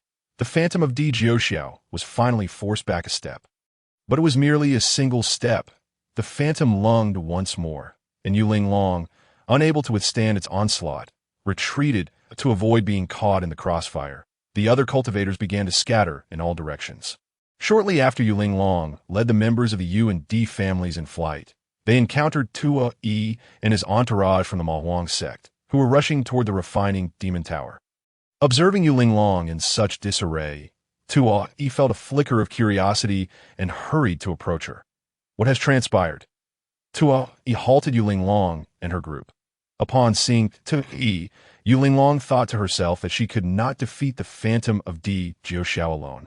But Tua Yi, being at the same level of cultivation as she, could surely assist her in vanquishing the phantom. She immediately recounted all that had occurred beneath the refining demon tower, and just as she finished speaking, the phantom of Di Jiuxiao closed in once more.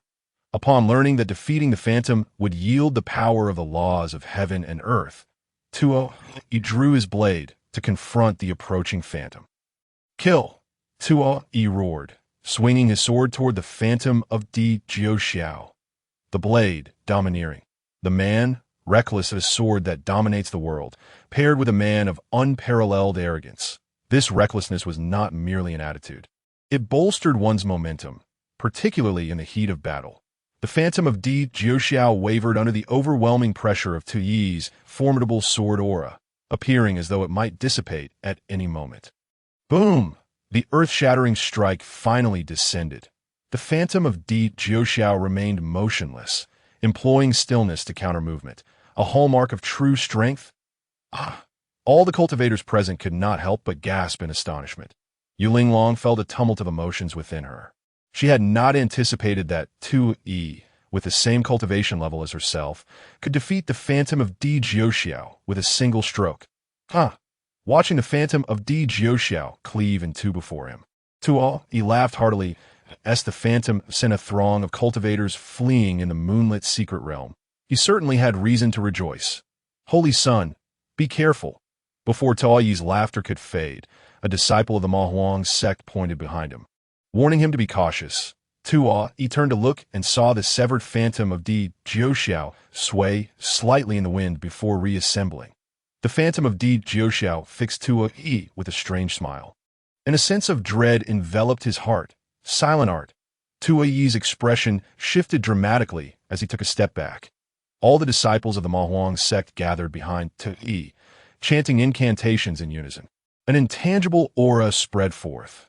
Yu Linglong observed that as time passed, Tu Yi's power increased.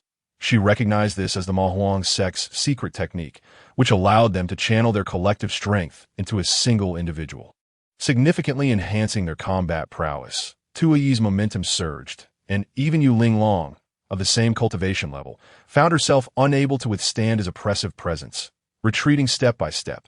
What is this? Someone noticed a massive figure gradually taking shape behind Ta.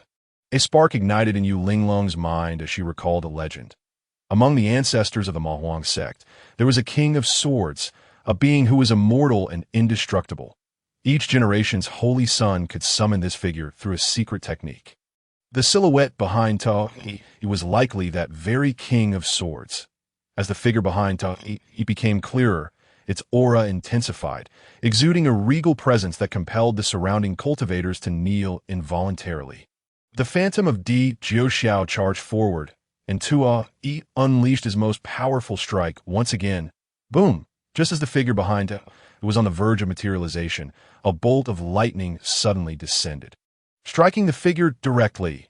Tuoyi's blade cleaved the phantom of Di Jiuxiao in two once more, but this time, the phantom did not reassemble. Instead, it transformed into two separate phantoms of Di Jiuxiao. The two phantoms, undeterred, surged forward simultaneously, one from the left and the other from the right, and in an instant, they passed through Tuoyi's body.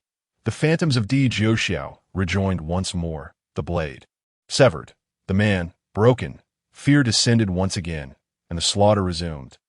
Tuoyi and the disciples of the Mahuang sect embarked on a desperate flight.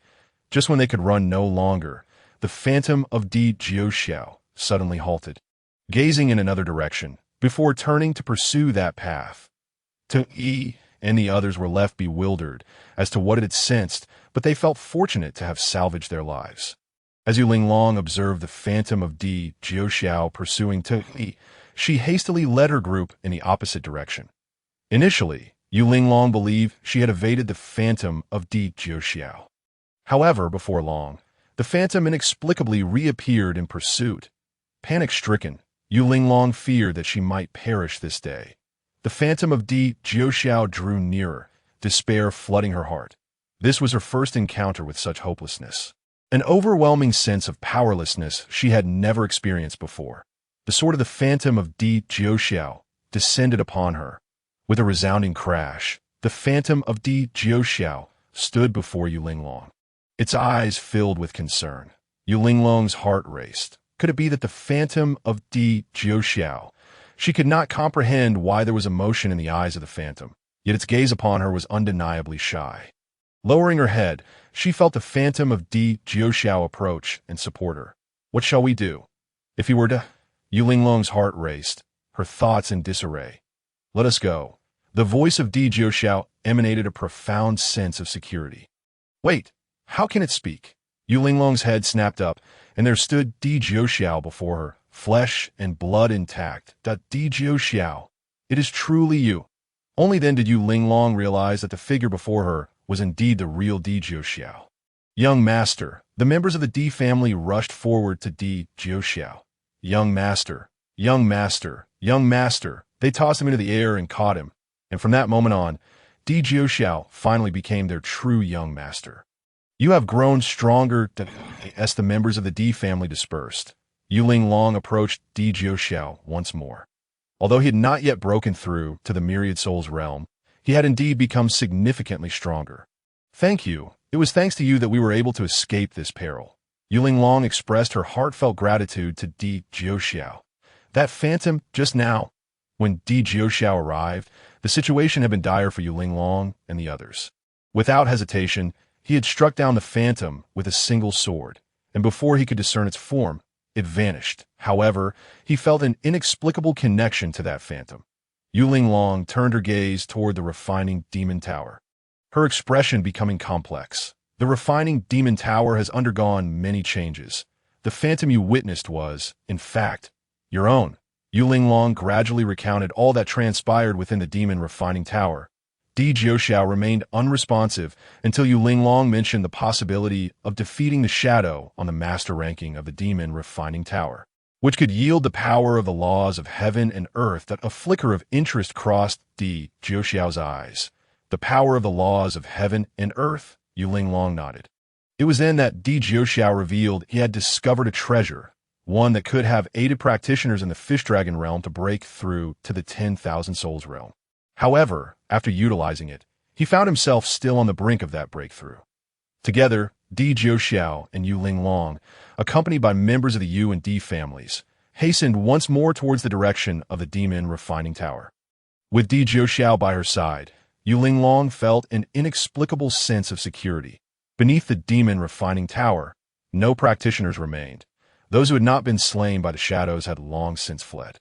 This time, Di Jiuxiao resolved to confront all the shadows alone. Chapter 56. A triumphant return sword intent. Di Jiuxiao decided on a swift resolution. Thus he unleashed his sword intent, which left the disciples of the Yu family in astonishment, some even exclaiming in surprise. Before Di Jiuxiao's sword intent, the shadows that had dominated all practitioners crumbled effortlessly, scattered by his strikes. During this engagement, Di Jiuxiao also acquired some of the laws of heaven and earth.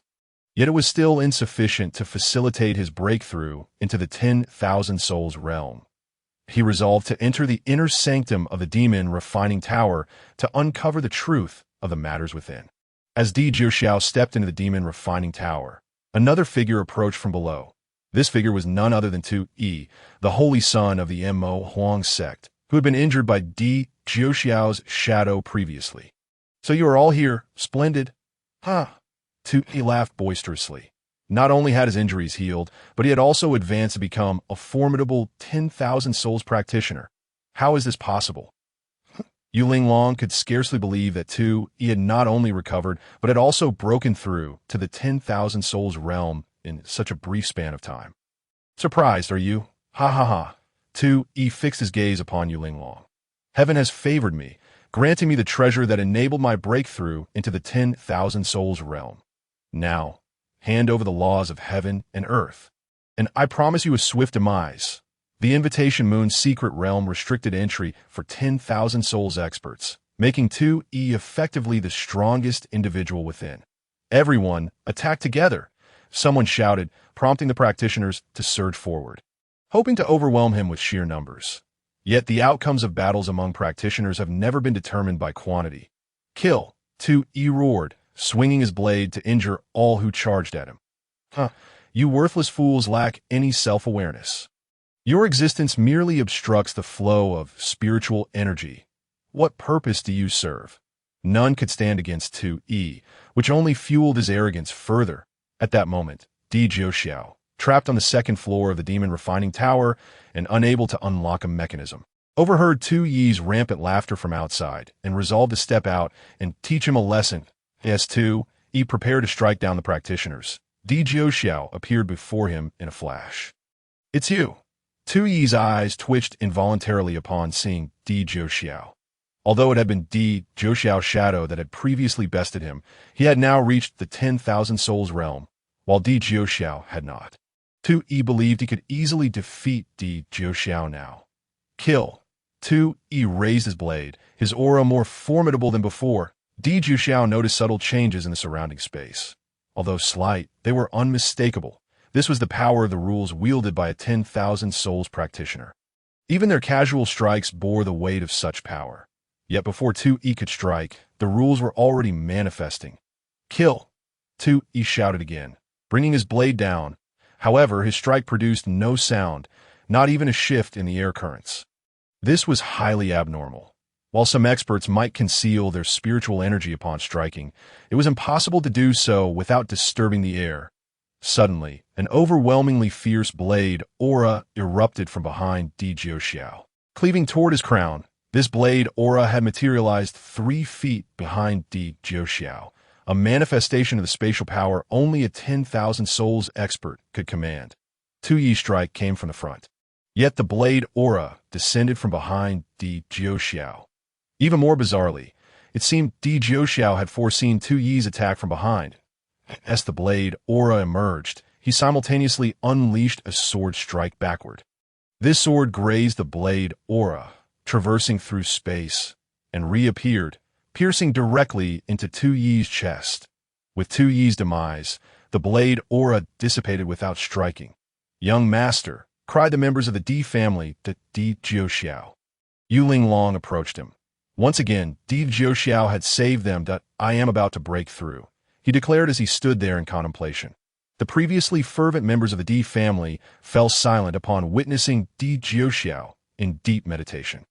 Not only them, but all practitioners beneath the demon refining tower suddenly hushed, as if the world itself had paused. Before long, a rift tore open in the space beside Di Jiuxiao, a golden beam of light shooting directly onto his left foot, climbing upwards until it halted at the base of his thigh.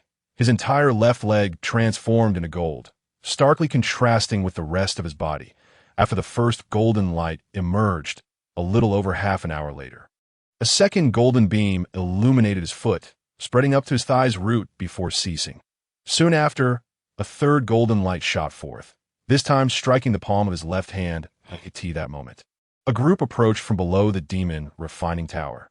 Yuling Long recognized them as the fourth prince Zhao Qiansheng of the Kanyan royal family and felt a sense of foreboding. Indeed, Zhao Qiansheng immediately fixated on the still meditating Di Jiuxiao. I have yet to enter the 10,000 souls realm, and you dare to hope for a breakthrough. The fourth prince, Zhao Qiansheng, waved his hand, intending to take advantage of Di Jiuxiao's defenseless state to strike him down. Stop! Yuling Long stepped forward, positioning herself before Di Jiuxiao. You cannot kill him. She fixed her gaze firmly on Zhao Qiansheng. Why? Zhao Qiansheng had no intention of letting Di Jiuxiao off the hook. Because I am here. Yuling Long's power was not inferior to Zhao Qiansheng's. You cannot defeat me. While I may not best you, he is currently immobile that I could easily summon someone to end his life. Zhao Qiansheng, unwilling to engage Yuling Long directly, sought to evade her while not relinquishing his target. Yuling Long pointed at Tu Yi's lifeless body on the ground. He has already broken through to the 10,000 souls realm, yet he was still slain by Di Jiuxiao. Even if he cannot move now, do you truly believe you can harm him? Zhao Qiansheng gazed at Tu Yi's corpse, recalling the recent news from the De family that their young master, De Chong, had been killed by Di Jiuxiao. Who exactly is he? How dare he offend both the Mo Huang sect and the De family of Wangshuo City? Zhao Qiansheng pondered as he looked at the meditating Di Jiuxiao. He mused, now both the Mo Huang sect and the De family will not spare him. If he lacks the ability, he shall not survive for long. However, if he possesses formidable power, I need not take on such a formidable adversary without cause. With that thought, Zhao Qiansheng smiled. I wish you the best of luck. But he then departed with his entourage. I could see that moment. Di Jiuxiao's body had transformed entirely into gold, 5 beams of golden light shooting simultaneously toward his limbs and heart. With a resounding pop, Di Jiuxiao finally broke through to the 10,000 souls realm. Moreover, he ascended directly to the mid-level of the initial stage of the 10,000 souls realm. Simultaneously, the De family's dispatch personnel delivered the gathered intelligence on Di Jiuxiao to the Yu.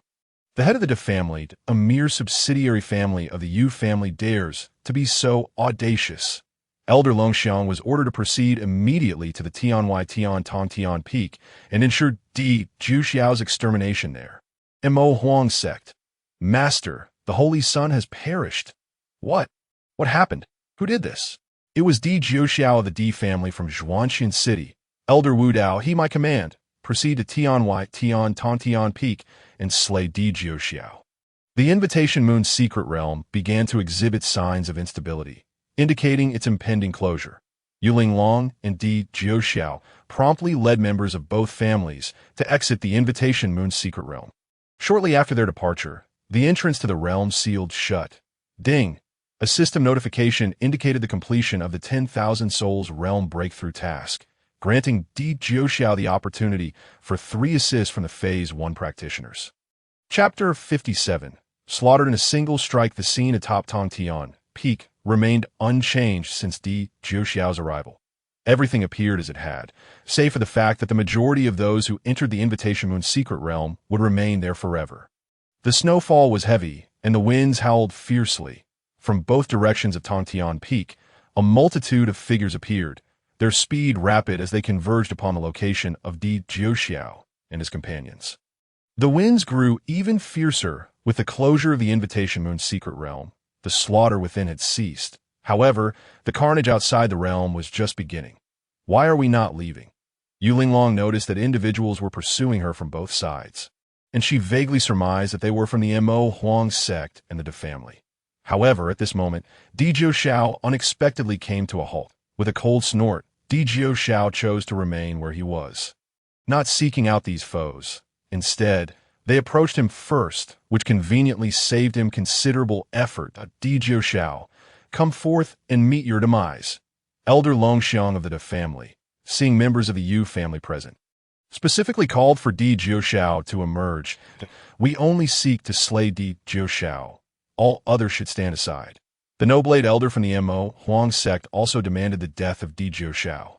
Although the Mo Huang sect was the foremost power in Xinjiang continent, the Yu family stood alongside it as one of the four great forces, ranked third. If the Mo Huang sect engaged in battle with the Yu family, despite the latter facing annihilation, the Mo Huang sect would not fare any better. Thus, the Noblade Elder was reluctant to openly confront the Yu family. Please, two elders, hold on, a hearty voice echoed from a distance. As the word hold left his lips, the speaker had already positioned himself before Di Jiu Shao. It was none other than Yu Ichio, the head of the Yu family. Oh, you know this young man? The Noblade Elder, wishing to avoid a confrontation with the Yu family, was not intimidated by them. Yu Ichio, this person has slain our young master from the De family. Will you not hold him accountable? Elder Longxiang remarked, sensing that Yu Ichio was about to reason with him. Yu Ichio had already received secret word from Yu Linglong, learning that Di Jiu Shao had killed the heirs of both the Mo Huang sect and the De family, and that he had broken through to the 10,000 Souls realm, which prompted his arrival. How about we three families discuss the matter after returning and find a suitable time to talk? Seeing that the elders from the Mo Huang sect and De family were wary of him, Yu Ichio decided to buy some time, that if they agreed, it indicated there was room for negotiation. Killing demands retribution. It is the natural order. The Noblade Elder, being from the first-rate Mo Huang sect, had never bowed to anyone that he has slain our young master. This matter must be resolved today. Elder Longxiang, aligning himself with the Noblade Elder, emphasized their shared grievance that so, you are refusing to show me any respect. Yu Ichio's voice grew increasingly frigid. Yu Ichio was a peak cultivator in the late 10,000 Souls realm. Yet both the Noblade Elder and Elder Longxiang were also late-stage 10,000 Souls cultivators. Individually, neither stood a chance against Yu Ichio, but if they joined forces, they might pose a challenge. The two elders exchanged glances, instantly reaching an agreement to strike once Di Jiu Shao exited the Yu family's territory. Yu Ichio managed to restrain the Mo Huang sect and the De family. Di Jiu Shao chose this moment to step forward. Head of the family, allow me to handle this matter myself, he declared, approaching Yu Ichio. Yu Ichio was taken aback, urging him.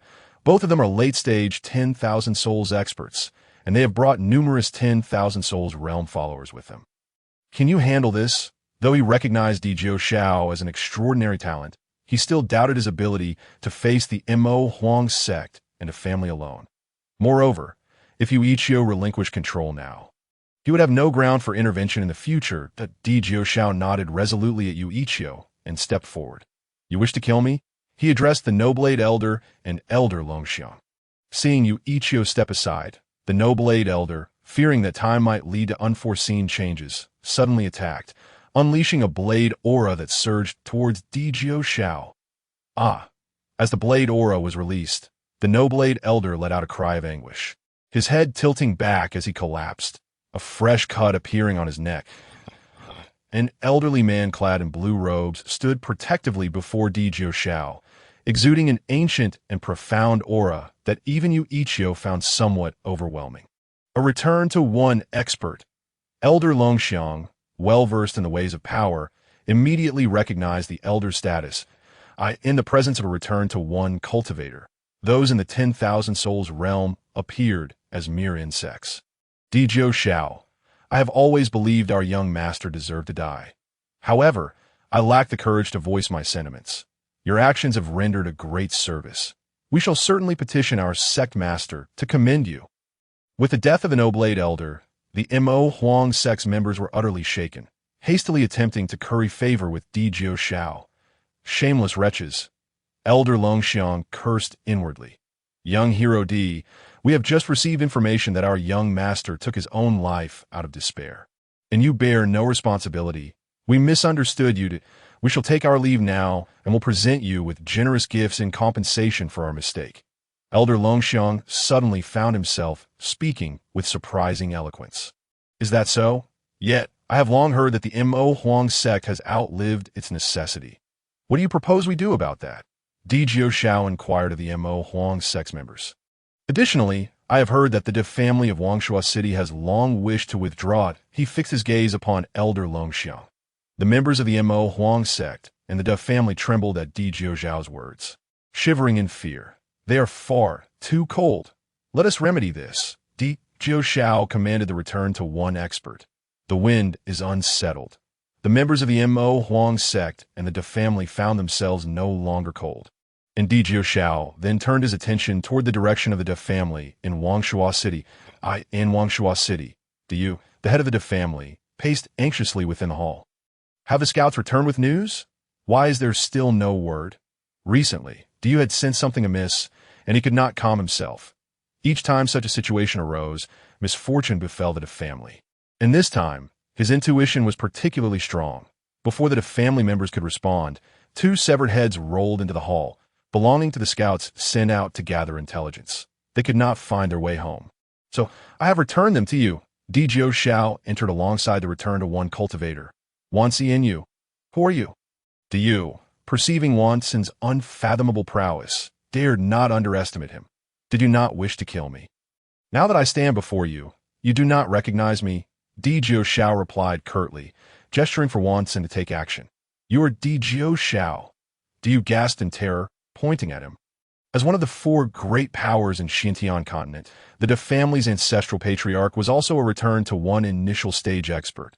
Wan Xin had sensed this the moment he arrived in Wangshuo City. "Stop!" The De family patriarch emerged, bowing respectfully to Wan Xin Sr. "Why do you intervene against our De family?"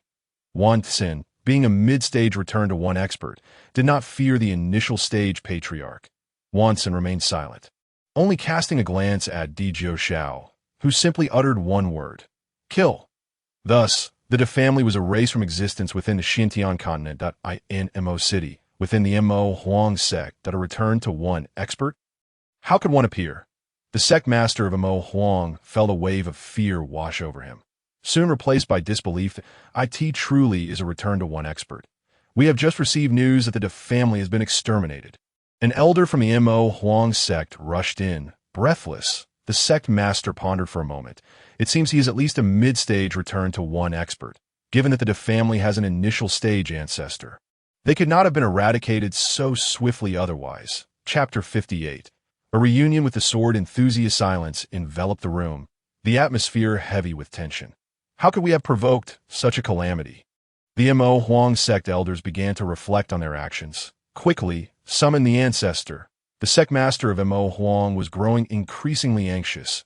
Wait, just as a disciple was about to fetch the ancestor, he was called back by the sect master. Wiping the sweat from his brow, the sect master declared, "We should go to meet them ourselves. Ancestor, your disciple Dao Baijan has urgent matters to discuss." The sect master knelt outside the ancestor's closed door. With a creaking sound, the door opened. Dao Baijan, accompanied by the elder, entered and recounted the events from beginning to end. A mid-stage return to one expert. "Even uniting our strength as four would be futile." An aged voice slowly articulated the predicament facing the Mo Huang sect. That "We are familiar with most return to one experts in Xintian continent. This individual is likely not from our realm, that we should seek assistance from our friends in the Myriadharma realm. They have extensive connections and may know this person, which could help us weather this storm." A voice filled with wisdom proposed a solution. "Very well. I shall convey this message immediately." The third voice spoke and promptly departed. Outside Mo City, a man in black robes had been hovering in the air for quite some time, adorned in luxurious attire of exquisite materials. The value of the smoking pipe in his hand could purchase an entire domain. What would such a wealthy individual be waiting for? Was he awaiting someone? Who could be worth such patience? The elder took a puff from his pipe, narrowing his already small eyes as he gazed into the distance. Suddenly, his eyes widened as two figures approached, appearing to be the ones he awaited. The newcomers were none other than Dijio Xiao, and Wan Xin wanted to notice the elder as well. Yet he disregarded him. "Friend, Might you consider turning back? The Long Ichin of the Myriad Dharma realm shall certainly come to express gratitude. Long Ichin revealed his sect, the Fanine sect, a prominent faction within the Miao Fa realm, that if Wansen were indeed a person of the Miao Fa realm, he would undoubtedly show some respect. Yet, Wansen remained silent that Di Xiao, without even glancing at Long Ichin, commanded, "Let him go." Suddenly, Wansen struck out, delivering a palm strike before Long Ichin, leaving him stunned and motionless for quite some time. It was only after a considerable duration had passed that Di Xiao and Wansen moved on, allowing Long Ichin to regain his senses. Upon seeing Di Xiao and Wansen, the members of the Mahuang sect realized their fate was sealed that in the Miao Fa realm. Long Ichin sighed. "Why do you appear so troubled these days?" Long Ichin lamented. "A few days ago, I encountered a mid-stage Gu-E cultivator on Xiantian continent that a dear friend of mine, I fear, has had his sect obliterated by that very individual. That is it true that a mid-stage Gu-E cultivator has emerged on Xiantian continent?" Long Ichin nodded gravely. This person is unfamiliar with the Fanine sect, thus he cannot be a cultivator of the Miao Fa realm, that I suspect he is a local practitioner of Xiantian continent. The upheaval was profound, as 2 of the 4 major factions had been eradicated in mere days, sending shockwaves through the cultivation community of Xiantian continent. Various factions sought to uncover the identities of those responsible for the downfall of the Mahuang sect and the De family. Ultimately discovering it was Di Xiao, the young master of the Di family from Zhuanxin City. Henceforth, the Di family began to rise. Outside Zhuanxin City, a grand procession from the Kongyan royal family was en route to the Di family, while at the same time, the head of the Yu family also made his way there. Following Di Xiao's eradication of the Mahuang sect and the De family, both the Kongyan royal family and the Yu family came to congratulate the Di family on their ascendance, leading to a surge of visitors at the Di family's doorstep. In his elation, Di Cong began to gradually delegate the affairs of the Di family to Di Xiao, including the reception of guests.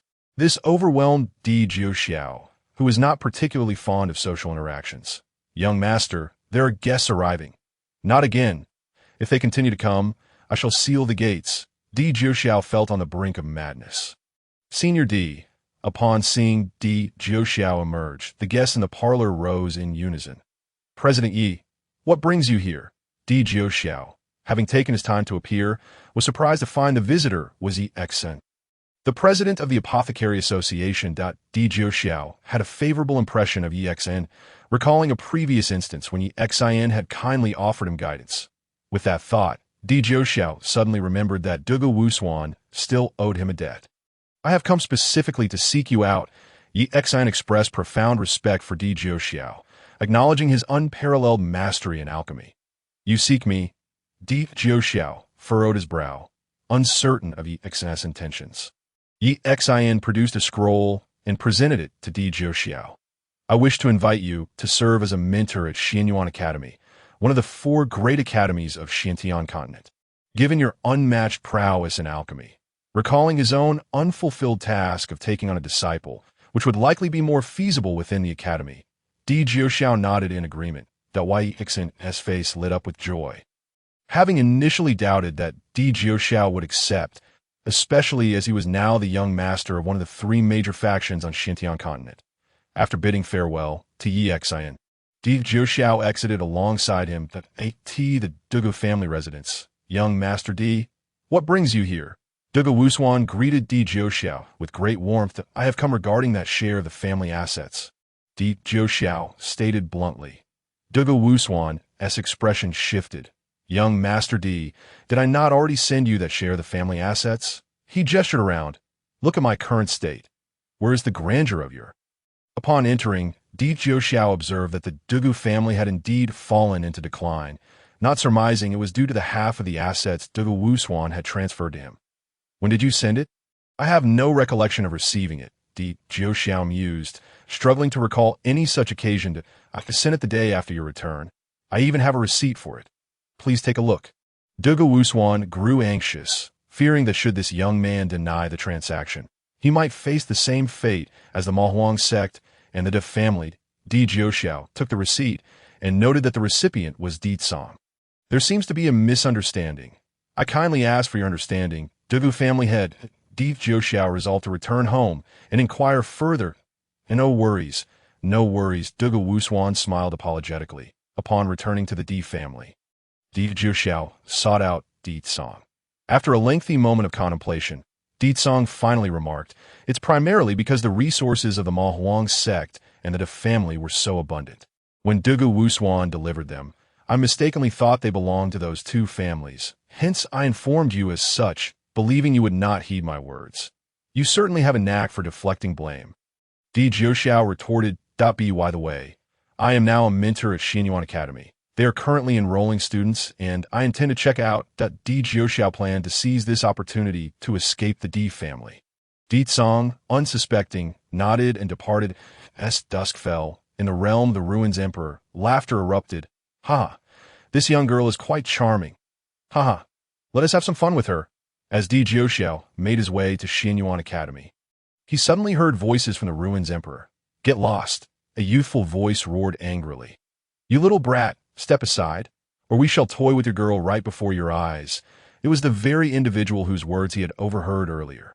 Di Jiuxiao rushed over to find a boy of around 15 or 16 years, brandishing a knife to protect a similarly aged girl.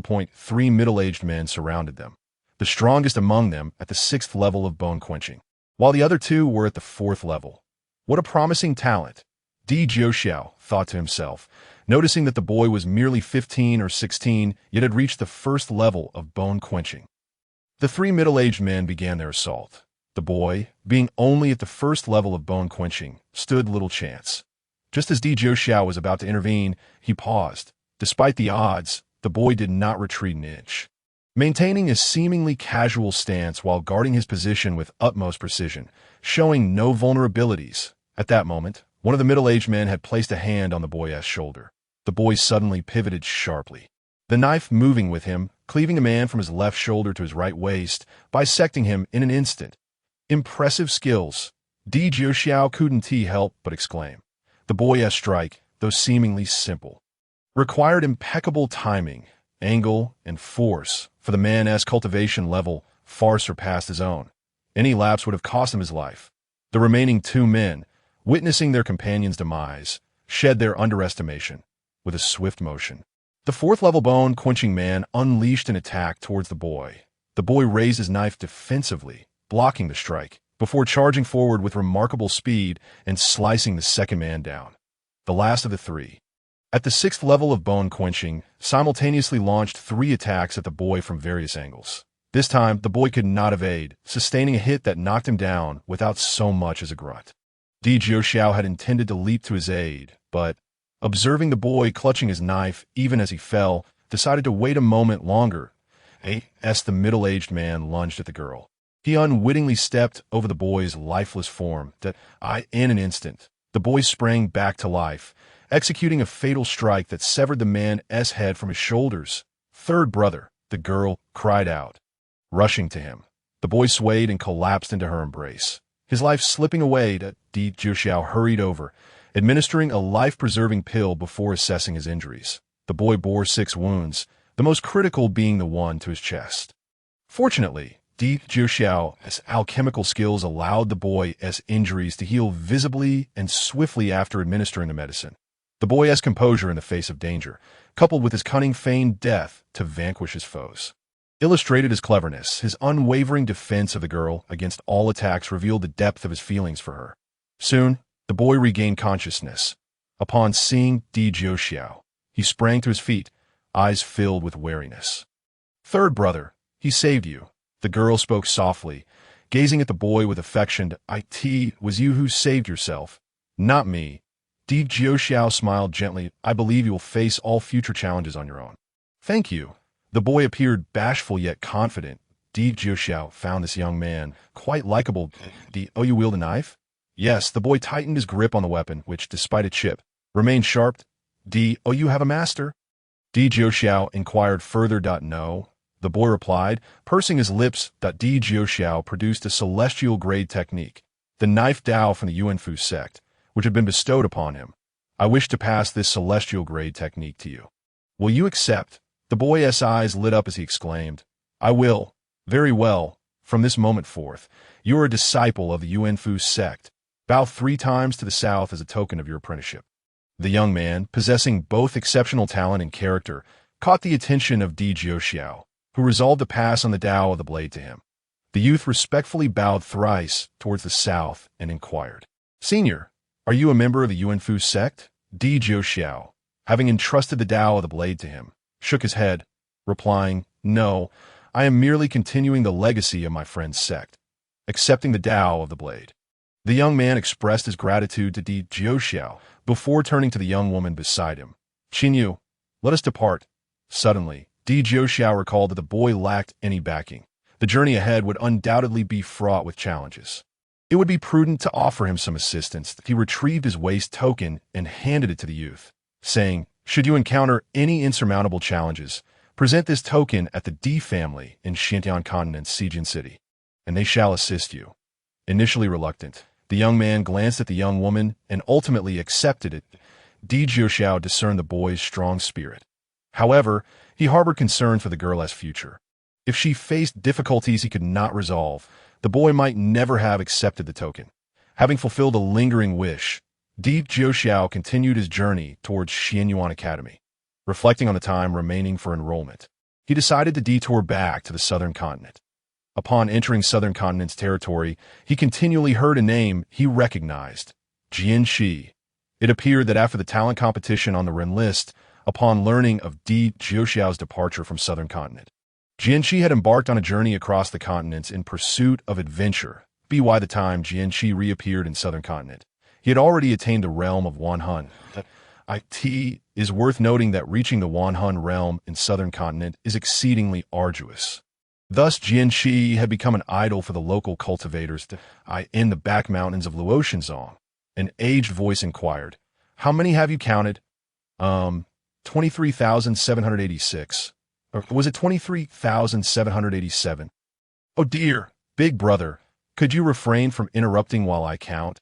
Another voice retorted, growing increasingly agitated. It matters not." Before the elder could finish, a crack appeared in the sky, and a figure emerged, Master, at the sight of the newcomer. The 2 white-haired elders immediately knelt before him. "Master, you have returned. You left us in this desolate place, and we thought we would perish." The second elder lamented, tears streaming down his face. "That weren't you just counting birds? You seem quite content." Di Jiuxiao chuckled at the 2 childlike Wanhun guardians. "Now that Luoshenzong is growing stronger, scarcely anyone dares to provoke us. We are left to await our demise here. Sigh, they have long forgotten us." The first elder lamented, continuing to bemoan the neglect from the disciples of Luoshenzong. Suddenly, the second elder launched an attack towards Di Jiuxiao's chest. Simultaneously, the first elder struck at Di Jiuxiao's back. The 2 Wanhun guardians of Luoshenzong had unexpectedly launched a surprise attack on Di Jiuxiao. Had they broken free from the vows they had made that day? Just as their hands were about to reach Di Jiuxiao, he vanished. When he reappeared, Di Jiuxiao stood behind them. "So, Master, you have reached the mid-stage of Wanhun."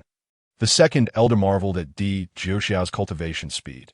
"What a fuss! Haven't you been surprised enough by Master?" The first elder retorted, exasperated with the second elder. "Then why did you attack just now?" The second elder countered, indignant, "I was merely concerned that your cultivation was too weak to gauge Master's prowess." The first elder mocked the second elder without restraint. "The gift for you." Di Jiuxiao imparted some of the rules of heaven and earth to them. "Thank you, Master," both elders exclaimed in unison, then exchanged glances before turning their heads away. Observing the 2 Wanhun guardians on the cusp of another quarrel, Di Jiuxiao smiled and descended the mountain.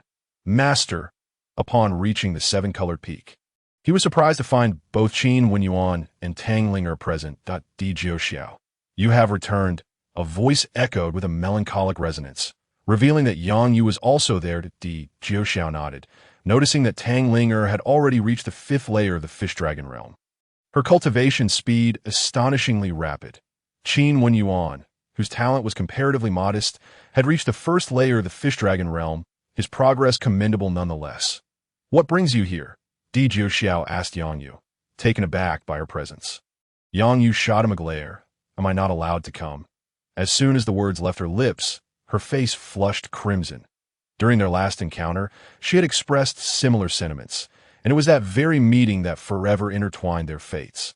Noticing the tension between Di Jiuxiao and Yang Yu, Qin Wenyuan and Tang Linger quietly slipped away. Di Jiuxiao chuckled awkwardly. We were just discussing the enrollment at Xianyuan Academy. Have you heard? Yang Yu initiated the conversation. Yes, I have. Are you all planning to attend? Di Jiuxiao nodded, though he refrained from revealing his identity as a mentor at Xianyuan Academy. That I intend to participate, but it seems Wenyuan and Linger are not particularly interested.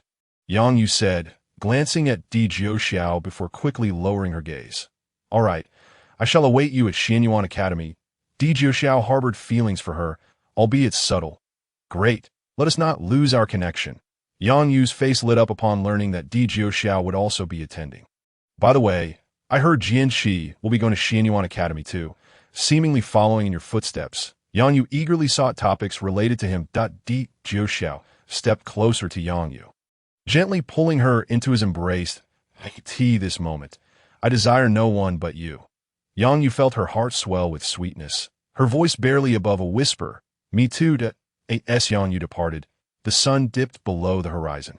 Di Jiuxiao watched her retreating figure until she vanished, realizing that he had unknowingly developed profound feelings for her. When Di Jiuxiao found Xiao Qiuo, he was diligently honing his skills. After such a long time, Xiao Qiuo had only managed to ascend to the second layer of the bone refining realm. Yet, this was hardly his fault, given his limited talent. Were it not for Qin Wenyuan and Tang Linger shielding him, he might have long since been unable to remain at Luoshenzong.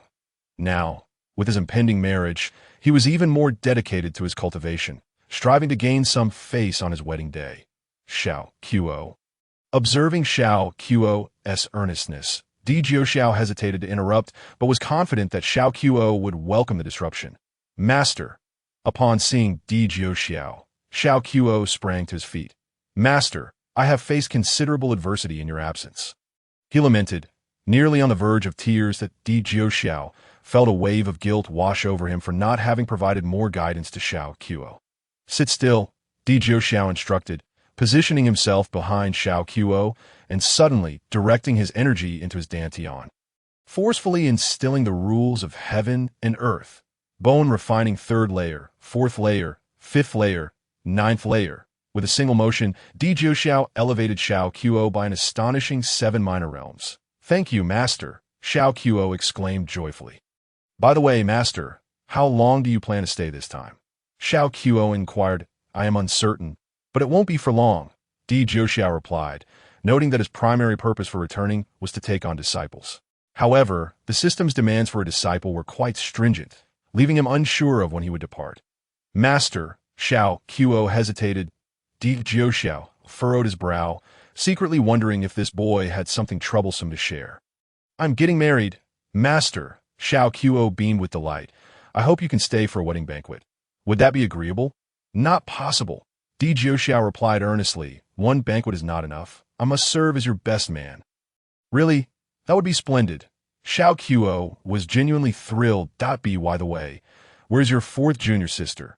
Di Jiuxiao searched the entirety of Luoshenzong, but found no trace of her. Fourth junior sister, she has left, Xiao Qiuo said, his expression darkening. Left? Where did she go?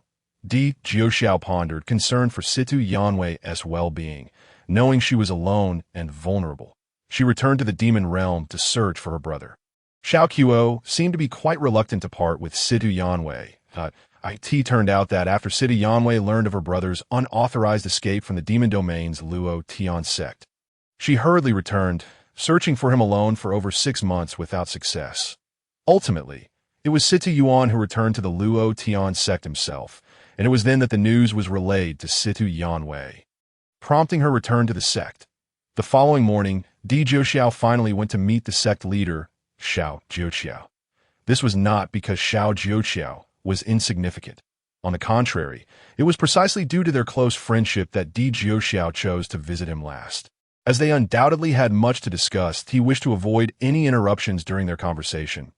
As the date of Xiao Qiuo's wedding drew near, Di Jiuxiao, as the officiant, naturally needed to discuss the wedding arrangements with the Xiao family. The Xiao family resided in a small border town of the Tang Kingdom, surrounded by towering mountains. Suddenly, footsteps echoed from a hidden corner outside the town, and soon Di Jiuxiao and Xiao Qiu emerged. To avoid causing a panic, Di Jiuxiao tore through the fabric of space, appearing outside the town. Before they even reached the town, they could see a throng of people gathered outside, with more than 20 young women, adorned in vibrant attire, peering eagerly towards the entrance of the town.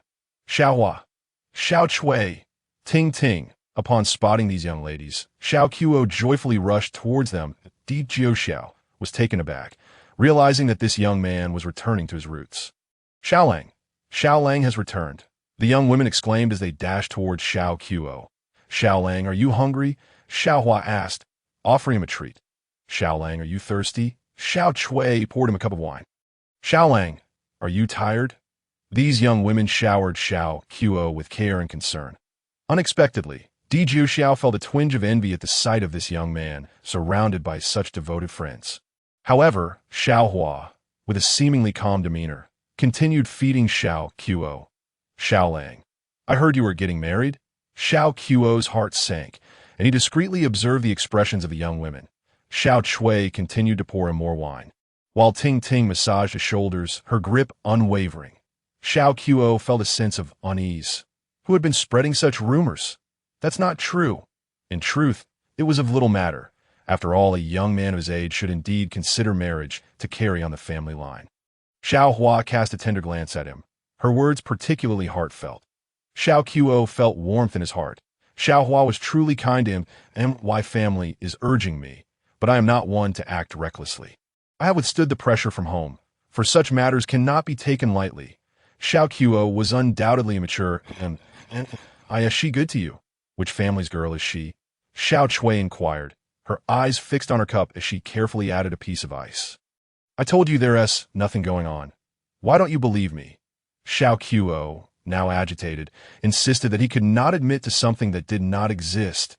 What a calamity! Di Jiuxiao shook his head. Ting Ting paused, extracting a goose egg-sized purple jade gemstone and presenting it to Xiao Qiu. We sisters have discussed this.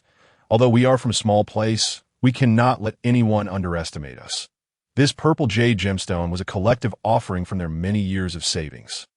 Presented to Xiao Qiu as a betrothal gift, Xiao Qiu was moved to tears, accepting the gemstone with gratitude. Xiaohua, Xiao Chui, Ting Ting, you are all so good to me on my wedding day. You must come and celebrate. Chapter 61. Luo Tian sect of the demon domain, disassemble him. Xiaohua bellowed, I want his right hand. It has touched me. Xiao Chui charged in, brandishing a blade. I want his left hand. Leave the left foot for me. His heart belongs to me. 13th sister, you are going too far. Everyone turned to look. Then let us divide him into 27 pieces, 13th sister said, feeling a bit embarrassed. Di Jiuxiao stood at the back, watching without stepping forward. Are you Xiao Qiu's master? Ting Ting approached it. Di Jiuxiao nodded. And you are also the officiant at his wedding? Ting Ting inquired politely. Xiao Qiu, I must take my leave. Take care. Di Jiuxiao sensed something amiss and swiftly departed. Master, save Xiao Qiu. The words were left unspoken, and Di Jiuxiao felt a shiver run down his spine. The night had grown deep, and Xiao Qiu's father remained seated in the grand hall, his gaze fixed on the entrance. Husband, you should go to bed, Xiao Qiu's mother urged. Surely they wouldn't truly dismember him. He will return. Yet, Xiao Qiu's father stubbornly remained in place. In my opinion, they have willingly served him for many years. Why would they suddenly refuse to add one more? Xiao Qiu's father was perplexed. Humph. Even if they are willing, I am not. So many people will only exhaust him. Xiao Qiu's mother was always concerned for him. Ultimately, Xiao Qiu returned. When he departed, those young women came again, but they merely watched him from afar, understanding that once he left, he would become a stranger to them. Xiao Qiu's heart was filled with melancholy. On that final night, each girl endeavored to treat him well. They spent the night together, yet did not cross any boundaries. Xiao Qiu did not feel guilty towards Chu Ling, for Xiaohua and the others had grown up alongside him. However, he recognized that his feelings for them were either friendship or sibling-like affection, never love. His love for Chu Ling was genuine and profound. He had never experienced such feelings for any woman before. I think you should just marry Xiao Hua and the others as well, Di Jiuxiao suggested. Noticing Xiao Qiuo's low spirits in this world, having multiple wives was not an unacceptable notion. Xiao Qiuo shook his head. I only want Chu Ling, Di Jiuxiao nodded, realizing that this young man was indeed serious about his feelings. The wedding was to be held at the Chu family estate. The Chu family was located in the western part of the Blue Moon Kingdom and was considered a prominent family in the area. On the day of the wedding, the Chu family had requested to join the Luo Tian sect as an affiliated family, to which Di Jiuxiao had agreed. However, due to the distance between the Chu family's location and the Luo Tian sect, as well as the Demon Domain's Luo Tian sect, their connection was nominal at best. The head of the Chu family, Chu Feilong, sought to strengthen the ties between the Chu family and the Luo Tian sect through the marriage of Chu Ling and Xiao Qiuo, believing that this would enable the Chu family to surpass the Chun family in the northern city. Meanwhile, in the northern city, brother, what about the matter I asked you about? Chen Yihu, the young master of the Chun family, trailed closely behind his elder brother, Chun Yilong. Chun Yilong was the heir of the Chun family and had reached the first level of spirit nourishing, marking him as a genius. Upon hearing his brother's inquiry, Chun Yilong smiled. Rest assured, I have already taken care of your matter. Really? Chun Yihu's face lit up with joy, dispelling the gloom that had weighed on him for days. Come, I will take you to meet that esteemed elder. Chun Yilong led Chun Yihu into the west wing of the Chun family estate. Before they could enter, the oppressive aura emanating from within nearly brought Chun Yihu to his knees, and beads of sweat formed on his forehead. Esteemed elder, this is my brother. I have invited you to assist him. Chun Yilong immediately knelt and bowed his head towards the figure within 0.8 layers of bone refinement. Not bad. Come in, a commanding voice resonated from within. As the pressure dissipated, Chun Yihu's clothes became damp. Dao Yang, this is my brother, Chun Yihu. Chun Yilong gestured towards Chun Yihu. Esteemed elder, thank you for your assistance. Chun Yihu bowed once more. Dao Yang, unfazed, displayed a rather disdainful expression. What kind of experts can there be in such a small place? That so-called Chu family is nothing to me, let alone a mere daughter of the Chu family. Though Chun Yihu had witnessed Dao Yang's strength, he still harbored doubts about his ability to confront the Chu family, considering that the head of the Chu family, Chu Feilong, was at the 9th level of spirit nourishing, just a step away from being a formidable expert. You don't believe me? Dao Yang discerned Chun Yihu's skepticism. Rising to his feet, Dao Yang declared, if it weren't for your brother, I wouldn't have come to this place. As he spoke, Dao Yang gestured in the air, causing a slight distortion in the space around them. You are a soul master. Chun Yihu gazed at Dao Yang in terror. Though he had never encountered a soul master, he understood that the ability to manipulate spatial rules indicated at least a mastery of the soul realm. Dao Yang then sat back down, hands clasped behind his back. Even though I am not a soul master, do I really need one to deal with a mere Chu family? Ha ha, master, you have already stepped half into the soul realm. There is no need for such modesty. Chun Yilong, fully aware of his master's strength, thought to himself, for otherwise, how would he have chosen to apprentice under him? The wedding of the Chu family proceeded as planned. On the day of the wedding, Chun Yihu, along with his brother and Dao Yang, arrived early at the Chu family estate. Waiting was an excruciatingly tedious ordeal. Even the most stoic soul cannot endure such torment. After an agonizing wait, the members of the Chu family have yet to emerge at the noon hour. This prolonged delay has left Chun Yihu and his companions, who have not consumed a single drop of water since morning, feeling increasingly restless. Even the sun above seems to conspire against them, blazing with an unusual ferocity. In my opinion, we should stop waiting and simply go in and retrieve them. Dao Yang Jinren has grown impatient. But if we do that, Chu Ling might be upset. Chun Yihu is concerned about Chu Ling's feelings. Then why are you trying to snatch her away? Chun Yilong suddenly realizes that his brother's judgment may be somewhat lacking. I intend to take her back and marry her. Chun Yihu's impatience is palpable. Are you not considering her feelings at all? Chun Yilong shoots a frustrated glance at Chun Yihu. If I were to consider her feelings, she would end up marrying someone else. Chun Yihu retorts vehemently. Then what good would that do? If you keep pondering her feelings, she may well have entered another bridal chamber. Daoyang Jinren thumps his thigh and rises. Just as he prepares to storm into the Chu residence, a group of individuals appears. Upon seeing them, Daoyang Jinren finds himself rooted to the spot. Each member of this group possesses at least the strength of the Wan Han realm. In the realm of cultivation in the South Continent, while one might not recognize others, one must certainly recognize the members of a Yang family. As the foremost family in the South, the Yang family, regardless of individual strength, is not one to be trifled with due to their status and influence. The figure standing at the forefront of the group is the ancestor of the Yang family, whom Daoyang Jinren immediately recognizes. However, he remains oblivious to the reason behind the ancestor's visit. Thus he opts to wait and see, thinking perhaps he might offer assistance should the Yang ancestor be here to cause trouble for the Chu family. But when Daoyang Jinren catches sight of the individual standing beside the Yang ancestor, he resolves to leave post-haste. Chapter 62.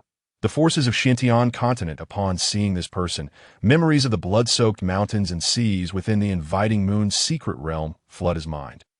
And he can almost smell the iron tang of blood. The best course of action is to withdraw. Regardless of the purpose of this individual's visit, Daoyang Jinren wishes only to distance himself. Master, you've arrived. Qin Wenyuan and Tang Linger, who have long been at the Chu family residence, have come out to greet Emperor Jiuxiao and the others. Daoyang Jinren trembles, nearly losing his footing as he steadies himself against the wall and inches his way out. Only after exiting the city does he feel a slight sense of relief. Master, what is the matter? Chun Yilong, oblivious to the danger, approaches Daoyang Jinren. Slap. Daoyang Jinren sends Chun Yilong sprawling to the ground. Do you have any idea who just arrived? Chun Yilong shakes his head, clutching his face, too afraid to speak. Let me tell you, those individuals essentially represent the most powerful forces in the South. Daoyang Jinren's anger boils over as he grabs Chun Yilong. That if you want me to intervene, why didn't you first investigate their background? Do those people not fear even a half-step Wan Han powerhouse like you? Chun Yihu interjects, bewildered. Daoyang Jinren kicks him down as well. Any one of them could easily annihilate me. With just a flick of their finger, they could obliterate your Chun family. The Chen brothers finally begin to comprehend the gravity of the situation, their bodies going limp as they collapse to the ground. Thankfully, they refrain from acting recklessly. Otherwise, the outcome could have been dire. Naturally, Chu Feilong anticipated the disruption from the Chen family. In fact, he secretly hoped for it, as it would serve to showcase the Chu family's connections. Unfortunately, the Chen family did not make their appearance. After presiding over the wedding of his disciple, Xiao Qiuo, Emperor Jiuxiao hurried off to the Xintian continent. As the enrollment for Xianyuan Academy was imminent, another one trying to take shortcuts, the academy's dean gazes disdainfully at Emperor Jiuxiao, who presents the insignia of the Alchemist Association's president, Yi Exendada. So, it's Brother D. You have traveled a long way. Your journey must have been exhausting. How about this? You take some time to rest, and once enrollment is complete, I will arrange a position for you. How does that sound? The dean assumes that Emperor Jiuxiao will eagerly accept this offer, as it aligns perfectly with their penchant for backdoor dealings. Dean, I believe you are misunderstanding my intentions. Emperor Jiuxiao perceives the dean's reluctance to allow him to become a mentor due to his youth. If age were the sole criterion for assessing capability, then testing would be a mere formality. Everyone would simply declare their age. Furthermore, competition would become predictable. The old would depart, and the young would take their place. All very transparent. Brother D, you have misinterpreted my intentions. I merely wish for you to rest. The dean, aware of the importance of face among the youth, is keen to maintain appearances. That so. Emperor Jiuxiao suddenly steps to the window. That mountain over there is too tall. It obstructs your view, Dean. With that, Emperor Jiuxiao unsheathes his sword and slices the mountaintop clean off. The power of a mid-Wan Han cultivator combined with 3 layers of sword intent is truly astounding. The dean is left speechless. He finally realizes that this young man before him is not merely a spoiled scion, taking advantage of EXIN's connections, but rather a talent the EXIN has recruited. Excellent. From now on, you shall serve as a mentor at the Martial Arts Academy. Although the dean holds great admiration for Emperor Jiuxiao's cultivation, he has yet to witness his alchemical prowess. Hence, he appoints him solely as a mentor at the Martial Arts Academy. However, Emperor Zhou has no desire to limit himself to that role. He has a strong premonition that the disciples he will take on will inevitably relate to alchemy. Indeed, deemed my primary goal in coming here is to become a mentor for the alchemist class. Emperor Zhou hastily clarifies his intentions to the dean. Well, the dean's expression falters. Becoming a mentor for the alchemist class requires more than just cultivation. One must also be well-versed in the properties of various materials and even the art of pill refinement. Do you have an alchemy furnace here? Emperor Zhou is no longer willing to engage in frivolous conversation. Strength is the most compelling argument. You can refine pills? The dean is incredulous that someone with such high cultivation could also possess alchemical skills, as mastering both paths typically takes years of dedicated effort. Why not wait and see? The following morning, Emperor Zhou busies himself preparing materials for pill refinement. Though he has faced underestimation in the past, he has since turned the tides. Now, as a Midwan Hun powerhouse armed with 3 layers of sword intent and an array of formidable techniques, he still finds himself underestimated. This realization stirs a deep discomfort within him, prompting him to resolve to refine a pill of remarkable quality that will leave the dean in awe. Emperor Zhou even crafts a formal invitation, extending a grand invitation to the dean to observe his alchemical process. When he arrives at the dean's office, he finds the dean is out, so he leaves the invitation on the desk. Fortunately, during the refinement process, the dean returns. Emperor Zhou has even procured a tall chair for the dean to sit upon, propping it up with 3 bricks for added height. Soon as the dean walks in, Emperor Zhou respectfully invites him to take a seat.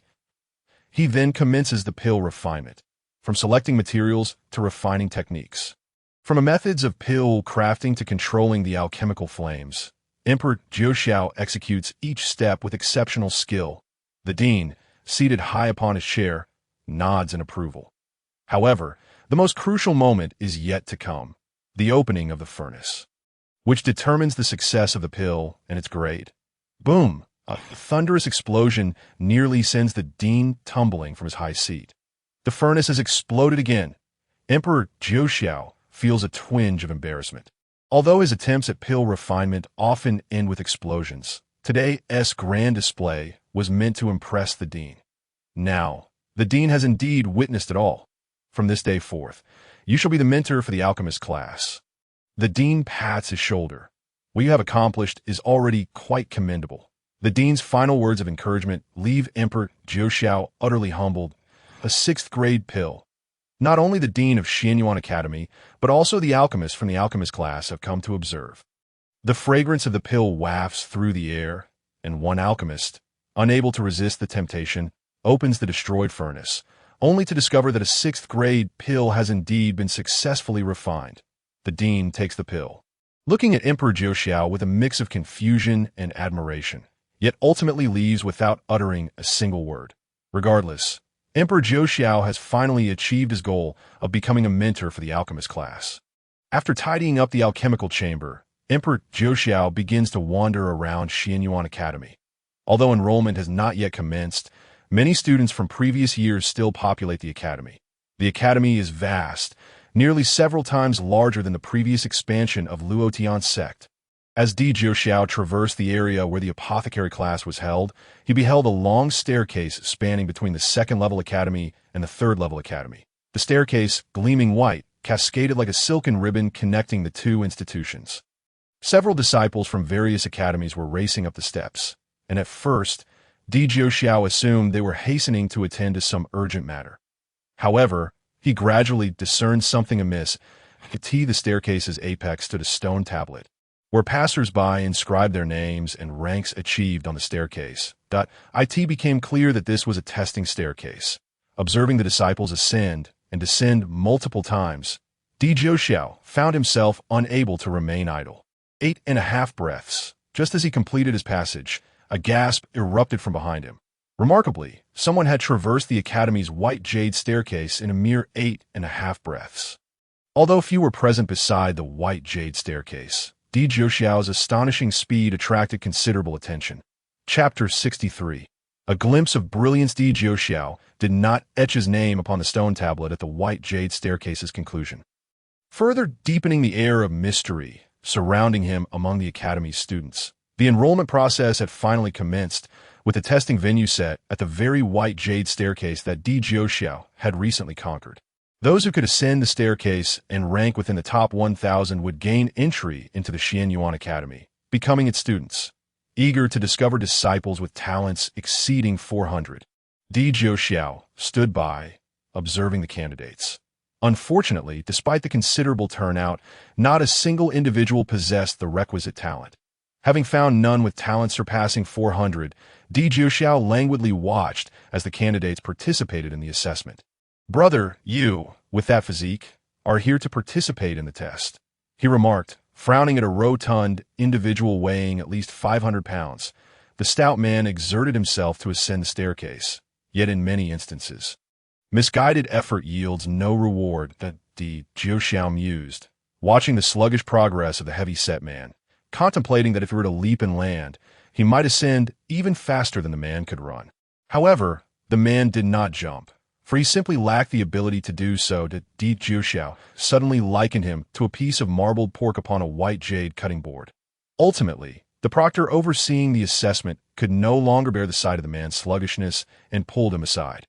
The rotund man wept inconsolably, his sorrow evoking tears in all who beheld him. "Have you heard of weight loss pills?" Di Jiuxiao approached the weeping man. The man nodded through his sobs, uttering, "But such pills are not readily available everywhere. I happen to possess such a pill, but..." Di Jiuxiao trailed off, gazing at the man. "What do you want?" "My family has abundant resources. We possess 3 spirit stone mines and 2 private realms." The man rambled on about his family's wealth. Di Jiuxiao, uninterested in further details, revealed a weight loss pill. The man's neck suddenly swelled, and he promptly swallowed the pill, not forgetting to toss a bag in return. Upon opening the bag, Di Jiuxiao was astonished. After vanquishing the Mo Huang sect and the De family, he had acquired their entire assets, making him arguably the wealthiest individual in Xiantian continent. Yet after witnessing the contents of the bag the man had thrown to him, he remained utterly astonished. Within the bag lay the primary ingredients for crafting 7th-grade elixirs. As far as Di Jiuxiao was aware, the difficulty in producing elixirs above the 6th grade stemmed not only from the elevated requirements placed upon the alchemist, but also from the rarity of the required materials. The bag contained 3 complete sets of primary ingredients for 7th-grade elixirs. One can only imagine the extent of Di Jiuxiao's shock. After consuming the weight loss pill, the rotund man exhibited no immediate reaction. You are deceiving me," he exclaimed, rising to his feet, his excess weight jiggling violently as his aura surged, ascending through the realms from Fish Dragon 1st layer to Fish Dragon 4th layer. It turned out that the man's excess weight could actually enhance his cultivation. Di Jiuxiao had never before encountered such an extraordinary individual. "Wait," Di Jiuxiao interjected as the man prepared to take action, keenly aware of his role as an academy mentor. Should a confrontation arise, it could potentially attract unwanted attention and lead to accusations of deception. Consider this carefully. Your excess weight is your cultivation. If you were to shed it, your cultivation would likely diminish significantly. Initially, Di Jiuxiao had not anticipated the man's unique nature. "I want to lose weight," the man bellowed. Without hesitation, Di Jiuxiao struck the man's left shoulder, sending him spinning thrice in place. Upon completing the spins, the 500-pound man had transformed into a dashing young man, weighing 120 pounds. However, his cultivation had plummeted from Fish Dragon 1st layer to Spirit Nurturing 6th layer. It really worked. The man exclaimed in delight, expressing his gratitude to Di Jiuxiao. Di Jiuxiao approached the newly transformed man, scrutinizing his physique, and discovered that he possessed an exceedingly rare ancient warrior constitution. Ancient warriors cultivated their physical forms, ultimately achieving sanctity through their bodies. However, the art of body refinement had long since faded into obscurity. This man absorbed vast amounts of spiritual energy during his cultivation, yet without the means to refine his body, he had become increasingly corpulent, resulting in his current appearance. With your constitution, if you cultivate, you will inevitably gain weight. Di Jiuxiao articulated the man's physical attributes. "What should I do?" Mentor, I truly do not wish to remain this overweight, upon hearing that he might continue to gain weight. The man immediately felt a wave of grievance wash over him. D. Jiu Xiao pondered for a moment. It seems you have a knack for utilizing your physique in your future cultivation. Perhaps you should focus on enhancing your physical form. It might prove beneficial. The man nodded, leaving with a heart full of trepidation. Meanwhile, the testing at the White Jade Staircase had reached a fever pitch. Sword mad! Sword mad! Sword mad! The fervent shouts erupted from the vicinity of the White Jade Staircase. Upon hearing that Sword Mad had arrived, Di Jiuxiao hurried over. He witnessed Sword Mad moving with remarkable agility, far outpacing the other participants in the test, having traversed the White Jade Staircase himself. Di Jiuxiao understood the significant force that sought to pull one backward during the ascent. Sword Mad's speed was a testament to his astonishing progress. The White Jade Staircase test concluded swiftly. With the top 1,000 candidates selected, Sword Mad's exceptional performance caught the attention of the martial arts class mentors, who eagerly extended invitations for him to become their disciple. I am Nong Zijing, the swordsmanship mentor of the martial arts class, with a cultivation level of the mid-soul realm, practicing the heavenly grade technique, Destruction's sword technique. Should you choose to be my disciple, I shall impart all my knowledge unto you. I am Xianyuan Shizenlang, the swordsmanship mentor of the martial arts class, with a cultivation level of the early soul realm, practicing the heavenly grade technique, chaotic sword art. Should you choose to be my disciple, I too shall impart all my knowledge unto you. I am Shi Wuchen, the swordsmanship mentor of the martial arts class, with a cultivation level of the early soul realm, practicing the heavenly grade technique, red dust sword art. Having comprehended a layer of sword intent, if you choose to be my disciple, I can not only teach you swordsmanship but also assist you in grasping sword intent. Any one of these three mentors would be the envy of many aspiring students, especially the last, who had comprehended sword intent. Having such a mentor would significantly increase the likelihood of understanding sword intent. Di Jiuxiao stood aside, largely anonymous compared to the three. Shi Wuchen and the others eagerly awaited Sword Mad's decision, hoping he would choose to join their ranks. Why don't you introduce yourself? Sword Mad inquired, stepping before Di Jiuxiao. I am Mentor Di Jiuxiao. Di Jiuxiao's self-introduction only served to deepen the disdain of those aspiring students wishing to enter the Xianyuan Academy. I choose Di Jiuxiao. I wish to become his disciple. Sword Mad's tone remained calm, bearing a striking resemblance to Di Jiuxiao's own manner of speaking. What? Have you lost your mind? Sword Mad, are you heartbroken? The students behind Sword Mad erupted in disbelief, unable to comprehend his choice of Di Jiuxiao as a mentor. No, you cannot choose him as your mentor. Nong Zijing fumed. Why? Sword Mad queried, gazing at Nong Zijing. The latter pointed at Di Jiuxiao, because he is a mentor of the apothecary class and lacks the qualifications to accept swordsmanship disciples. Most of the instructors at the Xianyuan Academy were aware of Di Jiuxiao's alchemical pursuits, believing him to be solely a mentor of the apothecary class, with few realizing he was also a mentor of the martial arts class. Chapter 64. The heir of the Di family, indeed. You lack the qualifications to accept swordsmanship disciples. Xianyuan Shizenlang and Shi Wuchen joined in the condemnation of Di Jiuxiao. Di Jiuxiao remained silent, directly tossing the tokens of both the martial arts and apothecary mentors at Nong Zijing's face. You, Sword Mad, why have you chosen him? Nong Zijing sputtered, seething with indignation. The sword enthusiast remained silent, positioning himself directly behind Emperor Jiuxiao, with the popular choice of mentors for disciples this time around. The decision regarding the sword enthusiast as a mentor passed without incident, leading to the subsequent phase of disciples selecting their mentors, which unfolded quietly. Although the sword enthusiast chose to become a disciple of Emperor Jiuxiao, no one was willing to bow beneath his tutelage. Not a single disciple was forthcoming.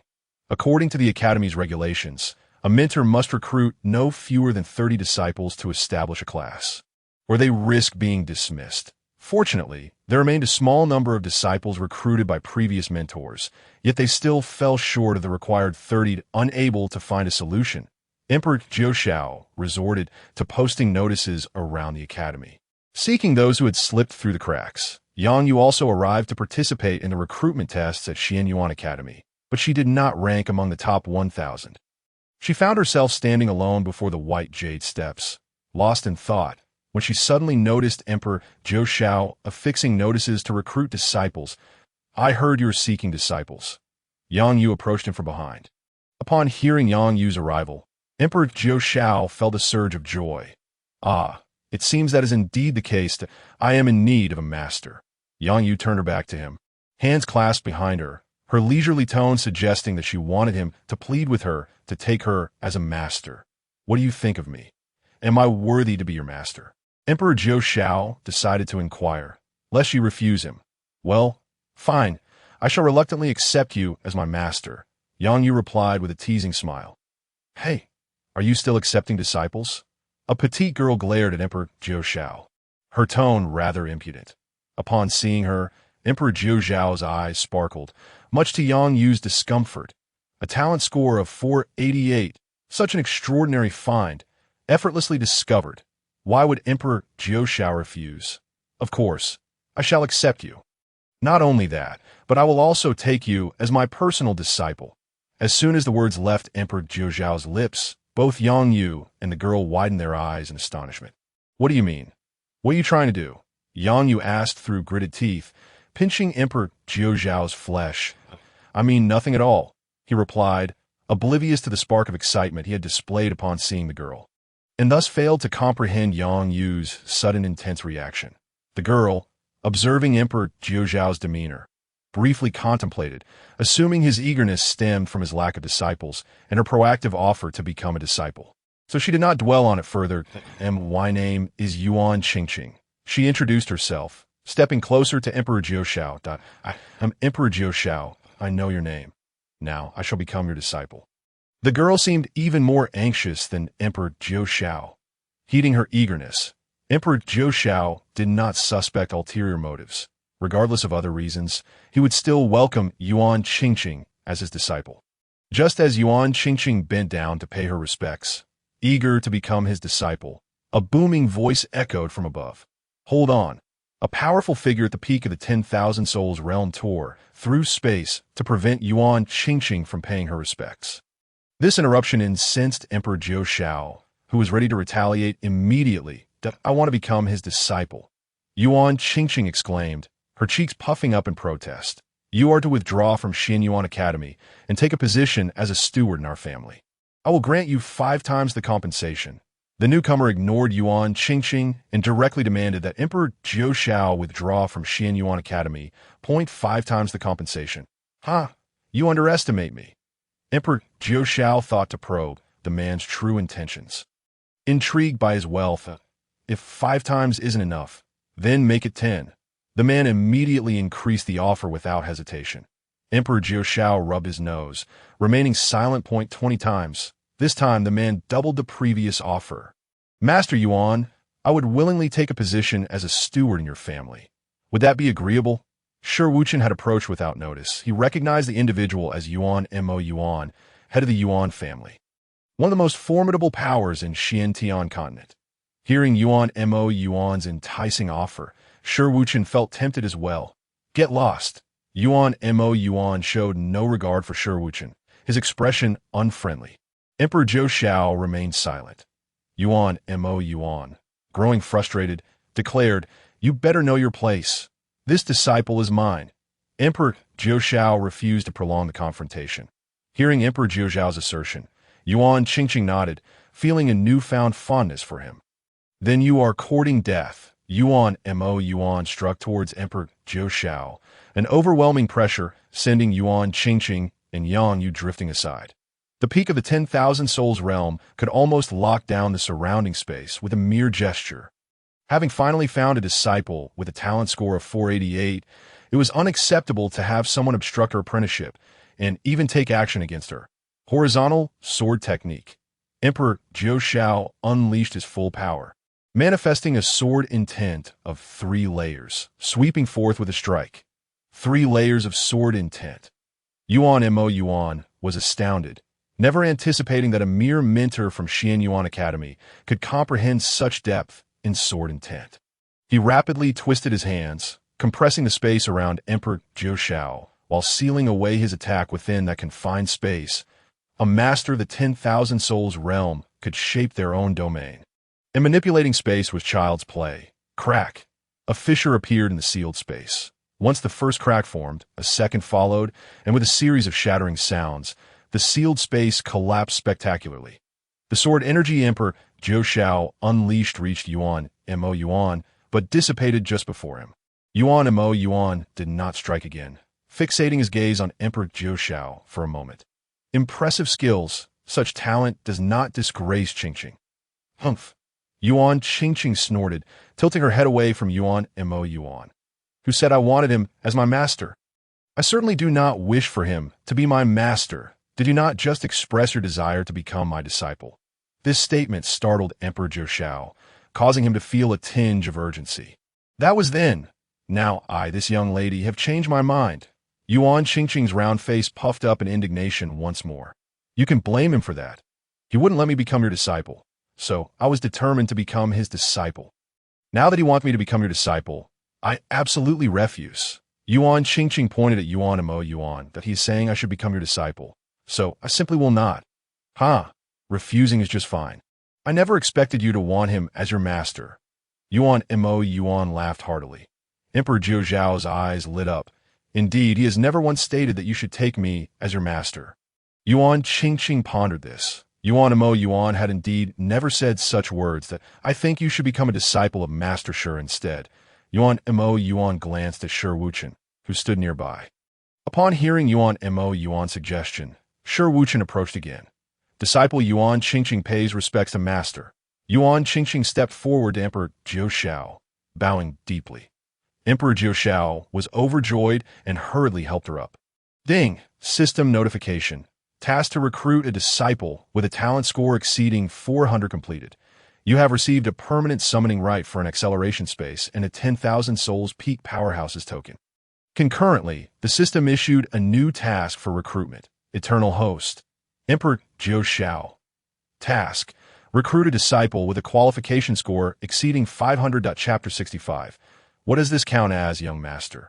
Reward. Sword Path, Simplified Training Body. 5 layers of sword intent, and 2 levels of cultivation enhancement.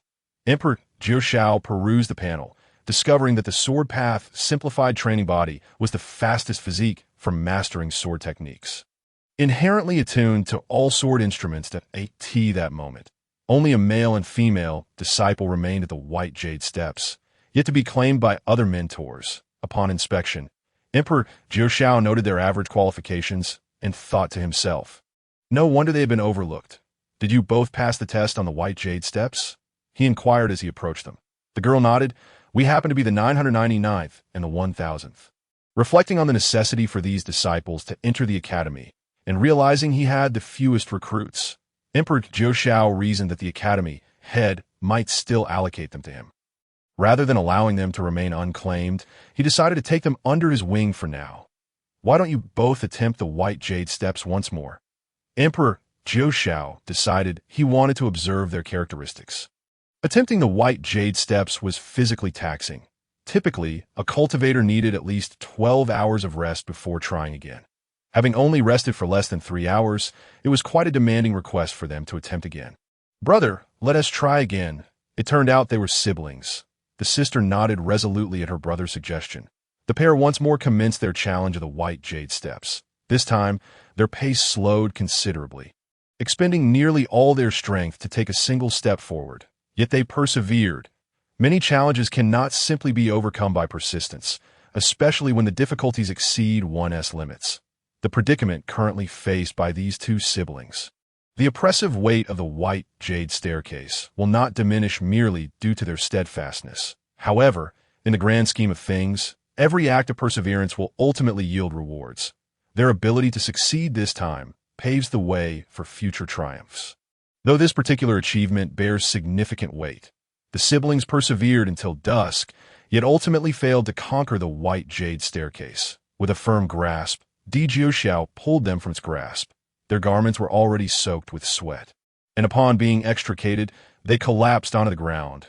Motionless, tears streamed down the sister's face, while the brother remained silent, harboring a sense of discontent. From this moment forth, you shall both be my disciples, proclaimed Di Xiao as he presented them with identification tokens and escorted them to the academy's dormitory. Perhaps due to sheer exhaustion, the siblings fell into slumber without uttering a single word of gratitude. In the acceleration space, Di Xiao infused the laws of heaven and earth into the realm he had acquired. This acceleration space, a world unto itself, allows him, as its master, not only to manipulate the flow of time within, but also to potentially give rise to life forms as his own power ascends. Furthermore, the space possesses the capacity to consume the very essence of the universe, enhancing its quality, which is why he chose to invest the laws of heaven and earth into it. That Di Xiao placed a blue dragon hatchling into the space. Ever since he had witnessed alchemists extracting the earth fire from beneath the ground at the Alchemist Association, he had been captivated by this blue dragon. The flame produced by alchemists for pill refinement is always slightly inferior to the earth fire.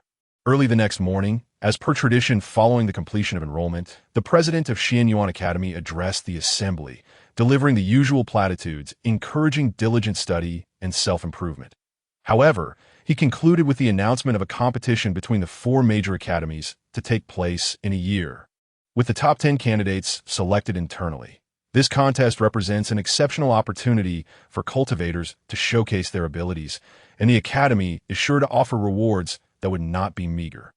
Upon hearing this news, the drowsy students finally perked up, their ears attuned to Di Xiao. However, remained indifferent to such matters, preoccupied with seeking higher-level cultivation techniques.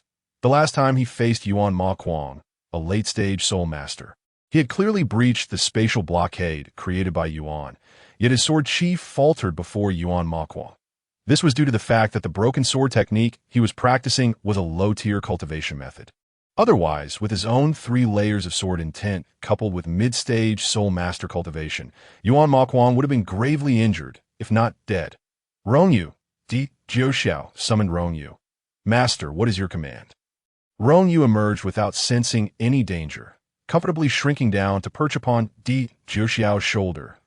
You possess a higher-level sword technique? Di Xiao, intrigued by the miniature version of Rongyu, couldn't help but steal a few glances. Higher-level technique, Xian Huang's sword technique. Rongyu tossed him a jade tablet. Di Xiao accepted the jade tablet and pressed it against his forehead, imprinting the Xian Huang sword technique within his mind.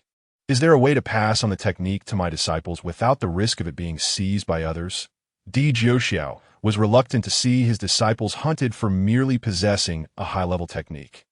This is a fish soul stone. Inscribe the technique upon it, then record your disciples' names. Thus, only your disciples can utilize it, Rongyu explained, handing him a translucent stone. Di Xiao had never encountered such a stone and had never heard of the fish soul stone. What if the fish soul stone is taken by someone else? Di Xiao remained apprehensive. Only the person whose name is inscribed upon the stone can use it, even if others see it. They will forget as soon as they turn away, Rongyu elaborated. Moreover, there's a second layer of protection. Even if someone stares at the sword technique inscribed on the fish soul stone, they will be unable to master it. Di Xiao was overjoyed and promptly inscribed a layer for Yang Yu, Jian Shi, and others. If there is nothing further, I shall take my leave, Rongyu remarked, preparing to revert to her original form and depart. Very well, Di Xiao replied, not lifting his gaze. Wait. Rongyu, having already begun to vanish, suddenly halted at Di Xiao's call. What is it? Rongyu turned back. Di Xiao pondered for a moment before shaking his head. It is nothing. You may go. Rongyu cast him a glance, seemingly on the verge of speaking, but ultimately refrained and turned to leave. Watching her retreating figure, Di Xiao found himself intrigued by Rongyu. Where did she come from? And what was her world like? He had initially intended to inquire but held back, as it seemed somewhat unseemly for a peak soul master to serve as a summoning entity for another cultivator. After crafting the fish soul stone, Di Xiao imparted the 3 layers of the Xian Huang sword technique to Yang Yu, Jian Shi, and Yuan Qingxing, while only sharing 1 layer with the 2 siblings of slightly lesser aptitude. Knowing their training would be slow, after the impartation, Di Xiao cautioned them against disclosing this high-level technique, for its revelation could lead to trouble, as others would believe he possessed untold treasures. bringing forth innumerable complications. Teacher D, there are disciples from the D family of Xiantian continent seeking an audience with you, claiming it is urgent. A steward from Xianyuan Academy approached Di Jiuxiao. Di Jiuxiao furrowed his brow, wondering what matter could prompt Di Cong to send someone to find him. Young master, trouble has arisen. The newcomer, a young lad of about 16, immediately knelt before Di Jiuxiao. Upon seeing him, Di Jiuxiao felt a jolt of alarm and quickly inquired, "What has happened?" Chapter 66. A stranger offers assistance. The lad approached Di Jiuxiao and whispered in his ear, "Everything sent by Duke Gu Wusuan last time was a ruse. What? Wasn't the matter personally handled by the family head? How could it be false?" Di Jiuxiao was irked. The old master was deceived as well. They employed a particularly potent secret technique, and only recently did the flaws become apparent. Du Gu Wusuan. Di Jiuxiao's gaze grew cold.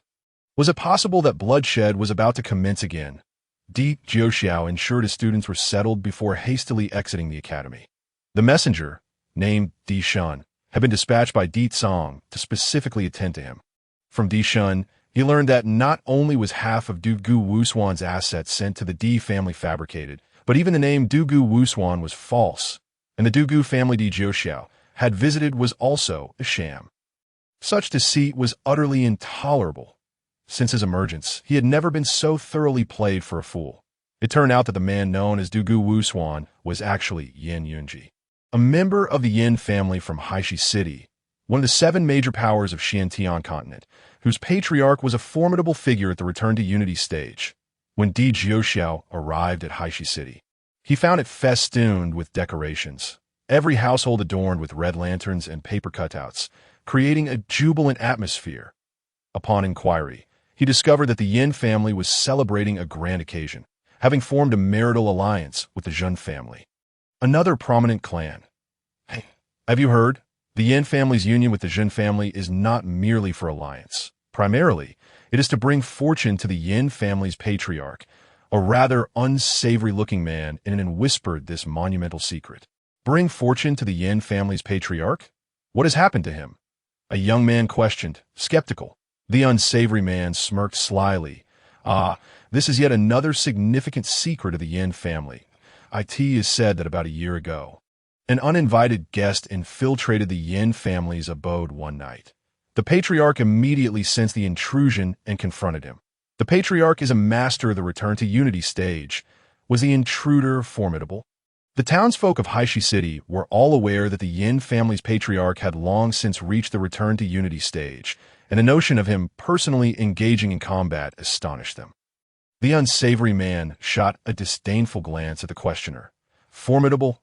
Not only formidable. The patriarch was gravely injured within half an hour of their clash, but fortunately, the intruder did not intend to kill. After wounding the patriarch, he departed. Another inquired, if that person did not come to kill, what was his purpose? Was it to rob? Yet the grand display of the Yin family suggested no loss of assets had occurred. The unsavory man shook his head. As for the intruder's motives for entering the Yin family in the dead of night, I cannot say. Could it be that the patriarch's injury has yet to heal after a year? But what good would a fortune-bringing ceremony do? Another observer raised a query. The unsavory man chuckled slyly, rapping on the empty plate before him. Waiter, bring me a plate of drunken peanuts. The lecherous man, munching on peanuts, took another sip of wine before continuing. Speaking of which, that's yet another extraordinary tale. It is said that the ancestor of the Yin family was injured that night, but in truth, he was afflicted with a potent poison. Such a venom can only be cured by a formidable elixir concocted by a 5th-tier alchemist. A 5th-tier alchemist. It seems that none have emerged from Xiantian continent. Have they? The innkeeper, intrigued by their lively conversation, leaned in to listen. The lecherous man slapped his thigh and exclaimed, "Who would dispute that? The peculiarity lies precisely in this." Remarkably, someone managed to concoct the antidote. And moreover, the poison afflicting the ancestor of the Yin family was already resolved 6 months ago. If the poison has already been cured, then what joy is there to celebrate? Surely, you jest. Return my peanuts. The individual who had previously offered the peanuts was now quite displeased. The lecherous man snatched the peanuts and hid them in his bosom, stating, First, listen to me. Although the ancestor of the Yin family is free from poison, his cultivation has plummeted from the Unity realm to the mid-stage of the 10,000 Souls realm. Though he is but a hair's breadth away from the late stage of the 10,000 Souls realm, he remains vastly inferior to his former self. Oh, that explains the need for a celebration. The onlookers suddenly understood. As they prepare to leave, the lecherous man flashed a mysterious smile. But that is not the end of the tale. What else is there? The crowd settled back down to it is said that the alchemist agreed to concoct the elixir for the ancestor of the Yin family in exchange for the essence of heaven and earth. Along with half of the Yin family's wealth, the essence was provided immediately, but do you see any sign of the Yin family relinquishing half of their fortune? The lecherous man gestured toward the towering walls of the Yin estate. Given the immense power of the Yin family, it was likely that even if they defaulted on their promise to the alchemist, he would be helpless to rectify the situation. An elderly onlooker sighed and spoke slowly. Oomph. The lecherous man abruptly scoffed. If the Yin family had simply failed to fulfill their promise, that would be one thing. Yet, they audaciously deceived the alchemist, sending him false assets, with even the names being fabricated. Is this not a gross injustice? I say, little scab, you often speak of the secrets of noble families, yet I have never seen you so incensed. What has stirred your temper today? The onlookers were intrigued by the lecherous man's unexpected display of anger. The lecherous man sighed. The Yin family has wielded their power for years. Who among us does not harbor some resentment toward them? Upon hearing these words, the crowd fell silent and began to disperse. The gates of the Yin family stood wide open, bustling with cheerful visitors. Suddenly, a massive golden bell crashed down, landing squarely before the Yin family's entrance. Who dares? The golden bell blocked the entrance entirely, prompting the Yin family members to leap into action. Today is a day of great joy for the Yin family, and I have come to deliver this bell, proclaimed Emperor Jiuxiao. Presumptuous, I see you are courting death. Among those who emerged were two elderly figures at the initial stage of the 10,000 Souls realm, who dismissed the young Emperor Jiuxiao entirely. With a resounding clang, Emperor Jiuxiao struck the golden bell with his palm. This is your death knell. I have come today to reclaim what you owe me. He tossed a pill formula into the air. The elder at the initial stage of the 10,000 Souls realm turned pale at the sight of the formula and hastily retreated inside. Shortly thereafter, the current head of the Yin family, Yin Yunji, emerged. It is you. I've already given you what you sought. What is your purpose in returning today? Yin Yunji was taken aback upon seeing Emperor Jiuxiao, recalling that he had recently obliterated both the Mahuang sect and the De family. You know very well whether you fulfilled your promise. I ask you but one thing today. Will you return half of the Yin family's fortune? Or will you not? Emperor Jiuxiao stood resolute at the entrance, exuding an overwhelming presence of power. Although he had initially been concerned about confronting the ancestor of the Yin family in the Unity realm, now that the ancestor had fallen to the mid-stage of the 10,000 Souls realm, he felt no hesitation. Yin Ma Bei, possessing peak strength in the 10,000 Souls realm, felt an inexplicable trepidation before Emperor Jiuxiao. You audacious child, do you presume that if we refuse, you will annihilate the entire Yin family? A hoarse voice echoed from deep within the Yin estate, and a face materialized in the sky. Leave now, and I may spare your life. The imposing visage in the sky spoke with a tone identical to the previous voice. It seemed to be the ancestor of the Yin family. Chapter 67. I have resources, and I am willing to share a Unity realm powerhouse. Emperor Jiuxiao felt a slight tremor within, wondering if the ancestor of the Yin family had not indeed fallen to the mid-stage of the 10,000 Souls realm as previously claimed. Rongyu. Emperor Jiuxiao resolved to summon Rongyu, confident that he possessed means to deal with the Unity realm elder. Eliminate them, Emperor Jiuxiao commanded. However, to his astonishment, as soon as Rongyu appeared, she soared into the sky, charging toward the ancestor of the Yin family. Emperor Jiuxiao was taken aback. Could it be that Rongyu had also attained the Unity realm? Despite the surprise, he promptly engaged in battle, aside from the head of the Yin family, who was at the peak of the 10,000 Souls realm. The remaining members were all at most at the initial stage. Under the combined might of Emperor Zhou 3 levels of sword intent and the fiery domain of Yin-Yang, none could withstand even a single strike from him. You are far too ruthless. Yin Yunji pointed an accusing finger at Emperor Zhou. Had you foreseen this day, would you have acted differently? While it was somewhat challenging to slay a peak 10,000 souls realm powerhouse, Emperor Zhou was not incapable of doing so at that moment. Ronyu had already retrieved the head of the ancestor of the Yin family, revealing that he had merely been bluffing. His cultivation had indeed fallen to the mid-stage of the 10,000 souls realm. The remaining members of the Yin family were obliterated with a mere gesture from Ronyu. I require half of the Yin family's wealth. The remainder is yours to divide. Many onlookers were present, yet more were enticed by the Yin family's assets. Emperor Zhou did not take more than necessary. Upon returning to Xinyuan Academy, Yuan Qingqing was already waiting at the entrance for him. Master, upon seeing Emperor Zhou return, Yuan Qingqing leaped forward. Did you need something? Emperor Zhou assumed she had a matter to discuss. Noticing her anticipation, Yuan Qingqing did not respond directly, but cautiously inquired, Master, where did you go? Oh, nothing much, just took a stroll. Emperor Zhou maintained a nonchalant demeanor. Yuan Qingqing nodded. Did you take a walk around the Yin family in Haishi City? Indeed. Emperor Zhou nodded, but suddenly realized, who told you that? I did not. How could I possibly wander that far? After all, he wanted to leave a good impression on his disciple. It seemed unseemly to frequently annihilate major powers. Yuan Qingqing could no longer contain her laughter. Oh dear, do drop the act. Aren't you tired?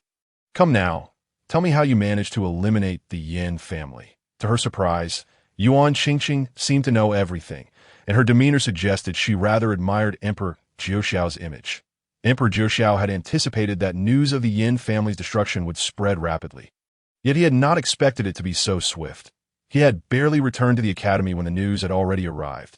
Feeling slightly overwhelmed, Emperor Zhou remarked, I must ask, as a young lady, why do you take interest in such bloody affairs? I think you are incredibly strong. I admire you immensely. I heard you also destroyed the Mahuang sect and the De family. How very manly of you.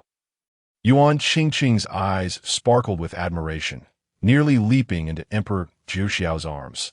Seeing her infatuated expression, Emperor Zhou felt a shiver run down his spine and promptly made his escape. Upon returning to his residence, Emperor Zhou quickly opened the small space, for he had noticed peculiar sounds emanating from it on his way back. It turned out that the laws of heaven and earth he had previously introduced into the small space had been fully absorbed, causing time within to accelerate by several millennia. The space had now birthed life in the form of ancient beasts, and a strange sound were their vocalizations. As Emperor Zhou surveyed the space, he discovered an anomaly. In this realm teeming with ancient beasts, he found a small girl lying within a mountain range formed by the space. This girl possessed divine bones, yet they had been extracted. Ding! The system has issued a new task, requiring Emperor Zhou to take this girl as his disciple and assist her in enhancing her strength, with a reward of 1 level of improvement. Initially, Emperor Zhou had intended to rescue the girl from the space, but he soon realized he could not bring her out, forcing him to devise a rescue plan within the space itself. He discovered he could not bring outside items into the space. Everything he needed had to be sourced from within. First, he located an iron mine and then self-taught the art of blacksmithing. After forging hundreds of night pots, he finally crafted an object resembling a pill furnace. This will do. Emperor Zhou held the creation aloft, admiring it for a considerable time, feeling quite pleased with himself. Next, he searched for herbs within the mountains. Yet the herbs present in the space were all from ancient times, making them unrecognizable to him based on his knowledge of alchemy. I have become the divine farmer of this world.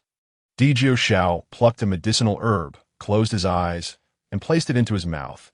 After a painstaking effort to gather the herbs, he was finally poised to concoct a pill. However, with a resounding boom, the alchemical furnace he had laboriously crafted exploded. As he gazed at the furnace that had cost him immense toil, now ruined after merely 1 batch of pills, he experienced a rare urge to weep. Fortunately, the pills had already been successfully created, and the little girl was finally awakened. Did you save me? She inquired, Upon seeing Di Jiu by her side, he nodded and straightforwardly asked, "Would you be willing to take me as your master?" The girl lowered her head, remaining silent. "Are you unwilling?" Di Jiu pondered. Could it be that she already had a master? "No, I have lost my divine bone." She shook her head, tears glistening in her eyes. Di Jiu took her hand and smiled. "This is a trivial matter. I can help you restore your divine bone." The girl suddenly looked up. "Is that true?" As she spoke, a bright smile spread across her face. Her warmth akin to a gentle spring breeze that instantly infected Di Jiu, prompting him to smile in return. Of course, he assured her earnestly that Di Jiu was not deceiving her. He possessed a technique acquired from the Yin family that could nurture divine bones. And within Tian Yangzi's alchemical insights, there were also formulas for refining pills that could foster divine bones. Disciple Chun Songyue pays respects to her master. Upon receiving Di Jiu affirmative response, Chun Songyue promptly knelt to pay her respects. Di Jiu placed his hand on her forehead, directly infusing her with the technique and combined with the pills he had previously given her. Her cultivation was instantly elevated to the 5th level. With her newfound prowess, Chun Sonyue's first task was to venture into the Mystic Emperor's realm to hunt demon beasts. The demon beasts within this mountainous domain were not particularly formidable, and Chun Songyue could manage them herself. Di Jiu allowed her to hunt the beasts, granting her valuable practical experience. After slaying a unicorn pig and a blood ginseng rabbit, Chun Songyue returned to her village, the Huang village, with Di Jiu. Upon entering the Huang village, Di Jiu discovered that the villagers were unable to absorb spiritual energy, struggling to survive in this realm filled with ancient demon beasts. "Village chief, I have hunted a unicorn pig and a blood ginseng rabbit." Chun Songyue presented her spoils to a robust, middle-aged man. "This is wonderful. We are saved," the village chief exclaimed, delighting the villagers with the good news. "Songyue, you truly possess great skill. A girl is far stronger than us men." The villagers praised her. "This is all thanks to my master who saved me, enabling me to hunt these creatures," Chun Songyue said, pulling Di Jiu forward. "This is my newly accepted master, Di Jiu." The village chief approached Di Jiu, scrutinizing him closely. "You must be a person of extraordinary caliber. By saving Songyue, you have saved our entire village." Chapter 68. I am of the Di family. As the village chief spoke, he knelt down, prompting all the villagers to follow suit. Di Jiu hurriedly assisted the village chief to his feet. "There is no need for such formalities. Everyone please rise." "Uncle, I also wish to cultivate. Will you teach me?" A young boy approached Di Jiu, his eyes filled with longing. Chun Songyue stepped beside the boy. "Master, this is my younger brother, Chen Xiaojiang. Could you teach him?" Di Jiu recognized that survival in this realm necessitated some level of cultivation, yet the villagers could not absorb spiritual energy.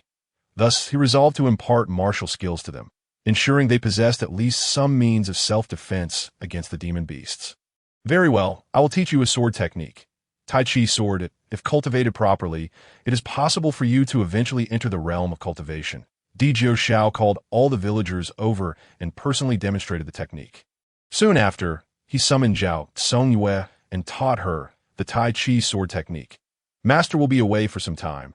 Please take it upon yourself to teach the villagers the sword technique."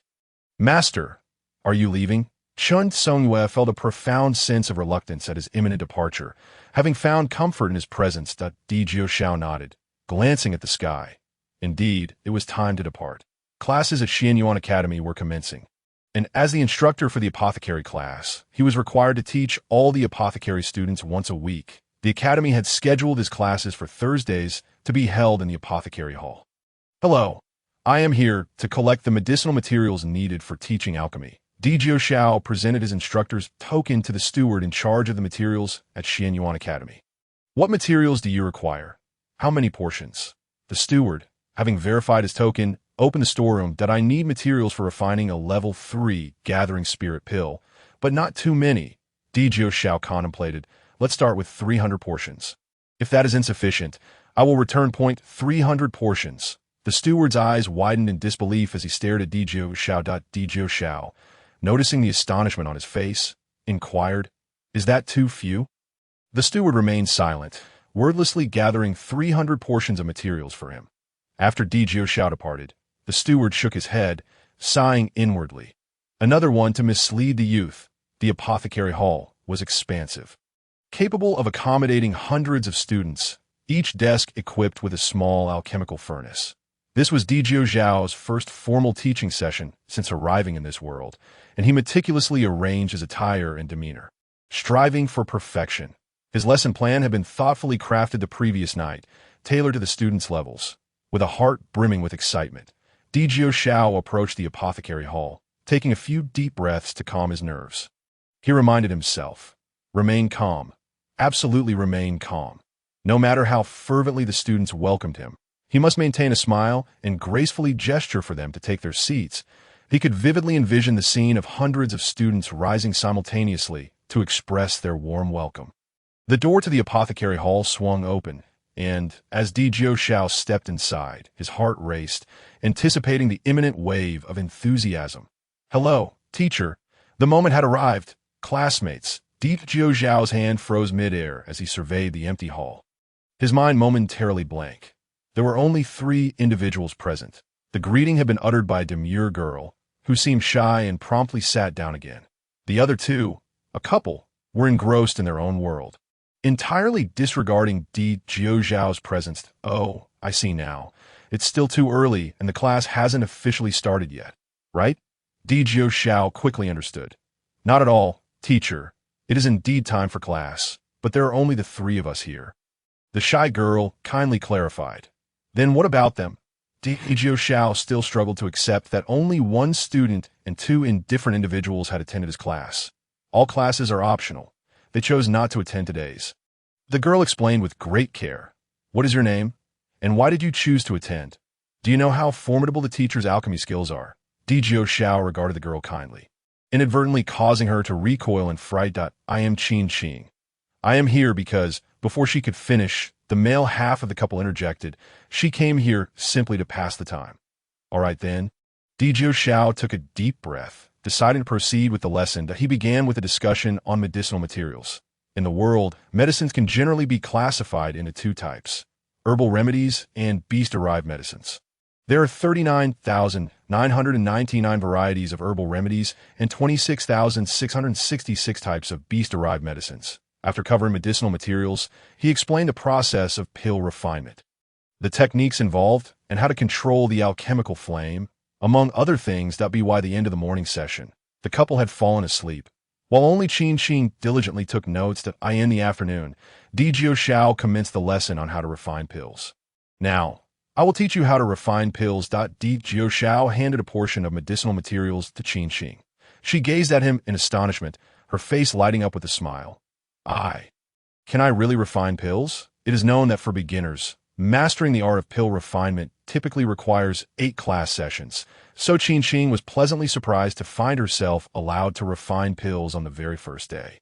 Of course. Di Jiuxiao approached her and began to instruct her. Starting from the very first step, Di Jiuxiao taught with great care, explaining every detail to some point that couple also wandered over.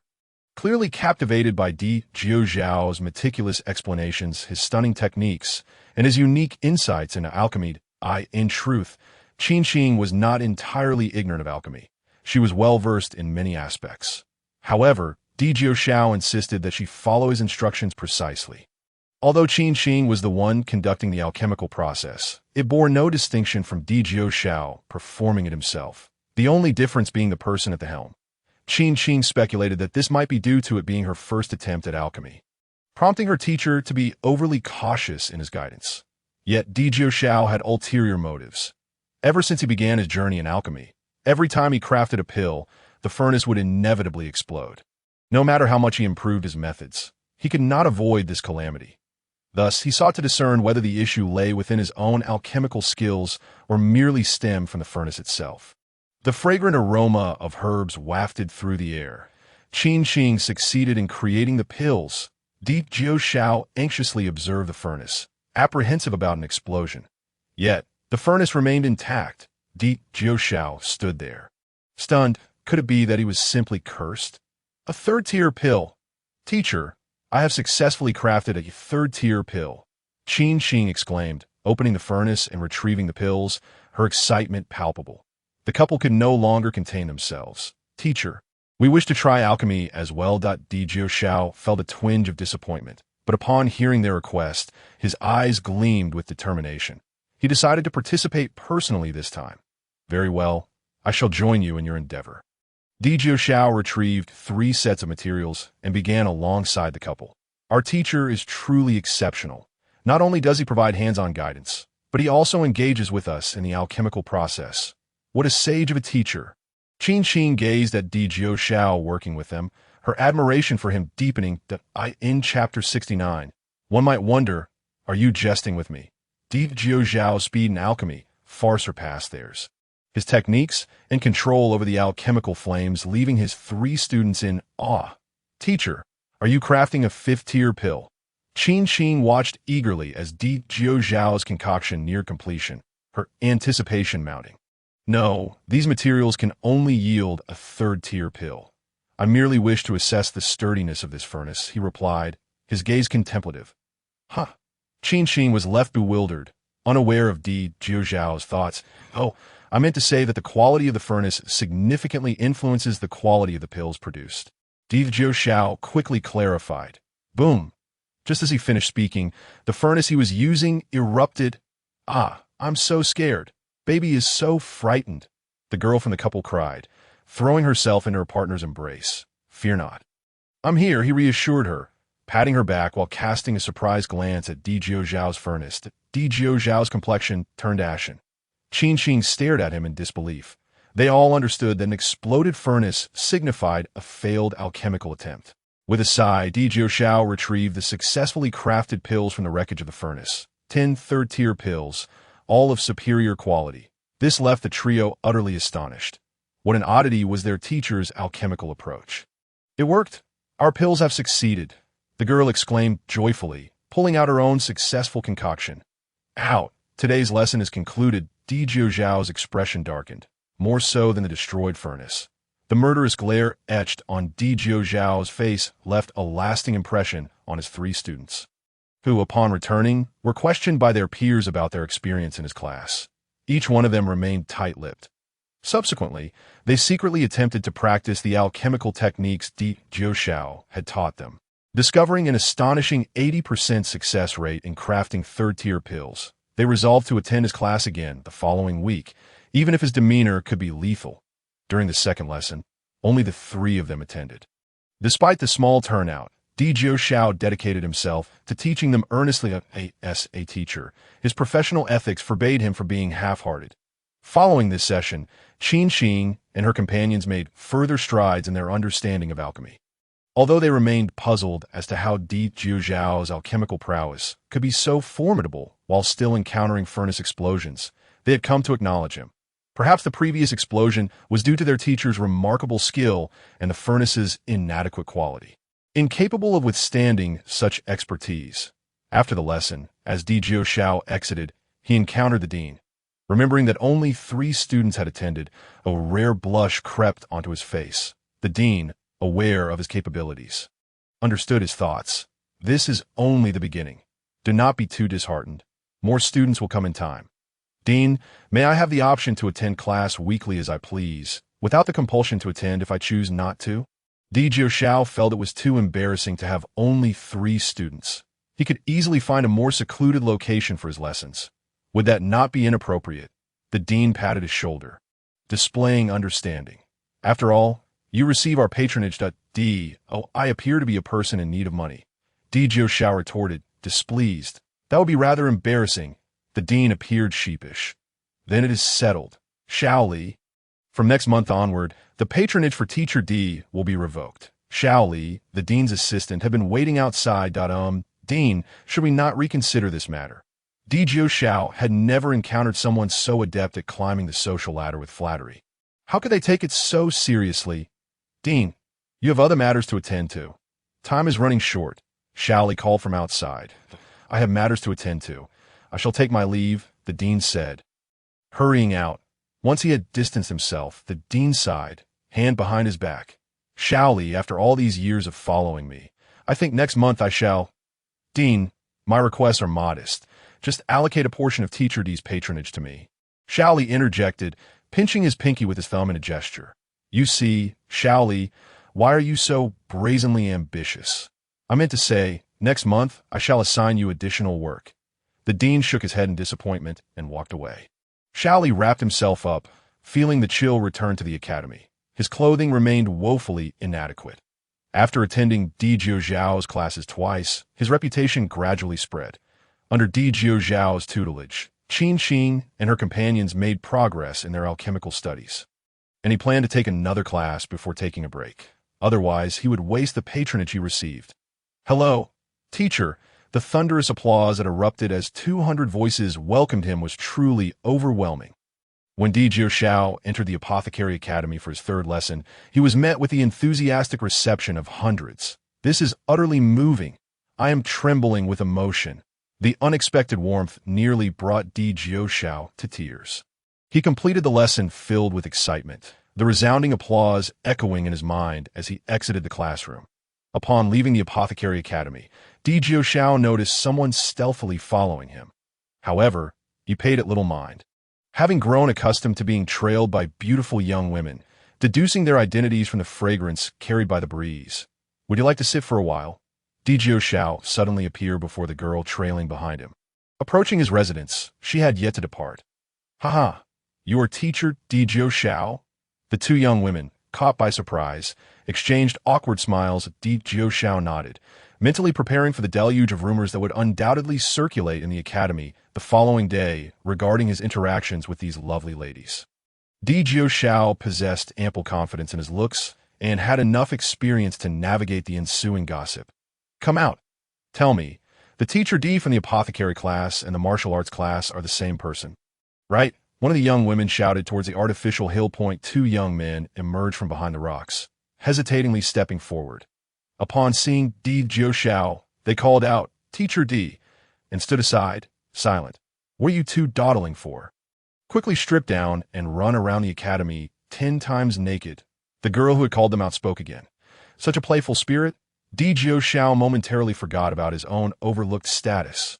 The two young men doubted his identity as the martial arts teacher Di Jiuxiao, wagering that if they lost, they would have to run naked around the academy 10 times. Another girl explained the situation to Di Jiuxiao, who returned to his residence and immediately entered his private space, where his disciple awaited him. Upon arriving into Huang village, he sensed the presence of outsiders, causing a knot of anxiety in his heart.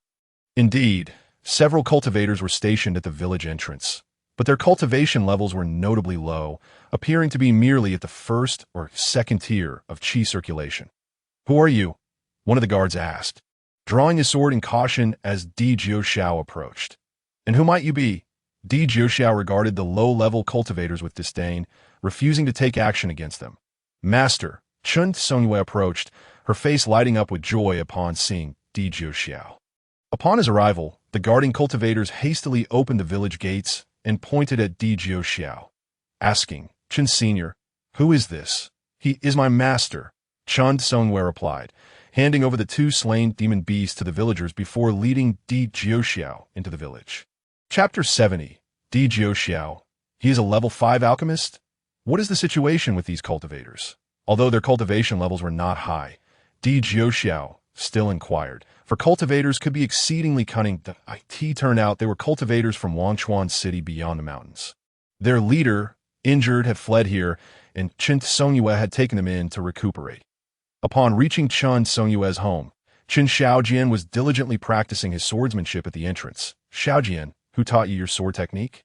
A woman sitting nearby observed Xiaojian's practice and noticed something amiss. That it was my uncle who taught me, Chun Xiaojian replied, continuing his training without pause. What kind of person is your uncle? Are you aware that the sword technique he taught you is flawed? The woman finally voiced her concerns.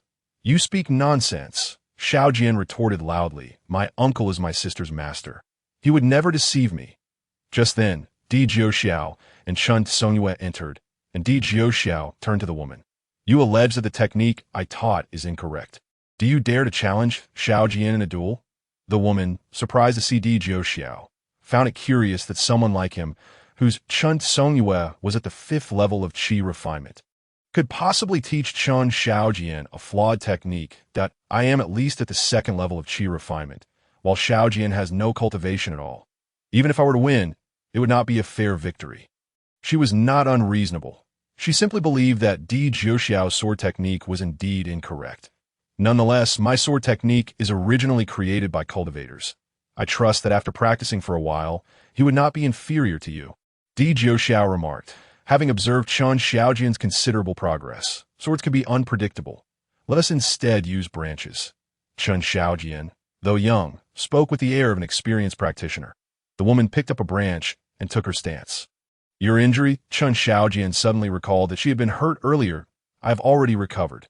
Do your best. She signaled for him to proceed. 3 rings surround the moon. Chen Xiaojian called out, assuming his stance and launching an attack toward her. Chen Xiaojian's strike was soft and lacked force, floating towards the woman. She paid him no mind, parrying with her branch and swiftly striking at his wrist, her movements rapid and precise, reaching his wrist in an instant. Just as her branch was about to connect with his wrist, Chen Xiaojian suddenly twisted his wrist, deflecting her branch away. Startled, she thrust her branch directly at Chen Xiaojian's chest and abdomen. Chen Xiaojian lightly rested his branch against hers, creating a series of vibrations that nearly caused her to lose her grip, forcing her to clutch the branch tightly. Seizing the opportunity, Chen Xiaojian pulled her towards him, and with her own thrusting force, she was sent flying backward. As the woman stood up again, Chen Xiaojian had already put away his branch and stood to the side. What sword technique is this? She exclaimed, astonished, unable to comprehend how a mere ordinary warrior could defeat a cultivator like herself. It is the Taiji sword technique, Chen Xiaojian replied proudly. The woman approached Di Jiuxiao and bowed respectfully. Junior Qiu Wangyu, lacking the wisdom to recognize great talent, beseeches your forgiveness and oh harm done, Di Jiuxiao responded. Having anticipated that the villagers, still in their formative stages, would not grasp the intricacies of his sword technique. Senior, Qiu Wangyu hesitated, seemingly reluctant to speak. I have observed that many villagers seem to practice the Taiji sword technique. May I observe them closely? It was a serious breach of etiquette in both martial and cultivation circles to spy on others' training without permission, hence her hesitance that of course, Di Jiuxiao replied with a smile, for it was hardly a remarkable technique. After observing for a while, Qiu Wangyu discovered that the villagers' swordplay indeed contained elements of swordsmanship, yet how could they cultivate to such a level without being able to absorb spiritual energy? Qiu Wangyu remained troubled by her defeat at Chen Xiaojian's hands. Senior, this? Qiu Wangyu pressed Di Jiuxiao with her query. Songyue, come here, Di Jiuxiao called, understanding the depth of Qiu Wangyu's inquiry and wishing for Chen Songyue to hear. You all know that the villagers of Dahuang village cannot absorb spiritual energy, and thus cannot cultivate. Di Jiuxiao spoke slowly. Chen Songyue took a small stool and sat in front of him. Pulling out a snack to munch on, Di Jiuxiao pointed at the practicing villagers and asked, but do you understand why they cannot absorb spiritual energy? Qiu Wangyu shook her head, her eyes revealing confusion. Meanwhile, Chen Songyue stuffed a handful of snacks in her mouth, clearly unaware. The reason they cannot absorb spiritual energy is that they do not comprehend how to draw it into their bodies. Di Jiuxiao gestured to his head. This is a matter of understanding. If they cannot grasp it, they will never be able to absorb spiritual energy. But we can explain it to them, Qiu Wangyu argued. Recalling her own initial training under a master's guidance, Di Jiuxiao shook his head. No one can instill this understanding in them unless they can awaken themselves. Crunch. Chen Songyue devoured another handful of snacks. Interjecting, this must be the distinction between those with aptitude and those without.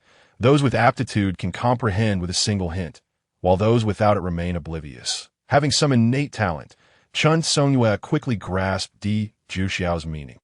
Di Jiuxiao nodded, his eyes filled with appreciation. Precisely. But how does this relate to the sword technique you taught them? Chen Songyue inquired further. What I mentioned earlier about others being unable to impart the concept of absorbing spiritual energy applies here. Unless they awaken, Di Jiuxiao reiterated. However, I later discovered by chance that the truth is indeed omnipresent, he continued. Qiu Wangyu knew that Di Jiuxiao was about to reveal a crucial insight and focused intently on him. Chen Songyue stuffed another snack in her mouth, her gaze also fixed on Di Jiuxiao. This sword technique, while not of high rank, can indeed be cultivated into a genuine sword technique for cultivation. As long as the villagers continue to practice, the truth will gradually integrate into them, thus slowly altering their mindset. Di Jiuxiao finally unveiled the extraordinary nature of this sword technique that I still do not fully understand. Qiu Wangyu said, her expression troubled. Di Jiuxiao smiled. This principle took me quite a long time to comprehend. It is natural for you to take time to grasp it. Are you suggesting that practicing this sword technique will gradually alter their habits? And these habits will eventually influence their thinking, leading to a transformation? Chun Songyue interjected, articulating her insights after taking a bite of her snack. Di Jiuxiao gazed at her in surprise. Exactly. It is about influencing their understanding through action. Observing Chun Songyue's brilliance, Qiu Wangyu felt a twinge of disappointment, for she too was considered a prodigy in Wangchuan City. Qiu Wangyu's gaze shifted from Di Jiuxiao to Chen Songyue, just as the latter grabbed another handful of snacks. You are eating elixirs, Qiu Wangyu exclaimed in astonishment, finally realizing that what Chen Songyue had been consuming all this while were indeed spiritual snacks. These elixirs are all provided by my master. Chun Songyue replied nonchalantly, not sensing anything unusual. Seeing Qiu Wangyu's astonishment, she quickly offered some. Would you like to try? I assumed you would not think much of these rural items. Chapter 71. The young lady of the Yu family as Qiu Wangyu beheld the elixirs offered by Chun Songyue. She was taken aback. The elixirs she had long yearned for were regarded by her as mere rural trinkets. Cautiously, Qiu Wangyu extracted an elixir from the bag Chun Songyue had proffered, examining it closely. Upon confirming that it was indeed an elixir, tears welled in her eyes. It turned out that Qiu Wangyu was the daughter of Qiu Yiming, the lord of Wangchuan City, after her father had been severely injured by a demon beast. Qiu Wangyu sought elixirs to aid him, but was injured by a demon beast herself while on her way to Moli City, forcing her to remain in Dahuang village to recuperate. Little did she expect that in this remote mountain village, there would be someone treating elixirs as snacks. Where did you acquire your elixirs? Only by locating an alchemist can Qiu Wangyu hope to save her father. Chun Songyue subtly gestured towards her master, Di Jiuxiao, indicating that the elixirs were bestowed upon her by him. Observing Qiu Wangyu's astonishment at the sight of the elixirs, Di Jiuxiao felt a sense of understanding. It is not only Qiu Wangyu, confined within this small space, who would be taken aback by Chun Songyue treating elixirs as mere snacks. Even cultivators from Xintian continent would likely react similarly upon witnessing such behavior. After all, even the Apothecary Association does not possess the resources to treat elixirs so casually. Senior, I beseech you, please save my father, Qiu Wangyu implored as she knelt before Di Jiuxiao. Your father? What has transpired? Di Jiuxiao inquired, furrowing his brow, as he had no desire for a bloodbath within his own domain. My father is the lord of Wangchuan City. During the recent beast siege, some of the monsters were particularly formidable. Injuring him gravely, we ventured out in hopes of finding an apothecary to save him, Qiu Wangyu recounted, articulating the reason for her presence here. Fortunately, they were merely beasts, Di Jiuxiao thought, feeling a sigh of relief within. If that is the case, I shall accompany you. After a moment's contemplation, he added a stipulation. You must provide the alchemical furnace and materials. Truly, Qiu Wangyu exclaimed, her spirits lifting as she realized the rarity of an apothecary's assistance. It was indeed unexpected for Di Jiuxiao to agree so readily. However, you must prepare the furnace and materials, Di Jiuxiao reiterated with a nod. The furnace? Qiu Wangyu expressed her confusion, finding it reasonable to supply materials, but questioning the need for them to provide the furnace as well. Wasn't the furnace an essential tool for an apothecary? Indeed, you're also to supply the furnace. Di Jiuxiao recalled the pair of night pots he had forged. That is no issue. Such items are trivial for the Lord's manor, Qiu Wangyu remarked, though she found it peculiar. By the way, it would be best for you to prepare multiple furnaces. Di Jiuxiao suddenly remembered something and added. Understood, Qiu Wangyu agreed. Yet her gaze towards Di Jiuxiao grew increasingly perplexed. Chun Songyue, seeing Di Jiuxiao's agreement to travel to Wangchuan City, felt a stirring in her heart and wished to accompany him. Master, she said, entwining her arm with his and tilting her head with wide eyes. I have yet to venture beyond the mountains surrounding Dahuang village, Di Jiuxiao, unable to withstand Chen Songyue's charming display. Chuckled very well. You may accompany me to broaden your horizons. Yay! Chen Songyue leapt in joy and, in a moment of impulsiveness, planted a kiss on Di Jiuxiao's cheek. Are you not teacher and student? Xiao Wangyu was once again taken aback by the sight of Chen Songyue's affectionate gesture. Blushing, Chen Songyue realized her impulsiveness and hurriedly retreated into her room. Di Jiuxiao, however, felt unperturbed, aware that Chen Songyue harbored no romantic feelings towards him. Having grown up in hardship alongside her brother, Qin Xiaojiang, she had scarcely experienced the warmth of parental care. Thus, having a caring master naturally led her to view him as family. Shortly after, Chen Songyue emerged clad in hunting attire. Songyue, I did not intend to mock you, Xiao Wangyu remarked, mistaking her change of clothes as a sign of defiance against going to Wangchuan City. No, I just realized in my room that if I were to leave, our village would lack a food source. Therefore, I decided to hunt for sufficient provisions before joining you in Wangchuan City.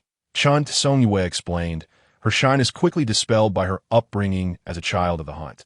Seeing that Chen Songyue was not acting as she had assumed, and wishing to hasten their return to Wangchuan City, Xiao Wangyu declared, I shall accompany you. Let us hunt down those vile beasts together. Chen Songyue nodded and led Xiao Wangyu along with several guards into the mountains. Di Jiuxiao, believing that Chen Songyue needed to foster her independence, refrained from intervening in her hunt, yet resolved to discreetly ensure their safety from behind. Before long, they reached the outskirts of the forest of the Emperor, where an unusual stillness enveloped the area. No beasts emerged as they ventured deeper. The absence of any sightings felt increasingly unnatural. Suddenly, a Kanglan tiger with 8 legs sprang forth. A first-tier Kanglan tiger. Attack! Chen Songyue shouted as she charged towards the beast, her voice resonating with a hint of ferocity. Return! You cannot defeat it, Xiao Wangyu exclaimed, taken aback by Chen Songyue's fearless advance against the first-tier Kanglan tiger. Di Jiuxiao, observing from a distance, felt a jolt of surprise. With a roar, the Kanglan tiger lunged, but Chen Songyue swiftly severed one of its legs.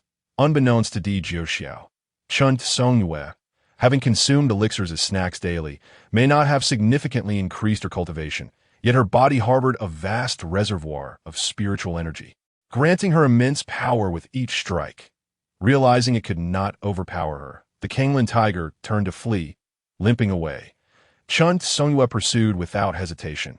Yet despite its injury, the Kanglan tiger still had 7 legs, allowing it to escape swiftly, disappearing in a cloud of black smoke. However, no matter how fast it ran, it could not evade Chen Songyue's pursuit, for it left a trail of blood in its wake. The faster it ran, the more it exhausted itself, hastening its demise. Chen Songyue was not in a rush to slay the creature. The bloodshed would not only deplete the Kanglan tiger's stamina, but also attract other beasts, allowing her to eliminate them all at once, thus saving herself the trouble of searching elsewhere.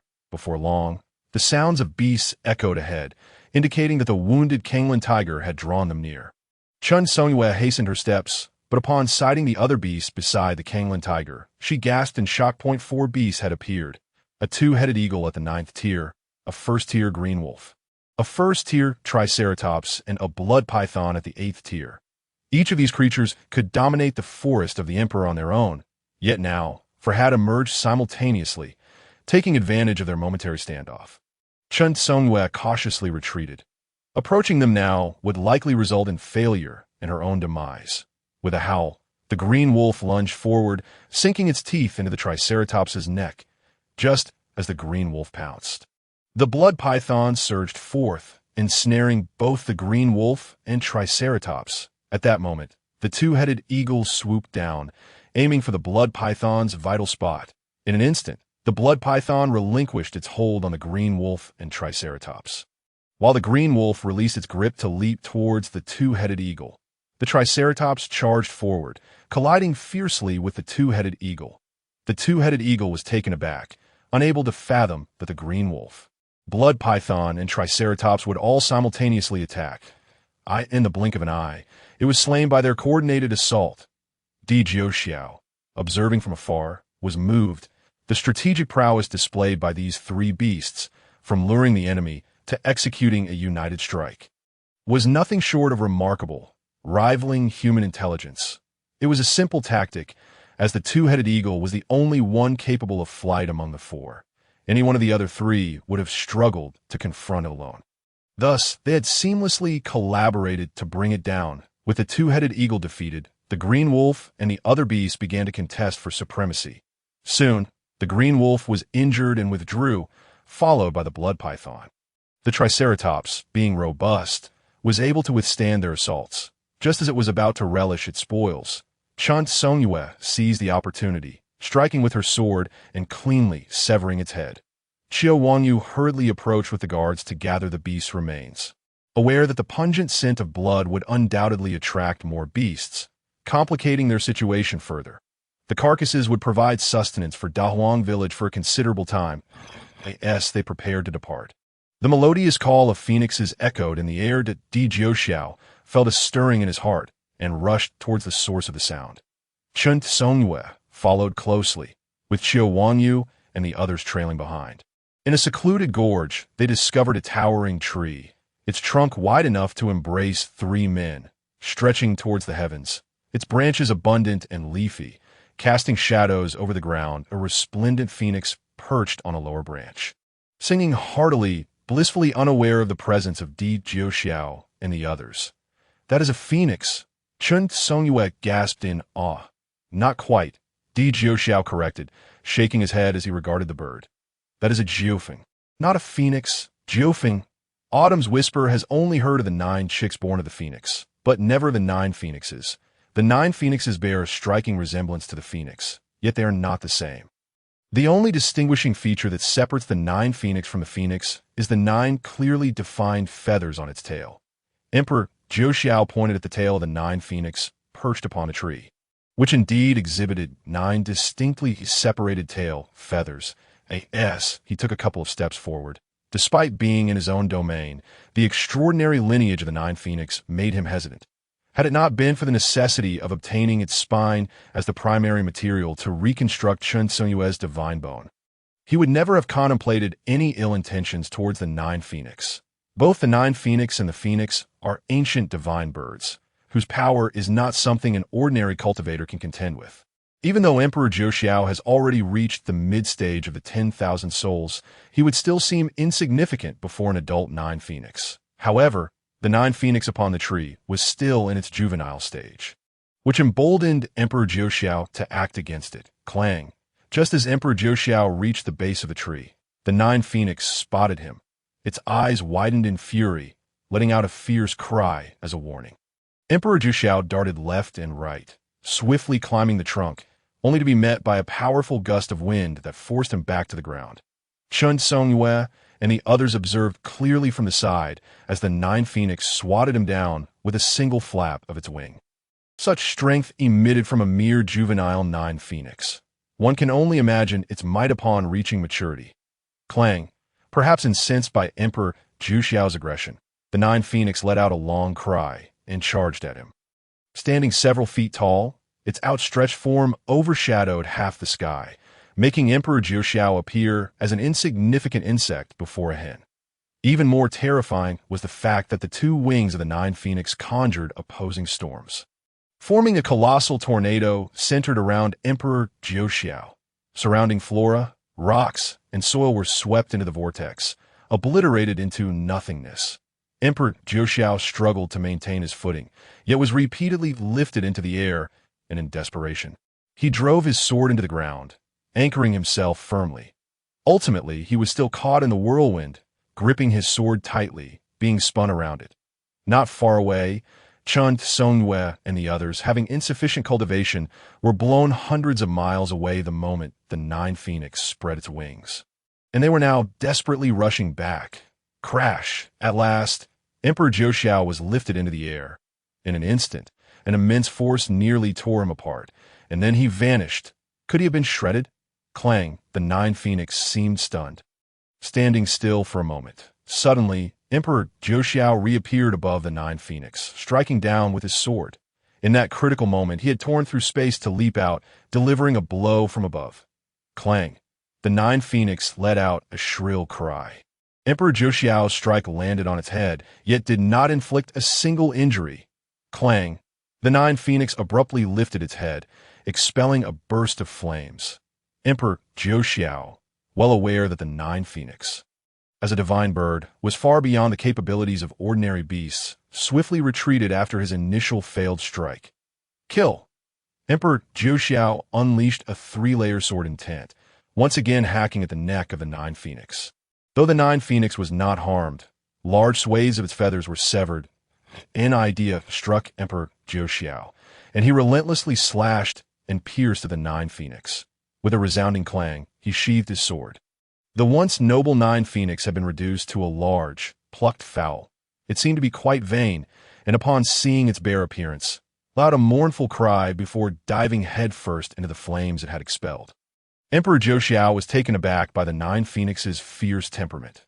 By the time Chun Tsongyue and the others arrived, Emperor Joshiao had successfully extracted its spine. "Master, are you unharmed?"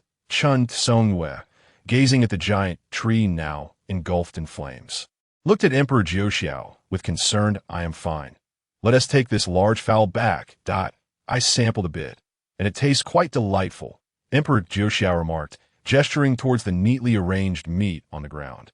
With a ready fire and a sizable fowl, the group proceeded to enjoy a barbecue before returning to Dahuang village. Upon their return, Chun Tsongyue presented the hunted creature to the village chief, offering instructions to her younger brother before embarking on their journey to Wangchuan City. Wangchuan City lies to the northwest of Dahuang village, and after traversing mountains and valleys for a full 5 days, they finally beheld the towering walls of the city. "Miss, you have returned." The guards promptly opened the city gates upon recognizing Qiu Wangyu. "Captain Zhao, how is my father?" The closer Qiu Wangyu got to home, the more anxious she became regarding her father's injuries. Captain Zhao lowered his head. "The eldest and second young masters have returned, but they did not bring back the key." "What of my father? How is he?" Upon hearing this, Qiu Wangyu felt her heart race with urgency. "The city lord, miss, you may wish to see for yourself." Captain Zhao ceased speaking and turned to ascend the city tower. Upon entering the city lord's residence, the atmosphere was heavy with sorrow. Qiu Wangyu dashed into the room of city lord Qiu Yiming, finding him lying on the bed, his face pale as parchment. On the brink of death, her elder brother Qiu Wangchuan and second brother Qiu Wangshu knelt silently at the bedside. "Father, I have found a healer. You will soon be saved," Qiu Wangyu cried as she hurled herself at Qiu Yiming's bedside. Chapter 73. If you don't want to die, what? Third sister, you found a healer. Qiu Wangchuan and Qiu Wangshui exchanged incredulous glances. Hiring a healer comes at an exorbitant price. Ignoring them, Qiu Wangyu approached Emperor Joshiao. "Senior, please take a look at my father." Emperor Joshiao nodded and stepped to the bedside of Qiu Yiming, taking his pulse, his brow furrowing in concern. Noticing his furrowed brow, Qiu Wangyu grew even more anxious. "Senior, how does my father?" "Quickly prepare the alchemy furnace and medicinal ingredients." Emperor Joshiao spoke urgently. Both Chun Tsongyue and Qiu Wangyu had never seen him so agitated before, and their hearts raced in response. Hearing Emperor Joshiao's demand for the alchemy furnace and ingredients, Qiu Wangshui immediately dashed out to instruct the servants to prepare. But to their surprise, Wangchuan City had no healer, yet they possessed a second-tier alchemy furnace. Qiu Yiming's injuries were indeed grave. He had barely a breath left, and had Emperor Joshiao and the others returned any later, even he would have been powerless to help. Emperor Joshiao administered a life-saving pill to Qiu Yiming before retreating to the alchemy room to concoct a remedy. "Sister, is this the healer you brought back?" Qiu Wangchuan finally seized a moment to inquire as Emperor Joshiao began his alchemical work. Indeed, Qiu Wangyu nodded that he looked so young. Could he be a fraud? Qiu Wangchuan expressed his disbelief. "Absolutely not. Brother, you need not worry," Qiu Wangyu assured him confidently. "That is the best-case scenario. Our father cannot withstand much more stress," Qiu Wangchuan said anxiously, gazing at Qiu Yiming's room. With a loud boom, a tremendous explosion erupted from the alchemy room. Xiao Wangyu and Xiao Wangchuan rushed inside to find the alchemy furnace had been destroyed, with Emperor Jiuxiao rummaging through the remnants. What, sister? Xiao Wangchuan could hardly believe that this healer had caused the furnace to explode. Senior Emperor, what is happening? Xiao Wangyu also expressed her disbelief at the sight of the first batch of elixirs failing so catastrophically. Here, give this to your father to consume. Emperor Jiuxiao handed Xiao Wangyu a pill he had salvaged from the wreckage. Xiao Wangyu, unaware of Emperor Jiuxiao's unique alchemical trait, looked at him skeptically. Did you prepare this beforehand? No, I just made it. It is still warm. Emperor Jiuxiao pressed the pill into Xiao Wangyu's hands. The pill was indeed warm, prompting Xiao Wangyu to hastily take it to her father. Before long, Xiao Yiming's complexion began to regain its color, indicating that Emperor Jiuxiao's elixir was taking effect. By evening, another resounding explosion echoed from the alchemy room.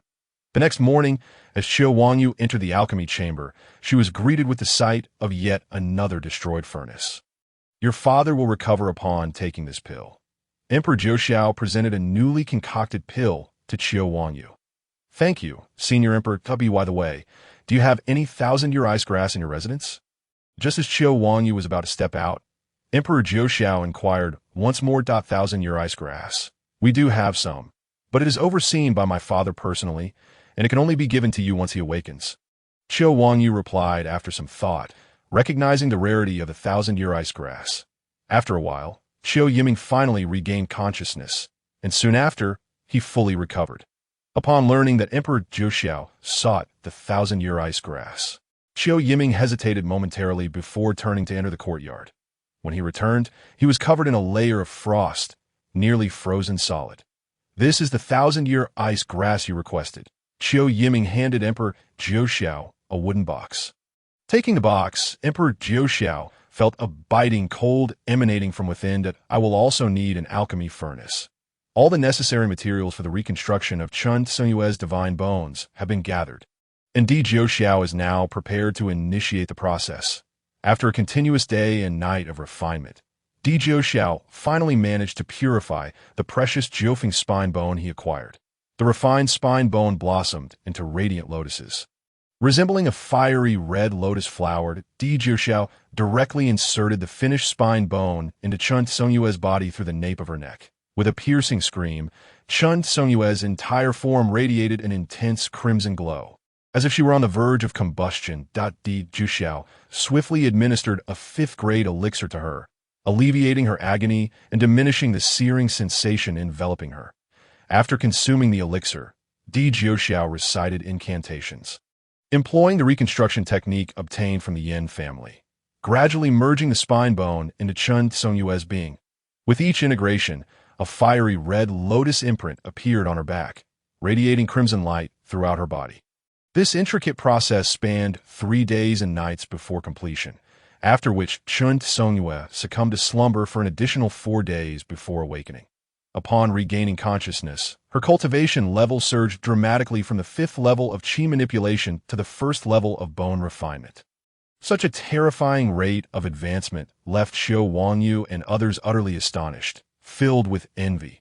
Xiao Yiming, the strongest in Wangchuan City, had only reached the 1st level of bone refinement, and while he had narrowly escaped serious injury, the city lord's residence was jubilant, hosting a feast in celebration of Chun Tsungyue's rebirth. Suddenly, a soldier burst into the lord's hall, reporting, "My lord, a multitude of demonic beasts is attacking from outside the city." Xiao Yiming's expression changed drastically as he commanded, "Prepare the city for defense. Ready yourselves for battle." Wangchuan City boasted 4 gates to the north, south, east, and west, and now was surrounded by an overwhelming number of demonic beasts. Witnessing the densely packed hordes outside, Xiao Yiming's countenance grew grave. The previous assault had already nearly brought him to his knees, and now he faced an even greater onslaught, with the lead beasts from each direction being powerful entities at the 5th level of bone refinement. With a resounding crash, a massive stone struck a civilian home within the city, reducing it to rubble. Following this, a barrage of stones began to rain down, and the siege had commenced. As the first stone fell, a colossal black net rose above Wangchuan City, evidently a preemptive measure. The stones hurled by the demonic beasts met the black net and ricocheted back, resulting in the demise of a significant number of the attackers. Realizing the futility of their efforts, the demonic beasts ceased their bombardment. Huzzah! Huzzah! The citizens of Wangchuan City erupted in cheers as they witnessed the thwarting of the demonic assault. Suddenly, with a thunderous roar, Di Zhouxiao gazed toward the city outskirts, where enormous ants, standing 7 feet tall, formed a precise formation, wielding massive trees to batter the city walls. The soldiers atop the city towers were not idle.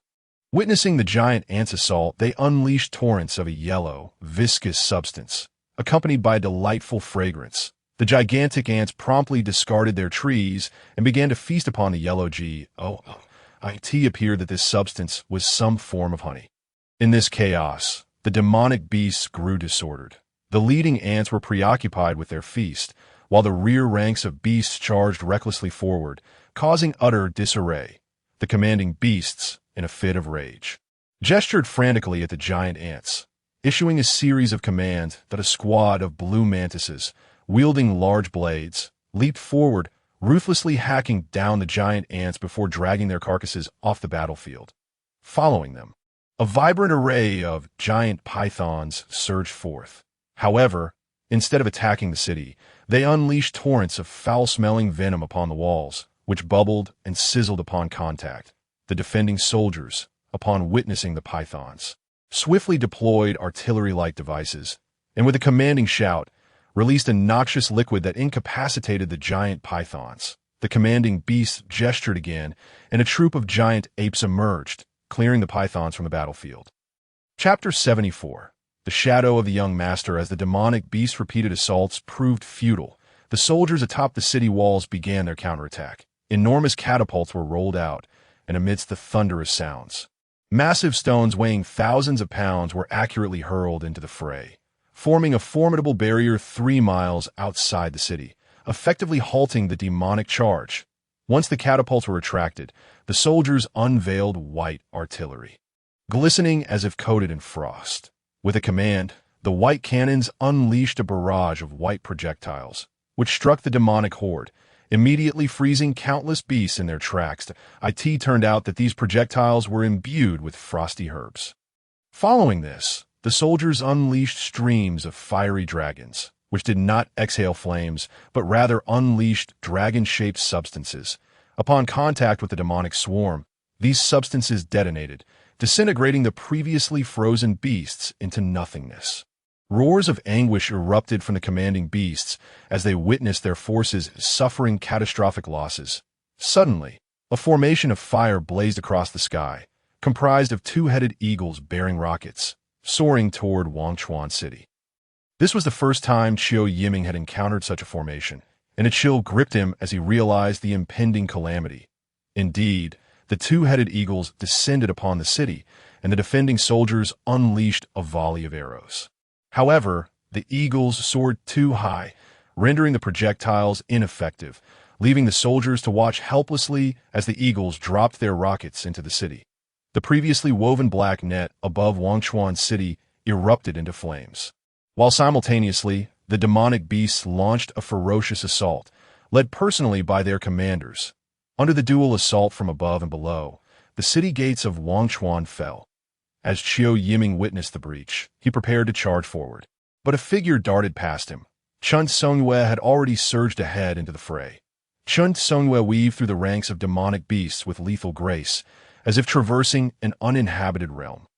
Observing Chun Songyue's formidable prowess, Qiu Yiming felt a surge of confidence and began to rally efforts to extinguish the chaos within the city. With the city gates breached, panic ensued among the residents, who scattered in all directions, complicating the rescue efforts. Reluctantly, Qiu Yiming established a task force, ordering the soldiers to fall back and fight. Those fleeing were to be cut down. Under such rigorous military orders, the situation within the city gradually stabilized. Meanwhile, at the breached gates, Chun Songyue's path was littered with the corpses of demonic beasts, blood flowing like rivers. As Qiu Yiming restored order, he joined the fray, pushing the demonic beasts back step by step. With a thunderous roar, a mid-stage bone refinement beast charged toward Chun Songyue. This commanding creature was a colossal 9-tailed fox, and upon spotting Chun Songyue, it lunged forward, aiming to sink its teeth into her. Chun Songyue evaded the attack, leaping high to strike at the nine-tailed fox. However, the fox executed a swift turn, seemingly aware of Chun Songyue's strength, and began to retreat. Unwilling to let it escape, Chun Songyue pursued with her blade drawn. "No, come back," Chiu Yiming, observing from behind, sensed the impending danger as Chun Songyue gave chase. Indeed, just as she closed in, a noxious yellow-green gas erupted from the nine-tailed fox's rear. Alarmed, Chiu Yiming rushed toward Chun Songyue. Upon seeing the toxic gas approach, Chun Songyue held her breath and, seizing the moment, cleaved the nine-tailed fox in half with her sword. As Chiu Yiming reached her side, he scrutinized her closely, asking, "Are you unscathed?" Chun Songyue shook her head, gazing at him in confusion. "I'm fine. What's wrong?" After a moment of contemplation, Chiu Yiming replied that yellow-green gas emitted by the nine-tailed fox is toxic and possesses a potent allure. "Yet you seem entirely unaffected. How is that possible?" "I don't know," Chun Songyue responded with a shake of her head. Suddenly, Chiu Yiming noticed the fiery red light emanating from within Chun Songyue, and realization dawned upon him. This must be related to the divine bones within you. Surely you are impervious to any toxins or enchantments. After Chun Songyue dispatched the nine-tailed fox, the ranks of demonic beasts, now leaderless, began to disperse. At this point, Wangchuan City had suffered extensive damage, yet its inhabitants were accustomed to such hardships. In a world dominated by ancient demonic beasts, merely surviving was already a tremendous blessing. "Songyue, your master has departed." Chiu Wangyu approached her solemnly. "Departed? Did he mention where he was going?" Chun Songyue felt a profound sense of melancholy upon hearing that Di Jiuxiao had departed. Chiu Wangyu shook her head, that Di Jiuxiao had only chosen to leave after witnessing Chun Songyue vanquish a mid-stage nine-tailed fox, as she was no longer in peril. Ding! Just as Di Jiuxiao was preparing to exit the small space, the system emitted a notification, indicating the presence of a new mission. Upon opening the panel, Di Jiuxiao discovered that the system had issued a new side quest, requiring him to recruit a disciple with a qualification exceeding 30 within the small space, with a reward of attaining the pinnacle of the 4th layer of sword intent. Such a modest requirement paired with such a generous reward genuinely perplexed Di Jiuxiao. However, after surveying the entirety of Wangchuan City, he found his confusion dissipating, for not a single individual within Wangchuan City possessed a qualification exceeding 30.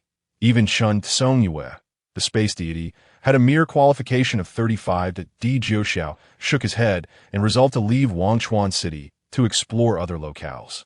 At that time, the space had yet to evolve an abundance of humanity. It was predominantly filled with ancient beasts, leaving humans to survive in the interstices, the beasts that had retreated from the assault on Wangchuan City scattered. And while traversing a mountain range, Di Jiuxiao unexpectedly discovered a beast by a stream in the mountains.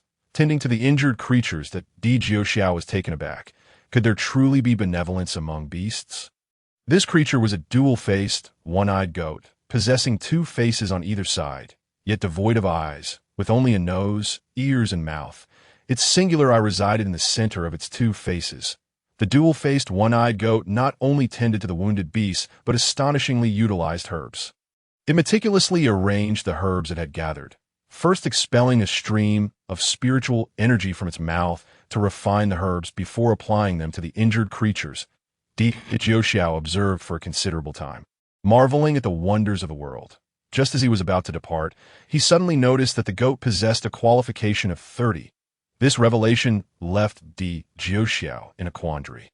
He could hardly take a beast as a disciple, yet failing to do so might mean he would not find anyone with a qualification of 30 to accept as a student.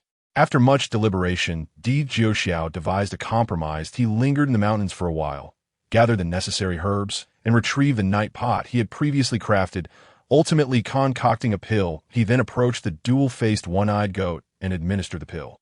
The goat bleated twice, and in an instant transformed into a dashing scholar. "Master, I beseech you to accept my bow," the goat proclaimed, demonstrating its innate talent by recognizing Di Jiuxiao as its teacher upon assuming human form. Di Jiuxiao nodded in satisfaction. "What is your name?" The goat replied, its expression dim, Disciple is illiterate and knows not what to call myself. You exhibit a certain spirituality and have been healing beasts by this dream. Let us name you Zealing. Di Jiuxiao bestowed a name upon it. I finally have a name. Thank you, Master. Zealing rejoiced. Master, I thought you had left. Di Jiuxiao brought Zealing back to Wangchuan City, whereupon seeing him, Chen Songyue rushed forward. Chapter 75. Another failure. I had intended to leave, but an unforeseen matter drew me back. That Di Jiuxiao gently pushed Chen Songyue away. You have grown. You must be more mindful henceforth. Chen Songyue's cheeks flushed as she reluctantly distanced herself from Di Jiuxiao's embrace. Murmuring, could you not leave? Di Jiuxiao smiled. There are many challenges you must face. My presence here may hinder your growth. Zealing, come forth to greet your senior sister. He called Zealing to his side. Zealing bowed to Chen Songyue. Zealing pays respects to my senior sister. You are my junior brother? Chen Songyue expressed curiosity upon learning of her new junior. I am Chen Songyue, your senior sister. Greetings, senior sister. Zealing replied. That Di Jiuxiao beckoned Chen Songyue's side. Songyue, your junior brother is, in essence, a beast, yet he possesses great kindness and sensitivity. You must care for him and never bully him. Do you understand? Upon realizing her junior brother was a beast, Chen Songyue was taken aback. In the Alchemist Association, bang, Yu Linger kicked over the alchemy furnace. This marks the 1001st failure. Infuriated, Yu Linger tossed all the herbs into the furnace, preparing to burn them. Yet the flames refused to ignite despite her efforts, prompting her to nearly demolish the entire alchemy room. Oh dear, my little ancestor. Could you not settle down for a moment? Yi Xen hastily approached upon hearing Yu Linger's outburst. Humph! If I cannot concoct a 5th-grade pill, what use is this worthless recipe? Yu Linger seethed, surveying the disarray of the alchemy room. If you must vent your frustration, do not destroy the Alchemist Association. Perhaps you could take it out on your own home instead? Yi Xen's voice trailed off toward the end. What did you say? Yu Linger's shout reverberated throughout the entire Alchemist Association. How about you seek out your brother-in-law? Yi Xen's eyes brightened as she suddenly thought of someone. My brother-in-law. Who is my brother-in-law? Speak clearly, or I shall inform my sister and let her deal with you. Yu Linger approached Yi Xen step by step, her gaze filled with menace. You not know. Your sister has been quite amicable with the young master of the Di family during their journey to the outer realms. News of Di Jiuxiao and Yu Linger's interaction during that fateful night in the City of Eternal Night had spread, even reaching Yi Xen's ears. Amicable? Are you implying they engaged in inappropriate conduct behind my back? Yu Linger genuinely had no inkling of the relationship between her sister, Yu Linger's, and Di Jiuxiao, as her sister found it difficult to broach the subject, and those beneath her would not divulge it either. Ahem, dear second lady, your candor is truly remarkable. Yi Xen stifled a laugh. That night, at the Yu residence, sister, where has my brother-in-law gone? Yu Linger, previously at odds with Di Jiuxiao, was unaware that he had gone to Xinyuan Academy. Brother-in-law, what nonsense are you spouting? Do you believe I have refrained from punishing you for 3 days? Yu Linger's sister, Yu Lingong, had already heard various rumors about her relationship with Di Jiuxiao, and upon hearing Yu Linger mention it, her ire flared. Sister, I've heard it all. You and that Di Jiuxiao have long since engaged in that sort of affair. Why act coy? Yu Linger insinuated, bringing her thumbs together as a gesture. You insolent girl. I shall not spare you. Yu Lingong feigned to strike, but suddenly remembered her innocence regarding Di Jiuxiao, leaving her feeling somewhat forlorn. Perceiving her sister's thoughts, Yu Linger approached and urged her to sit down. If there is mutual affection, why evade it? Perhaps I could accompany you to find him. Yu Lingong trembled slightly, as if the notion of seeking out Di Jiuxiao had never crossed her mind. And she quickly shook her head. Forget it. Our relationship has always been clear-cut, and I cannot claim any feelings for him. The recent proximity was merely an incidental occurrence. Yet, if you do not inquire, how will you know what he is thinking? Yu Linger fervently encouraged her to reach out to Di Jiuxiao. Did you not claim you were at odds with Di Jiuxiao? Why the sudden concern for him today? Yu Lingong finally detected Yu Linger's unusual behavior. Well, I am certainly thinking of your lifelong happiness. Yu Linger retorted. I heard that Di Jiuxiao risked enmity with everyone in the secret realm to save you. Why would he still concern himself with our minor grievances? It seemed as though Yu Linger had matured significantly in that moment, though, but I heard your alchemical skills have made no progress. Prompting our second lady to erupt in rage, that I thought you might seek out Di Jiuxiao as your master, Yu Lingong remarked with a teasing smile. Yu Linger pouted and nestled into Yu Lingong's embrace. Oh, that was merely a trivial matter. Oh, that is the case. Alas. Yu Lingong shook her head, sighing deeply. What a pity. Yu Lingong produced a letter and lightly cast it into the candlelight. I'd already penned a letter on your behalf. But if you do not particularly care, then it shall remain unsent. That won't do. Yu Linger suddenly sprang up and snatched the letter. A decision once made cannot be altered lightly, sister. I shall ensure this letter is sent. With that, Yu Linger dashed out with the letter in hand. At the present hour, the largest courier organization in Xinjiang continent, the Qingyao Tower, had already closed for the night. Yu Linger returned to her residence with Yu Lingong's letter, planning to send it the following day. Eventually, unable to resist her curiosity, she opened the letter to glimpse its contents. What if her sister had penned some tender declarations of affection? Surely, she must take a look. Yu Linger finally yielded and unsealed the letter. The envelope was simple, and the letter itself was equally straightforward, featuring plain white paper with black ink. Di Jiuxiao. I am Yu Lingong. Yu Linger wishes to take you as her master to learn the art of alchemy. Yu Lingong. Yu Linger was dumbfounded. Did this mean she still had a chance? At Xianyuan Academy. Teacher D, your letter to a disciple clad in a bluebird uniform presented a letter to Emperor Jiuxiao. Furrowing his brow, he pondered who might have sent him a missive. Upon opening the envelope, a delicate fragrance reminiscent of roses wafted forth, akin to the subtle scent of a youthful maiden. The letter was fashioned from pink paper, tender and gentle like the blushing visage of a shy girl. Last night, as autumn winds stripped the verdant trees, for whom did the breeze linger in the midnight hour? A solitary soul yearns in the night, longing for you across the ends of the earth, never to be forgotten. Lingmei Jiuxiao's brows knitted together in confusion. Given his understanding of Yu Linglong, it was implausible that she would pen such overt sentiments.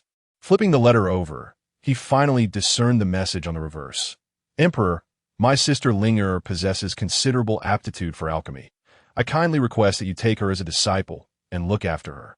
Lingmei.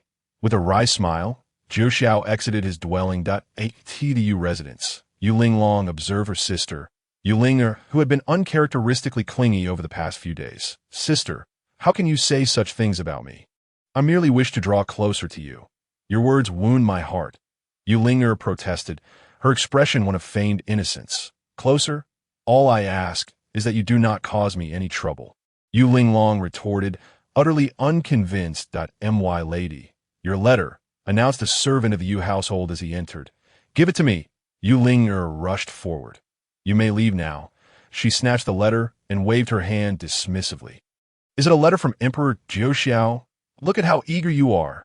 Yu Linglong had long since grown accustomed to her sister's eccentricities. Yu Linger tucked the letter away and nodded. Yes, Yu Linglong, noticing her sister's actions, stood up. Why have you stowed away my letter? With a smile, Yu Linger replied, it was nothing of great importance, and since you have no desire to read it, I shall keep it for you. The more Yu Linglong looked, the more she sensed something amiss, extending her hand. Give it to me. Not a chance. Yu Linger spun around and fled. Lock. Yu Linglong swiftly executed a hand gesture, ensnaring Yu Linger in place. The letter from Emperor Jiuxiao contained but a single word, yes. Alongside it lay another pink letter. The following morning, at the Bluebird Pavilion's Grand Hall, the branches of the Bluebird Pavilion in Xinjiang continent were categorized by numbers, with the highest-ranking individual in each building referred to as the Pavilion Master. Miss Yu, this is against the rules, the Pavilion Master of the Bluebird Pavilion in Yuanshan City expressed, his face betraying his discomfort. Delivering a letter is one thing, but sending a person is entirely permissible. What rules does this violate? Yu Linglong's voice was frigid, her expression murderous, though the Bluebird Pavilion was the largest courier organization in Xinjiang continent. They were, after all, a business and generally refrained from offending clients, especially one as significant as the Yu family. Very well. This is only because you are Miss Yu. Under different circumstances, I would never agree to such a request. The pavilion master reluctantly accepted the task. "What has come over Miss Yu Er?" he inquired, having finalized the contract with Yu Linglong and observing Yu Ling lying on a stretcher. "She has fallen gravely ill and requires transport to Xianyuan Academy for treatment by Emperor Jiuxiao." Yu Linglong's tone remained devoid of emotion. The pavilion master dared not ask further, hastily arranging for Yu Ling to be taken to Xianyuan Academy. "Teacher Emperor, please accept this delivery," a disciple from the Bluebird Pavilion said. Presenting a box before Emperor Jiuxiao, as he opened the box, he found Yu Ling lying motionless within. Had it not been for her eyes darting about, he might have assumed she was deceased. Yu Ling had finally become Emperor Jiuxiao's disciple, marking her as the 6th pupil in his martial arts class. Attend one of his classes, and you will see that I have not deceived you. It was once again time for Emperor Jiuxiao's alchemy lesson, and following previous sessions, the number of students attending his open class had grown significantly. Some students, having benefited immensely from his teachings, dragged their friends along. This time, the apothecary hall was packed to the brim. Emperor Jiuxiao could scarcely find an entrance. Yu Ling also participated in this lesson, having been secretly awed by him since their earlier competition. The apothecary hall, with a capacity for mere hundreds, was now filled with nearly 1,000 students, yet it was so silent that one could hear a pin drop.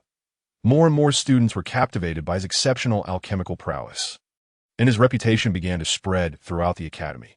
Did you know? Teacher Emperor Jiuxiao from the apothecary class is a 5th-level alchemist. Indeed, have you seen how effortlessly he concocts 5th-level pills? Clearly, he is not even exerting himself. After the class concluded, students could be heard discussing Emperor Jiuxiao's alchemical skills in nearly every corner of the academy. It was once again time for Emperor Jiuxiao's lesson. Even before dawn broke, the apothecary hall was already filled with students, with latecomers forced to queue outside. However, as the sun climbed higher in the sky, Emperor Jiuxiao's figure remained absent. That moment, the assistant to the academy's dean, Xiao Li, hurried over to inform them that Emperor Jiuxiao had taken his disciples on a journey. "What? How can Teacher Emperor do this? It is highly irresponsible." "Precisely. The dean must address this. The academy owes us an explanation." Indeed, Emperor Jiuxiao cannot accept offerings without fulfilling his duties. Teacher Emperor's excursion was sanctioned by the dean. Furthermore, he has not accepted offerings. What? So Teacher Emperor hasn't taken any offerings. No wonder he is not wholeheartedly teaching us. We must seek justice for Teacher Emperor. As the students marched in droves to the dean's office to advocate for Emperor Jiuxiao, he had already embarked on the domain of Capricorn Continent with Yang Yu and 5 others.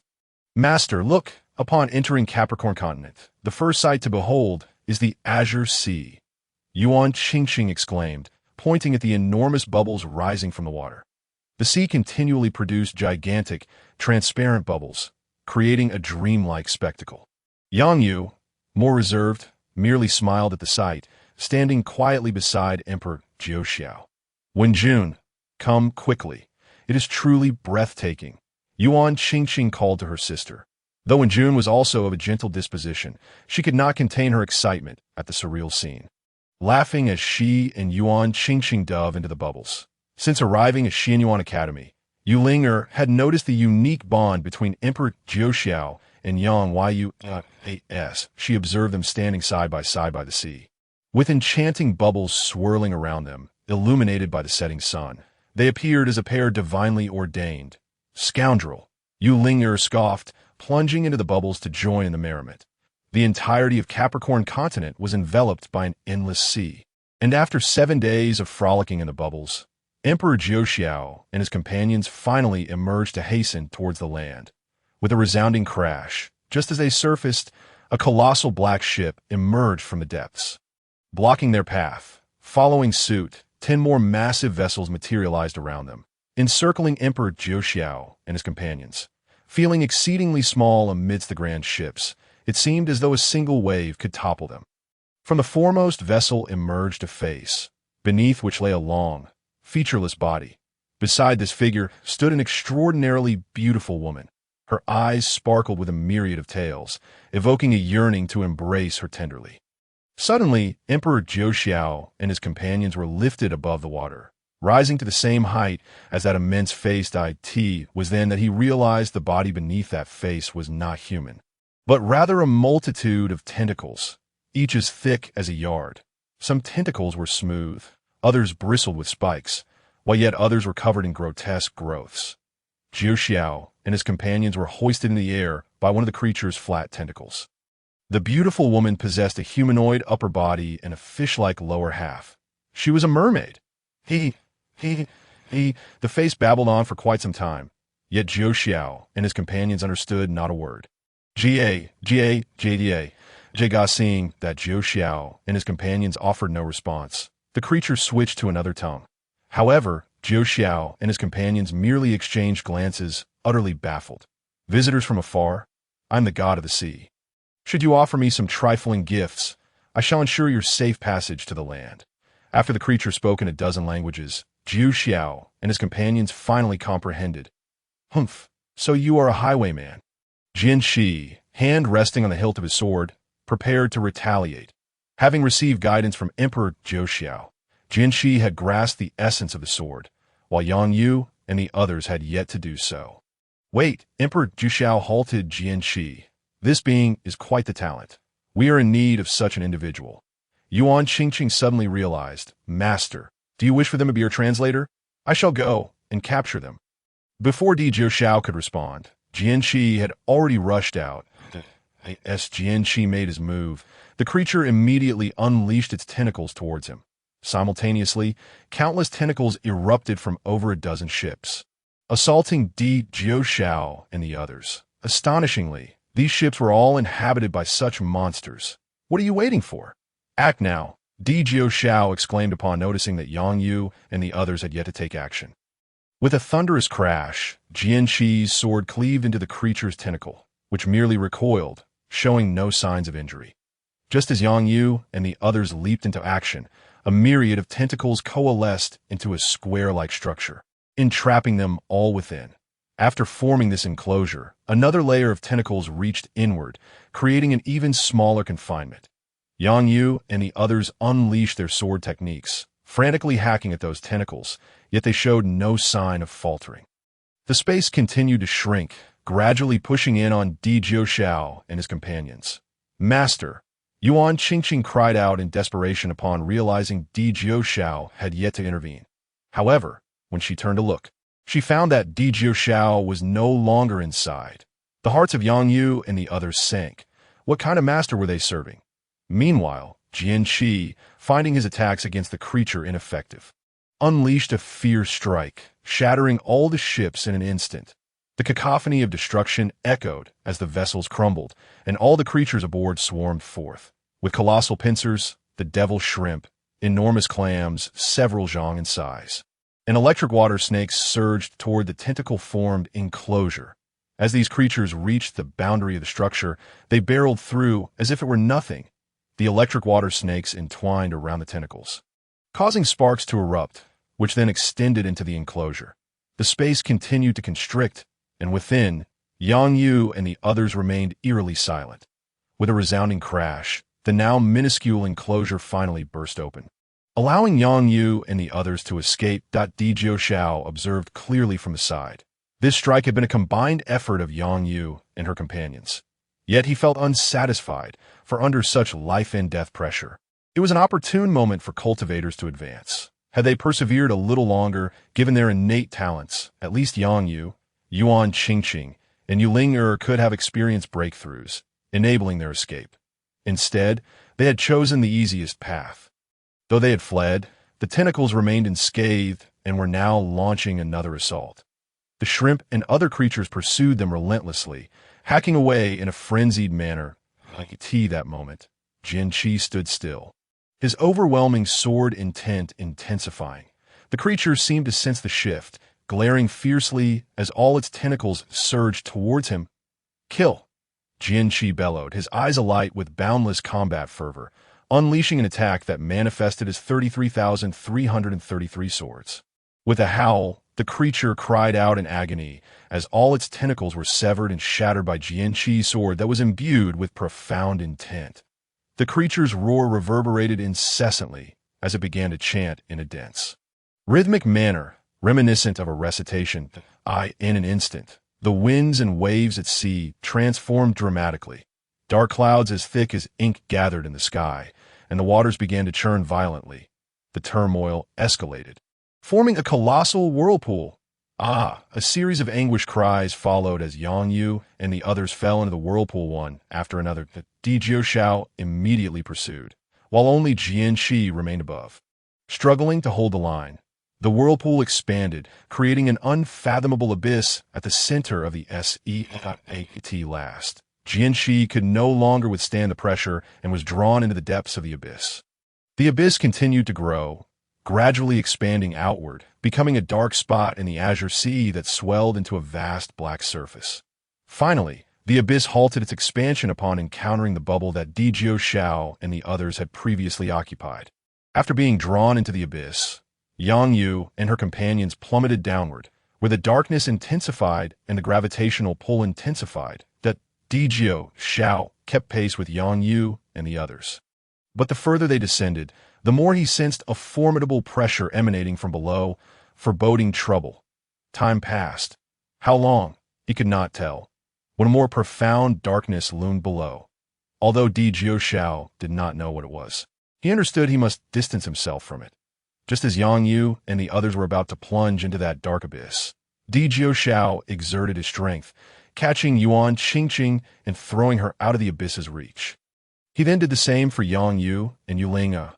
Wen Jun and Wen Song, being slightly weaker, lingered too long and were now on the edge of the dark entity that Di Jiuxiao summoned his strength once more, barely managing to grasp them both and hurl them to safety. Yet he himself was drawn into the darkness. Upon entering the dark void, a nauseating stench assaulted him. Even with his breath held, the repulsive odor seemed to seep through his pores. With a tremendous crash, a powerful force yanked Di Jiuxiao downward, and he involuntarily succumbed to the pull. After an hour, he finally ceased his descent. What lay beneath him was an unknown substance. Yielding beneath his weight, as he groped forward, he soon discovered enormous, desiccated tree trunks. He struck one with his sword, finding it exceedingly hard. As if it had turned to fossil, Di Jiuxiao couldn't help but marvel at the size of these fossilized trunks. Pondering how immense they must have been in life, as he ventured further, he stumbled upon numerous rotting giant fish. Some had already revealed their skeletal remains, akin to the fossils he had previously encountered. Suddenly, Di Jiuxiao realized these were not fossils at all, but the remnants of gigantic fish that had decayed. A sense of foreboding crept over him as he continued onward, encountering various corpses and bones. Then, he beheld a human body, serene and ethereal, seated upright. Even in such peril, the figure remained composed. Di Jiuxiao chose not to linger and pressed on. Suddenly, he stumbled, nearly toppling over. To his horror, he discovered that his feet had rotted down to mere bones. The decay creeping up his body, Di Jiuxiao pondered this transformation for a long while, unable to fathom how he had come to be in such a state. Now, he found himself at an impasse. A wall loomed ahead. Approaching, he reached out to push it, only to see a thick, yellowish pus seeping continuously from the wall. The liquid flowed to the corner, spreading outward, upon reaching a still intact corpse of a demon beast. The body rapidly decayed, leaving only bones behind. It was then that Di Jiuxiao realized he had been traversing through this yellow pus all along. The ground was coated with it, and, as he consumed elixirs, his suffering only intensified, for any flesh that sprouted was immediately corroded away. The erosion quickened. Below his thighs, there was only white bone remaining. With no way forward or back, Di Jiuxiao recalled that the corpse he had seen earlier showed no signs of decay. An anomaly in such an environment, to protect his legs from further damage. He drew 2 swords to use as makeshift canes and hastily made his way back. The corpse remained seated as before, its body now entirely enveloped in the viscous liquid, showing no signs of decay. Even its garments were intact. Di Jiuxiao gazed at the figure, and the longer he looked, the more he felt it was not dead, but merely in slumber. Perhaps it had never perished at all.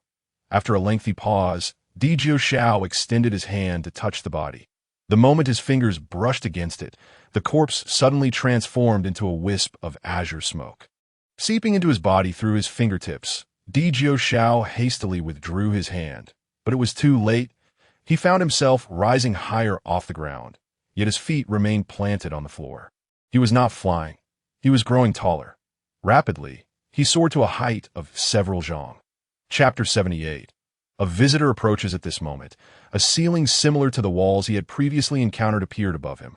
Di Xiao attempted to evade, but it was too late. He passed through the ceiling as if it were mere paper.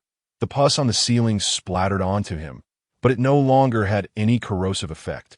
Continuing to grow, he soon reached another height of several zhang. It was then that he discerned the massive organ that had previously ensnared him.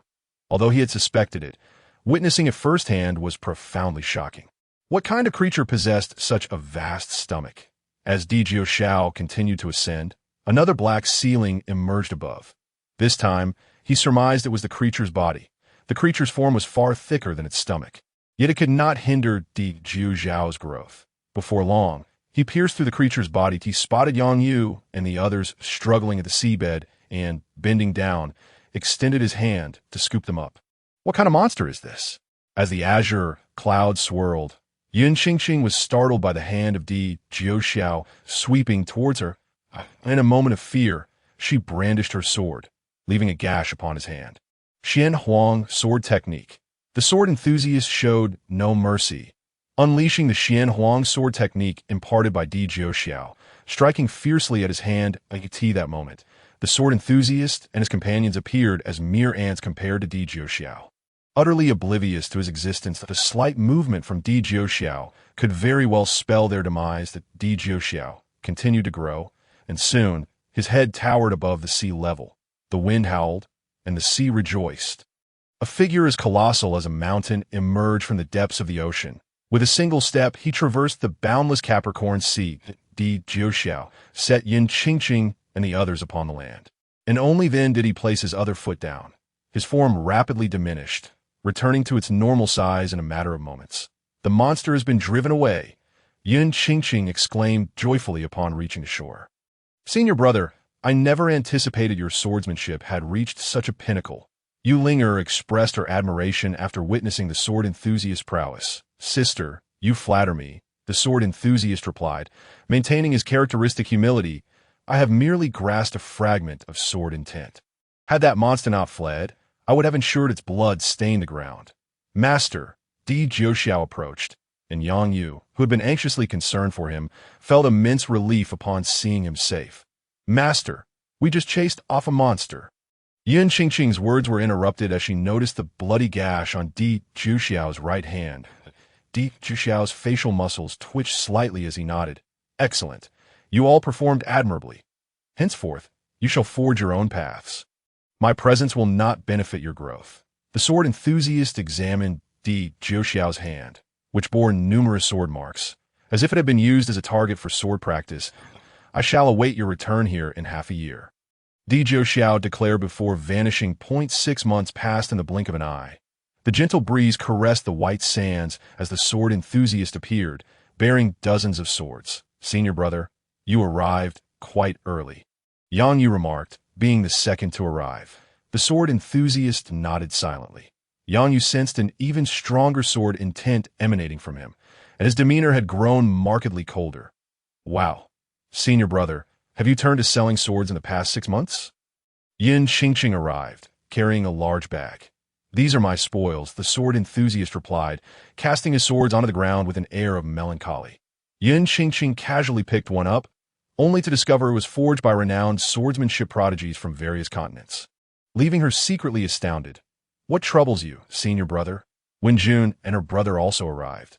The sword enthusiast sighed, the loneliness of the skilled. Humph, your skills may be lacking, yet your bravado is not. Dare you to face me in combat? Yu Linger appeared as well. An overwhelming sword intent filled the air. The sword enthusiast rose, his gaze fixated on Yu Linger. Upon meeting his gaze, she felt a chill run down her spine, realizing he had made significant progress. Let us refrain from conflict for now, Di Xiao interjected. In the time to come, you shall have your battles. All 6 disciples had comprehended sword intent, with the sword enthusiast reaching the pinnacle of his understanding. leaving Di Jiuxiao deeply satisfied. Next month marks the commencement of the international tournament. I expect you to procure a certain item for me. What item? Yin Qingqing and the others inquired in unison. The prize of the international tournament. And this was the sole aspect of the tournament that piqued Di Jiuxiao's interest. The venue for the international tournament was in the Dragon City of Wuchang Continent, open to cultivators under the age of 25. Apart from Di Jiuxiao and his disciples, gifted practitioners from various continents also gathered at Wuchang Continent for the tournament. Soon, the international tournament commenced. It consisted of 3 rounds, with the first round requiring participants to enter the starry realm and hunt the unique starry beast dwelling there. Killing one would yield a single point, with rankings determined by the total points scored.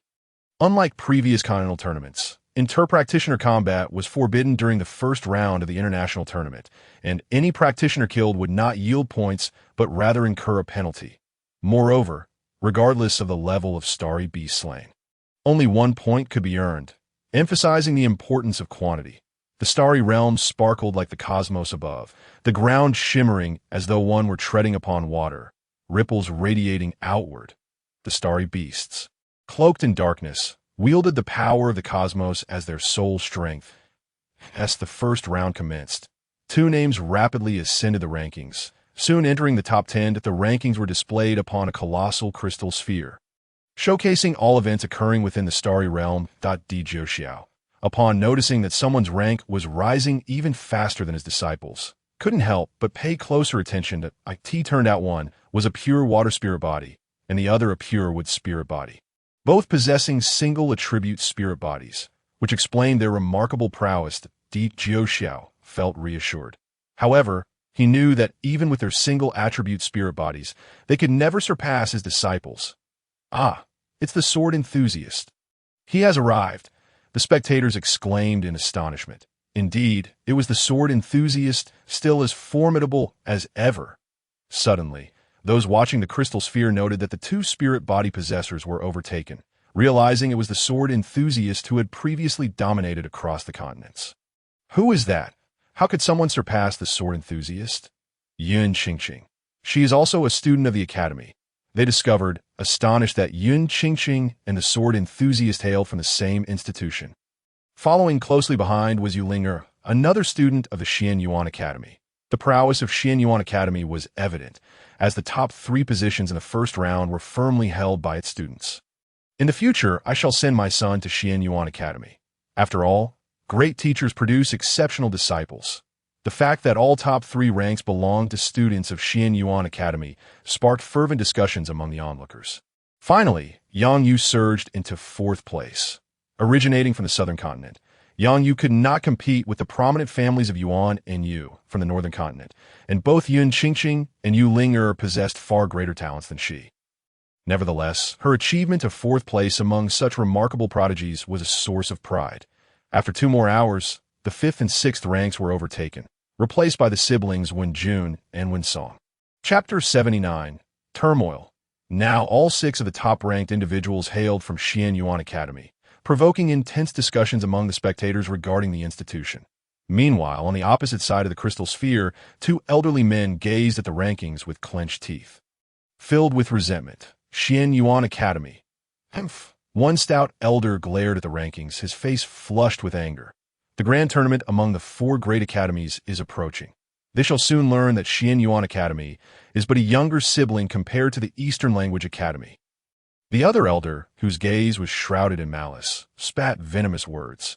These 2 were mentors from the Eastern Language Academy, seething with indignation at the sight of Xian Yuan Academy monopolizing the top 6 positions. The first round concluded with Yun Qingqing claiming 1st place, followed by the sword enthusiast, Yu Linger, and Yang Yu, all disciples of Di Jiuxiao. You believe Xian Yuan Academy is formidable. In my view, it is not. The seasoned observer scoffed at the chatter surrounding Xian Yuan Academy. How can the top 6 all belong to Xian Yuan Academy not be considered impressive? Someone immediately retorted, as far as I know, all 6 were trained by the same master. The individual continued. Who is this master capable of nurturing such extraordinary disciples? Luo Tianzong's Di Jiuxiao. The name slipped from the observer's lips. Luo Tianzong? I've never heard of it, another remarked. The person gazed skyward, muttering, "Who knew the Tao ancestor in the past?" The Tao ancestor was the legendary figure who first discovered the Tao and transcended eternity. It was only after the Tao ancestor that myriad paths and countless cultivators emerged. The second round of the International Grand Tournament entails a spirited exchange among those who have successfully advanced, with the top 20 competitors earning their place in the third round. The rewards of the tournament are not particularly lavish. The distinguished talents from various continents participate primarily for the sake of prestige. Ranking holds greater significance than the rewards themselves. The second round's competition is a free-for-all, where all participants who triumphed in the first round engage directly. And only the last 20 standing will progress to the next stage. The six prodigies, Jin, Shi, and Yuan, Qingqing among them, successfully advanced in the third round. The competitors face off in one-on-one duels. A single platform is designated for combat, allowing undefeated warriors the right to retreat to a recovery zone outside the arena, ensuring fairness in the competition. The contest commences, a strikingly handsome figure, with long hair flowing as if stirred by an unseen breeze, reveals himself to possess cultivation at the pinnacle of the fish-dragon realm. Could this be the renowned Zhang Wudi, the number one on the celestial rankings? Who else could it be? With his presence, it seems others may struggle to grasp the coveted title of champion in this tournament. As Zhang Wudi steps onto the stage, recognition ripples through the crowd. Who dares to challenge me? Zhang Wudi's audacious proclamation leaves spectators in awe, some even deeming his confidence understated. A challenger emerges, the last-ranked Huakai of the second round, who has also reached the 7th tier of the fish dragon realm. Zhang Wudi, sword cradled against his chest, regards this opponent with indifference. 10,000 flowers wash the sword. Huatsai's blade dances wildly, unleashing a torrent of sword energy that cascades toward Zhang Wudi like a river of flowers. No one anticipated that this robust figure would wield such a beguiling and enchanting technique, prompting a few spectators to stifle their laughter. With a clang, the myriad of sword blossoms reaches Zhang Wudi, who effortlessly cleaves them in two with a single stroke, causing them to gently descend and vanish into nothingness. Huakai refrains from further attacks, recognizing that not only did Zhang Wudi dismantle his strike with ease, but he also preserved Huatsai's dignity. The onlookers admire Zhang Wudi's humility and victory. Impressive. Huakai respectfully bows to Zhang Wudi, retreating in sincere admiration. The next challenger is a pure water spirit from the Eastern Language Academy, whose prowess is commendable, yet he too falls to Zhang Wudi's might. The number one on the celestial rankings? I shall reduce you to the last place on the Earth rankings. The third challenger, Long Tianjiao from Beima Academy, exclaims vehemently, "Strike him down, beat him senseless, make him unrecognizable." His brashness stirs discontent among the spectators. Provoked, Zhang Wudi responds with equal fervor. In an instant, the world dims around them. Zhang Wudi raises his sword skyward, his left hand weaving intricate gestures, golden talismans radiating from his fingertips. Boom! A bolt of lightning strikes Zhang Wudi's sword. So, it is talismanic magic. No wonder Zhang Wudi has ascended to the top of the celestial rankings. He is a disciple of the legendary Zhang Lao Dao. This ancient art of talismans, once thought lost, now manifests in Zhang Wudi's hands, leaving spectators in astonishment. Long Tianjiao may very well be brought to tears. And tears are the least of his worries. He might find himself wetting his trousers. With the talismanic technique unleashed, Long Tianjiao is destined for defeat, and the crowd, already weary of his arrogance, begins to mock him. With a shrill cry, Long Tianjiao leaps into the sky, then dives toward Zhang Wudi. Boom! Before he can land, a massive black eagle, a manifestation of his flying eagle technique, rushes toward Zhang Wudi. Yet this imposing force crumbles against Zhang Wudi's talismans, causing spectators to gasp at Long Tianjiao's ferocity, now overshadowed by Zhang Wudi's prowess. Just as Zhang Wudi shatters the black eagle, Long Tianjiao reaches him. With a swift strike, Zhang Wudi unleashes the wrath of thunder, cleaving through all who oppose him. Long Tianjiao, on the brink of defeat, suddenly regains the upper hand, launching a decisive attack that sends Zhang Wudi reeling. The audience, poised to cheer for Long Tianjiao's victory, is taken aback as they witness Zhang Wudi flying backward, their cheers dying on their lips. Ha ha. In the International Grand Tournament, who else but me deserves the title of champion? Long Tianjiao's triumph only inflates his already audacious demeanor. How absurd! A delicate girl like you, instead of sewing at home, dares to step into this arena. You're merely asking for trouble. Long Tianjiao sneers as he observes the entrance of Wenjun, a female competitor. Wenjun smiles gently. I perceive that your growth has surely been lacking in certain aspects. What aspects? Long Tianjiao furrows his brow, irritated. Discipline. Wenjun, having grown weary of his arrogance, retorts, You Long Tianjiao. Incensed, points a finger at Wenjun, ready to unleash a tirade. But she is already in motion. Long Tianjiao employs his flying eagle technique once more, charging at Wenjun without even glancing at him. Wenjun unsheaths her sword halfway. As Long Tianjiao approaches, a sharp sound slices through the air, yet Wenjun stands as if she has not moved at all. Meanwhile, Long Tianjiao finds his black eagle shattered, and his attire reduced to mere tatters, rendering him nearly unrecognizable. With the outcome now clear, the top 6 competitors are undeniably the 6 prodigies of Jianxi, just as the tournament reaches a fervent climax. A group of uninvited guests emerges from the South Sea territory, inciting alarm. The 6 prodigies present them respectfully to Di Jiushao, solidifying their identities as his disciples and leaving the audience in astonishment. Those who fell to the 6 prodigies acknowledge their inferiority and accept their defeat with grace. Chapter 80. Xian Yuan Academy, South Sea Territory. Bold sea demons, how dare you invade the realm of humanity? Kill. In mere moments, the formidable guardians of the fish dragon realm are slain. Following this, an increasing number of figures emerge from the depths of the sea. These beings, with skin ashen and covered in scales, sport 8 draconic appendages cascading from their heads. These are the sea demons, once vanquished by humanity millennia ago and now returned to wreak havoc, having slain the defenders of the fish dragon realm. As news of the Guardian's demise spreads, the 12-peak fish dragon realm experts hasten to the scene. After a fierce battle, they manage to stem the tide of the sea demon's advance. Yet, as mere fish dragon cultivators, they find it challenging to withstand the relentless onslaught of the invading sea demons. Quickly summon Di Jiushao from the Luo Tian sect, realizing their inability to fend off the sea demons. The 12-peak experts dispatch someone to seek aid from Di Jiushao. Upon arriving at the Luo Tian sect, they learn that Di Jiushao has already journeyed to the Xian Tian continent, a considerable distance away from the South-Est. In this dire situation, the sect leader of Luo Tian must implore the elder of the Yang family for the use of an intercontinental flying vessel. Fortunately, the elder is aware that Yang Yu and the others have accompanied Di Jiushao to the Wuchang continent, sparing him another trip to the Xian Tian continent. The sound of destruction echoes throughout the South Sea territory. Numerous areas are engulfed in azure flames, transforming the land into a desolate sea.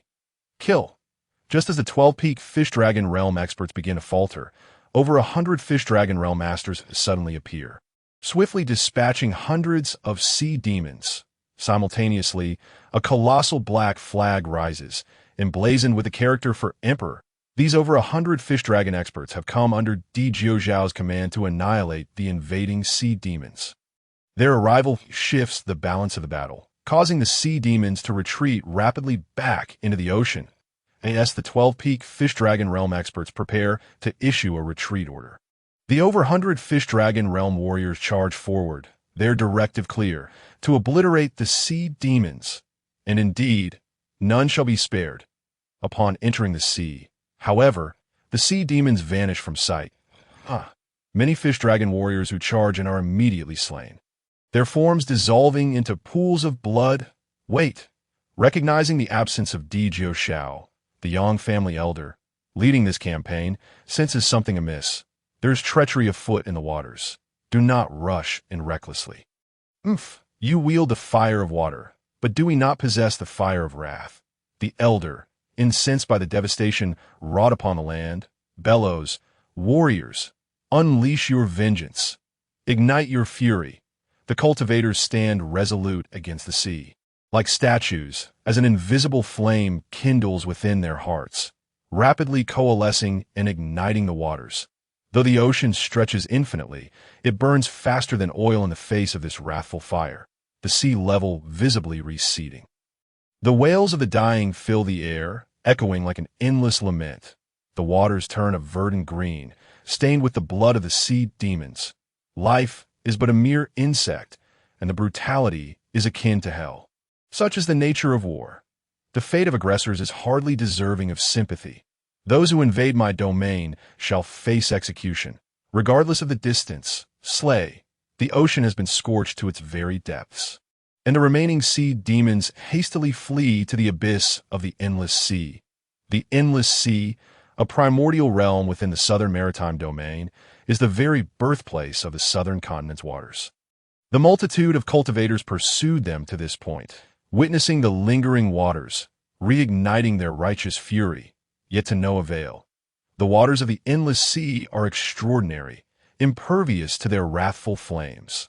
The sea demons, on the brink of extinction, are ripe for slaughter. You need only descend and eradicate them, for they can stir no more tempests. The venerable ancestor of the Yang family has arrived with his retinue. The terrain of the endless sea is intricate, layered with millennia of sediment, teeming with peculiar and bizarre entities. The cultivators pressed on, ultimately arriving at a shadowy cave entrance, where they discern the last remnants of the sea demons. Who dares trespass in my ghostly domain? A voice akin to that of a night owl echoed from the depths of the cave. A few sea demons have taken refuge within. If you surrender them, we shall depart immediately. The leading cultivator wished to avoid unnecessary conflict. What audacious bravado! What if I refuse? The entire sea race shall be extinguished. Do we fear the demise of an additional ghostly clan? Slay! By this point, the cultivators had lost all patience. The foreign fire from the grand tournament has been secured, the sea demon turmoil quelled, and Emperor Jiuxiao was preparing to journey once more with Jianqi and others when another earth-shattering news arrived. In the eastern region of the southern continent, amidst the starry hills on Moonwatch Mountain, the night had reached its zenith.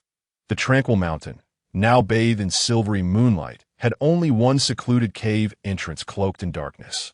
A small rabbit at the first layer of Qi cultivation leapt forth, appearing particularly lively under the pristine moonlight. It approached the dark entrance, peering inside, then retreated. Moments later, it returned to the cave's mouth. Suddenly, a plume of white mist erupted from the shadows. The little rabbit was caught off guard, enveloped by the mist, and collapsed. Until noon the next day, the rabbit sprang back to life, having ascended from the first to the second layer of Qi cultivation. This event could only be chronicled because someone witnessed it. The emergence of the fifth-tier mistflower lotus on Moonwatch Mountain spread like wildfire. The elixirs crafted from the fifth-tier mistflower lotus could exponentially enhance one's abilities, attracting the attention of a renowned alchemist who proclaimed that anyone who could procure the fifth-tier mistflower lotus would be generously rewarded. Few alchemists possess the skill to concoct high-tier elixirs.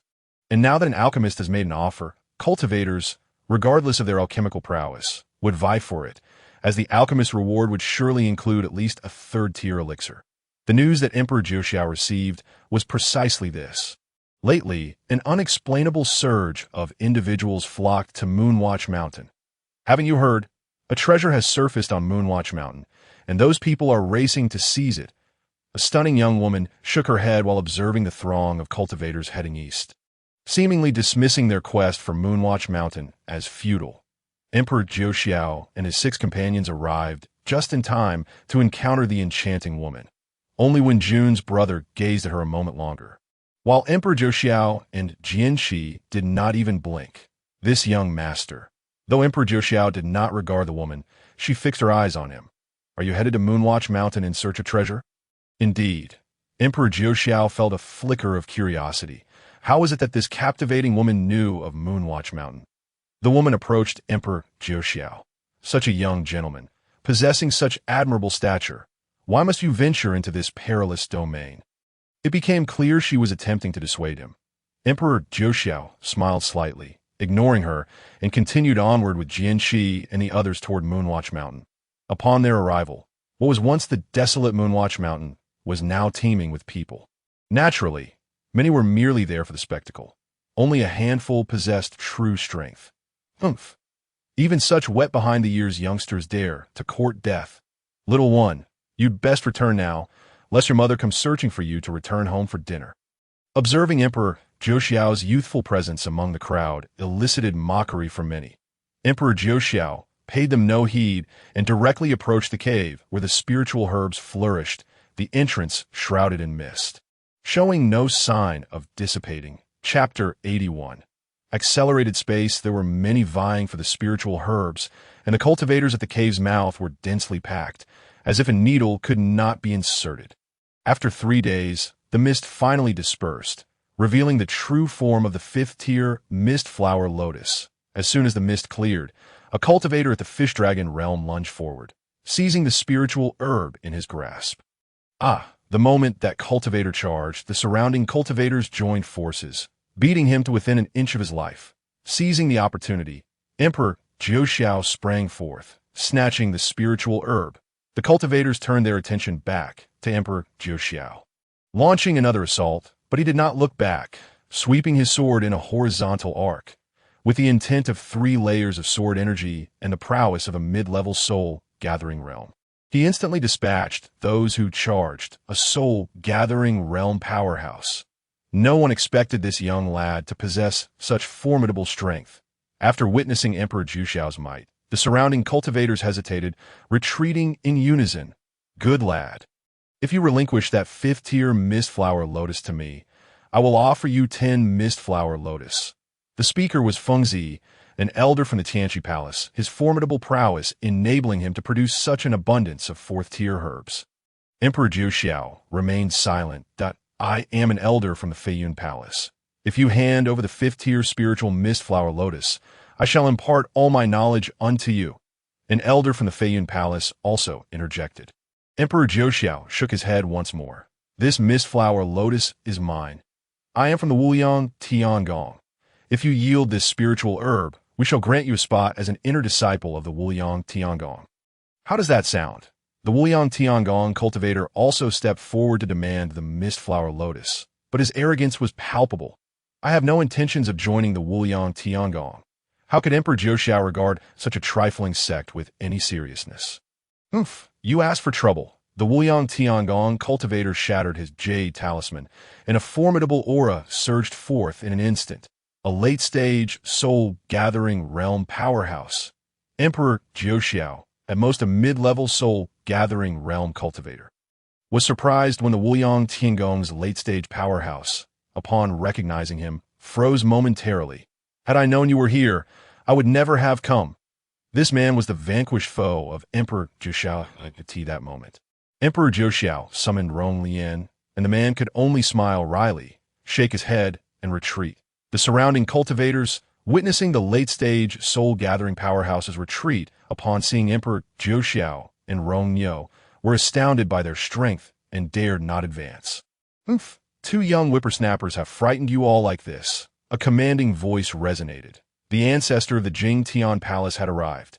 Even upon seeing the Wuliang Tiangong's soul-gathering powerhouse depart, the ancestor of the Jing Tian Palace still believed that Emperor Zhou lacked substantial strength. As Emperor Zhou observed the covetous gazes of those around him, he contemplated that killing them all would be overly troublesome. Instead, he would find a strong opponent to serve as an example. Now that the spiritual herb was in his possession, it would be easy for them to desire it. Emperor Zhou brandished the spiritual herb, instantly capturing the attention of all cultivators. What is this? Have you finally realized that this spiritual herb cannot be taken from me? Such is the essence of a heroic youth. Regardless of who you are, if you can withstand a single strike, I shall immediately relinquish the spiritual herb and depart, without looking back. Emperor Zhou pointed at Rong Niu, gazing down upon the gathered cultivators, yet none dared to step forward to receive his strike. I shall. The ancestor of the Jing Tian Palace immediately stepped up, having long coveted this spiritual herb, dismissing Emperor Zhou and his companion entirely. Rong Niu stepped forward, releasing her late-stage soul-gathering realm strength in an instant. It was then that the ancestor of the Jing Tian Palace realized the true extent of Rong Niu's power. He immediately wished to flee, but Rong Niu's strike had already been unleashed. How could he escape? He met his demise beneath Rong Lian's palm. Run, a late-stage, soul-gathering powerhouse. Everyone flee. With the death of the ancestor of the Jingtian Palace, the remaining cultivators scattered like birds and beasts, fleeing in all directions. Fortunately, Emperor Jiuxiao had no intention of exterminating them completely. Otherwise, they would have had no chance of escape. Upon exiting Moonwatch Mountain, the enchanting woman regarded Emperor Jiuxiao with an expression of astonishment. She never expected him to emerge unscathed from Moonwatch Mountain. "Master, are you preparing to concoct elixirs?"